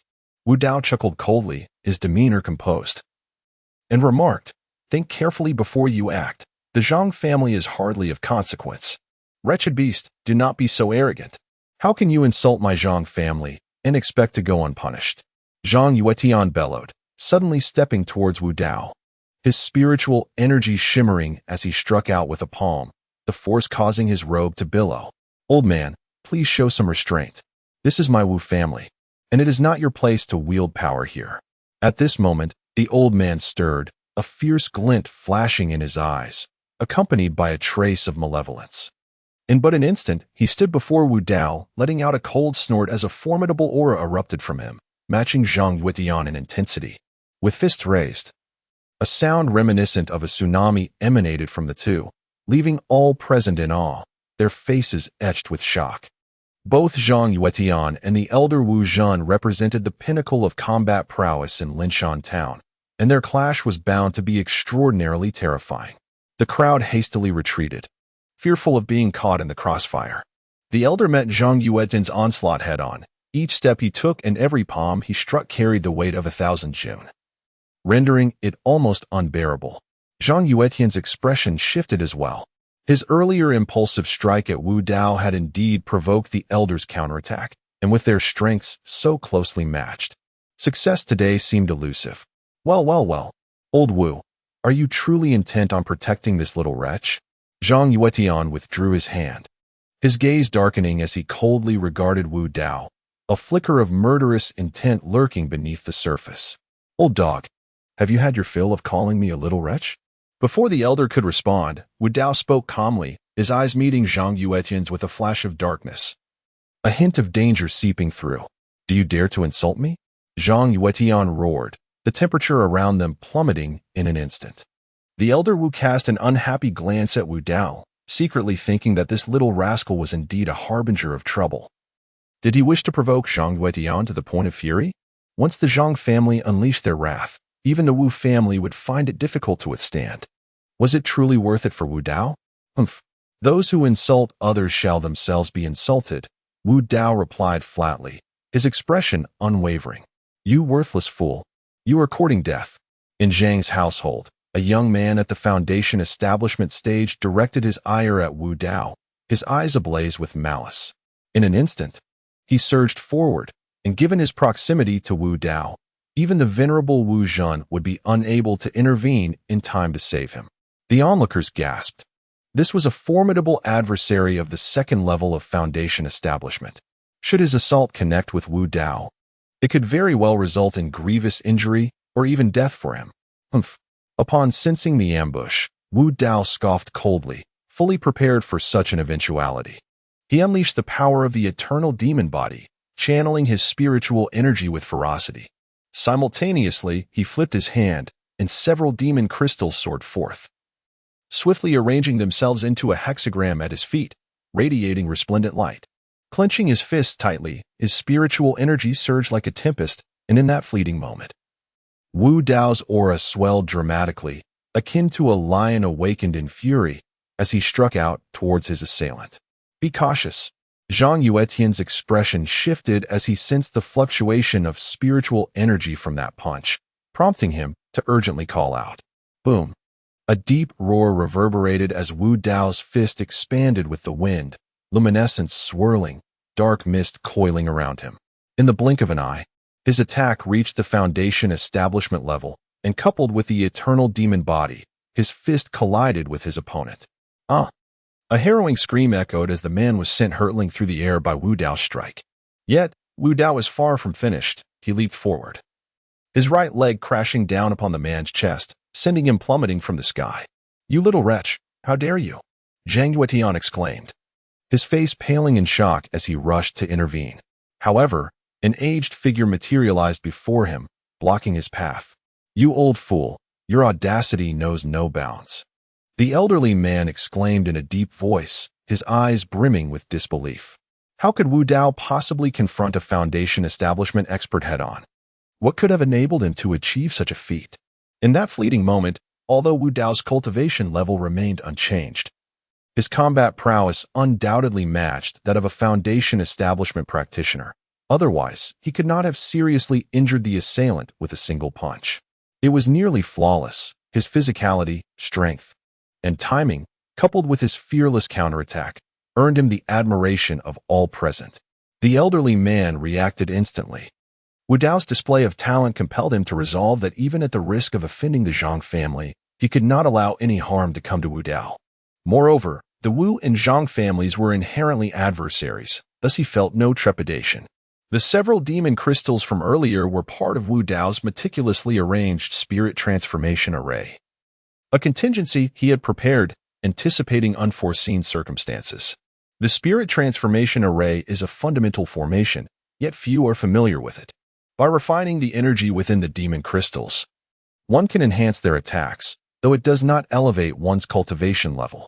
Through this array, although Wu Dao's cultivation may not rival that of a Foundation establishment expert, his combat strength was more than sufficient to compete.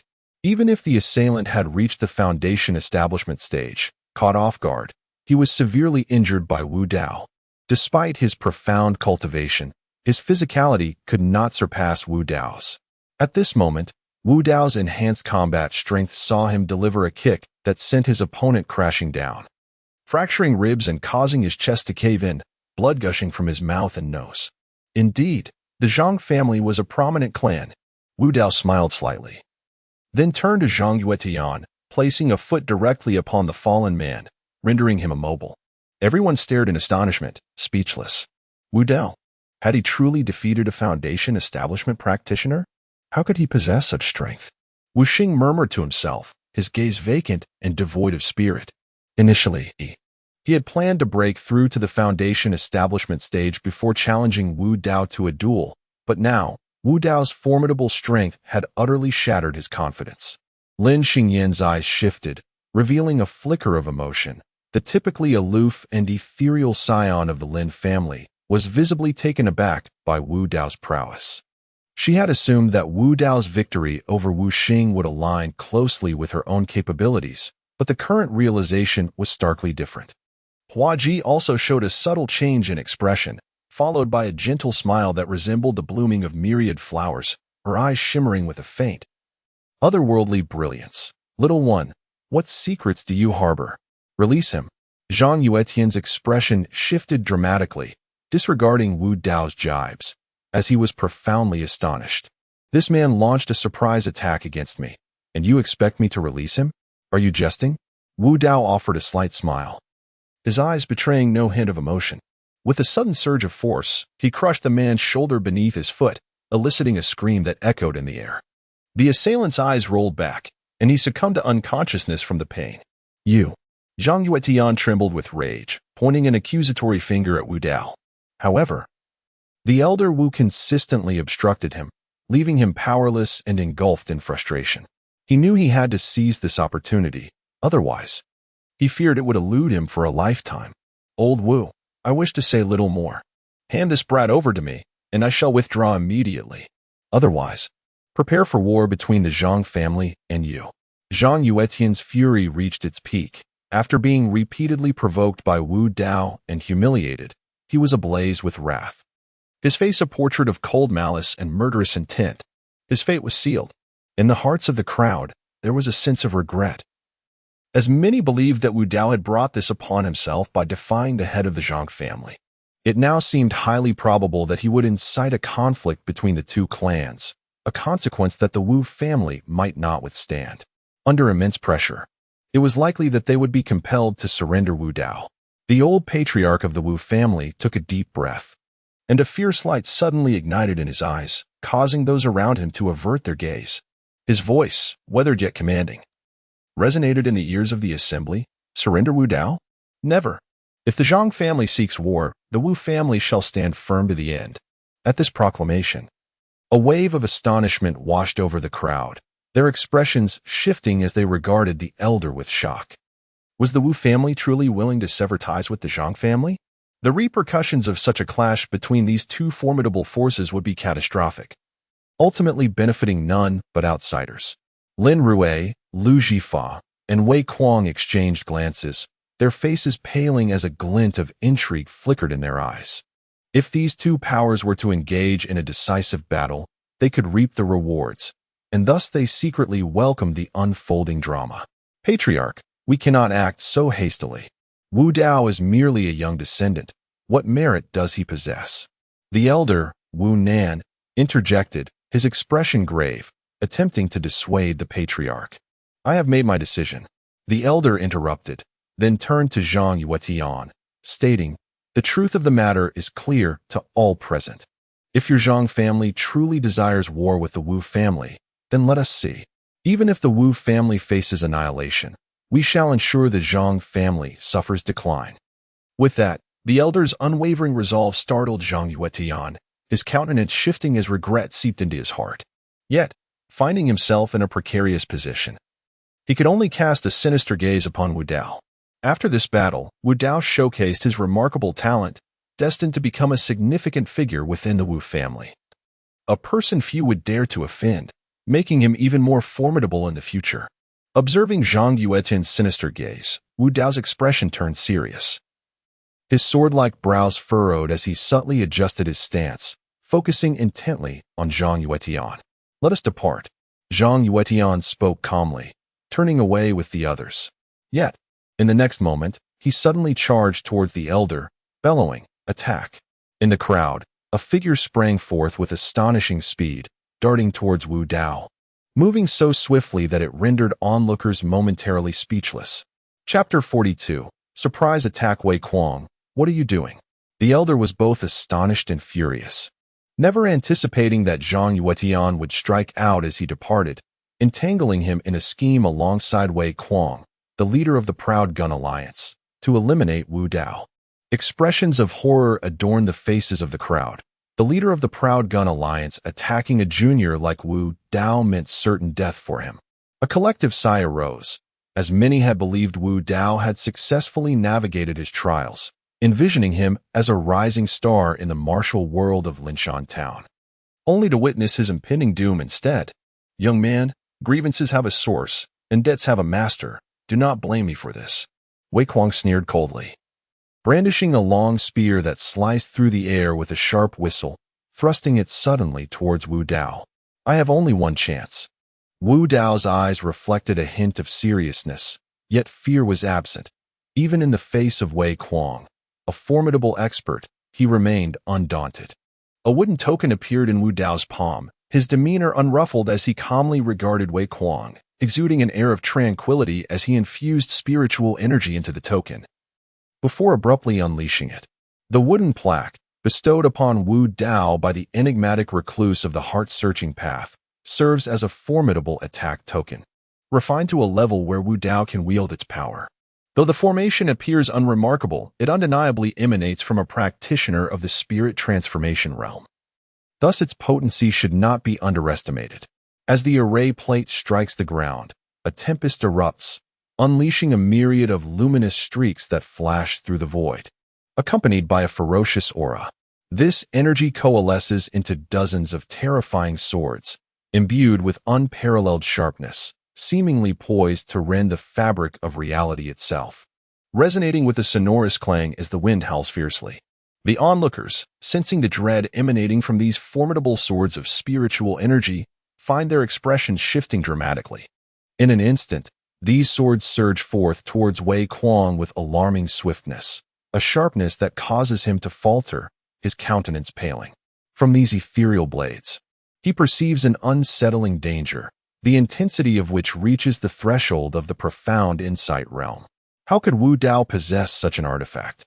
Such a terrifying formation could not possibly be arranged by a mere practitioner of the profound insight realm, except by someone of the spirit transformation realm.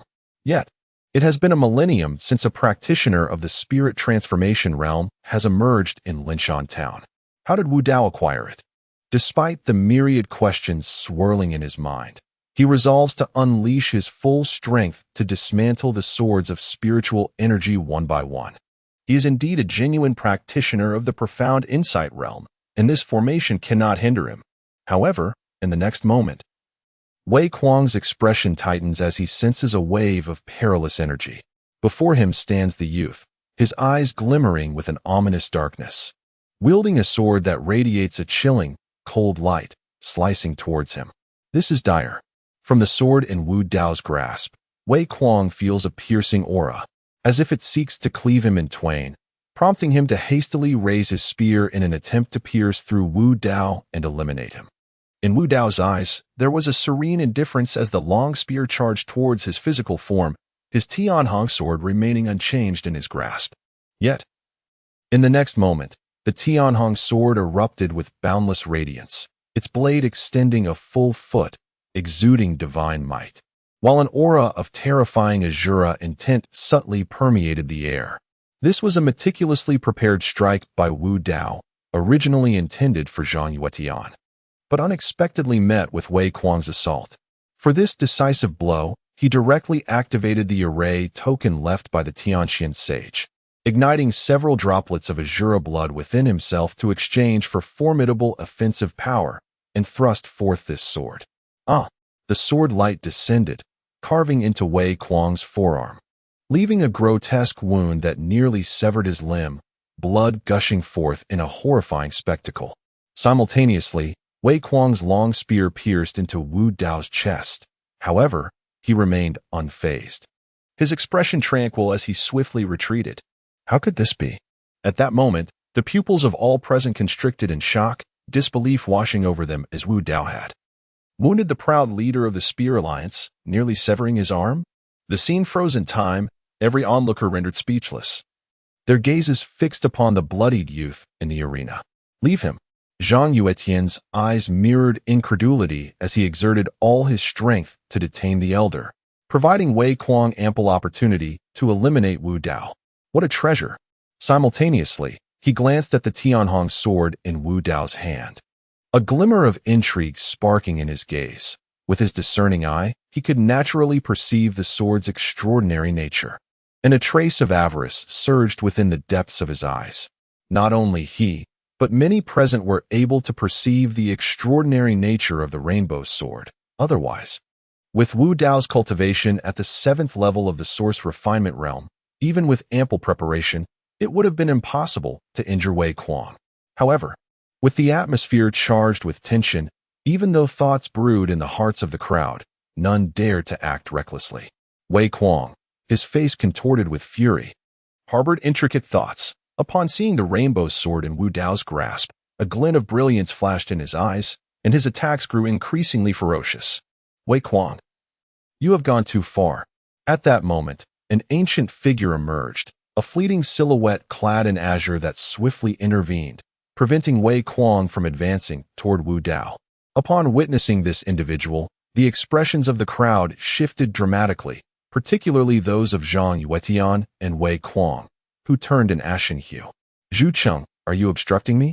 Wei Kuang's countenance twisted in rage as he bellowed at the elder, his spear intent piercing towards him. Indeed, I stand in your way. Zhu Cheng retorted with a cold snort, continuing, Wei Kuang, as the leader of the proud Spear Alliance, time and again you have attacked the younger generation. Do you not feel ashamed? The old man declared, as long as I am here today, you are not permitted to lay a finger on young friend Wu Dao. With these words, not only did the Zhang family and the proud Spear Alliance react, but even the Lin and Lu families were taken aback. How could the Gathering Treasure Pavilion stand with the Wu family? Thank you, Elder Zhu, for your timely rescue. Wu Dao smiled slightly, though inwardly he furrowed his brow, pondering why Zhu Qing chose to assist him. Had he perhaps already discerned his true identity? Zhu Qing, does the Gathering Treasure Pavilion truly intend to take such a stand? Zhang Yuetian halted his assault, standing shoulder to shoulder with Wei Kuang, coldly regarding Zhu Cheng and Hua Ji. Old Master Wu Jin approached Wu Dao's side, first expressing gratitude to Zhu Cheng before hastily tending to Wu Dao's injuries. Little brother, you owe your sister an enormous favor. Upon hearing these words, Wu Dao's brows furrowed slightly. It seemed this woman possessed some hidden depth. Suddenly, a glimmer of insight flashed in Wu Dao's eyes as he gazed deeply at Hua Ji, a smile curling at the corners of his lips. So it is this kind of technique. Lingshan Town. Is it not the Lingshan Town of your treasure-gathering pavilion? Since you insist on this course of action today, let us see how this unfolds. Was it merely his talent that drew attention? If that is the case, then the Lin family shall take their leave. Lin Rue offered a slight smile and turned to depart. Lin Xingyin cast a lingering glance at Wu Dao before following her father out. The events of the day stirred profound emotions within all present.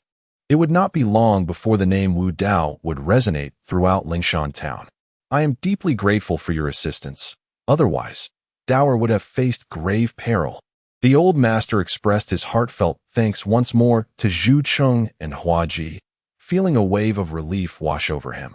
With Wu Dao's strength and talent, barring any unforeseen circumstances, he would undoubtedly lead the Wu family toward glory in the future. Had it not been for Zhu Qing today, Wu Dao would have faced a fatal blow from Wei Kuang, resulting in a tremendous loss for the Wu family. There is no need for formality. I am merely acquainted with little brother Wu Dao. This is the least I could do, Hua Ji replied with a gentle smile, her allure captivating.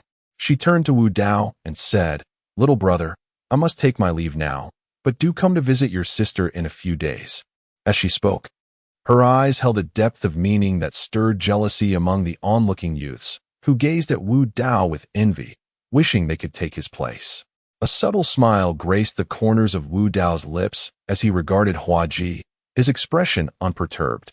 Slowly rising, he offered her a nod.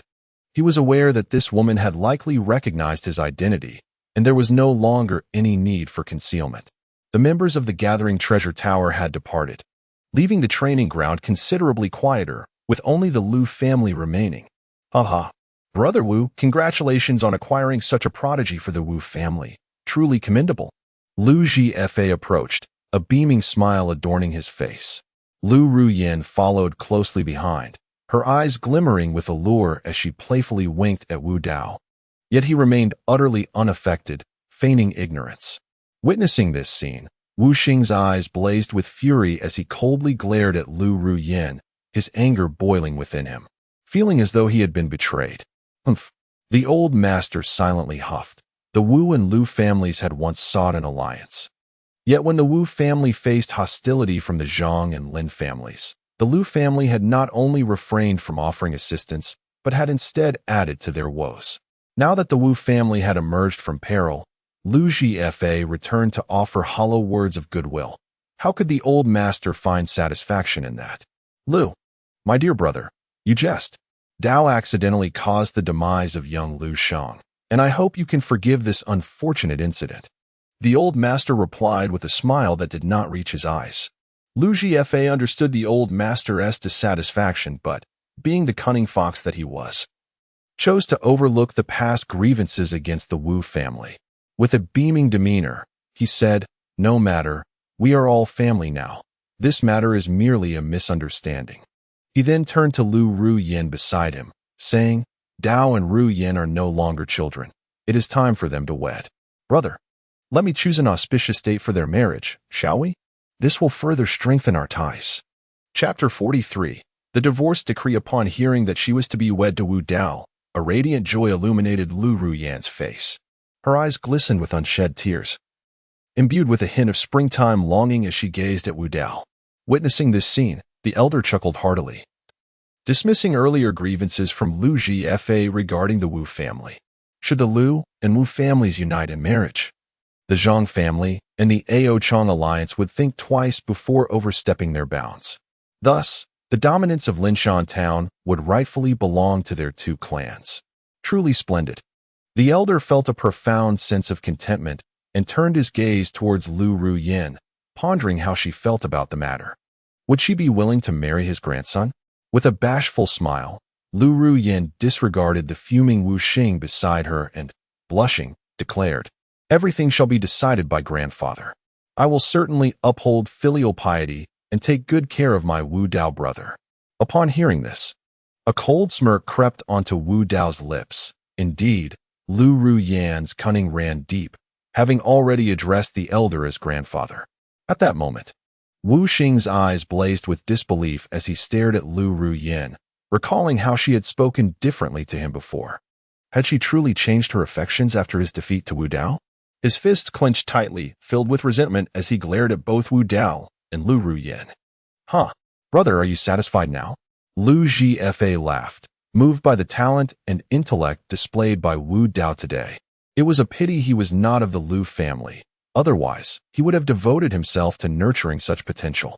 However, it seemed that becoming the son-in-law of the Lu family would suffice. After all, who could fear that he would not assist the Lu family in the future? As Ru Yin arrived at the Wu family, she was reminded to tenderly care for her husband and perhaps bear 10 or 8 robust children. Upon hearing Lu Zhifa's teasing, a hint of shyness flickered in Lu Ruyan's eyes, and a blush adorned her cheeks.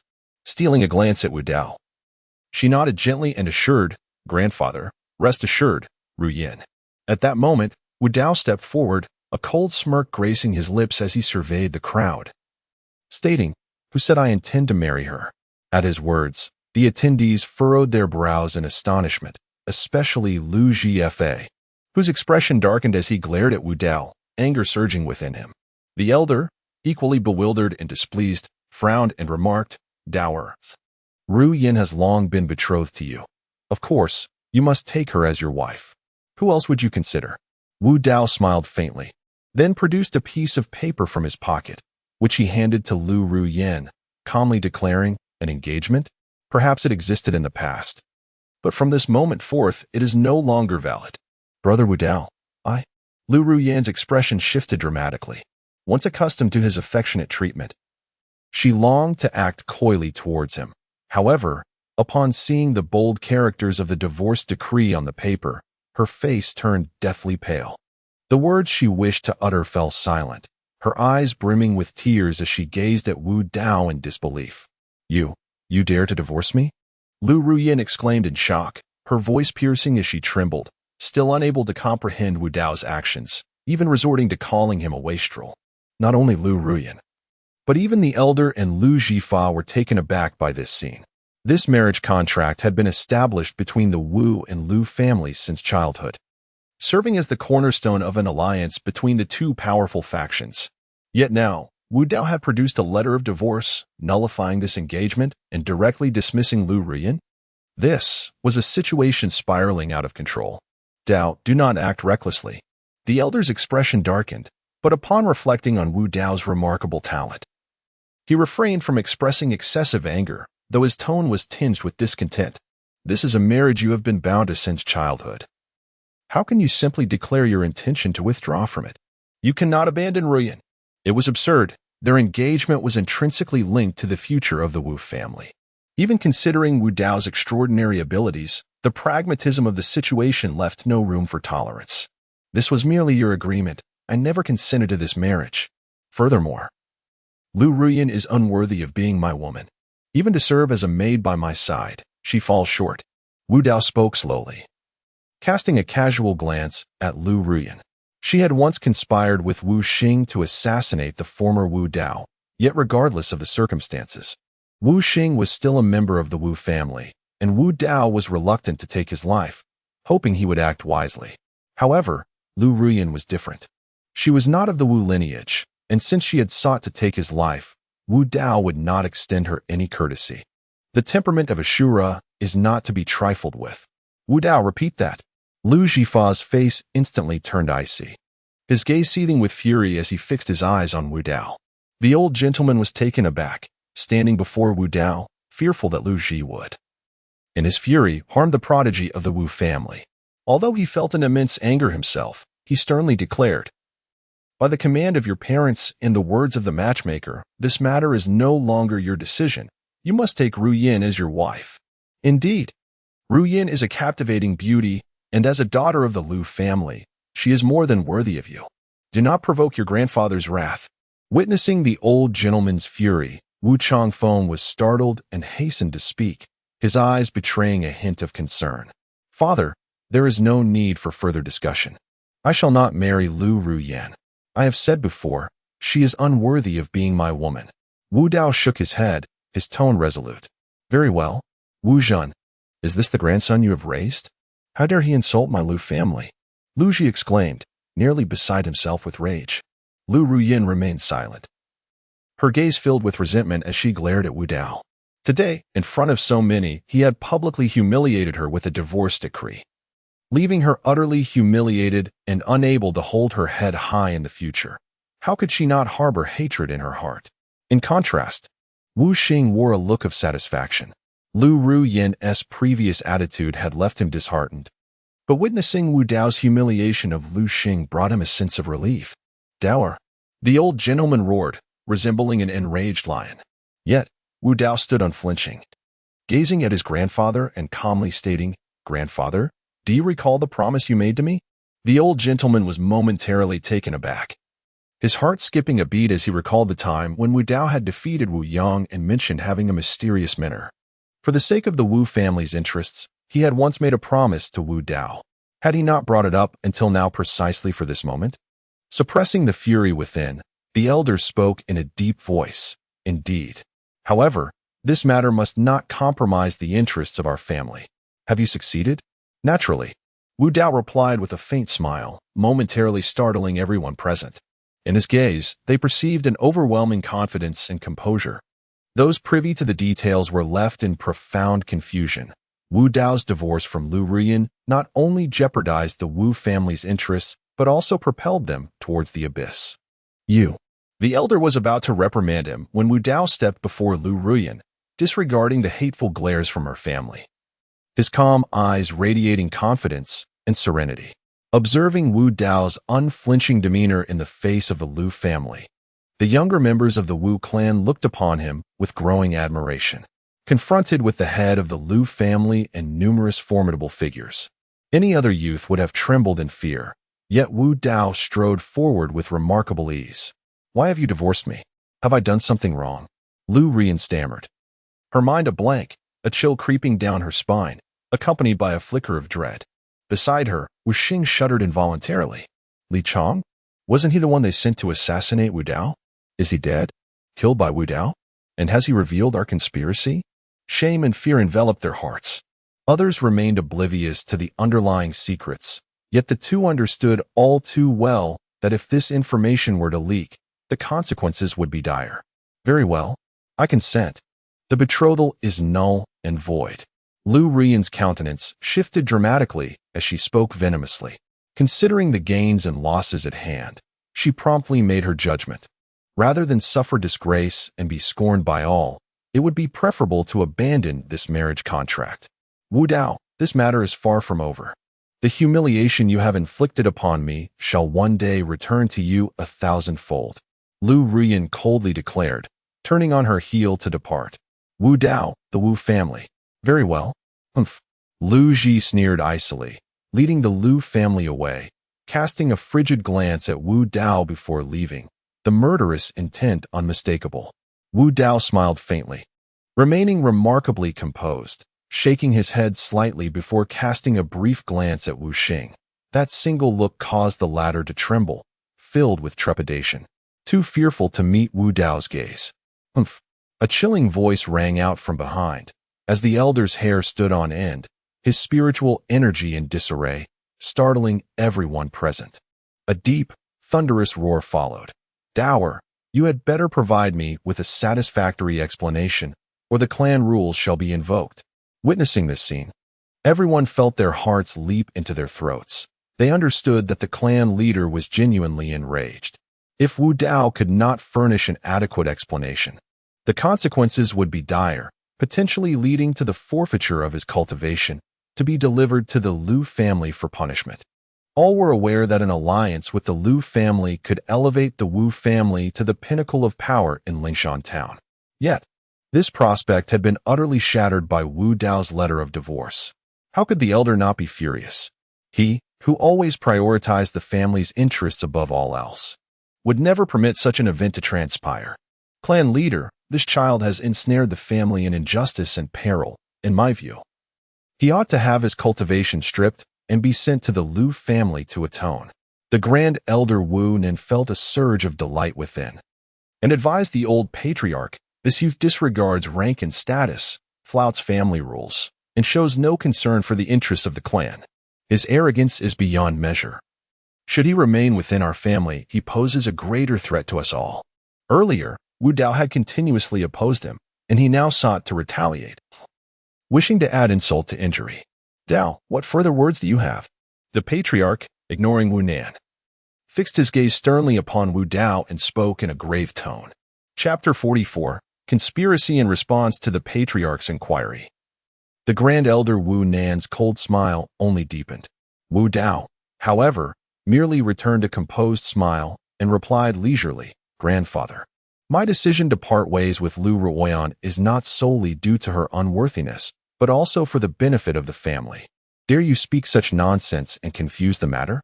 Head of the family, seize this young man, subject him to severe punishment, and strip him of his powers before handing him over to the Liu family.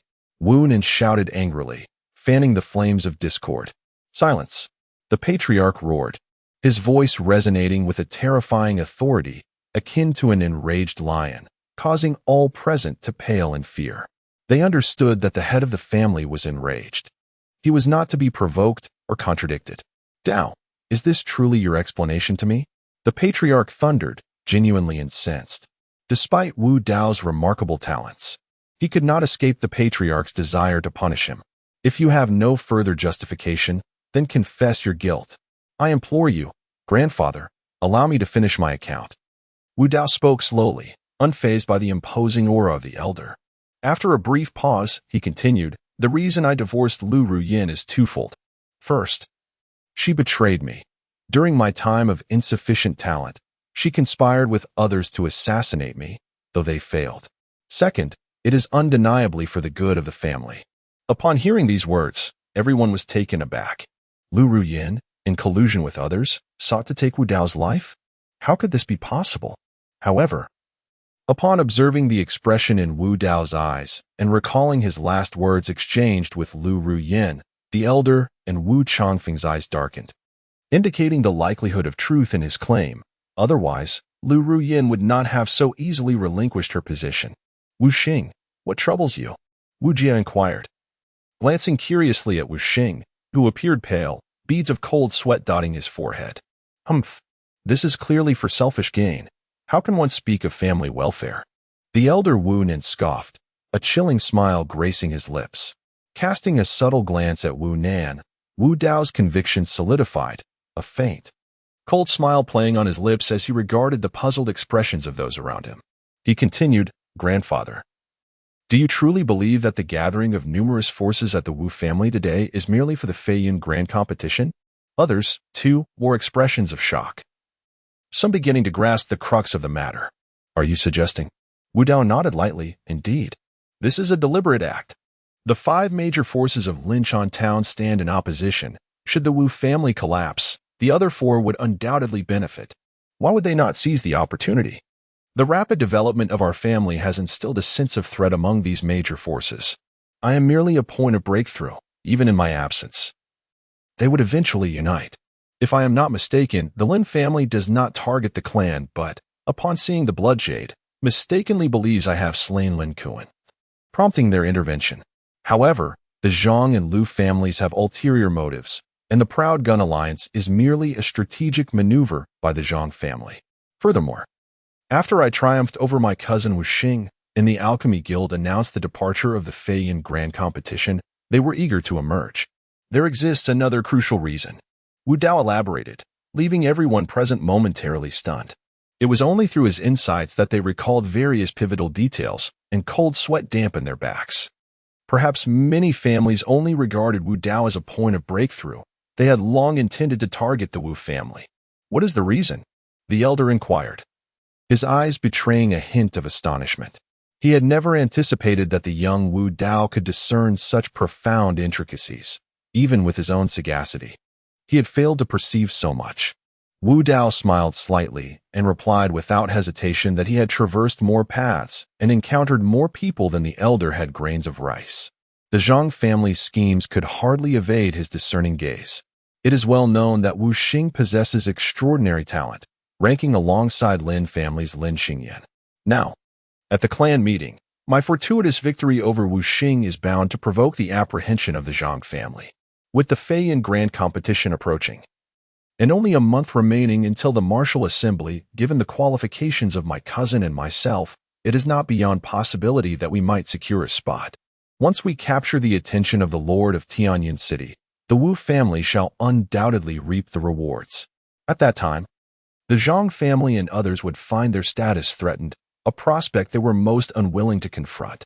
Thus, they hastily instigated their family against us following the departure of the Alchemist Guild. If I were to be taken away, the martial assembly. Wu Dao spoke in a subdued tone. What an audacious man Zhang Yuetian is. So, you wish to devour my Wu family. What insatiable ambition you possess. The old master thundered, then continued. Lu Jifa is but a petty man. How foolish of me to have regarded him as a brother. He cannot bear to see my Wu family grow stronger, which is likely why he has stepped forth to condemn Dower to death. Had it not been for Dower's fortuitous luck, those vile creatures would have undoubtedly succeeded. The thought of Wei Kuang's ambush on Wu Dao sent beads of cold sweat cascading down the old master's back. In his view, Wu Dao's analysis was spot on. Compared to an alliance with the Lu family, once Wu Dao and Wu Xing caught the attention of the city lord of Tianyan, and even participated in the ultimate Feiyan Grand competition, what would Linshan Town amount to?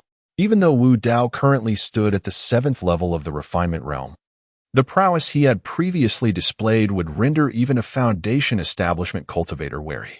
What heights might he ultimately attain? No one could predict. Contemplating this, the old master felt a surge of fervor, and the earlier tempest of rage dissipated. Patriarch, this is all mere nonsense from that lad, attempting to lead us astray. You must not place your faith in him. The grand elder Wu Nan, sensing the old master's demeanor, felt a sinking sensation in his heart and spoke hastily. I shall exercise my own judgment. The old master cast a displeased glance at him, responding calmly. Yet now, the Zhang family, the Lu family, and the Ao Chong alliance have all been offended by my Wu family. What shall we do about it? One of Wu Dao's uncles spoke, a look of concern in his eyes.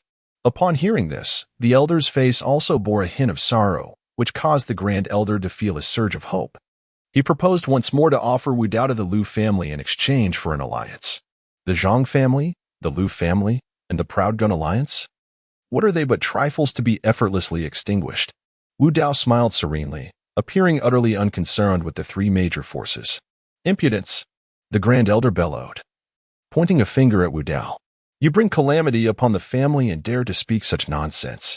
I shall not hesitate to dispose of you. Just as he was about to strike, the elder stepped in front of him, his expression icy. He then turned to Wu Dao, a smile adorning his face, and inquired, Dower, do you possess any solutions? At this juncture, we can only treat a dead horse as if it were alive. Had Wu Dao uttered such words before the clan meeting, the elder would have scoffed in disbelief. However, the situation had changed. Wu Dao's demeanor could not be overlooked, especially the confidence glimmering in his eyes, which stirred a sense of doubt within the elder. Unfazed, Wu Dao retrieved the Tianhong sword and presented it before the elder. Speaking leisurely, grandfather, can you discern the rank of this sword? Upon hearing this, the elder was momentarily taken aback, instinctively accepting the Tianhong sword. Wu Dao had used the sword to injure Wei Kuang, so he was well aware of its extraordinary nature. Yet, after a careful examination, his expression shifted dramatically as he gazed at Wu Dao, exclaiming, a weapon of the spirit transformation realm? This. At these words, the crowd trembled in disbelief, staring incredulously at the Tianhong sword in the elder's hand. Could it truly be a sword of the spirit transformation realm? How could this be possible? It has been at least a millennium since the emergence of a formidable master in Lingbian realm in Lingshan Town. The origin of the Tianhong sword in Wu Dao's possession remains a mystery. The old man immediately considered the enigmatic master behind Wu Dao. Just as he was about to inquire, he noticed Wu Dao gently shaking his head. This sword was acquired by me from a tomb within the Tianshan mountain range. It originally belonged to the Tianshan recluse, who perished alongside a demon, leaving this sword behind for me to claim, Wu Dao stated calmly, his demeanor exuding confidence. The onlookers were rendered speechless, their eyes wide with astonishment, their thoughts momentarily halted. The old man, taken aback, stepped forward to grasp Wu Dao's shoulders tightly. Fixating his gaze upon him, his voice urgent, "You discovered the tomb of a Lingbian realm master?" The mere thought of a tomb belonging to a master of such caliber was enough to rattle even the old man, for it represented the pinnacle of his lifelong pursuits. Observing the old man's fervent expression, Wu Dao slightly nodded. He then produced a handwritten manuscript, declaring, "This is the cultivation method left by the Tianshan recluse, which I salvaged from destruction. It is the sole remaining copy, now entrusted to the family." This manuscript did not originally belong to the Tianshan recluse. In that secret chamber, Wu Dao had not acquired any techniques. Instead, he had extracted a suitable cultivation method for those below the Lingbian realm from the depths of his own soul, capable of leading one to the Lingbian realm. Although Wu Dao's soul harbored numerous superior techniques, he refrained from revealing them, aware that doing so would inevitably attract the covetous eyes of others. It is crucial to note that the Wu family was far from united, harboring traitors among them. Having discerned this, Wu Dao wisely chose not to unveil any more remarkable techniques. The elder man's hands trembled as he cautiously accepted the rubbing from Wu Dao, his expression profoundly complex. "Congratulations, father. With this technique, our Wu family will surely ascend to prominence in Linshan Town, and that day is not far off." Wu Changfeng exclaimed with delight, casting an appreciative glance at Wu Dao. By presenting this technique, the elder would not only refrain from reprimanding Wu Dao, but would also bestow considerable rewards upon him. The senior members of the Wu family all displayed fervent enthusiasm. After all, this was a technique of the spirit transformation realm. While perhaps the heads of the Zhang family and others might possess such techniques, they lacked experts in the spirit transformation realm. The Wu family, however, held the potential to cultivate this technique, and the elder had a genuine hope of breaking into the spirit transformation realm. Even at present, the possibility remained. It is noteworthy that among the 5 major forces, the most formidable martial practitioners were predominantly at the peak of the profound realm, mere steps away from the spirit transformation realm. Yet, this thin line had prevented Linshan Town from seeing a spirit transformation expert for a millennium. Suddenly, the elder burst into hearty laughter, as the worries and gloom that had clouded his heart dissipated. "With this technique, I firmly believe that within 10 years, we shall have a chance to contend for the spirit transformation realm, and within 20 years, we shall surely step into it." He felt a surge of excitement, knowing he had several decades of life remaining. Yet, he murmured to himself, "The Zhang family will not grant us such an opportunity." What? Upon hearing Wu Dao's words, the elder jolted, a terrifying aura erupting in an instant, causing his spiritual energy to become somewhat disordered. It was astonishing that the typically composed elder had not perceived this. His gaze now fixed in shock upon Wu Dao. In the ethereal realm of spiritual transformation, where the challenges seem as insurmountable as the heavens themselves, how dare you, a mere youth, utter such audacious claims? The grand elder scoffed, his gaze dripping with disdain. He had sought to discipline Wu Dao according to clan rules, yet found himself repeatedly humiliated, his dignity shattered. "Wu Dao must perish. Your inability does not equate to my own. Grandfather, as long as you consent to my request, regardless of my actions, the family must offer me unwavering support, and I shall assist you in entering the realm of spiritual transformation." Wu Dao spoke slowly, his expression serene, unfazed by the grand elder's contempt. How is this possible? The onlookers gasped in disbelief, struggling to comprehend the source of Wu Dao's confidence. Even a powerful figure in the realm of spiritual transformation could not casually aid another in entering such a state. The elderly gentleman panted heavily, his rational mind insisting that this was illogical. Wu Dao is but a youth, Incapable of entering the realm himself, how could he possibly assist another? Slightly closing his eyes, the elder wore an expression of conflict and uncertainty, contemplating various scenarios. As the head of the Wu family, he must discern the pros and cons of every situation and refrain from hasty decisions. Master, do not heed this boy's words. He speaks nothing but nonsense. If you were to face misfortune, what would become of the Wu family? A venomous glint flickered in the Grand Elder's eyes, his heart racing. Especially when Wu Dao produced the techniques of spiritual transformation, igniting an intense fervor within him. Excellent. Suddenly, the elder's eyes flew open, a spark of determination flashing briefly. As he declared resolutely, Dower, I promise you. Master. The Grand Elder spoke, his expression urgent and his heart resolute, unwilling to let Wu Dao be underestimated. Let us not linger on words. I have made my decision, the old man stated in a grave tone, determined to strive for the realm of spirit transformation regardless of the circumstances. In the Wu family's secret chamber, the elder sat cross-legged on a mat, while Wu Dao stood before him, both bearing solemn expressions. At that moment, Wu Dao spoke repeatedly, and the elder listened intently, fearful of missing even the slightest detail.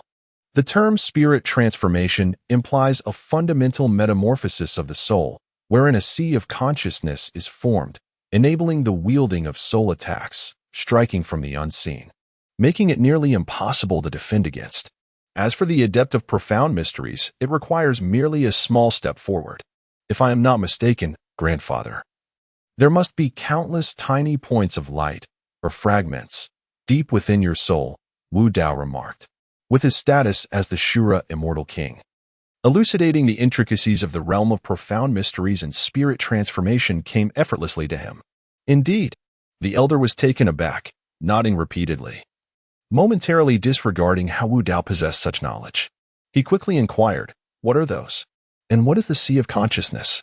The points of light may also be referred to as the sources of the soul sea. The sea of consciousness is formed by the aggregation of these sources. Wu Dao explained, in the teachings left by my master, there are insights pertaining to this. Although the techniques cannot be imparted to the clan, sharing the insights with you is certainly permissible. Observing the elder's eagerness, Wu Dao offered a faint smile and proceeded to disclose the method for condensing the sea of consciousness. Upon hearing this, the elder was momentarily taken aback, only to be filled with elation. With the insights provided by Wu Dao combined with the techniques of spirit transformation, he felt confident that he could achieve a breakthrough swiftly. A faint smile graced the corners of Wu Dao's lips as he gradually exited the secret chamber. Having reached such heights, it was no arduous task for the elder, now at the pinnacle of the transcendence realm, to aspire to break through to the spirit transformation realm. After imparting the techniques of the spirit transformation realm to his family, the Wu clan embarked on a fervent quest for improvement, their members immersed in relentless cultivation, yearning to grow stronger and advance further along the martial path. Upon returning to his clan, Wu Dao, accompanied by the little lion, strode confidently through the gates of the Wu family estate, met with expressions of awe from all around. The disdainful gazes that once lingered during clan gatherings had utterly vanished, as Wu Dao showcased his remarkable talent and strength, triumphing over Wu Xing and emerging as the most unexpected dark horse, leaving everyone astonished and filled with profound respect. His defiance against Zhang Yuetian, the head of the Zhang family, and the issuance of a divorce letter to Lu Rian further thrust him into the spotlight. Provoking a myriad of complex emotions, admiration mingled with jealousy in the eyes of many. Ignoring their scrutinizing gazes, Wu Dao made his way to the street, intending to procure some items. Defeating Wu Xing was merely a trivial accomplishment. The pressing matter at hand was to elevate his cultivation level. For being merely at the 7th stage of the refinement origin realm was still far too insufficient.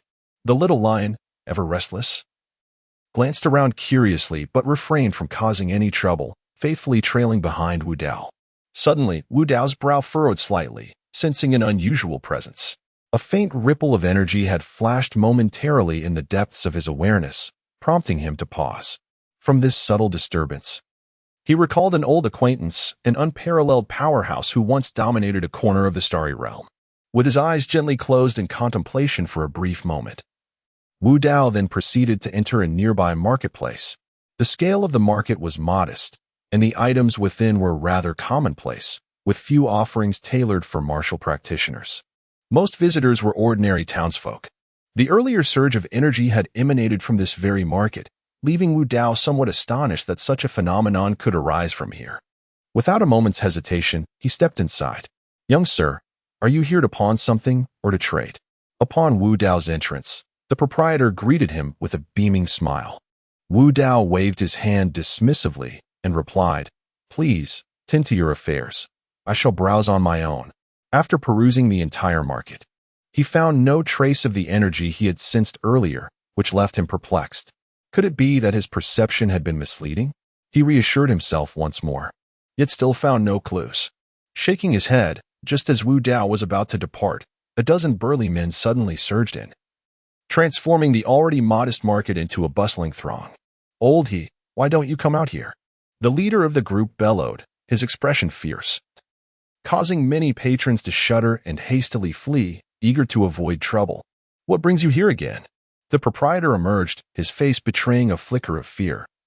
Clearly intimidated and utterly helpless. With a loud crash, the leader slammed his hand on the table, glaring fiercely as he shouted, "Why do you think we are here? Hand over your daughter promptly, or I'll demolish this ramshackle place right now. Esteemed sirs, I implore you to show some mercy and spare this old man and his daughter." The proprietor trembled, his aging form quaking as he pleaded desperately. Wu Dao, witnessing this scene, furrowed his brow slightly. "Enough prattle. Young Master Li has declared that he has taken a fancy to your daughter, a boon for your entire family. Should you remain unappreciative, we shall dispatch you. You decrepit old fool, and then abscond with your daughter." The brawny man sneered, his visage contorted in a menacing manner, appearing all the more sinister. The other burly men advanced in unison, seizing the proprietor by his collar, and chillingly declared, "The Li family boasts martial cultivators. Old he, having young Master Li as your son-in-law is a blessing you have cultivated for 8 lifetimes, yet you dare to prevaricate? Do you court death?" The brute's hand tenaciously gripped the proprietor's collar, constricting him until his face flushed crimson, nearly depriving him of breath. Deeming the moment opportune, he abruptly shoved the proprietor to the ground, raising his foot to kick him. "Do not." At that juncture, a maiden emerged, her countenance etched with terror, streaked with tear stains.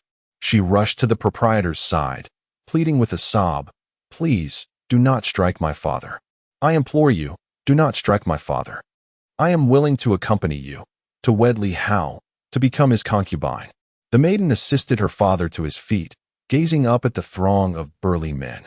She did not possess the alluring charm of Hua Ji, yet she exuded a refreshing purity, a certain ethereal quality, akin to a lotus blossom untouched by the world's grime.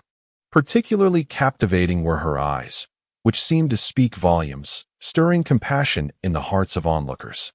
Upon beholding this maiden, Wu Dao's eyes lit up instantly, his aura palpably shifting, a smile playing upon his lips. "Indeed, it is this constitution. Truly rare." Wu Dao smiled, a smile brimming with joy. He had never imagined that such a physique existed in this world, a true prodigy of nature. Yet, this woman's potential remained unawakened. Her ignorance of cultivation rendered her seemingly fragile. It is crucial to recognize that such a physique could allow her to traverse the star realms, commanding respect across the heavens and the earth. It was precisely her lack of understanding of cultivation that caused her to reveal only fleeting hints of her true power. Had Wu Dao not discerned this unique constitution, it would have been exceedingly difficult to uncover. If this gift were to languish in Linshan town, it would indeed be the gravest of regrets. "Miss He, have you finally mustered the courage to emerge?" A burly man sneered coldly, then shifted his gaze to the proprietor, stating, "However, your father ought to take a rest." He then signaled to the other 2 brutish men, who approached with malevolent grins, intent on confronting the proprietor, while the rest encircled Miss He. They intended to eliminate her father but dared not harm her, for she was the favored woman of the esteemed young Master Li. "You shall not lay a finger on my father," the young woman cried out, her eyes filled with terror. At that moment, a figure appeared before the proprietor in an instant, lifting his right foot to deliver a powerful kick that sent the 2 thugs crashing through the doorframe. their bodies slamming to the ground, motionless, struck dead by the force. Who dares to meddle in our affairs? Chapter 46. Wang Kai. Raising his gaze, Wu Dao's eyes sparkled with intensity. He stepped forward, his expression devoid of emotion as he regarded the thugs. You scoundrels, I grant you 3 breaths to vacate this place. Where did the scoundrel come from, speaking in such a manner? The men's countenances shifted abruptly as they encircled Wu Dao, their expressions turning malevolent. The burly man at the forefront, his face ashen, glared at Wu Dao, uttering menacingly, "You may be small, whelp, but your audacity is immense. I'll ensure you meet your end shortly, to see if you dare to flaunt your abilities then." The proprietor, his face flushed crimson, coughed incessantly, causing the young woman's fair face to pale with fright. She attempted to approach, but a large man obstructed her path, leaving her on the verge of tears. "Begone," Wu Dao scoffed, dispatching the man with a single slap. The young woman, initially stunned by the sight, cast a grateful glance at Wu Dao before hastily assisting her father, gently patting his back to ease his breathing. "You'll pay for that, brat." A man with a visage marred by horizontal scars roared, brandishing his palm toward Wu Dao's face. His expression contorted with rage. Witnessing this, the others erupted in furious bellows, wielding iron rods or stools, and assaulting Wu Dao. However, the first assailant's expression contorted in terror as he emitted a blood-curdling scream. In an instant, the youth before them moved, seizing his wrist and crushing it. Silence. Wu Dao's right foot lashed out, abruptly silencing the large man's shriek as he was sent hurtling through the air, crashing to the ground lifeless. Advancing, Wu Dao kicked another man, hoisting him by the waist and employing him as a makeshift weapon, swinging him to strike the others. These individuals are merely robust commoners, unworthy opponents for a martial artist. In mere moments, all were left sprawled on the ground by Wu Dao, their anguished cries echoing in the air, with a few even succumbing to fatal blows. Wu Dao, despite being a demon, possessed a sense of principle. He would not stoop to bullying the defenseless. Their brazen arrogance had provoked him. "Thank you, benefactor." The innkeeper and his daughter stood frozen in shock at the scene, quickly recovering to bow respectfully to Wu Dao, who gently halted them. There is no need for such formalities. It was but a trifling effort. With a serene smile, he turned to the young girl and inquired, "What is your name?" Startled, she met Wu Dao's calm gaze and timidly replied, "He." "He? A lovely name," Wu Dao acknowledged with a nod. But then his expression shifted as he furrowed his brow, casting his gaze toward the entrance, where a sinister aura approached. "Which fool dares to assault a servant of the Li family?" Before anyone arrived, a brazen voice rang out, and a throng of dozens surrounded the marketplace, including several martial artists, one of whom was at the 9th level of the source refinement realm. "Let us go take a look," Wu Dao said coolly, leading the innkeeper and his daughter outside, his demeanor unfazed as he regarded the assembly. The leader, a young man radiating a certain energy, had reached the 6th level of the source refinement realm. Upon seeing a mere boy emerge, the young man faltered for a moment before viciously exclaiming, "You little brat dare to kill a servant of the Li family?" Upon hearing this, Wu Dao did not even raise his head and retorted, "What are you?" He and her father turned pale at the sight of this individual, their eyes betraying a hint of fear. Wu Dao's mind stirred. This youth must be Li Hao, the arrogant scion intent on forcibly seizing He. "Humph. I am Li Hao, the eldest son of the Li family. You insolent brat. I have come today to marry the woman I desire, and you dare to obstruct my affairs? I will ensure that you find no way to live nor die." Li Hao scoffed, waving his sleeve, summoning several burly men to encircle Wu Dao.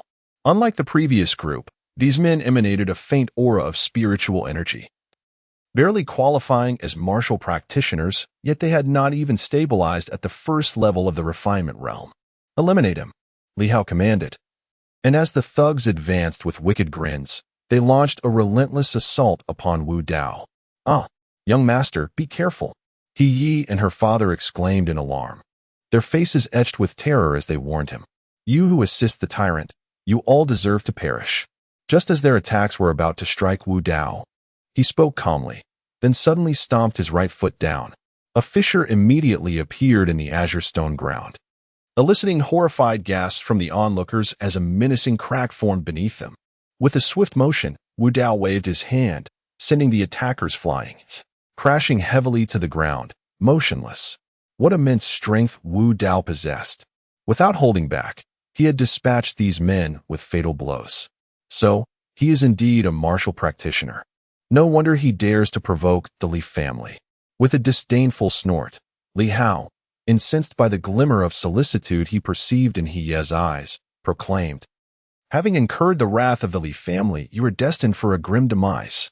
Instantly, Li Hao launched an offensive, his hands aglow with a faint luminescence. Channeling spiritual energy into a ferocious assault aimed at Wu Dao's vital points, his malicious intent betraying a homicidal impulse. Wu Dao, however, responded with a serene smile. His physique underwent a swift transformation, materializing before Li Hao in the blink of an eye. To the latter's utter dismay, Wu Dao landed a forceful blow upon his shoulder. A resounding crack echoed as bones fractured. Such was Wu Dao's formidable strength that the single strike shattered Li Hao's shoulder, sending him reeling backward in a bloody, agonizing heap. Witnessing Li Hao writhing on the ground like a helpless swine, the onlookers were rendered speechless in astonishment. Li Hao, a notorious bully and martial artist, had been vanquished with a single punch by this mere youth? The crowd's gaze now shifted toward Wu Dao, brimming with profound gratitude. Halt! The middle-aged man, a cultivator at the 9th level of the quenching origin realm, his pupils constricting in alarm, charged forward to intercede. News of the Wu family assembly had reverberated through Linshan Town, yet it remained confined to the upper echelons of power, failing to reach the Li family and others, who remained oblivious to the identity of the individual before them, Wu Dao himself. "And you shall be cast aside," Wu Dao retorted with a cold snort. A dark aura enveloped his form as the eternal demon physique was unleashed, augmenting his martial prowess. With earth-shattering momentum, he delivered a punch toward the approaching figure. A cry of despair echoed through the air as the cultivator of the 9th level of the refinement realm fell victim to Wu Dao's might. Unable to withstand even a single strike, overcome with dread, he dared not approach Wu Dao any closer. How could a 7th level refinement realm practitioner possess such formidable combat prowess? Who exactly was he?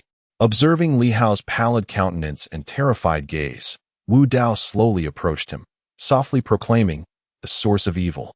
A being such as yourself is a mere affront to existence. And no, you cannot kill me.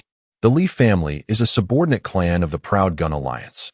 If you harm me, the Proud Gun Alliance will not let you go." Li Hao cried out in panic, sensing genuine murderous intent emanating from Wu Dao's eyes.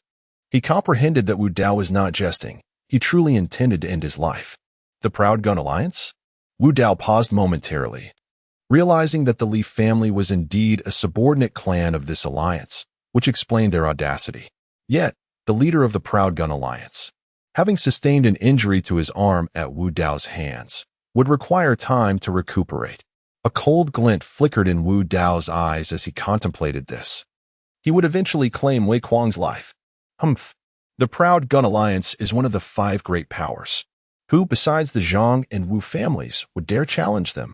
Your fate is sealed, and this matter is far from over. The Proud Gun Alliance will not spare you.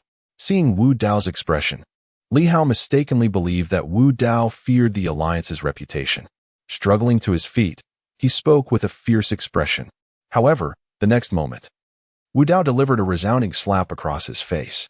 Confusion filled Li Hao's eyes. Hadn't Wu Dao just seemed to fear the Proud Gun Alliance? Why had he suddenly turned aggressive? The Proud Gun Alliance? Was it truly that formidable? Even if Wei Kuang were present, I would still dare to eliminate you. Wu Dao spoke calmly, exerting force as he delivered another slap, directly knocking out all of Li Hao's teeth, which produced a muffled sound. The gaze directed at Wu Dao was filled with terror. What audacity! I am eager to discover who possesses such bravado, unafraid of causing their own demise. As these words fell, several young men emerged from the crowd, led by a remarkably muscular youth, seemingly around 18 or 19 years of age, yet exuding an aura of formidable pressure. Upon seeing Wu Dao, they paused momentarily, their expression shifting instantly to one of astonishment as they exclaimed, "Wu Dao? How can it be you? Wang Kai?" Wu Dao regarded the individual, feeling a sense of familiarity.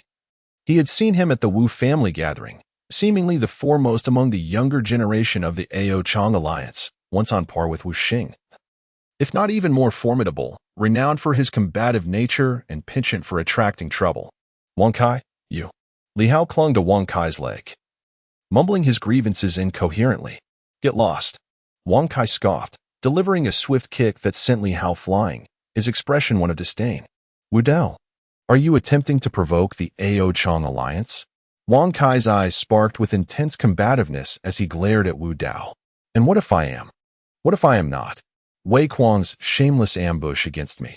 Do you think I would simply overlook this? Wu Dao replied nonchalantly, his demeanor calm. Even if Wang Kai were the most gifted individual in the Ao Chang alliance, he would still have to submit before him, whether he was a dragon or a tiger. Wang Kai was taken aback, his expression grim. Regardless of the circumstances, Wu Dao spoke the truth, and he found himself unable to refute it. The most pitiable aspect was the illustrious life of Wei Kuang, who, in his attempt to ambush a mere junior of the Tsui Yuan realm, not only failed but nearly fell victim to a single strike, rendering him the subject of ridicule among many. Chapter 47. Killing with Impudence. Wang Kai, filled with rage, glared fiercely at Wu Dao, gritting his teeth as he declared, Arrogance. Do you truly believe that your victory over Wu Xing instills fear in me? I have long desired a duel with you. As the proud young master of the Proud Spear Alliance, Wang Kai possessed extraordinary talent, inciting the envy of countless others. In this moment, feeling belittled by Wu Dao, the fury within him burned fiercely, and he stepped forward, unleashing a terrifying aura, prepared to confront Wu Dao. In his eyes, Wu Dao's triumph over Wu Xing was merely a stroke of luck. With a measure of caution, defeat was not inevitable. Wu Dao, with an air of nonchalance, cast a glance at Wang Kai and remarked, It would be best if you refrained from interfering in this matter. This man's life is now mine to claim. Li Hao, observing Wu Dao, instinctively recoiled, overwhelmed by fear. If even Wang Kai regarded this individual with trepidation, what sort of terror must he embody? No wonder he could send his servant, who was at the 9th level of the Tsui Yuan realm, flying with a single punch. Desperately, he turned to Wang Kai, hoping for salvation. Otherwise, his demise was assured. Ha! Wang Kai, infuriated, let out a bitter laugh as he stepped forward and declared sternly, As long as I am here. Do you truly think you can take his life? Wu Dao, you overestimate yourself. Wu Dao waved his hand dismissively and replied, I extend the same sentiment to you. Wang Kai, you also hold yourself in far too high regard. If I wish to kill, none can obstruct me. As these words were uttered, the crowd was taken aback, exchanging bewildered glances. It was only at this moment that they realized these two individuals hailed from the 5 paramount powers. Although Wu Dao appeared unfamiliar, everyone was acutely aware of the terror that Wang Kai instilled. The fact that Wang Kai held such apprehension towards him suggested that Wu Dao was certainly no ordinary individual, and his prowess could be easily surmised. Wang Kai's countenance darkened ominously as he abruptly stepped forward, his voice dripping with menace. You foolhardy wretch, do you dare to? Before he could complete his sentence, a flash of light darted past him. Wang Kai's pupils constricted in shock as he swiftly turned around, only to find Wu Dao standing behind him, exerting a slight grip on Li Hao's neck, lifting him effortlessly. Li Hao gazed at Wu Dao with sheer terror, struggling to escape, only to realize his efforts were in vain. Wu Dao's strength was insurmountable, rendering him unable to break free. Dare you harm him? I shall make you regret it. Wang Kai's voice was laced with cold fury, a hint of murderous intent emanating from him, causing Wu Dao to pause, a hint of amusement flickering across his lips. Wu Dao, act without remorse. I have stated before, should I wish to take his life, you are powerless to stop me. Wu Dao replied nonchalantly, tightening his grip before abruptly snapping Li Hao's neck. He then tossed Li Hao's lifeless body to the ground, regarding Wang Kai with indifference. Do not presume that possessing 2 mere wooden tokens grants you the ability to eliminate me. It is simply insufficient. From the moment Wang Kai's murderous intent manifested, Wu Dao sensed the fluctuating energies of the array tokens on Wang Kai, deducing that he had brought some as a contingency. However, before Wu Dao, what were such tokens worth? No matter how formidable the formation, once the core was breached, it was rendered meaningless. Was it not so? Wang Kai's chest heaved violently, filled with uncontrollable rage. Although he could not discern how Wu Dao had perceived his intentions at that moment, a singular thought consumed his mind: to eliminate Wu Dao. His voice grew increasingly frigid. Let us put it to the test. With a flick of his hand, a formation plate materialized, radiating a cerulean glow of spiritual energy. He hurled it forth, and as it met the wind, it expanded into a colossal formation that ensnared Wu Dao within its confines. An overwhelming pressure descended upon the scene, akin to a mountain pressing down, instilling terror in all present, forcing them to retreat in fear. The sheer force surpassed the limits of the refinement realm, leaving the onlookers pale and chilled to the bone. Was the formation plate damaged? That seemed implausible, for it had just exhibited such a terrifying might. Confusion and dread filled his heart. At the moment Wang Kai cast the formation plate, Wu Dao discerned the formation's core and stepped upon it, systematically dismantling the formation from within. The oppressive force dissipated into nothingness, failing to graze his attire. I have said it before, this is insufficient. Wu Dao glanced at Wang Kai with an indifferent demeanor and calmly declared, "Begone. You are not worthy to be my adversary." Upon hearing this, Wang Kai's face contorted with rage, his fist clenched tightly, a crimson veil shadowing his eyes. He had never endured such an affront. Fury surged through him, and once more, he summoned a token, hurling it towards Wu Dao with a thunderous shout. "I refuse to be cowed. Wu Dao, perish." Simultaneously, a long spear appeared in his grasp, exuding an overwhelming aura, pulsating with intense spiritual energy as he thrust it towards the Wu Dao trapped within the formation, sparing no effort. "I have told you. It is futile," Wu Dao replied coolly, his gaze unperturbed. In the next moment, the ancient demonic body erupted with an overwhelming force, emanating the aura of the seventh realm of the refinement source. A swirling black mist enveloped the surroundings as it transformed its hand into a fist, effortlessly deflecting Wang Kai's strike before delivering a powerful blow that sent him staggering back. Unhurriedly, it stepped out from the array. "Father!" Suddenly, a heart-wrenching cry pierced the air. Wu Dao turned his gaze, his expression darkening instantly, turning an ominous shade of ashen gray. Taking advantage of Wu Dao being ensnared by Wang Kai's formation, the subordinates of the Li family had ruthlessly attacked Boss He, piercing his chest with a sword, blood staining the ground. Life was ebbing away, breaths becoming scarce. Seeking death. A fierce glint flashed in Wu Dao's eyes as genuine fury ignited within him. In an instant, he materialized beside the assailant, seizing him by the throat, his brow shadowed by a deep, ominous aura. "Father, please wake up," He cried out, her expression one of despair, yet Boss He lay lifeless, his eyes closed, breath extinguished. "I will kill you." In anguish, He grasped the sword from the ground and lunged towards the towering figure in Wu Dao's grasp. With a heavy sigh, Wu Dao suppressed the man's spiritual power and cultivation, allowing the sword to pierce his heart, granting He your vengeance. "Wu Dao, die." A flicker of murderous intent surfaced in Wang Kai's gaze as he lunged. "What are you doing?" At that moment, a chilling voice echoed as two groups of individuals suddenly materialized, namely the Wu family and the members of the Ao Chong Alliance. Upon learning of the conflict between Wu Dao and Wang Kai, they hastily arrived, anxious to prevent any mishap befalling their family's prodigy. "Uncle, your timing is impeccable. Wu Dao has inexplicably slain Li Hao, showing utter contempt for our Ao Chong alliance. What do you propose we do about this?" Upon seeing his elder, Wang Kai stoked the flames of discord with his words. "What?" Yi Heng's expression darkened abruptly. He turned to Wu Dao, his voice icy. "You insolent brat. Have you truly lost your sense of survival? Do you dare provoke our Ao Chong alliance again? Dower, are you unharmed?" Wu Changtian, an uncle from the Wu family, expressed his concern for Wu Dao. Shaking his head slightly, Wu Dao gazed at Yi Heng and leisurely responded, "Do not flatter yourself.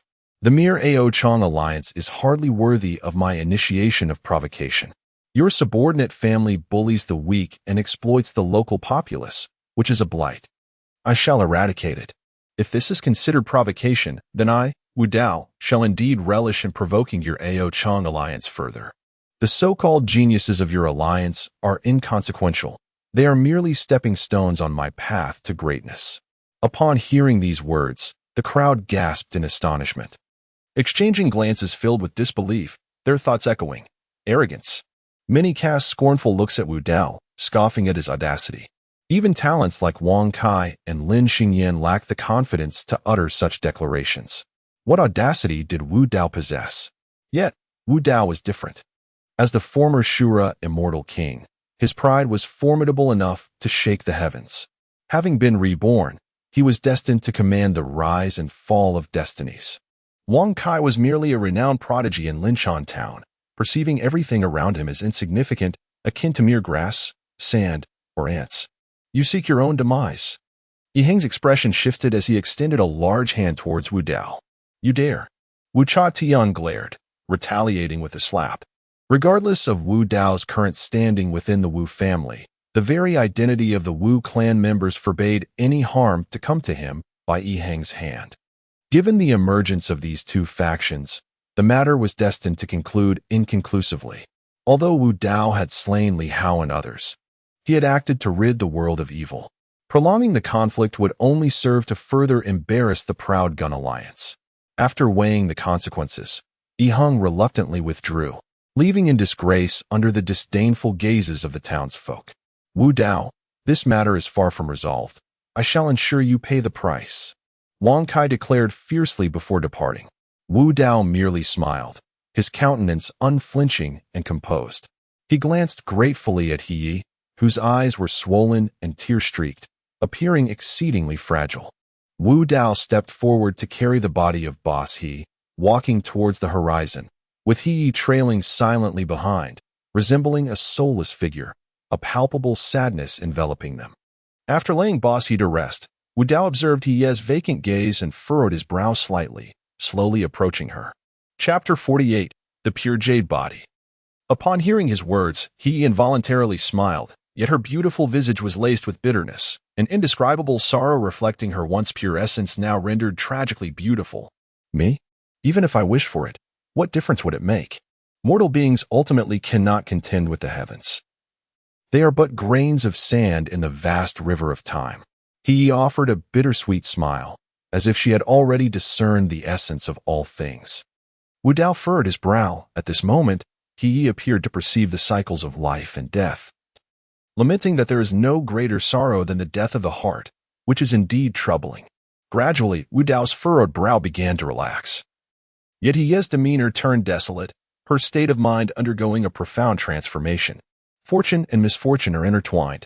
He had seen through everything, granting her significant advantages on the path of martial cultivation, allowing her to surpass many from the very outset. I have often said, as long as you desire it, you can alter everything. Even one day, should you challenge the heavenly path and contend with the firmament, it would not be impossible. Wu Dao, with an expression of calmness, spoke in a deep tone. "You lament the injustice of fate. Why not shatter destiny and take control of your life? Why are you willing to assist me?" He gazed at Wu Dao, a hint of confusion in her eyes. To her, Wu Dao's willingness to help might stem from an interest in her physique. Yet in his eyes, she found no trace of desire or ulterior motives. His demeanor was as tranquil as a still pond, leaving her perplexed. "Because you possess the pure body of Tai Ching, akin to that of a predecessor of mine. She once aided me, and I help you simply to repay the favor. I also hope that one day you can once again manifest the brilliance of such a physique." Wu Dao spoke softly, his gaze momentarily lost in thought, reminiscing about that unparalleled goddess who once traversed the starry realms. His heart was filled with wistfulness, lamenting the relentless passage of time and the unyielding nature of the universe. That extraordinary woman had vanished. If there were any woman in this world whom Wu Dao held in reverence, it was solely her. When he found himself in dire straits, she had once reached out to assist him. Otherwise, the future Asura Immortal King would not have come to be. Regrettably, such a formidable woman has vanished, leaving her fate shrouded in mystery. Wu Dao devoted countless years in search of her, yet found not a single trace. The recent discovery of He, who possesses the Ta Ching Jade body, has incited such fervor in him that he is willing to offer his unconditional assistance. The Ta Ching Jade body? What could that possibly be? He was taken aback, unaware of what Wu Dao meant by the Ta Ching jade body, though she sensed an unusual aura surrounding it. This is an exceedingly rare martial physique. It is no surprise you have not heard of it. Even in the entire Linshan town or the Feiyan Empire, it is likely that no one is familiar with the Ta Ching jade body, for such a constitution is incredibly precious. Wu Dao sighed deeply. His eyes suddenly ablaze with a cold light as he gazed at He Yi, intently speaking. I ask you, are you willing to follow me? I can assist you in unleashing the unparalleled might of the Ta Ching jade body, and from this moment forth, the fate of the heavens shall be in your hands. I shall not interfere further. Without a moment's hesitation, He nodded resolutely, her delicate fists clenched, gazing skyward, her beautiful eyes filled with defiance and unyielding spirit. Excellent. Wu Dao nodded in approval and continued. Since you are willing, I require you to pledge an oath to follow me henceforth. You may still reconsider. For should you breach this oath in the future, not only will you be unable to traverse the path of the heavens, but you shall also suffer the repercussions of the heavenly law.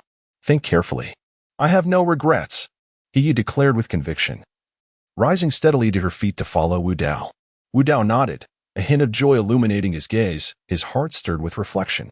The little lion let out a low roar, instantly transforming into a streak of golden light as it rushed towards the Wu family. The masculine aura emanating from the man's back evoked memories of Wu Dao standing before her today, bravely shielding her from Li Hao and his companions. Hiya's heart swelled with sweetness, a blush gracing her delicate features. In her sorrowful eyes, a captivating smile gradually emerged, enchanting all who beheld it. One smile could captivate a city, another could ensnare a nation. Knock, knock, knock. Wu Dao approached Hiya's room and rapped lightly on the door. Given his current standing within the Wu family, arranging accommodations for He was merely a matter of a few words. Young master, what do you wish to do? Upon recognizing Wu Dao, He momentarily froze, her cheeks flushed with embarrassment as she lowered her gaze and spoke softly. Nothing of consequence. Wu Dao chuckled lightly, retrieving a copy of a text from his robes and presenting it to He. This is the Tai Ching Heart Sutra, suitable for the cultivation of the Tai Ching jade body. Focus on your practice for now. Once you reach the spiritual transformation realm, I shall provide you with the subsequent techniques. The Tai Ching jade body naturally requires corresponding methods for cultivation. The previous generation of the Tai Ching jade body had bestowed kindness upon Wu Dao, who had also familiarized himself with the Tai Ching Heart Sutra. Now, he transcribed it for He. Though he refrained from divulging the entire text due to the presence of prying eyes. The Tai Ching jade body is exceptionally pure and virtuous, a rarity throughout the ages. For countless years, Wu Dao had known only these two individuals.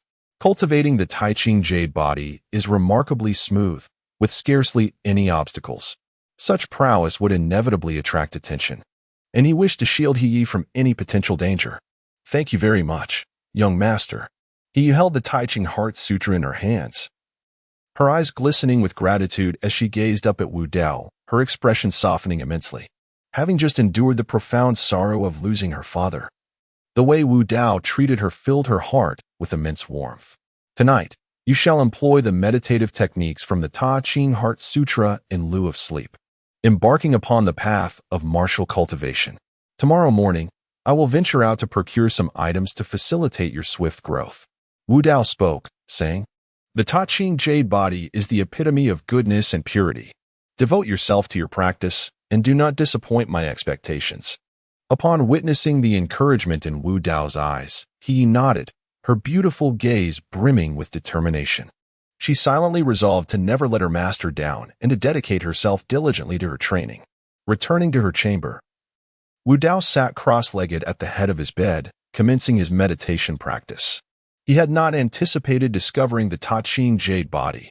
Rather, it fulfilled a long-held aspiration.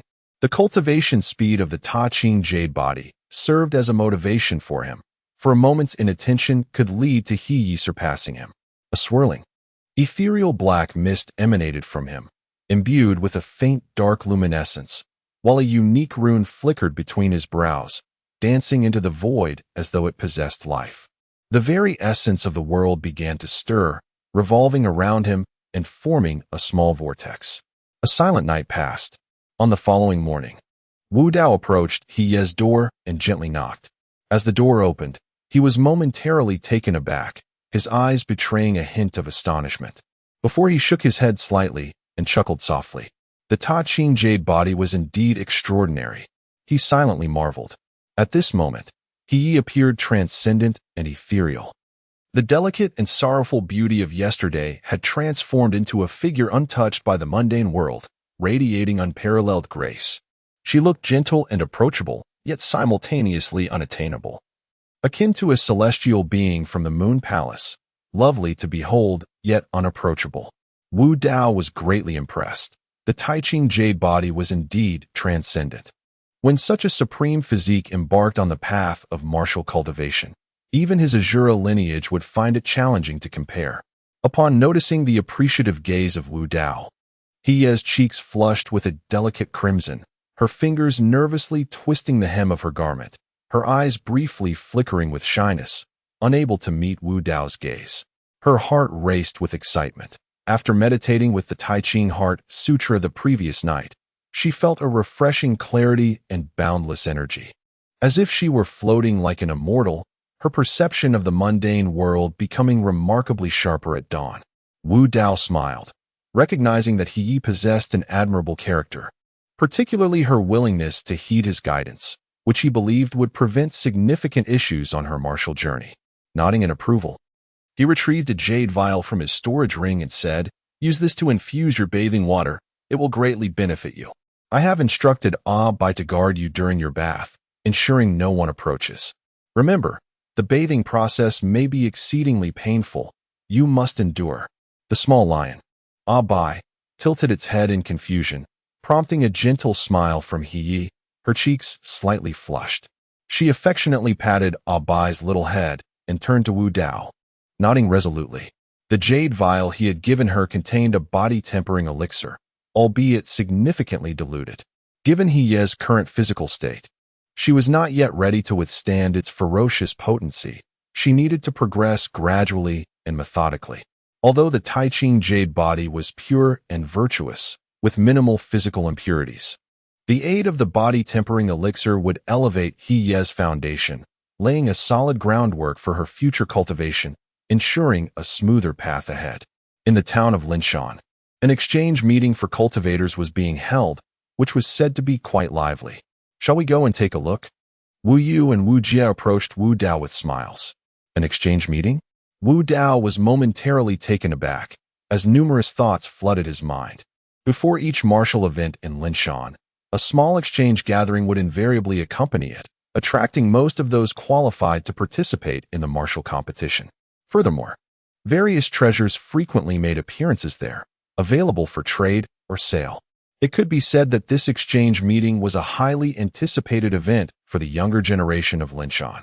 Indeed, I've heard that alchemists will also be attending this time, and there might be some elixirs for auction. Why don't we go and explore? Wu Jie suggested cheerfully. Although he had previously had conflicts with Wu Dao, he had mellowed considerably since then. Wu Dao, in turn, held no grudges. He found himself preferring his seventh brother over Wu Xing and Wu Yang. In that case, let us go. Wu Dao nodded in agreement, smiling.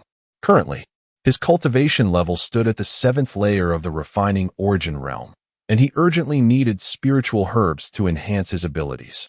Perhaps he would find what he needed at the exchange. Moreover, the growth of Tai Ching Yudi, he also relied heavily on spiritual herbs and elixirs. If he could discover something beneficial for Tai Ching Yudi, he would certainly seize the opportunity. Previously, after the auction of the refining body spiritual liquid, Wu Dao had 9,000 gold coins left after deducting the fees. To him, wealth was akin to worthless stones, and now it would come in handy. Furthermore, even if the gold coins were insufficient, he still possessed some diluted refining body spiritual liquid, which would suffice for an auction. Upon hearing this, Wu Yu and Wu Jie were filled with joy, eagerly pulling Wu Dao towards the exchange meeting. Previously, they had harbored concerns that Wu Dao, having become the foremost junior of the Wu family, might grow distant from them. However, it appeared that nothing had changed, which brought them a sense of relief. In truth, they understood that Wu Dao's future would undoubtedly be vast, and he could not be confined to the borders of Linshan Town, yet. They still wished to preserve the bond of affection in their hearts. Chapter 49. The exchange meeting. Linshan Town boasts a sprawling expanse, dominated by 5 major forces, including the Alchemist Guild and Jabala, alongside numerous other factions that interlace across the land.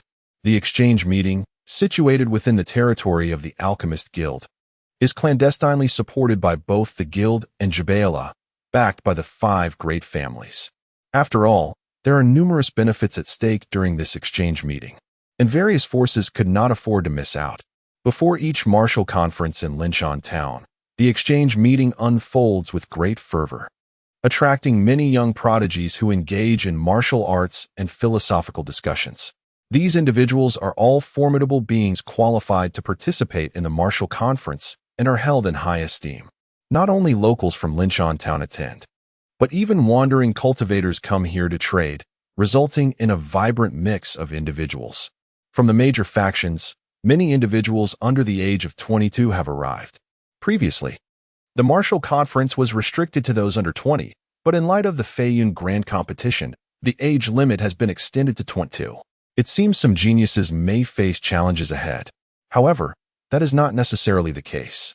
The unruly Demon King Wang Kai and the Lin family's pride, Lin Xingyan, might very well reach the foundation establishment stage within a month, and when the dust settles, the outcome remains uncertain for all. Indeed, just like Wu Dao from the Wu family, who, despite being at the 7th level of the refinement realm, managed to defeat Wu Xing of the 9th level. Should he grow further, it is not inconceivable that he could surpass these individuals. Unfortunately, he has only a month to achieve this. Although Wu Dao possesses remarkable talent, it remains uncertain whether he can break through within this limited time frame. Should he fail, all aspirations would be mere illusions. Many voices arose, engaging in fervent discussions about who from Linshan Town might participate in the martial arts gathering and emerge victorious. As Wu Dao, Wu Yu, and Wu Jie arrived at the entrance of the exchange meeting, they beheld the throngs of people. Wu Yu and Wu Jie exchanged glances, their mouths agape in astonishment. Although they had anticipated a large turnout, the reality was far more impressive, rivaling that of the Wu family's gatherings. "Let us proceed," Wu Dao remarked coolly, his demeanor unperturbed. To him, the scale of this exchange meeting was of little significance. With that, Wu Dao stepped forward, leading the way. The entire exchange meeting was divided into 2 principal areas: the martial arts exchange zone and the trading zone. Wu Dao merely cast a cursory glance at the martial arts exchange zone, disregarding it entirely as he turned towards the trading zone. Within this zone, a dazzling array of items was on display, creating a spectacle that was overwhelming. Despite the ample space of the exchange meeting, the sheer number of attendees rendered it quite congested, prompting Wu Dao to furrow his brow. Wu Yu and Wu Jie trailed behind him, fully aware that Wu Dao's presence was not for mere curiosity. He had his own objectives, and they refrained from further conversation, as they were merely there to witness the event. Many recognized Wu Dao. Just a couple of days ago, news of the Wu family gathering spread widely. Numerous individuals became aware of Wu Dao's remarkable prowess in defeating Wu Xing. The incident where Wei Kuang ambushed Wu Dao, only to be injured by the latter's enchanted sword, also circulated, stirring a tempest in Linshan Town. It seemed implausible. This was the initial sentiment shared by all. Wu Dao's reputation as a failure was well known. Even if he had grown stronger, how could he possibly be this formidable? Yet, as discussions flourished, skepticism lingered. One person's words oftentimes became the voice of many, leading to a collective uncertainty. At this moment, upon encountering Wu Dao, complex emotions shimmered in their eyes. Some young men, eager to provoke him, yearned to ascertain whether Wu Dao was indeed as powerful as the rumors suggested. Yugu grass, an unparalleled spiritual herb capable of regenerating shattered bones, is a rare treasure indeed. The marketplace bustled with fervent calls, each one vying for attention. The Bai Hai Stone Sword, a weapon of unparalleled lethality, can sever hair with a mere breath, leaving no bloodshed in its wake. Available in exchange for a second-tier gathering source pill. A large chunk of sky blue stone. Suitable for crafting a stone bed to aid in cultivation, starts at 50,000 gold coins, negotiable. Passers-by, do not miss this opportunity, should you choose not to purchase. It will not be the fault of this humble elder, but if you do, satisfaction is guaranteed. Here, a plethora of rare and wondrous items dazzled the eye.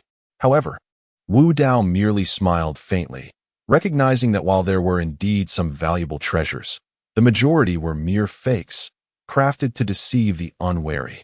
Alas, esteemed young heroes, he proclaimed, this is my family's treasured heirloom, the sky blue stone, ideal for crafting stone beds of the highest quality, which will assist you in your cultivation, enabling you to ascend to the pinnacle of your potential. An elderly man grasped Wu Dao's hand, his eyes twinkling with a sly glimmer, exuding an air of cunning. He gestured towards a large azure stone nearby, from which a faint ripple of spiritual energy emanated. What a treasure! Wu Jie exclaimed, his heart stirred. The Wu family possessed several pieces of azure stone, yet such a sizable specimen was exceedingly rare, igniting his desire. If one were to meditate upon it, the benefits would be unparalleled. Not much, merely 50,000 gold coins. The old man, noticing Wu Jie's interest, smiled broadly, urging him to purchase the stone. 50,000. Wu Jie was taken aback, hastily waving his hands. Such a sum was beyond his means, and he could not afford such extravagance. How about this? Given your sincere intent to acquire this stone, let us forge a good relationship. The final price shall be 30,000, and it cannot be reduced further. The old man's eyes glinted as he continued negotiating. Upon hearing this, Wu Jie felt a flicker of temptation, though he appeared quite hesitant. An azure stone bed?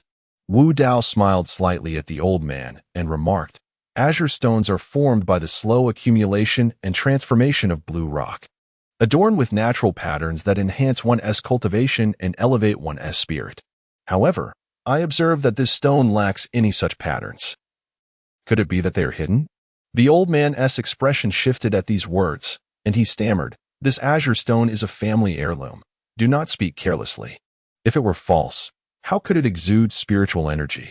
Do not tarnish my reputation. Exude spiritual energy? Wu Dao smiled as he approached the massive stone, and with a single, powerful punch, he shattered it into dust, revealing a disheveled figure amidst the astonished gazes of onlookers. Wu Jie's eyes widened in disbelief as he seized the elder by the collar, his voice laced with anger. He felt an overwhelming sense of relief. Had Wu Dao not pointed it out, he might have purchased that stone, leaving him with regret too late to remedy. The thought ignited a simmering fury within him. Forget it, let him go. Wu Dao shook his head, choosing not to elaborate, and continued on his path. Humph, let us hope I don't see you again. Wu Jie scoffed, releasing the elder and quickening his pace to follow Wu Dao. Had it not been for Wu Dao's timely warning, he would have truly fallen for the ruse, feeling utterly humiliated, his cheeks flushed with embarrassment. In a place like this, where goods are often a blend of truth and deception, one must be wary. If you are unfamiliar with the intricacies, being deceived is solely your own fault. Always remain vigilant, keenly observant, and avoid reckless actions to maintain control over your circumstances. Wu Dao's calm words momentarily stunned Wu Jie, who nodded thoughtfully, choosing to say nothing further. Rare spiritual herbs unearthed from ancient tombs, aged over 1,000 years. Come take a look. Suddenly, Wu Dao halted before a stall, his gaze fixed contemplatively on a particular herb. This herb stood merely a foot tall, appearing utterly ordinary, yet Wu Dao felt a flicker of intrigue. Oldly, who are you trying to deceive? This is just an ordinary weed, devoid of any spiritual energy, and at this height, you dare claim it's 1,000 years old? To think you dare demand 10,000 gold coins. If it were truly a millennium-old elixir, even 30,000 might not suffice to procure it. Many nearby jested, eliciting a wry smile from the proprietor, his countenance tinged with helplessness. He was by trade a tomb raider, having unearthed this spiritual herb from an ancient sepulchre. initially believing it to be a treasure of immense value. Yet, devoid of even a trace of spiritual energy, it proved to be a mere weed. Undeterred, he seized the opportunity presented by the exchange, hoping to ensnare an unsuspecting fool. Esteemed sir, this is indeed an ancient herb, a millennium in the making. A mere 10,000 gold coins, a bargain beyond compare, fair to all, young and old. Pray take a look. The man greeted Wu Dao with a beaming smile upon his approach. Millennium? Wu Dao cast a sidelong glance, amusement dancing in his eyes. If this were truly 1,000 years old, it would tower over even you. Methinks it is, at most, a century old. If you intend to deceive, at least endeavor to make it plausible. He. The man chuckled sheepishly, scratching his head in resignation. However, this young master delights in studying peculiar and arcane artifacts. I have never before encountered an elixir such as this. 5,000 gold coins, and it is mine. Wu Dao waved his hand dismissively, his gaze sweeping to the side of the herb. Include those seeds as well. Excellent, excellent. Many thanks, esteemed sir. Overjoyed, the man promptly handed over the herb and seeds, nearly leaping with elation. He had initially hoped for a mere 1,000 gold coins, yet Wu Dao was willing to part with 5,000. How could he possibly refuse? He nearly kowtowed to Wu Dao, relinquishing the goods before hastily departing, lest Wu Dao change his mind. Having secured the 2 items, a faint smile graced Wu Dao's lips. Lao Jiu, this elixir exhibits no fluctuations of spiritual energy and is hardly worth 5,000 gold coins. You have become a fool, remarked Wu Jie, disdain evident in his expression. In his view, Wu Dao's expenditure on a herb devoid of spiritual potency was nothing short of extravagant. You are mistaken. Wu Dao felt quite pleased. He had not anticipated that a mere 5,000 gold coins could procure such a treasure, rendering his acquisition exceedingly rewarding. Lao Jiu, what precisely is this elixir? Wu Yu inquired, her eyes reflecting a hint of confusion. Observing Wu Dao's demeanor, she was convinced that he recognized the elixir and had merely feigned ignorance to deceive the vendor into a more favorable bargain. This herb is known as Tong Xian grass. And its effects? Well, let your imaginations run wild. Wu Dao replied nonchalantly, continuing his stroll. It must be said, although Wu Dao had encountered numerous counterfeits, he could not deny that there were indeed some remarkable items, rather rare in Linshan town. However, he refrained from engaging in transactions, opting solely for items of significant utility to himself and He. A skilled artisan cannot work without materials. His gold coins were not in abundance, and indiscriminate spending could lead to an awkward situation when funds ran low. At that moment, Wu Yu's pupils dilated, her gaze fixed on a figure not far away, a flicker of anger igniting within her. Lu Ruyin? What is she doing here? Chapter 50, The Alchemical Cauldron Not Far Off. Lu Ruyin walked intimately alongside a young man, their laughter resonating in the air as her graceful figure leaned toward him from time to time. The young man appeared quite smug, welcoming all advances, his unscrupulous hand eliciting a faint blush upon Lu Ruyin's cheeks. This wretched woman is utterly outrageous. Wu Jie spoke with evident anger. Although Wu Dao had already divorced her, his current demeanor still cast a shadow upon Wu Dao's reputation, which was understandably displeasing to him. In the bustling trading area of the marketplace, the trio navigated through the crowd before finally pausing at a particular shop, a subtle smile gracing Wu Dao's lips. Oh, so he is here. Wu Yu noticed Wu Dao's expression and turned her gaze towards the shop, softly inquiring, Old Jiu, should we go inside? Not necessary. Wu Dao replied with a slight smile, adding, there is nothing here that piques my interest. However, there is one individual inside with whom I share a bit of enmity. A matter that will need to be addressed eventually. Enmity? Wu Yu and Wu Jie exchanged glances, recognizing Wu Dao's reluctance to elaborate, thus they refrained from pressing further. From within the shop, Wu Dao sensed a trace of ghostly energy and spotted a somewhat familiar figure, Lu Feng, the individual with whom he had previously clashed at the Gathering Treasure Pavilion. To his surprise, they encountered each other once more in this location. Slightly shaking his head, Wu Dao gestured towards an adjacent shop, stating, let us enter. This particular shop, though modest in size, exuded a sense of antiquity, and Wu Dao was drawn to a specific treasure within, prompting them to step inside. Inside the shop, an array of treasures was displayed, including crafting materials, weapons, spiritual herbs, and elixirs. Moreover, there were even some cultivation techniques available, indicating that this establishment was far from ordinary, certainly not reflected by its exterior. As Wu Dao and his companions entered, a young attendant approached them, opening the door for business. Regardless of who arrived, they were met with attentive service. Noticing the attire of Wu Yu and Wu Jie, the attendant discerned that their visitors were of considerable stature, likely disciples of a prominent faction. Particularly, Wu Dao's composed demeanor struck him with awe, compelling him to act with utmost respect. "Welcome. May I inquire what you gentlemen desire?" The attendant addressed them with deference. "Never mind. I will summon you should we require anything." Wu Dao waved him away, prompting the attendant to retreat. Immediately, Wu Dao's gaze fixated on an alchemical cauldron nestled in the corner. This cauldron, nearly half a meter tall, was entirely black, resembling unrefined iron, adorned with iridescent glimmers.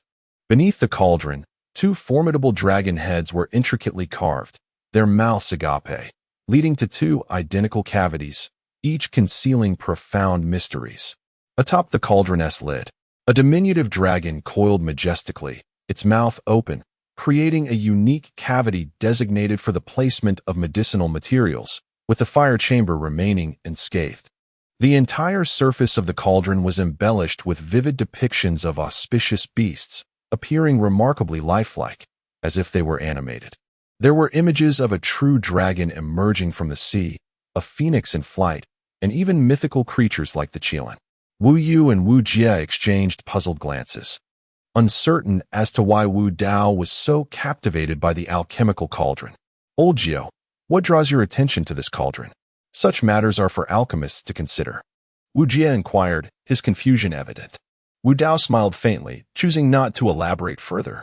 Observing this, Wu Yu's heart skipped a beat as her beautiful eyes fixed intently on Wu Dao. "Little Nine, could it be that you possess the skill of alchemy? Such a trivial art, what merit could it possibly hold?" Wu Dao replied with a serene smile, beckoning the shopkeeper over and inquiring, "What is the price for this black cauldron?" The shopkeeper hesitated for a moment before responding with a grin. "Young sir, you truly possess discerning eyes. This cauldron is the prized treasure of our establishment. It seems you have a profound interest in the art of alchemy. However, this cauldron is priceless." "Priceless? What does that imply? You run a business and must uphold honesty." Wu Jie interjected, noticing Wu Dao's genuine interest in the black cauldron.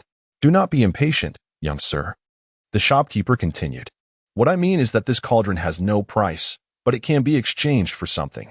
If you can present a formula for a second-tier superior elixir, you may take it with you. Of course, the effects of the second-tier elixir can vary, but the formula must not be widely known." Wu Jie's eyes widened in disbelief, nearly exclaiming in frustration. A formula for a second-tier superior elixir is exceedingly rare, and it cannot simply be the common kind found on the market.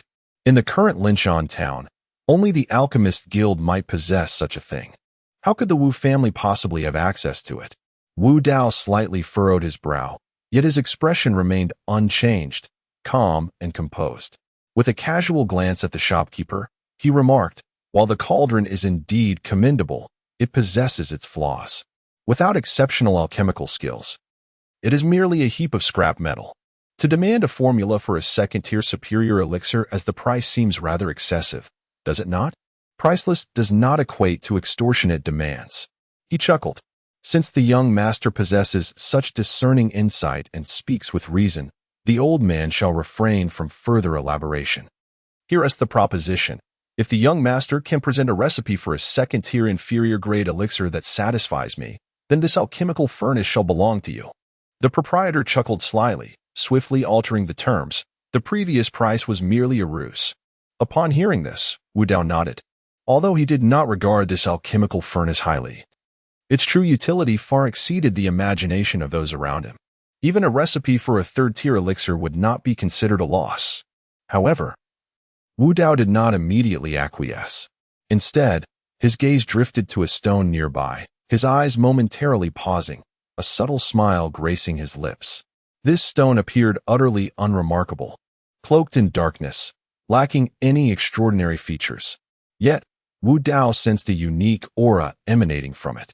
Few would notice this stone, for it was so ordinary that it resembled refuse, incapable of attracting attention.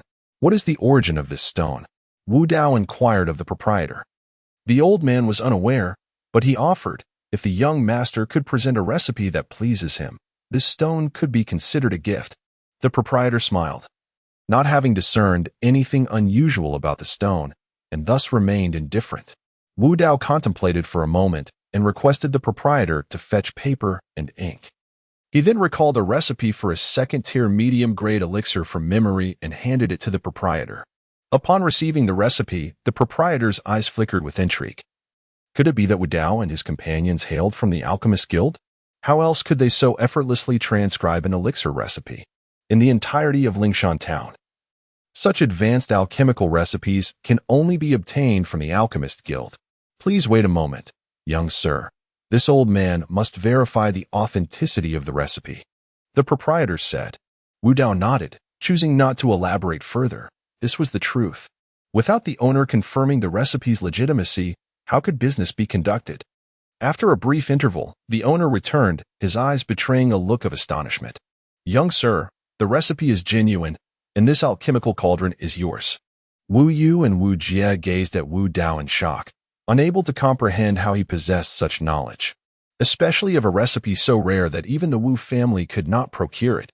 Wu Dao said nothing further. The recipe was indeed authentic and exceedingly rare, utterly impossible to possess in a town with Lingshan's level of development. How did you come by such a recipe? Wu Jie could not contain his curiosity, and Wu Yu's face mirrored a hint of confusion. The day's events were extraordinary, and Wu Dao seemed to harbor countless secrets, akin to a thick mist that obscured clarity. A subtle smile graced Wu Dao's lips as he replied nonchalantly, "The art of alchemy is hardly remarkable. What difficulty lies in a mere recipe?" Observing the confidence etched on Wu Dao's face, Wu Yu and Wu Jie exchanged glances, each reflecting a profound sense of astonishment.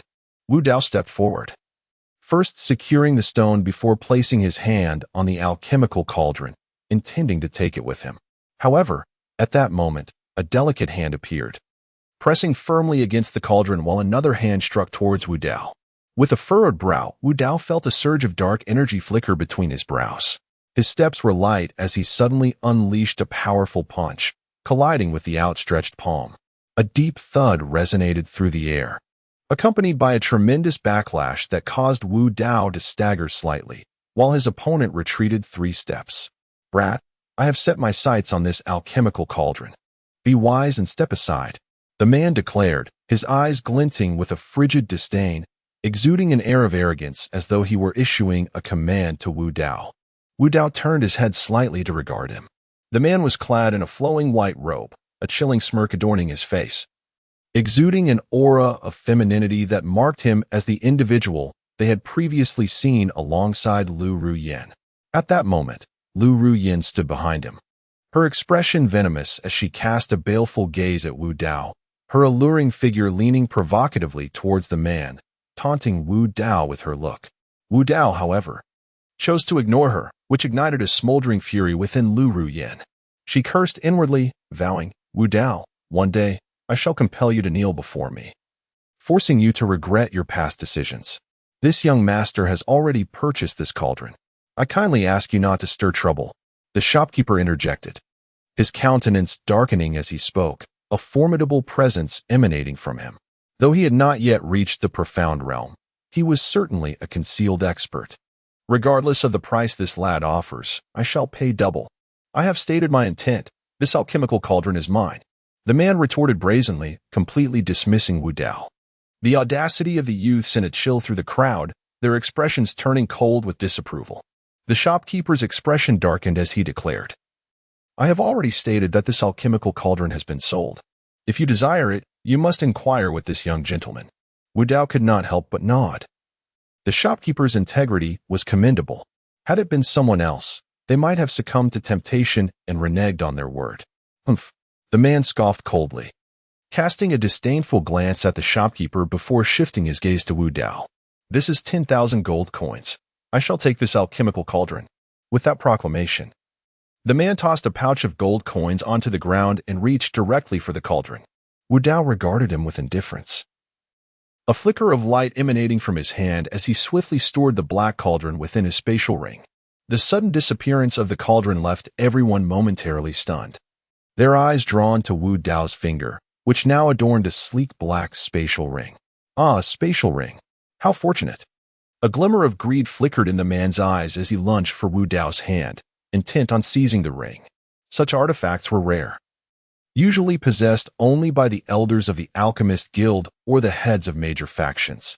The fact that Wu Dao held one ignited astonishment among the onlookers. Wu Yu and Wu Jie were equally bewildered. They had noticed the ring but never conceived it to be a spatial one. Just how many secrets did Wu Dao harbor? Overestimating oneself, Wu Dao spoke calmly, his demeanor unruffled. He then took a firm step, his figure swaying slightly, and with a powerful palm strike, forced the man to stagger backward, eyes filled with fury as he glared at Wu Dao. "You dare to resist? Which family do you belong to? Do you know who I am?" The man bellowed, brimming with indignation. "What are you even supposed to be?" Wu Jie scoffed, clearly unwilling to back down. However, Lu Ruyin stepped forward with an enchanting smile, her lips curling with allure as she spoke. "Wu Dao, this individual is none other than the prodigy Wang Nan of the Alchemist Guild. It would be wise for you to tread carefully." Upon hearing this, the expressions of Wu Yu and Wu Jie shifted dramatically. It was indeed a challenging situation to confront a genius from the Alchemist Guild. Unlike other families, they felt a palpable sense of trepidation. Offending him could jeopardize the interests of their entire clan. The majority of Wu family's elixirs were sourced from the Alchemist Guild, and should Wu Dao incur the guild's displeasure, the family's prosperity would inevitably be hindered. Losing access to elixirs could have dire consequences, for such potions were vital to the family's growth and competitiveness against other clans. In that moment, both individuals felt the weight of the predicament and turned their gaze towards Wu Dao, awaiting his decision. "And what of it?" Wu Dao replied coolly, his demeanor utterly unperturbed by Wang Nan's affiliation with the guild. So you're from the Wu family." Wang Nan sneered, a brazen smile adorning his face. "Be sensible and hand over your spatial ring. Otherwise, at a mere command, the Wu family shall never receive another elixir from my Alchemist Guild." As a prodigy of the guild, Wang Nan was accustomed to respect wherever he went, and provoking such a figure could invite unnecessary complications. The expressions on Wu Yu and Wu Jie's faces changed drastically as they anxiously regarded Wu Dao. If their actions were to provoke a rift between their family and the Alchemist Guild, they would undoubtedly bear the brunt of severe repercussions. However, upon observing the lack of concern in Wu Dao's eyes, they abruptly recalled the second-tier pill formula he had presented. The words they were about to utter were forcibly swallowed, and they chose silence, opting to support Wu Dao through their actions. In her heart, Lu Rian smirked vindicatively, contemplating Wu Dao's impending doom. Ever since departing from the Wu family, she had vowed to make Wu Dao and his clan regret their decisions. With her beauty and seductive skills, she had ensnared Wang Nan, a prodigy from the Alchemist Guild, intending to exploit the guild's influence to exact revenge on Wu Dao and the Wu family. Wang Nan's mentor was an elder of the Alchemist Guild, thus, any conflict between Wu Dao and him would inevitably strain the relationship between the Wu family and the guild. Initially, Lu Rian had been pondering how to orchestrate a meeting between Wu Dao and Wang Nan to incite discord. Little did she anticipate that accompanying Wang Nan to the exchange event would lead her to discover Wu Dao, successfully igniting the confrontation. The thought of the Wu family offending the entire Alchemist Guild brought a chilling smile to Lu Rian's lips, her beautiful eyes glinting with malice, reveling in her satisfaction. "What are you, to presume to represent the Alchemist Guild?" Wu Dao replied nonchalantly, his demeanor calm and composed, showing no signs of trepidation at Wang Nan's words. He disdainfully declared, "If the Alchemist Guild truly acts upon your foolishness, its demise would be imminent. As for the pills, the Wu family will no longer require the services of the Alchemist Guild." Upon the utterance of those words, Both Wu Yu and Wu Jie instantly paled, realizing it was too late to interject. A subtle, cold smile graced Lu Ruyan's lips. This was precisely the outcome she sought. As the conflict between the Wu family and the Alchemist Guild was set to unfold. Excellent, excellent, excellent. Wang Nan, consumed by rage, retorted with a mocking tone. You disrespect my Alchemist Guild. Today, I shall challenge you to a duel. What are you? Why should I engage in a battle with you? Do you truly believe yourself my equal? Wu Dao cast a fleeting glance at Wang Nan, causing the latter's complexion to fluctuate between shades of green and red. Indeed, Wang Nan's combat prowess paled in comparison to Wu Dao's, as their previous encounter had already revealed his subtle disadvantage. Though he had achieved the 9th level of the Essence Refinement realm, his true strength lay in alchemy, not in combat. Humph, you brutish fool. I do not wish to contest our combat abilities. Wu Dao, undeterred, countered, do you dare to wager with me? Wang Nan's tone shifted, revealing a hint of trepidation. Should a true confrontation occur, he was acutely aware that he was no match for Wu Dao. What shall we wager? Wu Dao replied with a serene smile. Fully aware of Wang Nan's ulterior motives, he could not help but chuckle at Wang Nan's own folly. You claim that the Wu family's elixirs do not require the oversight of my Alchemist Guild. I presume you are an alchemist as well? Wang Nan scoffed. If that is the case, let us wager on our alchemical skills. If you lose, you must surrender your spatial ring and bow to me 3 times in earnest. And this matter shall be settled, after which I will cease to trouble you. Nonsense. Wu Jie, in a fit of anger, pointed an accusatory finger at Wang Nan and exclaimed, as a disciple of the Alchemist Guild, how dare you utter such disgraceful words? Have you no sense of shame? My 9th brother's cultivation is merely at the 7th level of the refinement realm, while you, a dignified 9th level, do not dare to engage him in battle. Instead, you resort to petty schemes, truly a cunning calculation. You are utterly shameless. Upon hearing this, Wang Nan's countenance turned somewhat awkward. However, he straightened his chest and retorted. It is this brat who was disrespectful first, provoking the Alchemist Guild. He brought this humiliation upon himself. Utilizing one's strengths to exploit another's weaknesses may invite criticism. Yet I care not. I intend to teach Wu Dao a thorough lesson and seize the storage ring from him. Why should I wager my skills in alchemy against you? Wu Dao replied with a faint smile, his eyes suddenly igniting with a chilling glint as he fixed his gaze upon Wang Nan. If I were to eliminate you right here, would these troubles even arise? Sensing the murderous intent in Wu Dao's eyes, Wang Nan felt a tremor of fear and cowardice seep into his heart. He stammered, if you are too afraid to compete, then concede and hand over the storage ring. Do not bring shame upon the Wu family. In the face of their threats, Wu Dao merely smiled faintly, the murderous aura dissipating in an instant. With a narrowed gaze and a cheerful demeanor, he replied, it is not that I, Wu Dao, lack the courage to gamble. Rather, should you, Wang Nan, lose, what could you possibly offer in return? My kneeling is something that no one in this world could endure. You are well aware of the value of the storage ring. If you cannot produce something of equal worth, why would I even consider wagering with you? Do you intend to snatch something for nothing? Wang Nan's expression darkened, a storm brewing within his eyes as he glared icily at Wu Dao, setting aside the matter of Wu Dao's bowing and apologizing. The worth of the spatial ring and the alchemical cauldron is beyond measure. Even if he were to part with all his possessions, they would pale in comparison. Observing the expression on Wang Nan's face, a trace of indifference appeared at the corner of Wu Dao's mouth as he remarked, what is it?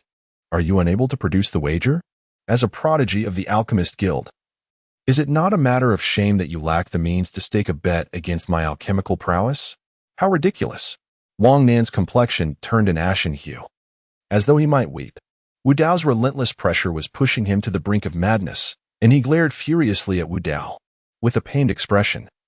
Wang Nan reluctantly retrieved a jade vial from his bosom, containing 5 pills that emanated a remarkable aura, their fragrant essence wafting through the air. Wu Dao cast a cursory glance at the vial, a dismissive smile playing on his lips as he scoffed. You intend to exchange these mere 5 second-tier pills for my spatial ring and alchemical cauldron? What a splendid calculation! Wang Nan, upon hearing Wu Dao's scornful tone, felt an overwhelming desire to vanish into the earth. Indeed, the value of the items he presented could not even rival half that of the alchemical cauldron. Not to mention the spatial ring and the act of bowing and apologizing to Wu Dao. Onlookers were already in a state of shock. After all, these were 5 second-tier pills, not mere candies. Even the geniuses of the Wu family and other factions would find it exceedingly difficult to produce 3, let alone 5. Only a prodigy from the Alchemist Guild could possess such wealth. Moreover, I have here a crimson peach.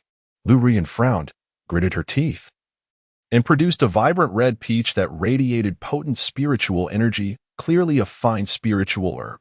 The crowd was deeply moved. This single crimson peach was worth more than 2 second-tier elixirs, and no one could fathom how Lu Ruyan had acquired it. However, Wu Dao cast a glance and spoke nonchalantly. Humph. Wang Nan let out a cold snort, his expression exceedingly grim, and trembling, he retrieved another jade vial from his robe. Within the vial lay a solitary pale purple elixir, emanating an even more terrifying surge of spiritual energy. This is a 3rd-tier elixir? Chapter 52. Alchemy. As everyone beheld the jade vial in Wang Nan's hand, their expressions shifted dramatically, breaths becoming labored, eyes sparkling with avarice. Beside them, Wu Yu and Wu Jie found their breaths growing exceedingly heavy, their eyes tinged with a hint of red. After all, it was a 3rd-tier elixir. Even the entire Wu family would have to pay a hefty price to procure one. How could it reside in Wang Nan's possession? Wu Dao cast a casual glance at the 3rd-tier elixir, a faint smile gracing his lips. What a delightful surprise. He then spoke indifferently, all these odds and ends, while they may not compare to my possessions, can still suffice for a wager.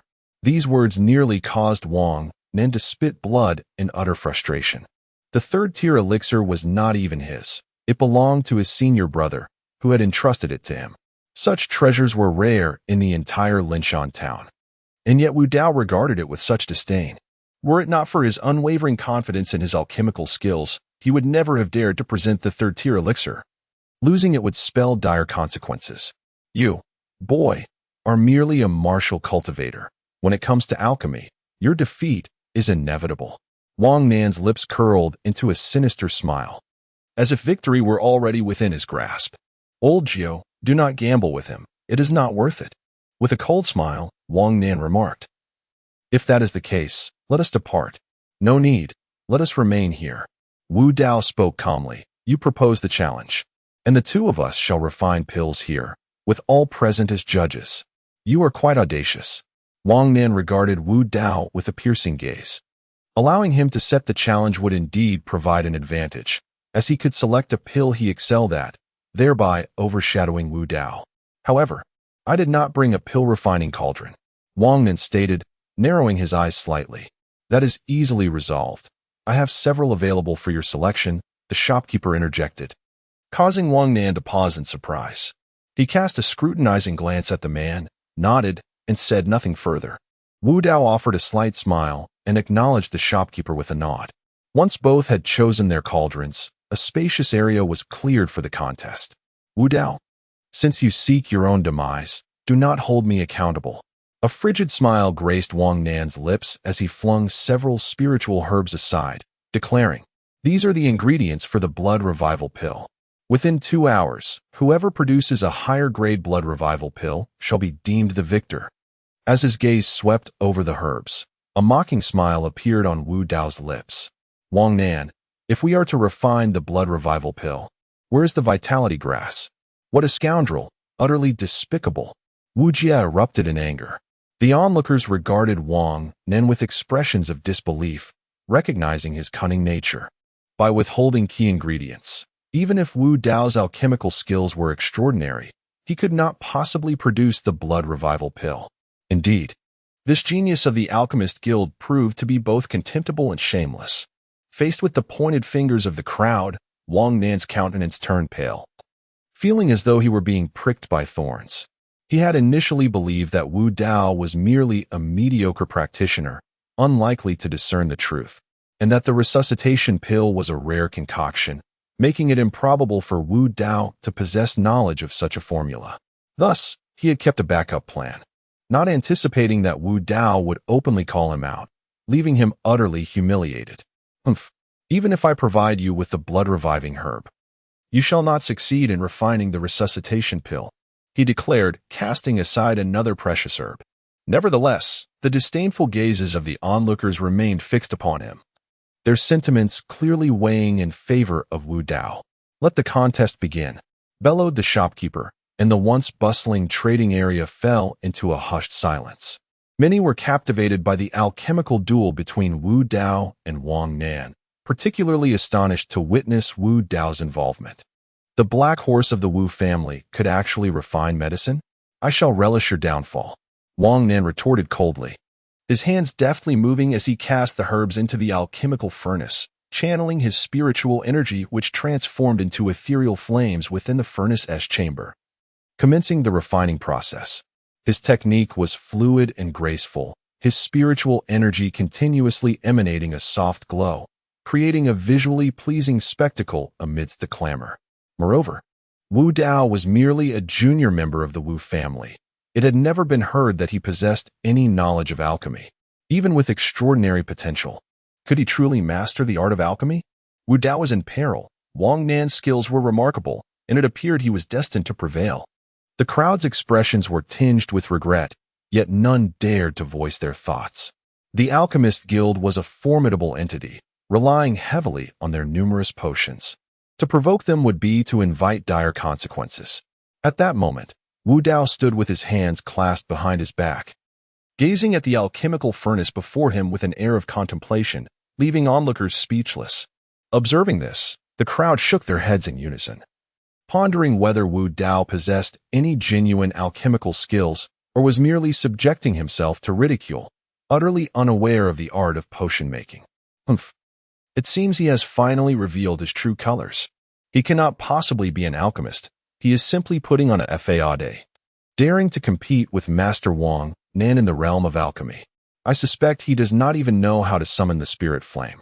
Someone spoke up, flattering Wang Nan. Lu Rian's lips curled into a subtle smirk. She had even presented her treasured Zhu Tao, eagerly awaiting this moment to witness Wu Dao's disgrace, hoping he would be scorned by all. Wu Yu and Wu Jie were expressions of embarrassment, wishing for a chasm to swallow them whole. "That ring is mine now." Wang Nan laughed boisterously, reveling in Wu Dao's predicament, basking in his own self-satisfaction. "Could it be that I have misjudged him?" The shopkeeper furrowed his brow initially. He had perceived confidence in Wu Dao's calm demeanor and recalled the latter's composition of a second-tier potion formula, leading him to believe Wu Dao might indeed be an alchemist. However, it seemed his assumptions were misguided. Wu Dao, with his hands still clasped behind him, maintained a serene expression, disregarding the crowd's disdain and mockery, lost in thought.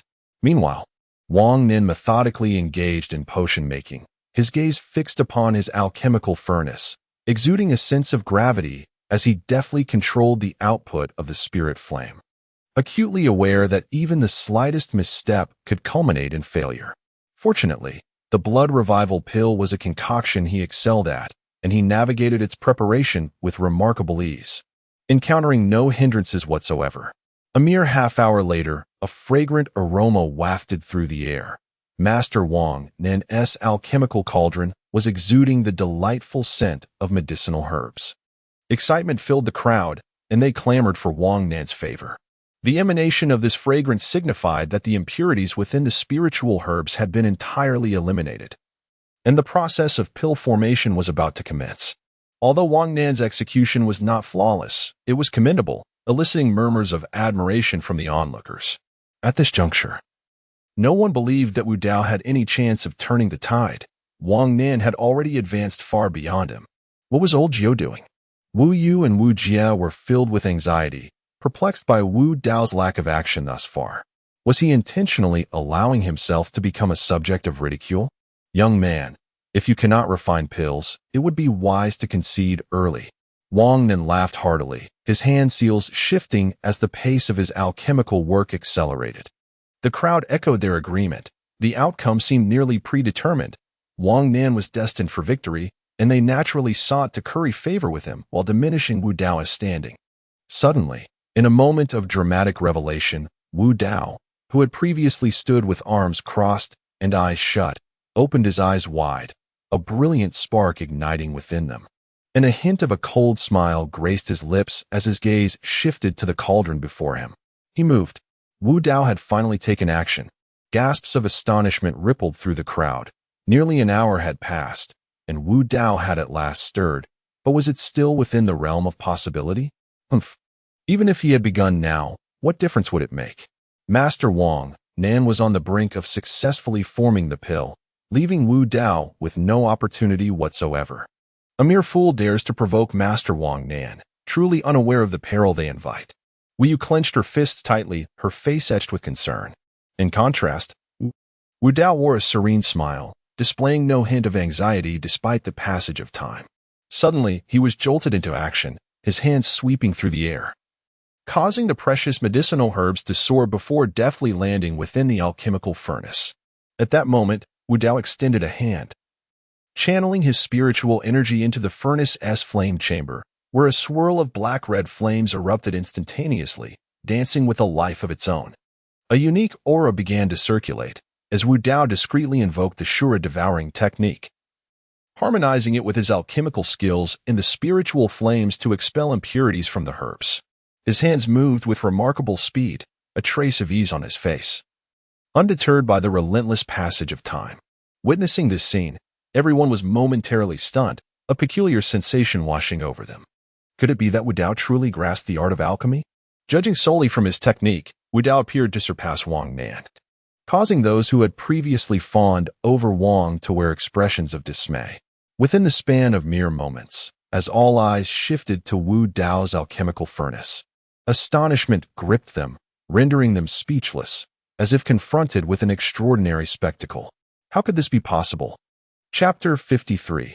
Victory and defeat. All eyes were fixed on the alchemical furnace before Wu Dao, disbelief etched in their expressions, each pair of eyes widening as if they had encountered a ghost. The fragrance of the medicine? How could it manifest so swiftly? At this moment, a fragrant aroma emanated from Wu Dao's alchemical cauldron, causing those who previously doubted him to display expressions of sheer astonishment. How had he achieved this in merely the span of a half-cent stick? It seemed as though everyone's heartbeats were on the verge of ceasing. The genius of the Alchemist Guild had taken a considerable time to reach this stage, while Wu Dao had accomplished it in a fraction of that time. The disparity was glaringly evident. Those who had previously slandered Wu Dao now exhibited hues of green and white upon their faces. Not because he lacked the ability to concoct pills, but rather due to their earlier disdain. Now that he had finally made a move, he had eliminated impurities in such a brief period. Who would dare to underestimate him now? To claim he was ignorant of alchemy? Merely removing impurities was not the same as forming a pill. Wang Nan let out a cold snort, his unease intensifying. Wu Dao's prowess had utterly surpassed his expectations. Could it be that Wu Dao truly possessed the skills of an alchemist? A hint of malice flickered in Wang Nan's gaze as he discreetly signaled to someone in the crowd. This match was one he could not afford to lose. That third-tier pill was not his, and if he were to lose to Wu Dao, it would spell his ruin. The individual understood the unspoken cue, nodding subtly before stealthily approaching Wu Dao. The crowd remained fixated on Wu Dao's cauldron, oblivious to the unfolding scene. Yet, as the figure neared within 10 paces of Wu Dao's cauldron, he suddenly sprang forth, hurling a large stone with intent to smash the cauldron. This shocking act left everyone momentarily stunned, their eyes widening with disbelief. Who would dare to sabotage Wu Dao's alchemical process at such a critical moment? Humph! Wu Dao snorted coldly. Others might be unaware, but how could he possibly have missed it? One hand continued to emit ethereal flames, while the other gestured towards a large stone, instantly shattering it into a cloud of dust. As the crowd reacted, the assailant had already vanished among them, rendering identification nearly impossible. Such audacity! The shopkeeper let out a cold snort, swiftly merging into the throng, intent on uncovering the perpetrator. Who could it be? Was it perhaps instigated by Wang Nan? Speculation ran rampant, eyes turning toward Wang Nan, filled with suspicion. After all, he was the one most averse to Wu Dao's success. Indeed, Wang Nan's demeanor darkened ominously. He neither expressed nor denied his involvement, though the crowd remained silent. They understood that he was likely the one orchestrating the events from the shadows. Cursed be it, Wang Nan silently cursed, feeling a twinge of irritation at the failure. A chilling glint flickering in his eyes as he regarded Wu Dao, a hint of malice evident. Yet his comprehension of alchemy remained unparalleled. Unmatched by the Alchemist Guild of Linshan Town. Approximately half a stick of incense later, the seal in Wu Dao's hand shifted again. A peculiar wave of energy surging into the alchemical cauldron. At that moment, the cauldron overflowed with radiant light, mist swirling forth, carrying the fragrant aroma of herbs. With a soft thud, the lid of the cauldron burst open, and Wu Dao raised his hand to retrieve a jade vial, carefully transferring the elixir into it. Simultaneously, Wang Nan called out sharply, successfully condensing his own elixir, and likewise secured it within a jade vial to preserve its potency. As Wang Nan extracted the elixir, a cold smile graced the corners of his lips. He approached Wu Dao directly, his lips barely moving as a faint voice reached Wu Dao's ears. You would do well to concede, or prepare yourself for an inexorable pursuit by the Alchemist Guild. Wu Dao cast a languid glance in his direction, saying nothing in response. Observing Wu Dao's demeanor, Wang Nan's expression shifted, frustration evident upon his face. He leaned in closer, murmuring, "The Alchemist Guild transcends Linshan Town. If you concede, I shall forego the spatial ring. Do you understand? It would be wise to comply. That third-tier transformation pill is quite remarkable." Wu Dao's casual utterance caused Wang Nan's pupils to constrict in shock as he stared incredulously at Wu Dao. Realizing he was aware of the pill's classification, could it be that his aim was the third-tier transformation pill? Suddenly, an unidentified object hurtled from the distance, crashing heavily to the ground, its impact accompanied by a wail that startled all present. They turned to see a man, now in a rather disheveled state. "You little rascal! Let us see where you can flee," the shopkeeper exclaimed, clapping his hands and muttering curses. Upon noticing Wu Dao and Wang Nan, he was momentarily taken aback, inquiring, "Is the elixir complete? Who has triumphed?" "Not yet." Wu Dao nodded at him, grateful for the support provided. The individual he had thrown was none other than the one who had previously ambushed Wu Dao's alchemical cauldron, and despite vanishing into the crowd, the shopkeeper had managed to drag him back forcibly. Wang Nan's expression darkened to an extreme in an instant, sensing that a grave situation was unfolding. He continued to threaten Wu Dao in a hushed tone, "If you do not concede and comply, you will not only disgrace the Alchemist Guild, but the consequences are beyond what your Wu family can endure. Your family shall face utter annihilation." At this moment, his threats seemed futile. Wu Dao disregarded his words entirely. "Let us determine the victor," Wu Dao said indifferently, extending the jade vial in his hand for all to judge. "Humph." Wang Nan snorted coldly, his face ashen. Wu Dao's blatant disregard for him today ignited a simmering rage within, and a murderous intent surged in his heart as he presented his own jade vial. Though he sensed a hint of foreboding, he remained confident, for he still had a trump card. After all, Wang Nan was a prodigy of the Alchemist Guild, and the odds seemed heavily in his favor. However, it was not entirely certain, although it was said that Wu Dao had never been known for alchemy. The fragrant aroma of pills he had condensed within the span of a mere incense stick suggested that his skills in the craft were not lacking. Even if he could not match Wang Nan's prowess, he would not be far behind. The crowd buzzed with speculation, fervently debating who would emerge victorious. In their hearts, they leaned towards Wang Nan, for he was a long-established name and a genius of the Alchemist Guild, and many wished to curry favor with him for personal gain. A trace of worry crossed Wang Nan's face as he gazed at Wu Dao, who remained unperturbed and expressionless. This unsettling demeanor caused a jolt in his heart, prompting him to exchange glances with a few individuals in the crowd. They nodded slightly in response and discreetly concealed themselves among the throng, engaging in whispered discussions about some undisclosed matter. The event unfolded quietly, yet it could not escape the keen eyes of Wu Dao, who revealed a faint smile at the corners of his lips, choosing to remain silent. Ultimately, 5 elders were selected from the crowd to serve as judges, tasked with determining the victor of the alchemical contest between the 2 participants. Among them was the proprietor of the shop, accompanied by 4 formidable cultivators of the Foundation establishment realm, who had been summoned for this purpose.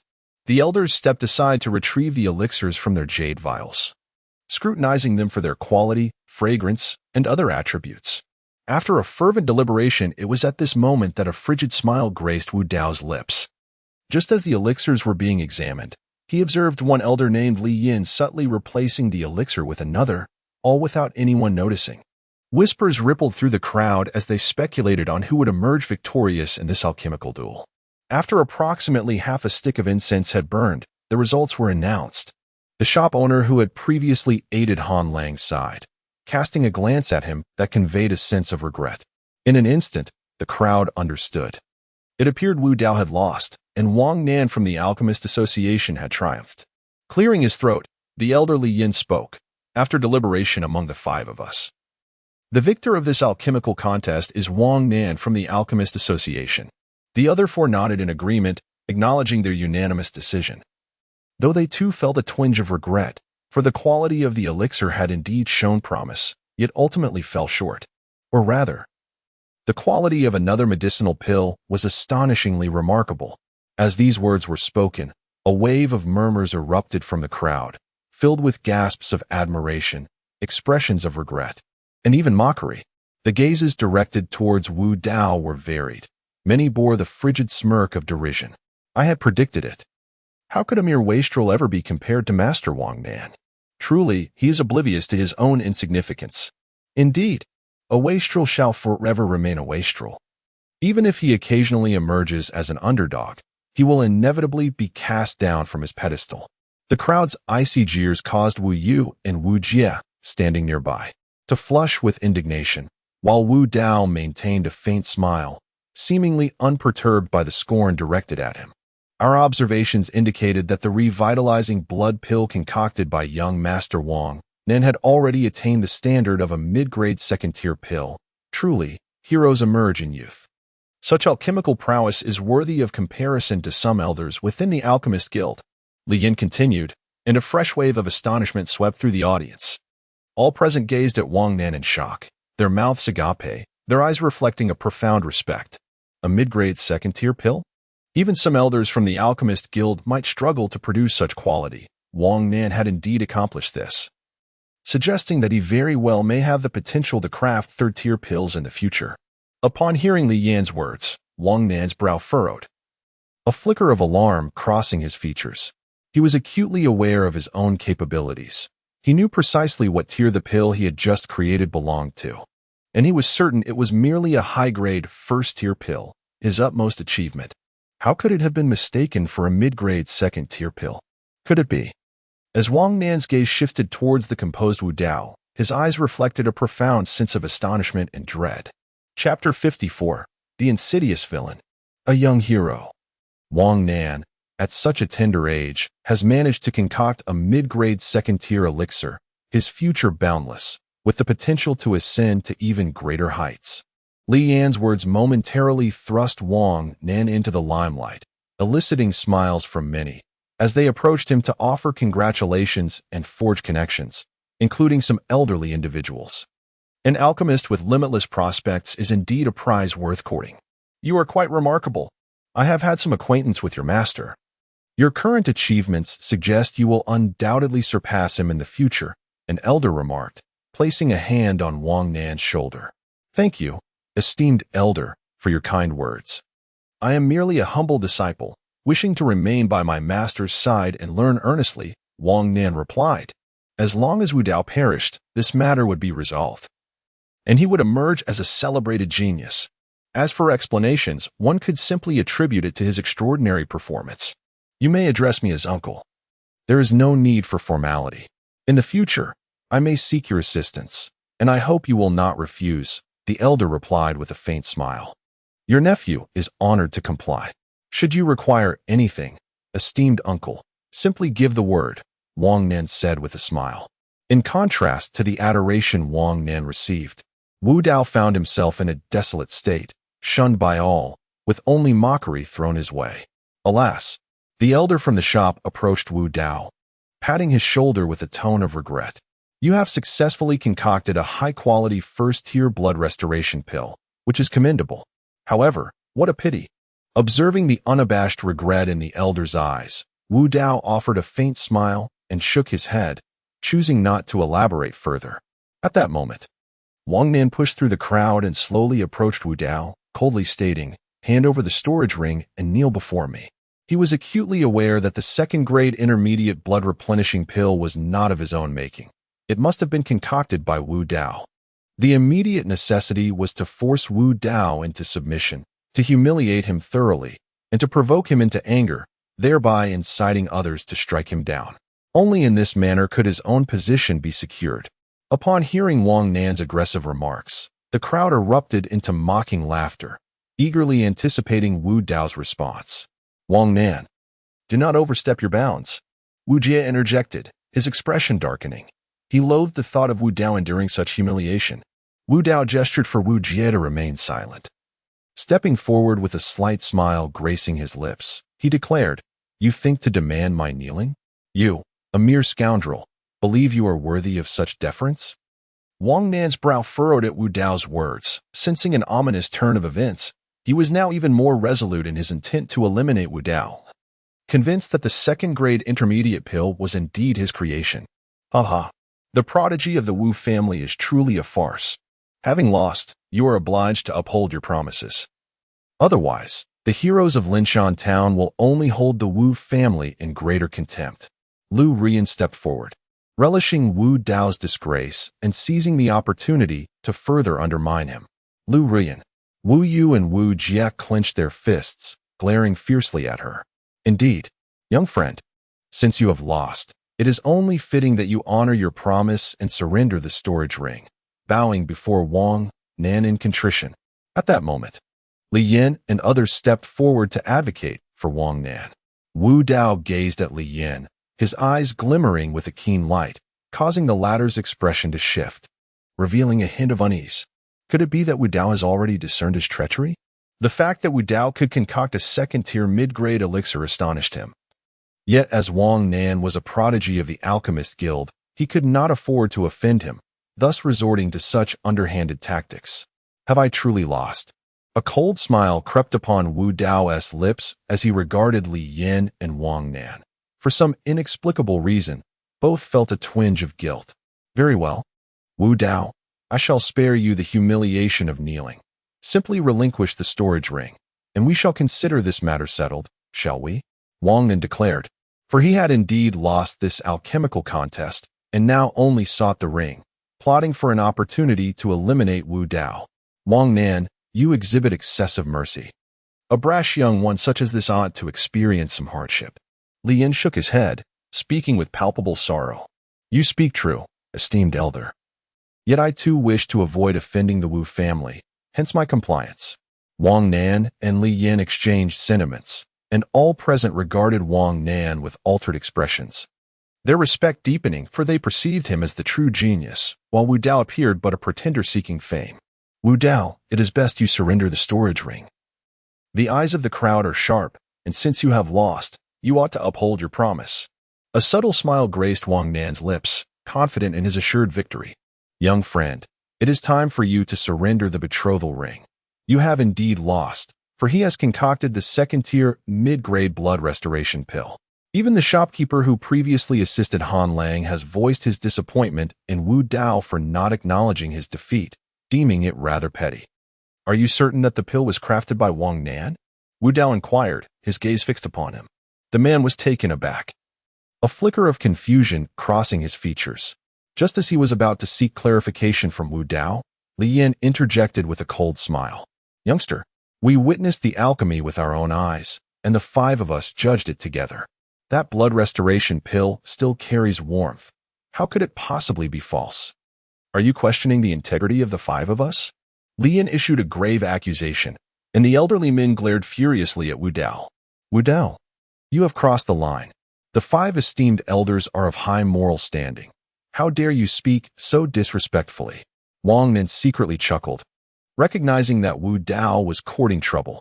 Others whispered among themselves, their expressions rife with disdain. Wu Yu and Wu Jie flushed crimson, bewildered as to why Wu Dao would refuse to accept his loss. "Old fool, I cannot speak for others, but your character is truly contemptible," Wu Dao remarked coolly. Upon hearing this, Li Yan's countenance shifted dramatically, a mix of shame and fury flashing across his face. He bellowed, "You are courting death, young one." With that, Li Yan raised his hand, unleashing a terrifying aura of foundational cultivation, ready to strike at Wu Dao. Yet, a figure intervened, the very shopkeeper from earlier. "Yuan, do you dare to obstruct me?" Li Yan thundered. Boldly, before this young fellow could finish his words, "You are already eager to take action. Do you harbor some hidden guilt?" The person referred to as Yuan sneered slyly, showing no concern for Li Yan's threats. From Wu Dao's tone and demeanor, he sensed that the matter was far from simple, likely shrouded in some secret. Could it be that the elixir truly harbored issues? "You are well aware of the authenticity of that elixir. Are you attempting to shield this little wretch?" Li Yan exclaimed in anger, a hint of panic flickering across his face. The fact that Yuan stepped forward transformed the situation into a precarious one. Whether true or false, at the very least, Wu Dao deserves an opportunity to refute your claims. To draw such a conclusion so hastily is rather rash. Yuan scoffed coldly, having detected the unease in Li Yan's eyes, further solidifying his belief that something was amiss. "Humph. So you are elder you? This elixir was concocted by me. Do you doubt the integrity of the Alchemist Guild? Were it not crafted by me, I, Wang Nan, would willingly take my own life to atone for the world." Wang Nan uttered a cold snort, his gaze icy, clearly displeased with Yuan's support for Wu Dao, even resorting to leveraging the Alchemist Guild against him. "Indeed, I, too, am willing to stake my life as assurance." Li Yan echoed his sentiments. With both of them vouching, the majority of the crowd began to believe. For given their stature and standing, they would hardly deceive others. "Is that so?" Wu Dao spoke lightly, then stepped forward, smiling as he added, "I possess a rather bad habit while refining elixirs. I tend to inscribe characters upon them during the congealing process." Upon hearing these words, the expressions of Li Yan and Wang Nan changed dramatically, their hearts sinking momentarily, followed by an overwhelming sense of unease that sent chills down their spines. Especially when recalling their earlier conversation, they felt as if they were staring into the abyss. "This young master possesses such a habit as well," Li Yan hastily interjected, attempting to inject humor into the tense atmosphere. Having reached this point, how could he possibly concede? To admit that the elixir was not of his own making? Yet, his eagerness to speak left the crowd momentarily taken aback, casting uncertain glances his way, perceiving a hint of desperation. "Given this circumstance, might you reveal the character you inscribed?" Wu Dao asked with a subtle smile, his demeanor calm and exuding confidence. Witnessing this scene, those who had spoken on behalf of Wang Nan appeared slightly unsettled, their minds racing with implications. Based solely on the present display, it was likely that the second-tier mid-grade blood-replenishing pill originated from Wu Dao's expertise.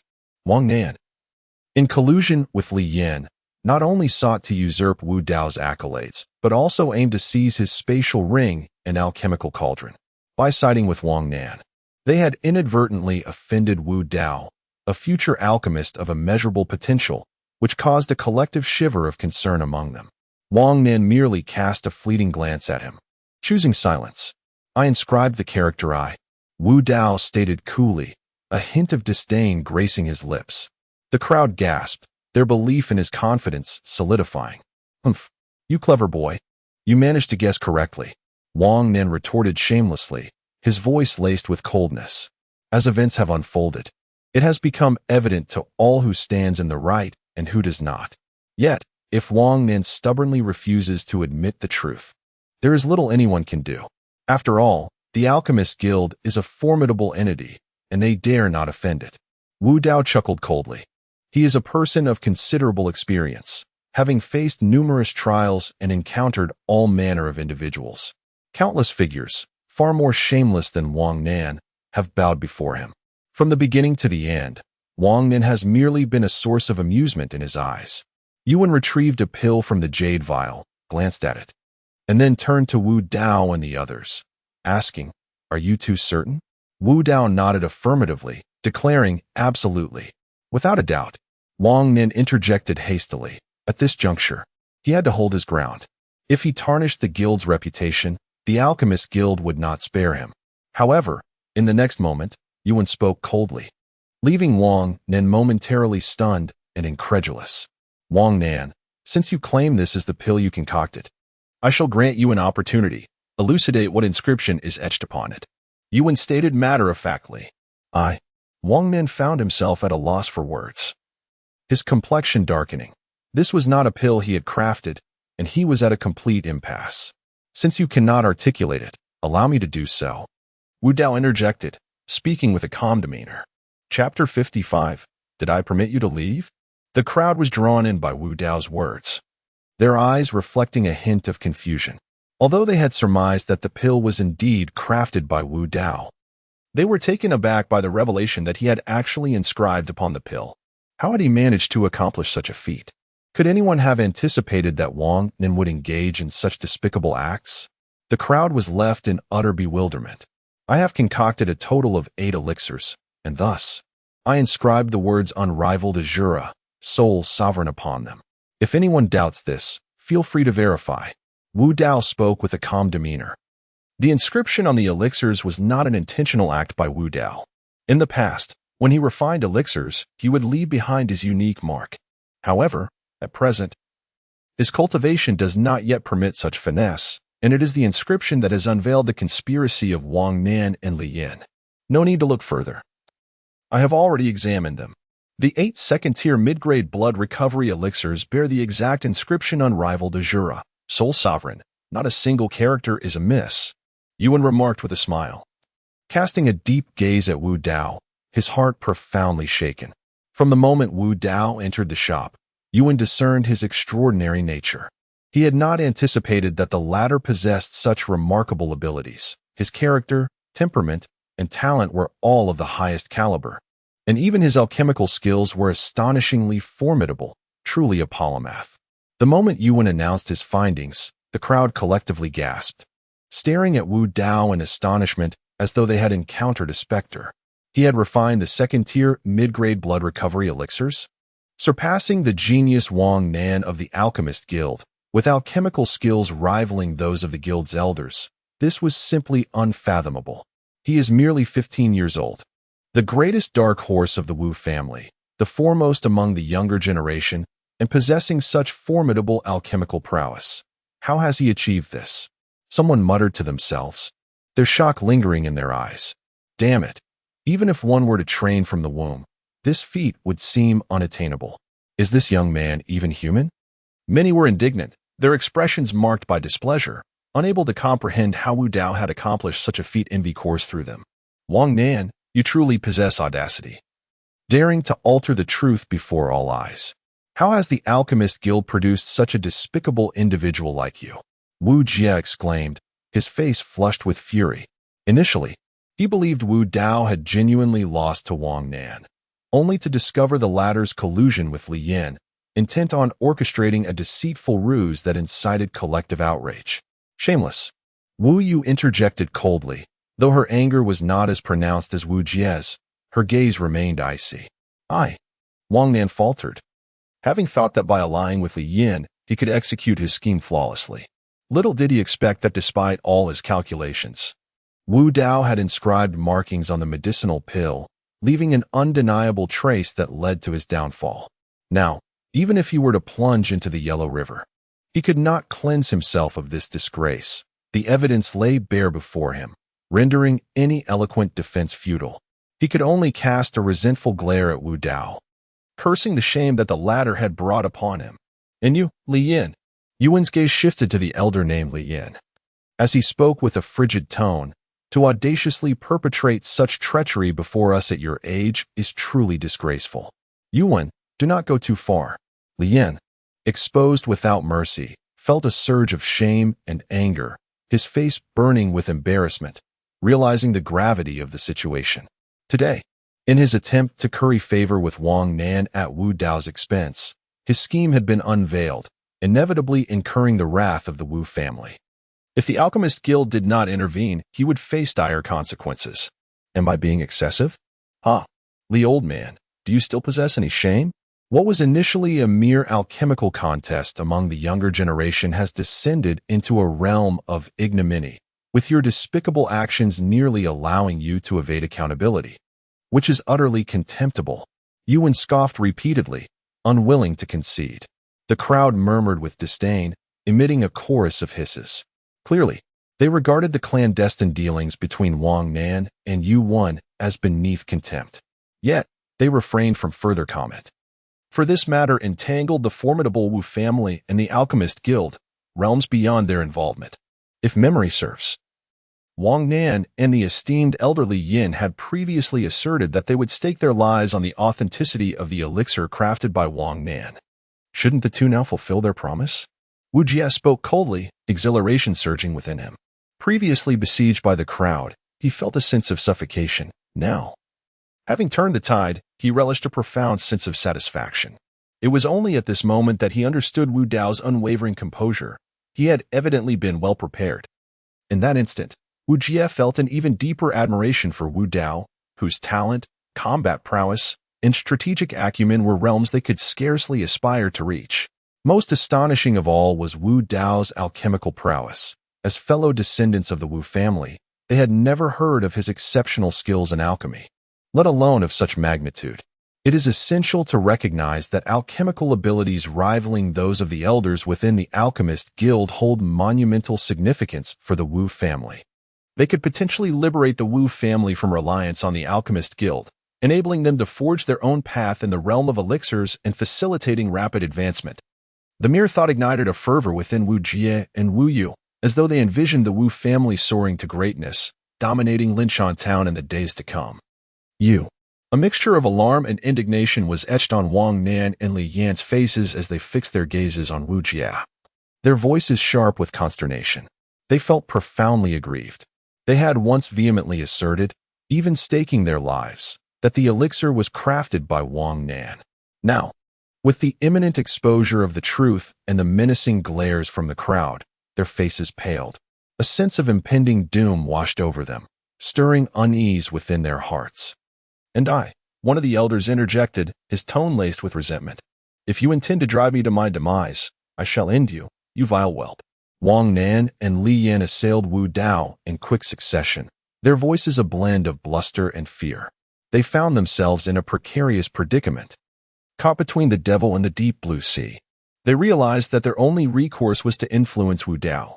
His words alone could extricate them from this quandary.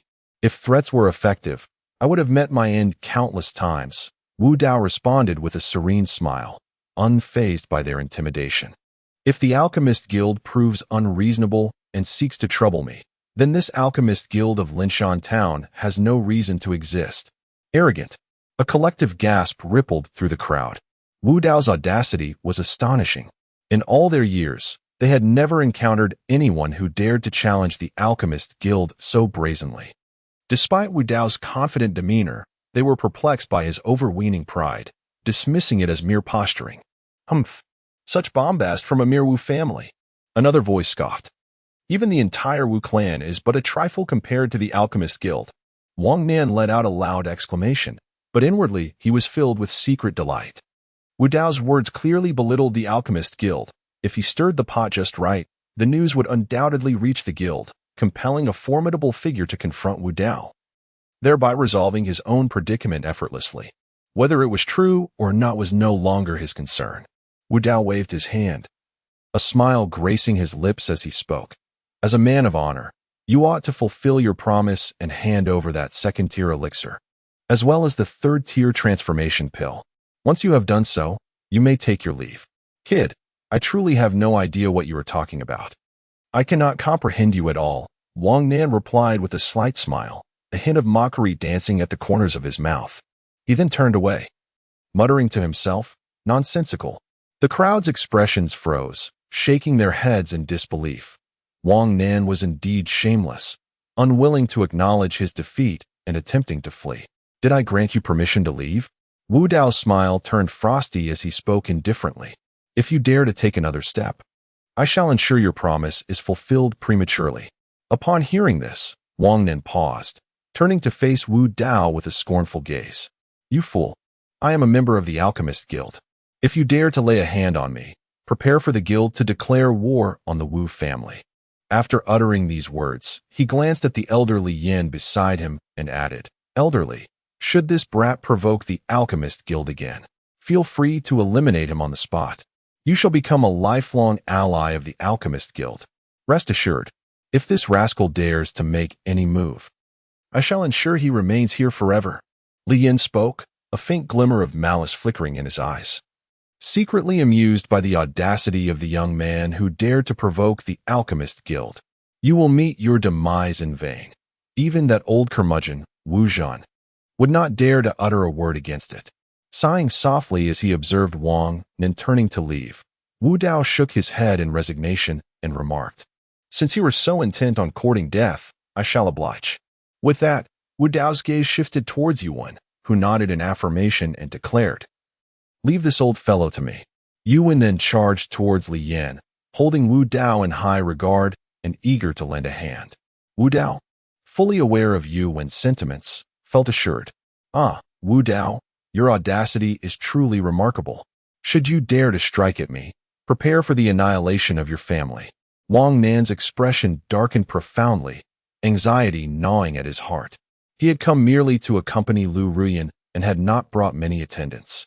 If Wu Dao were to attack him forcefully, he would indeed be unable to defend himself. "Ruyan, help me fend off this scoundrel, and I shall take you as my wife in the future," Wang Nan whispered. However, Lu Ruyan cast him a disdainful glance, her heart filled with scorn. Before turning to leave, witnessing this, Wang Nan was momentarily taken aback, a flicker of malice crossing his face. "Lu Ruyan, do you think I will allow you to leave?" Wu Dao spoke with indifference.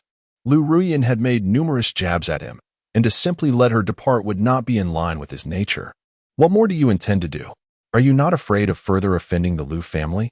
Lu Ruyan turned, her gaze icy as she regarded Wu Dao with a venomous expression. "The Lu family?" A faint smile graced the corners of Wu Dao's lips as he spoke. "If my memory serves me right, there seems to be a peach of vermilion hue among the stakes. Do you still wish to take it with you?" "Humph." Lu Ruyan let out a cold snort, abruptly flicking her wrist to toss the peach back to Wu Dao, and began to stride away. "Have I permitted your departure?" Wu Dao remarked languidly, pocketing the peach, causing Lu Ruyan's steps to falter once more.